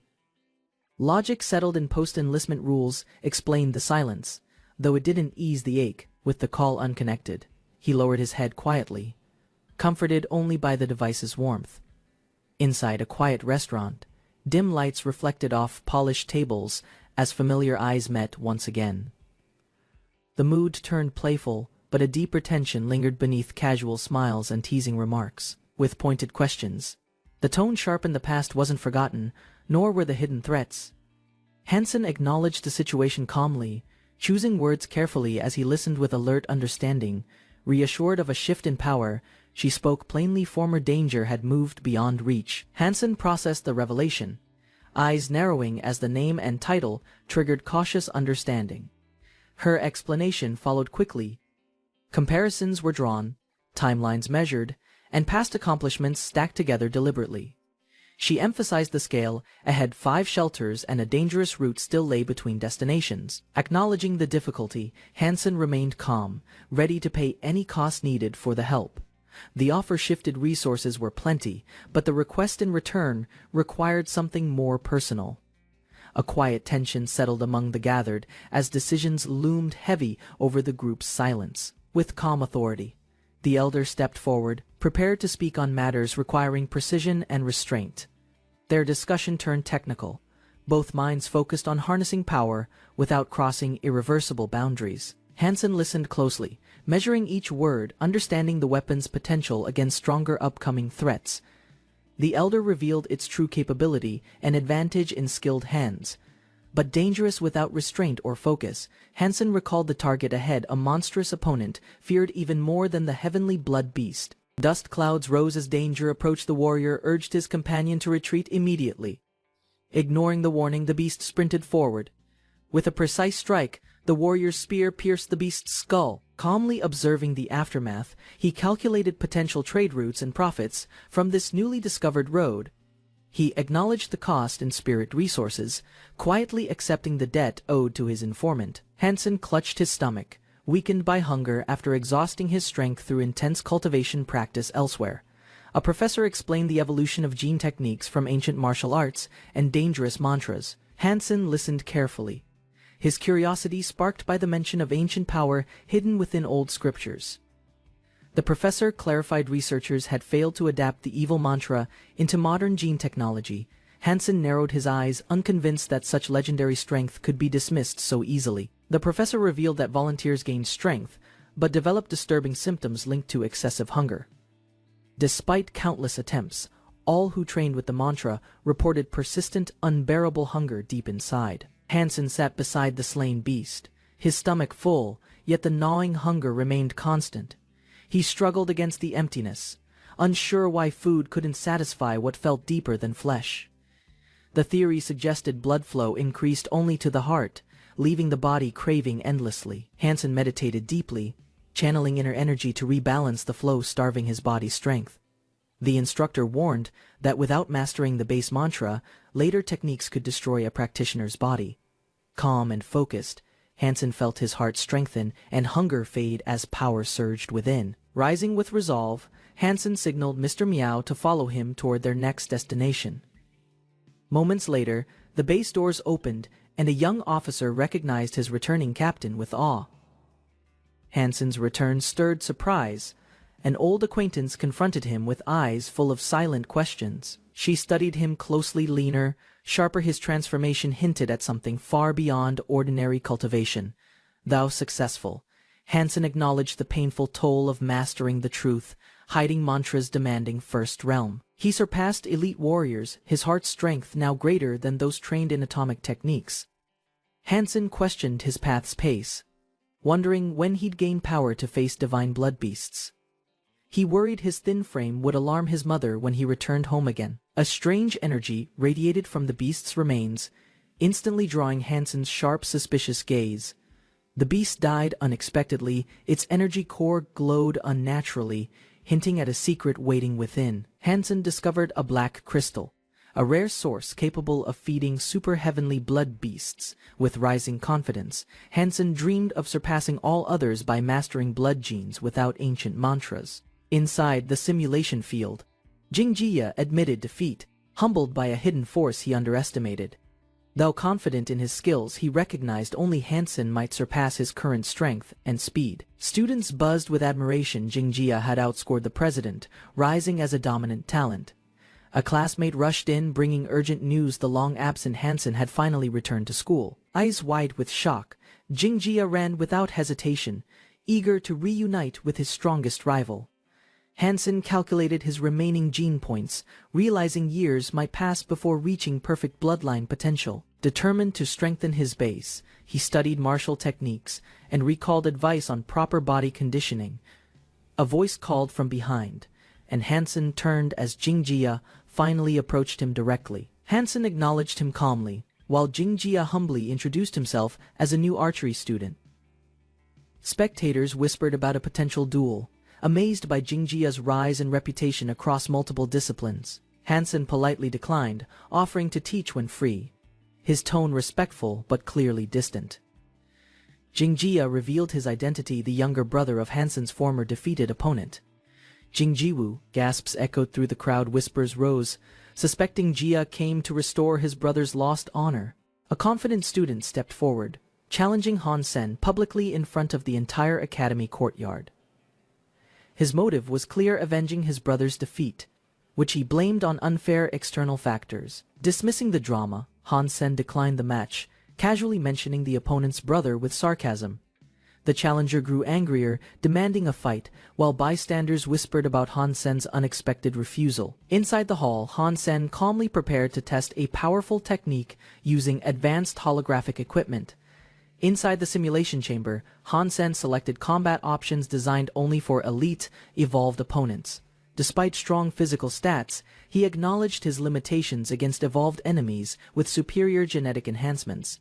He chose Double Blade Slay All, a technique rumored to unleash overwhelming virtual power. Entering the arena, his form digitized into combat stance, ready to test his twin blades.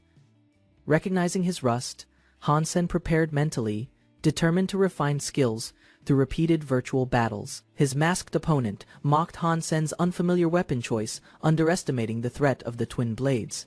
Charging fiercely, the masked man launched a heavy strike, confident arrogance fueling his aggressive momentum. Hansen countered smoothly, one blade forward, one reversed an unorthodox stance, confusing his opponent's trained instincts. Shocked by Hansen's precise movement, the enemy acknowledged the unexpected skill behind each blade. Despite inferior strength, Hansen's refined technique began closing the gap in power and control. The masked fighter admired Hansen's elegant blade flow, recognizing him as a true worthy opponent. Despite his strength, confusion set in Hansen's unpredictable form broke expectations and defensive habits. Hansen understood rhythm. He prepared a counterstrike to shatter the pattern and control momentum. Observing Hansen's precision, the masked warrior realized the virtual arena sharpened even the weakest users. He unleashed his ultimate move, reversed 13 slashes, flooding the arena with blade energy. The whirlwind of slashes surrounded Hansen, eyes narrowed. He tracked the masked man's attacks. Blades clashed midair as Hansen blocked, counting each strike. With body health dropping to Fei, he refused to falter, determination burning in his eyes. Though virtual, the battle's force felt real. One wrong move could mean defeat or simulated death. Unyielding, the masked fighter restarted the devastating technique, flooding the arena with slashes once again. Hansen braced, calmly tracking the rhythm. He had memorized the first 9 patterns completely. He began recognizing each strike's subtle flaw and predictable angle. The masked warrior grew confused. Hansen endured more slashes than before, with decreasing health. With rising resolve, Hansen blocked fiercely, countering the final strike with perfectly timed force. Hansen smiled boldly, satisfied the virtual arena finally offered a challenge worthy of his skill. He realized that overwhelming strength wasn't enough. Reading blade intent was the key to survival. With practiced focus, he prepared a technique to fuse. The masked man launched again, stunned as Hansen perfectly evaded every reverse 13 slash. Disbelief struck the opponent, watched helplessly as Hansen stood unscathed, ready to launch his counter. Drawing inspiration mid-battle, Hansen mastered the slippery flow and redirected his blade technique. His first strike mirrored the enemy's move, executing the feared reverse 13 slashes with deadly precision. Yulei's eyes widened in disbelief. Something terrifying had just shattered his expectations completely. He recalled years of training, mastering twin blades, learning flying streams, arcane techniques in secret. His opponent unleashed a flawless storm. 13 slashes, danced, refined, powerful, almost impossible to follow. Shuju appeared, noting Yulei's evolution, while questioning his silence about this major transformation. A call broke the midnight silence. Tension rose as urgent news pierced the stillness again. Yulei felt the core's pulse as news arrived. Mutated creatures were nesting in the wilds. Without delay, he launched toward the site, drawn by rumors of a powerful blood beast. His sharp eyes scanned the rugged cliffs. This hidden valley sheltered unimaginable danger within. Below, 3 elite factions assembled, ready to compete, fight, or fall at the beast's door. Then Hansen descended with blazing wings. Hansen listened calmly as the opposing leaders proposed a fair method to enter the beast nest. Yuan explained the rules: draw lots, and let fate decide which faction explores the nest first. Fist Regiment won the draw. Their member boldly volunteered to enter ahead of the others. Half an hour passed, tension rising as the group waited for news from inside the cave. Returning scouts reported chaos, narrow paths, swarming mutated beasts, and unknown numbers deeper in the dark. With the path clear, the next group descended cautiously. Shadows shifting beyond the misty entrance. Time passed. Hansen noticed Yuan Qing returning early, looking grim and silent after the descent. Yuan admitted Littlefinger was right. Too risky, too many threats, not worth needless sacrifice. Hansen prepared to go next. Miss Yang stepped forward, urging caution as responsibility shifted. Temporarily, Hansen rallied volunteers. Voice firm, this was their moment to uncover the truth inside. Inside the narrow cavern, Hansen's team slowed. Tight passageways forced them into clustered formation.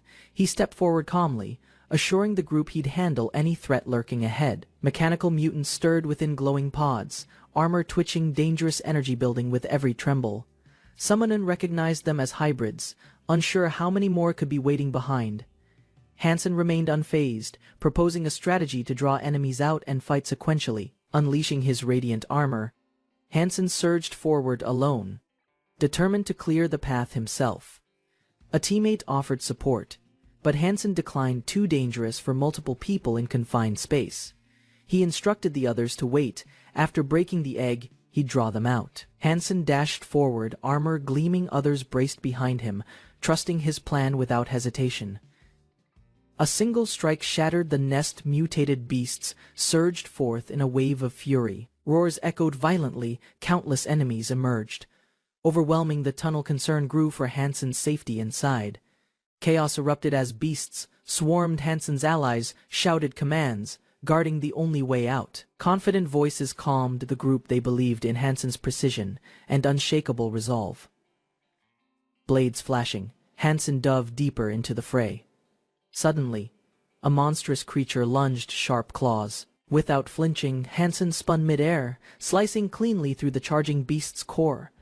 The team watched in awe, questioning if Hansen had always possessed such overwhelming strength. They learned his past wasn't easy, strength forged by pain, and lessons learned through hardship. Hansen caught his breath among fallen beasts, finally reaching the nest's deepest chamber. He stared ahead there. It pulsed, a super heavenly blood beast spirit glowing with dark power. Energy waves burst across the chamber as Shuzu summoned the massive spirit, shaking the entire sanctuary. The glowing system message confirmed success, marking the extraction of the heavenly blood beast spirit's power. Blue light surrounded his armor as the newly formed sword of demon fused with his genetic core. Power surged through every vein.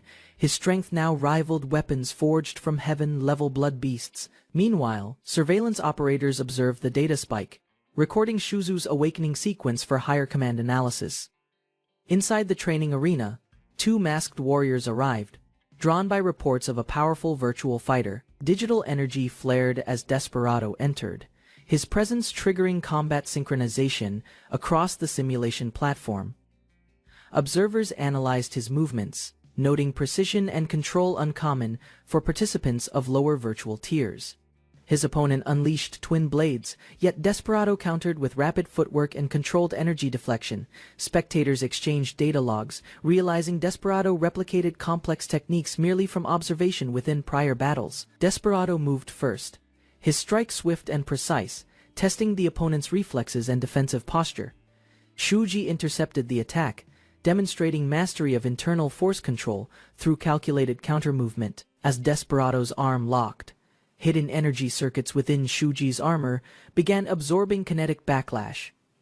System metrics spiked, his health percentage climbed, while strength multiplied, amplifying counterforce throughout his entire frame. Drawing from ancient martial techniques, Shuji redirected energy flow, neutralizing Desperado's force with measured precision. Desperado steadied his stance, internal energy fluctuating wildly as his opponent prepared a full-power counterattack. Shuji's systems recalibrated particle flow, his armor adapting to mimic supernuclear gene resonance structures. Observers noted his coordination, though not the strongest. His adaptability increased after each virtual confrontation. Desperado's aura ignited, ancient energy awakened within, reinforcing his body beyond standard evolver capabilities. The heart core pulsed violently, ancient mantra power bridging their gap as spectators identified a new evolver. 30 minutes passed. Desperado's stamina drained fast, his virtual body reading severe degradation and instability. Shuji maintained relentless pressure, exploiting every weakness as Desperado's health dropped below critical levels. Analysts observed recurring combat patterns, realizing Desperado adapted progressively, despite physical exhaustion and structural breakdown. Energy flared, he unleashed the Overlord Disarmor, converting residual power into an explosive counterattack. Observers concluded Desperado replicated Shuji's advanced technique mid-battle, proving his evolution through pure combat intuition. Desperado countered swiftly, seizing Shuji's arm mid-motion, redirecting force through calculated leverage points. Observers realized he replicated techniques in real time, mastering skills faster than standard evolutionary adaptation rates. Momentum reversed violently. Both combatants collided as data sensors registered unstable energy fluctuations and feedback loops. Shuji's vitals dropped abruptly, prompting Desperado to halt. Continuing the simulation risked permanent neural backlash. As smoke cleared, Desperado stood victorious, leaving analysts speechless at his rapid mastery and unforeseen evolution. After the simulation ended, analysts reviewed Desperado's data, noting his impossible learning speed and adaptability. Shuji confirmed the findings, acknowledging Desperado's ability to replicate Overlord Disarmor during live combat. They discussed his growing skill set, suspecting advanced martial training combined with unknown genetic modification enhancements. Attention shifted toward identifying Desperado's background, believing he belonged to a specialized martial arts division. Meanwhile, Qian Hejian, a renowned fighter trained nearby, soon to become Desperado's next virtual opponent. After the intense battle, he rested, sensing his body nearing the limit of evolution. Reports surfaced about a newly sighted heavenly blood beast, its power devastating entire hunting parties. Analysts described its shell as impenetrable, resisting even heaven-grade weapons during multiple failed extermination attempts. He reflected silently, realizing the beast's durability could surpass every recorded heavenly blood creature encountered before. While conversing casually, his comrade offered water. Unaware, his focus shifted toward this new potential threat. Inside the academy lounge, he warned Jingjiwu about overstepping boundaries during their assignments. Jiwu remained defiant, provoking him for a direct challenge, determined to prove his strength through combat. Lena asked Chen if she came to watch the fight between Han Sen and Jingjiwu. Chen confirmed he once fought for her team, making this match personal and important to her. They debated who'd win.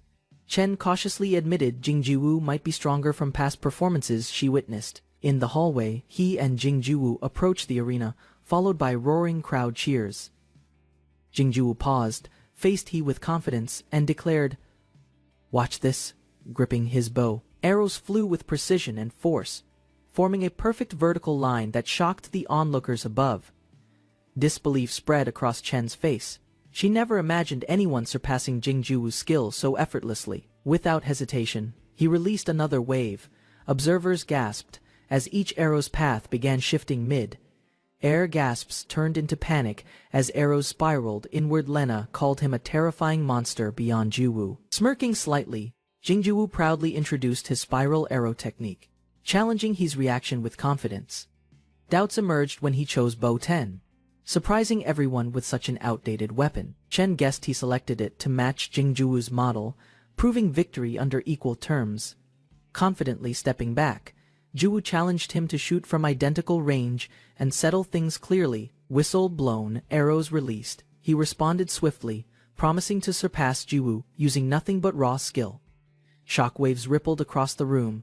Stunned students declared his reign finished, overwhelmed by spiraling shots. One student questioned how he could possibly win using such an outdated and basic bow. Focusing his aim, he explained spiral arrows rely not on power, but on rotational force. Despite Jingjiwu's fierce attack, his counterspin remained too weak to hold its ground. Arrows collided midair. Jiwu's spiraling force weakened, while he's maintained direction, gaining incredible acceleration mid-flight. Through precise control, he unleashed both clockwise and counterclockwise spirals, an advanced dual-force magnetic arrow technique. Dismissing shallow imitation, he claimed true spiral arrow mastery required deeper theory beyond technique alone. Calmly walking away, he offered to teach Jingjiwu what a real spiral shot meant. Spectators were stunned. Chen couldn't believe such power came from a weak bow hitting 10 targets. Determination burned in Jiwu's chest. Despite his strength, he resolved to surpass him someday. Morning mist parted. Mysterious floating landmass emerged in dark swamp, sparking whispers of the fabled divine island. Confidently gliding into dark swamp, Ma Mingjun assumed no one else dared claim this wild territory. His excitement surged, eyes locked on a rare blood beast spirit he believed was unclaimed. Spotting others below, he realized someone had already arrived, possibly from a nearby unfamiliar shelter. Heavenly blood armor caught his attention. They weren't weak, but still struggled against the powerful silver wolf. Ma Mingjun introduced himself mid-air, proposing a quick alliance before the beast overwhelmed the outmatched strangers. Ma Mingjun proposed splitting the prized beast spirit and flesh by whoever claimed them first in battle, without hesitation.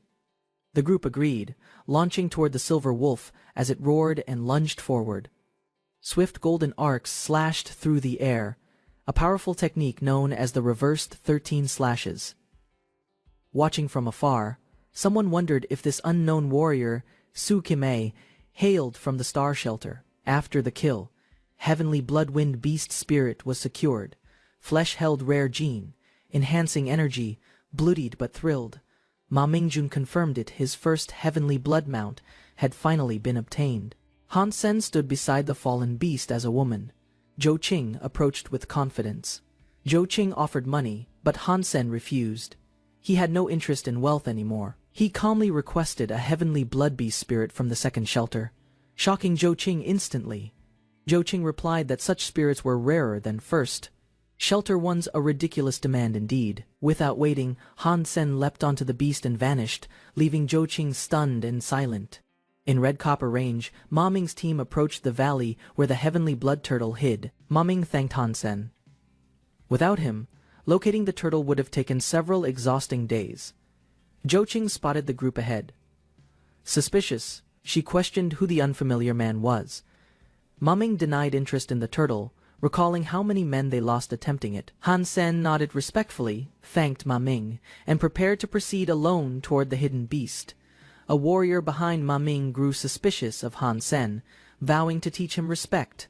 Han Sen moved deeper into the cliffs alone, following a sound only he could hear. Spotting red fruits among flowers, Han Sen realized the heavenly blood turtle had been nearby. Suddenly, a golden tiger emerged, roaring, threatening Han Sen with death or immediate retreat. Han Sen, calm and fearless, questioned the threat's meaning. Life and death felt the same. Laughter burst out as confidence surged, acting hostile toward your benefactor. That's seriously ungrateful behavior. Muscles tensed, Lu Haijie snarled back, dismissing any talk of allies while gripping his blade. Above the cliffs, rocks scattered down as energy stirred, and tensions flared dangerously between them. Mocking calm replaced concern. Sparing lives, Han Sen declared, would make him their true benefactor. A fierce swing sliced air. No time wasted. Fight or die, he'd help decide. Dust exploded behind fleeing riders as panic spread. No one dared face the incoming slash. Golden flames chased them downhill. Han Sen's blade danced like fire through smoke and cowardice. Time passed. High cliffs surrounded the basin, now perfect terrain for staging a flawless ambush. Even that golden lion struggled. Yet this turtle, armored and unyielding, showed no visible weakness. Sword of Dragon surged with power, enhancing Han Sen's blade beyond ordinary limits of bloodsteel. Sword erupted in flames as the armored warrior launched forward with deadly force and reckless intent. He boasted confidently, with First Commander and evil warlord's strength, this battle was already won. Without hesitation, he descended radiant and burning, bellowing his final command. One word: kill. Turtle's shell gleamed. A snap of its jaws intercepted the strike midair, halting momentum instantly. Shock widened his eyes. That slash was unstoppable, yet somehow, it barely made a crack. Lightning cracked above. As realization struck, this wasn't ordinary prey, that beast was something else entirely. A terrifying roar followed. The turtle lunged without warning and devoured his blood, forged weapon instantly armor. Clad warrior panicked. That wasn't supposed to happen. Turtles weren't meant to be this aggressive. Momentum flipped. Desperately, he fled midair, screaming for mercy as the turtle charged without slowing. Hovering above the cliffs, he exhaled relief, barely escaped, heart still hammering from the chase. Han Sen analyzed his situation. No armor, no evasive techniques, and insufficient piercing power. A challenge prompt appeared on screen. Despite uncertainty, his finger hovered near the yes without hesitation. Training options flooded his mind. Strength enhancement was vital, and the queen might be key. Countdown begins as Han Sen watches from a distance, eyes fixed on a glowing teleportation platform. Han Sen recognizes the mysterious woman instantly, sensing her overwhelming aura before even seeing her face. As countdown ends, Queen appears. Han Sen rushes forward, determined to land the first strike. He lunges at Queen midair, aware she'll kill instantly if he hesitates even briefly. Striking through the air, Han Sen hesitates, confused by Queen's silence and lack of resistance. Blades clashed midair as momentum built. Han Sen welcomed the chaos to sharpen his reflexes. Dodging precisely, Queen absorbed every blow silently, disrupting Han Sen's rhythm with calculated elegance. Instead of brute resistance, she shifted subtly, forcing him to question every assumption mid-attack. Panic rose, no feint succeeded.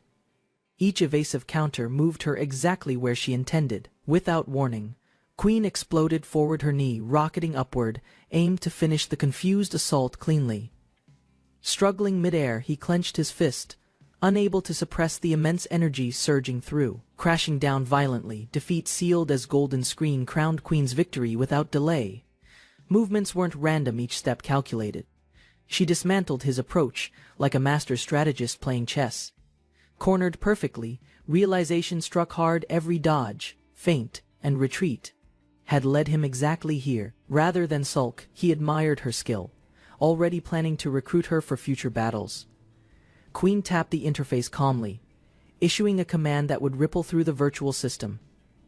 At the martial hall, she approached with authority, addressing the disciples and their confident leader. Turning around, Queen accepted the challenge silently, eyes steady and composure unshaken. Elsewhere, Han Sen activated Overload, explaining how dual powers could push his limits beyond natural bounds. New notification popped up. Someone named Paper Crane sent a request, yet the name meant nothing. Inside the arena, tension mounted as a new challenger rushed forward without hesitation or warning. Swift attacks forced Han Sen to react instantly. Noting the youth's aggressive speed and strength, impressed by precision, he judged the opponent's force to be well above 30 points. Han Sen calculated the risk. Without adjustment, he'd eventually lose under sustained assault. Activating Overload and Evil Mantra, golden energy surged, boosting his stats for the upcoming clash. System declared failure. Han Sen's attack failed, leaving him exposed midair without a follow-up plan.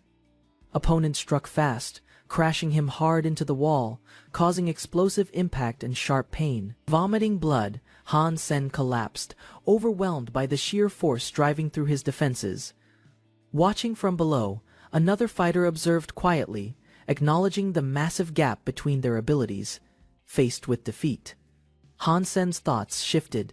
Maybe it was time to activate his trump card. Hesitation meant danger. Pausing to strategize left him vulnerable to precise counters from the experienced opponent. Blows exchanged rapidly, and each delay reminded him how much faster he needed to become. Studying carefully, Han Sen began analyzing movement patterns to predict and manipulate future positioning. Opponent noticed the shift, his expression sharpened, sensing that Han Sen was adapting mid-fight.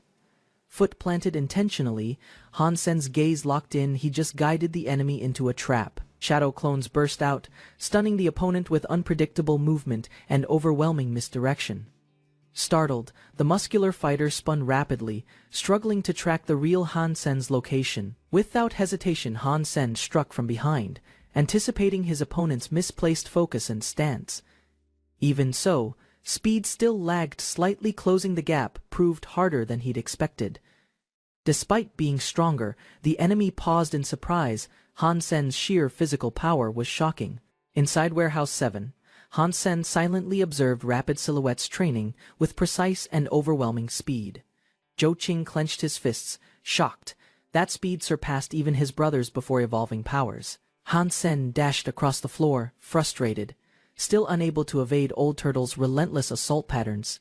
Sweating and alert, Han Sen glanced upward, noticing Zhou Qing observing him intently from the railing. Approaching calmly, Zhou Qing confirmed Han Sen's promise to teach spiral arrows if paid properly. Zhou Qing grinned, questioning if Han Sen feared the spiral arrow might one day defeat him. Calmly sipping his drink, Han Sen showed no concern, exuding confidence without saying a single word. No challenge could stop him when determined. He mastered anything faster than anyone imagined possible. News arrived.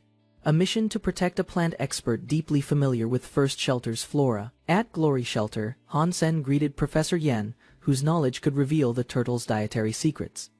Surprised by his youthful appearance, Hansen questioned Professor Sunday's official age, listed as 73. Chuckling, the professor credited rejuvenation tech for his looks, but still required serious protection regardless. Team leader Jin Ri-jae assured cooperation, promising full support once inside the steel shelter. Everyone listened as Hansen received introductions. Luminsa and Jin Mingli joined the mission team. Deep respect filled Hansen's thoughts. Sunday sacrificed stronger shelters just to study rare plant life. Professor Sunday explained his family's generations of research, all dedicated to understanding shelter plant behavior. While beasts enhance genes, plants didn't. Sunday's curiosity burned to discover the reason behind that difference. Hansen followed, intrigued as Sunday theorized shelter herbs held unique effects under changing environments. Recalling a beast that consumed vegetation, Hansen questioned if it had medicinal or nutritional motives. Sunday proposed a deeper reason breeding behavior, suggesting some mutated creatures consume plants to support reproductive functions. Hansen speculated the turtle's offspring might inherit its bloodline, eliminating the need to kill. After hearing the theory, Professor Sunday eagerly requested to see the mutated creature Han had spotted. Upon reaching Red Copper Range, Han confirmed the exact location with a silent, sharp whistle. The group spotted the legendary heavenly blood turtle, now visibly resting in the open valley. Concerned by its threat level, Han advised caution, while Sunday struggled to observe clearly from afar, confident and loud. Luminsa dismissed Hansen's concern and insisted on moving in closer. Tension surged as the turtle stirred violently. Its shell creaking, Hansen shouted a warning. Ignoring the danger, Luminsa launched forward, claiming he'd crush the beast with brute strength. His weapon struck with force, but the blow bounced harmlessly off the turtle's armored shell. A devastating rebound sent Luminsa flying backward, crashing into rocks with a scream of pain. Jin Ri-jae reacted instantly, shocked by the turtle's incredible speed as it launched a counterattack. Without mercy, the creature's tail slammed down, bones cracked as Luminsa was flung through the air. Everyone froze. Professor Sunday gasped while Jin Mingli screamed, watching disaster unfold before their eyes. The turtle struck again, smashing the ground, its power overwhelming. Its rage escalating with terrifying momentum. Arid armored figure landed decisively. Hansen appeared just in time, shocking the entire glory squad with fierce determination. Hansen ordered the others to flee, while facing the beast alone. As the turtle charged, Professor Sunday rushed forward, desperate to assist, despite the obvious danger gritting his teeth. Hansen rejected help, demanding everyone escape and protect the mission's objective. Jin Ri-jae watched in awe. Hansen fought barehanded, yet overpowered the turtle's crushing physical strength. The squad hesitated briefly, then agreed Han could handle himself. Survival came first for everyone else. Hansen pushed his speed to the limit, but the turtle's ferocity still outmatched him. Despite repeated attacks, he maneuvered sharply, baiting the beast into a narrow and unstable path. Using his wings, he escaped over the cliff, choosing survival now, to fight again later. Yoon led the group through the cavern, blaming himself for provoking the old turtle's wrath. Desperate to fix his mistake, Yoon stood, declaring he'd rather die than see Han sacrifice. To everyone's shock, Hansen returned alive, his presence silencing guilt and igniting renewed hope. Yun confessed his error, but Han redirected focus. Resources were lost, and Tang Ming was wounded. Back at the base, Han noticed the Queen online and issued a sudden battle challenge. A sudden duel request appeared on screen, and without hesitation the Queen pressed accept to begin. Steel clashed violently as Han dashed forward, his blade narrowly missing her armored shoulder with force. Dodging with grace, Queen murmured mentally, his movements contradict predictions. Did he sense her hidden patterns? Momentum shifted. His counters disrupted her flow, exposing weakness. Still, inexperience stained every brilliant move. With one look, she saw flaws. Calmly, she noted his 7 missteps without hesitation. Confusion struck hard. Every motion from Queen seemed targeted, almost instructional. Was this training? Not battle. Connection cut abruptly, shouting into the void. Han pleaded for her not to vanish again. Determination sharpened his thoughts. If her agility matched his, survival against the turtle was possible.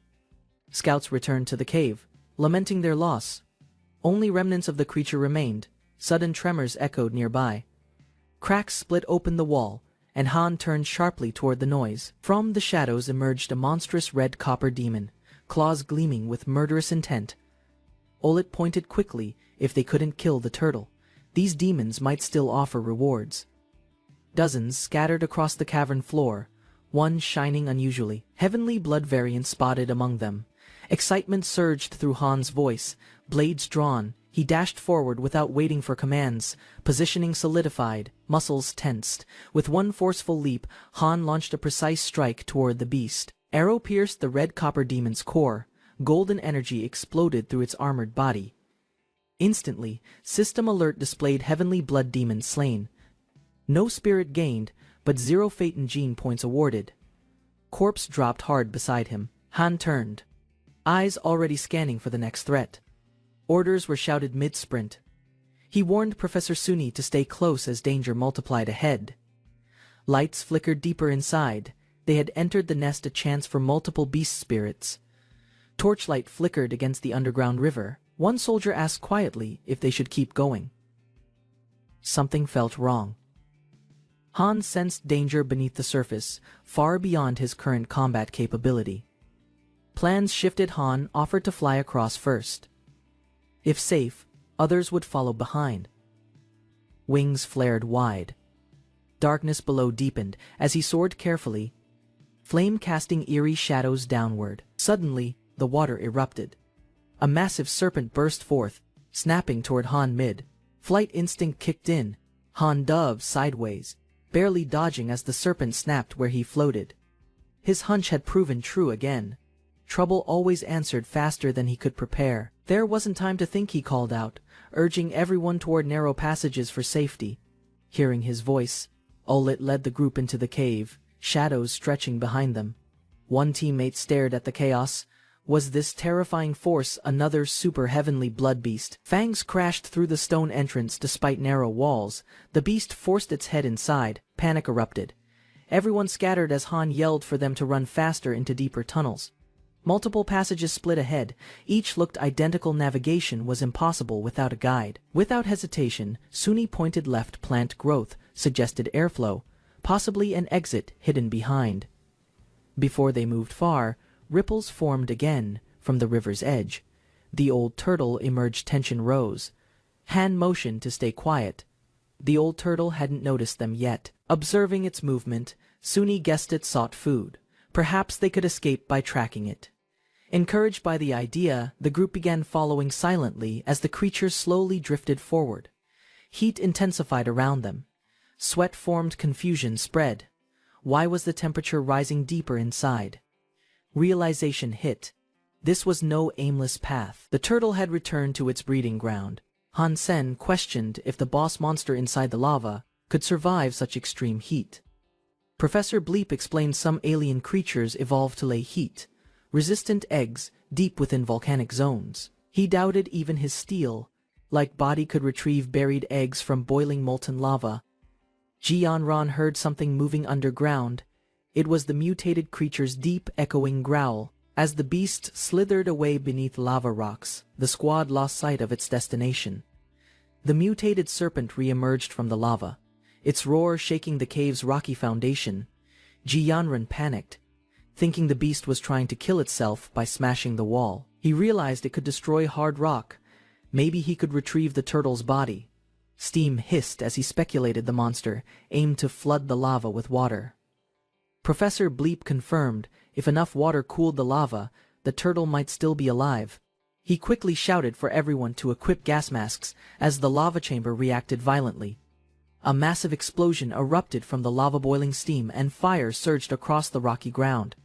Gas clouds spread fast as he warned the team to retreat from the scalding vapor.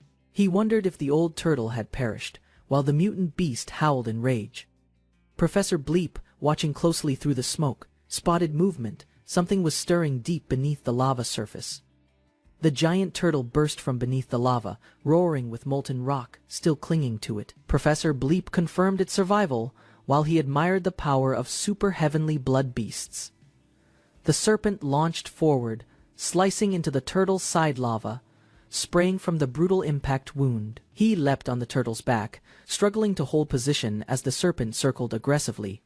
Ji Yanran warned the collapsing cave left no time. He had to escape immediately. Instead of retreating, he told the others to go ahead while he observed the fight. Questions rose about his plan, but Bleep guessed he aimed to claim both beast spirits. Thick smoke clouded the battlefield. Fortunately, his demon queen vision pierced through the heat and haze. Despite chaos, the armored turtle looked untouched, while the serpent showed signs of weakening from combat. Realizing its schemes failed, the serpent howled, clearly no match against the unyielding, lava-born turtle beast. Planning a lethal strike, the red-armored man hesitated. Recklessness would mean instant death by turtle. He adjusted his grip, reminding himself one mistake would cost everything against that monstrous guardian. Watching the serpent's weakened movements, he finally spotted the exposed wound and prepared his attack. With a sudden burst, his spear launched straight toward the serpent's throat, catching it mid-roar. Observing from afar, Ji Yanran and Bleep feared for Han's safety amid the fierce clash. His flaming spear plunged into the serpent's jaw. Blood spraying as resistance halted the weapon's push. Teeth clenched. He forced the weapon deeper, struggling to break through bone and pierce the vital point. Cries of desperation turned to triumph as the spear finally shattered flesh in a fatal strike. A system alert confirmed it. He had killed the super creature and earned its beast spirit. Eyes wide with exhilaration, he stood victorious after everything. The reward was finally in his grasp. The defeated serpent's core energy burst skyward. His spear shattered into the swirling force. Standing stunned, he questioned how both beast spirits could exist when only one turtle remained. Unexpectedly, the turtle dove into lava again. Mystery thickened as boiling waves swallowed its body whole. Wings unfurled, he soared through smoke, determined to retrieve whatever essence that core left behind. Clutching the glowing orb, he recognized its power. Super heavenly blood gene, Open One, was his. From above, Ji Yanran called down, checking whether he had survived the chaotic battle. Raising his arm, he signaled he was unharmed, though both mutated beasts had vanished. A shaft of light appeared, revealing a tunnel. Their team spotted a clear path to escape. Inside the Wang family's peaceful estate, rumors of mutant creatures spread across shelters like wildfire overnight. Hansen hesitates about promotion, uncertain whether the second shelter holds greater danger or opportunity. His classmate, Tang Zhenliu, appears abruptly, questioning Hansen's unexpected presence at the garden party. Hansen learns it is Wang Meng's birthday. Surprised, he realizes she kept it secret intentionally. Zhenliu is caught off guard by gift requests. Hansen presses curiously despite the awkward tension. Tang Zhenliu pointed subtly toward a silent figure near the table, eyes narrowed with concern. A strange tension hovered around Shen Tianzi, who sat unusually quiet, barely moving or reacting. Cold demeanor and sharp gaze suggested transformation. Rumors hinted at possession or extreme mental change. Despite the calm, Shen's presence carried weight. He had risen swiftly within the second shelter. With a firm grip, Shen offered Hansen entry, a test of ambition and resolve. Shen Tianzi acted arrogantly after promotion, his behavior earning quiet disdain from Hansen nearby. Meng approached calmly, warning that staying behind too long could brand him hesitant or unreliable. She explained real evolution required risk. Only beyond first shelter could true strength fully emerge. Hansen received attention from others, then invited by Yang Zikun for a private discussion. Inside a lavish room, Yang offered deals in exchange for rare high-blood beast spirits. Hansen explained beast spirits were rare, especially heavenly blood types hoarded by elite shelters. Yang Zikun revealed a private club where beast spirit exchanges operated quietly beyond official markets. Carefully, Hansen asked if any spirits originated from the more dangerous second heavenly shelter. He clarified his goal: exchanging powerful spirits, exclusively sourced from advanced zones like Blue Shelter. Zikun turned to Assistant Shu, confirming 3 high-grade spirits were available in the Blue Crystal Shelter. Hansen proposed a trade, offering 3 spirits for the powerful mounting beast from Blue Shelter. Assistant Shu explained second shelter spirits carried greater value, often surpassing multiple first shelter grade offerings. Before negotiation continued, Yang Zikun requested to inspect Hansen's beast spirits for quality assurance. A rare silver, blood trident, emerged. Zikun's eyes lit up, clearly impressed by its uniqueness. Han calmly revealed an even rarer spirit, a white wolf with deadly, unmatchable killing power. Windwolf snorted, towering over Zikun as he examined the mount with cautious curiosity. Hansen downplayed its value, saying it ran slightly faster than the wind, chasing horse. Zikun accepted the wager, intrigued by the challenge and rarity of Han's confident offer. To balance the deal, Han revealed Ghost-Eyed Beast, a rare merging type spirit, enhancing speed. Purple energy swirled as Ghost-Eyed Beast materialized, its form radiating intense strength and transformation potential. Energy pulsed as Han offered 3 spirits, proposing a trade for 2 rare advanced beasts. Zikun agreed instantly, recognizing the Ghost-Eyed Beast's mutation value and potential as a high-tier treasure. Contract sealed. He ordered the transaction to forward both spirits to Blue Crystal Shelter contacts. On his way out, Han met a professor conducting tests on non-evolver energy surges. Interested in extra credits, he accepted the offer to join tomorrow's lab experiment at 8:30 a.m. Inside the lab, Qin Jiming introduced a device that stimulated cells for data extraction. A subject lay resting inside the pod, while Jiming explained its function with clinical enthusiasm. Curiosity piqued when another researcher questioned Jia's participation, surprised by Han Sen's successful persuasion. Han apologized internally to Jia, while preparing to undergo the same biological activation procedure himself. After receiving the test solution, Han wondered if activated cells could accelerate overload skill cultivation. A bright blue failure message appeared as Han Sen collapsed after the combat. Simulation abruptly ended. Desperado pinned Han Sen forcefully to the floor, noting a slightly improved duration in resistance time. Inside the simulation room, Han Sen reflected silently on repetitive enemy tactics and minimal challenge growth. A digital prompt indicated another challenger. Han Sen prepared mentally as a clone of Desperado reappeared. Han Sen swiftly countered the attacker's charge, revealing through action he didn't belong to their group.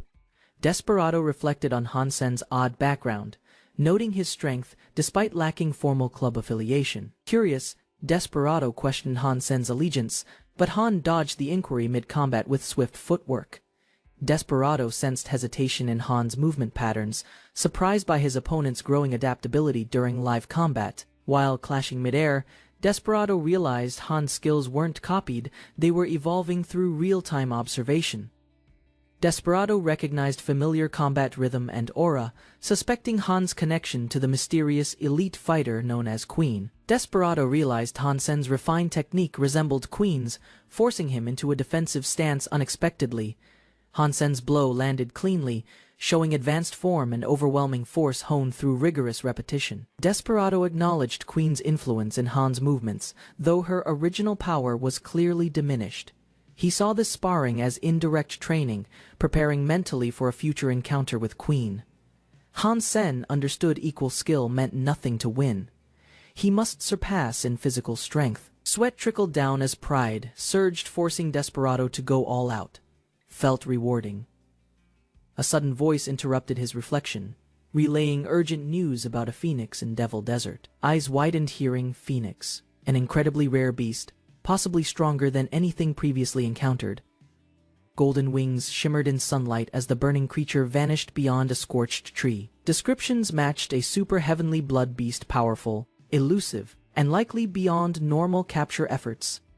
Xiaogang pushed back at skeptics, reminding them of Han Sen's unmatched strength and genetic evolution status. Arms crossed, Han Sen stayed quiet, while others whispered about his survival limits in First Shelter. Questions rose about the risks of staying unchallenged, while his body continued evolving unnaturally fast. Money was their only concern now. Deeper details weren't worth the trouble or risk. Growing impatient, a rider demanded proof of treasure. Xiaogang pointed ahead, insisting the trail was close. Wind stirred ash near the scorched tree, its charred trunk standing alone in cracked earth. Han Sen inspected the blackened bark, suspecting the burning was caused by the rumored phoenix. Like creature, others approached on horseback while Xiaogang explained. The burning happened before he arrived at the scene. Riders pressed him for answers, demanding a direction toward the beast that escaped into the desert. Unbothered by pressure, Xiaogang reminded them the deal only included leading them to the scorched tree. Frustrated by the refusal, a soldier ordered silence and insisted they move without further argument. Riders turned their horses forward, payment was fulfilled, so no more excuses delayed their departure. Confidently, one warrior claimed dominance, asserting his strength was unmatched among the entire group. A challenge rose in response. Han Sen dashed forward at full speed, ignoring shouts behind him. In a flash, he appeared before the boaster, stopping his motion with flawless counterpressure. Eyes locked on the target, Han Sen silently summoned his weapon, a heavenly blood beast spirit sword. Sword shimmered with radiant energy as he offered mercy in exchange for cooperation and silence. Fear struck instantly, the soldier staggered, shocked by the weapon's raw power and deadly intent. Threats meant nothing. Now Han Sen pressed forward, forcing a choice between surrender or immediate defeat. Sensing no escape, the trembling man agreed instantly, nodding to preserve his life without hesitation. Two teammates rushed to aid Mr. Yu, helping him stand while cursing Han Sen's harshness. Han Sen stood calm and stern, warning Yu never to disgrace evolvers with such weakness again. Gao Fei shouted in fury, rallying his men after Han Sen stole the sacred sword. Han Sen stood between them and Jin Yu, sword drawn, prepared to face them all. The attackers lunged forward, blades crashing as Han Sen blocked with strength and lightning speed. Han Sen countered instantly, slicing through steel and slamming one assailant backward with overwhelming force. Gao Fei flinched, stunned, as Han Sen's blade halted right before slashing across his face. A sudden burst of blue energy exploded, flinging attackers aside before they reached their target. Confusion spread fast. Panic erupted as unknown power struck, forcing survivors to scatter in every direction. While others escaped, Jin Yu yelled furiously, calling out their cowardice for ambushing Sen so shamefully. Calmly watching the chaos, Sen smirked and explained his reasoning for sparing the fleeing men. Glowing light erupted in the distance, violent and unnatural, prompting both to approach the source with caution. Flames burst from above as the phoenix descended, scorching the land with terrifying destructive force. Screams echoed beneath blazing wings. Fiery claws engulfed those who couldn't escape the creature's searing dive. From a safe distance, awe filled Jin Yu's face while watching the fiery beast take flight. One man panicked, stumbling backward, begging as the phoenix advanced its heat, nearly melting his weapon. Engulfed in orange blaze, his body burned black, eyes wide with terror before collapsing silently forward.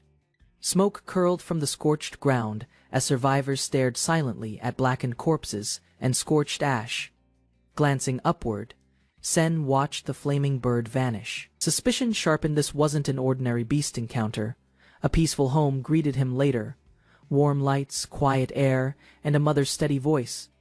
While sitting for dinner, Sen hesitated, gently asking if she'd secured the two beast spirits.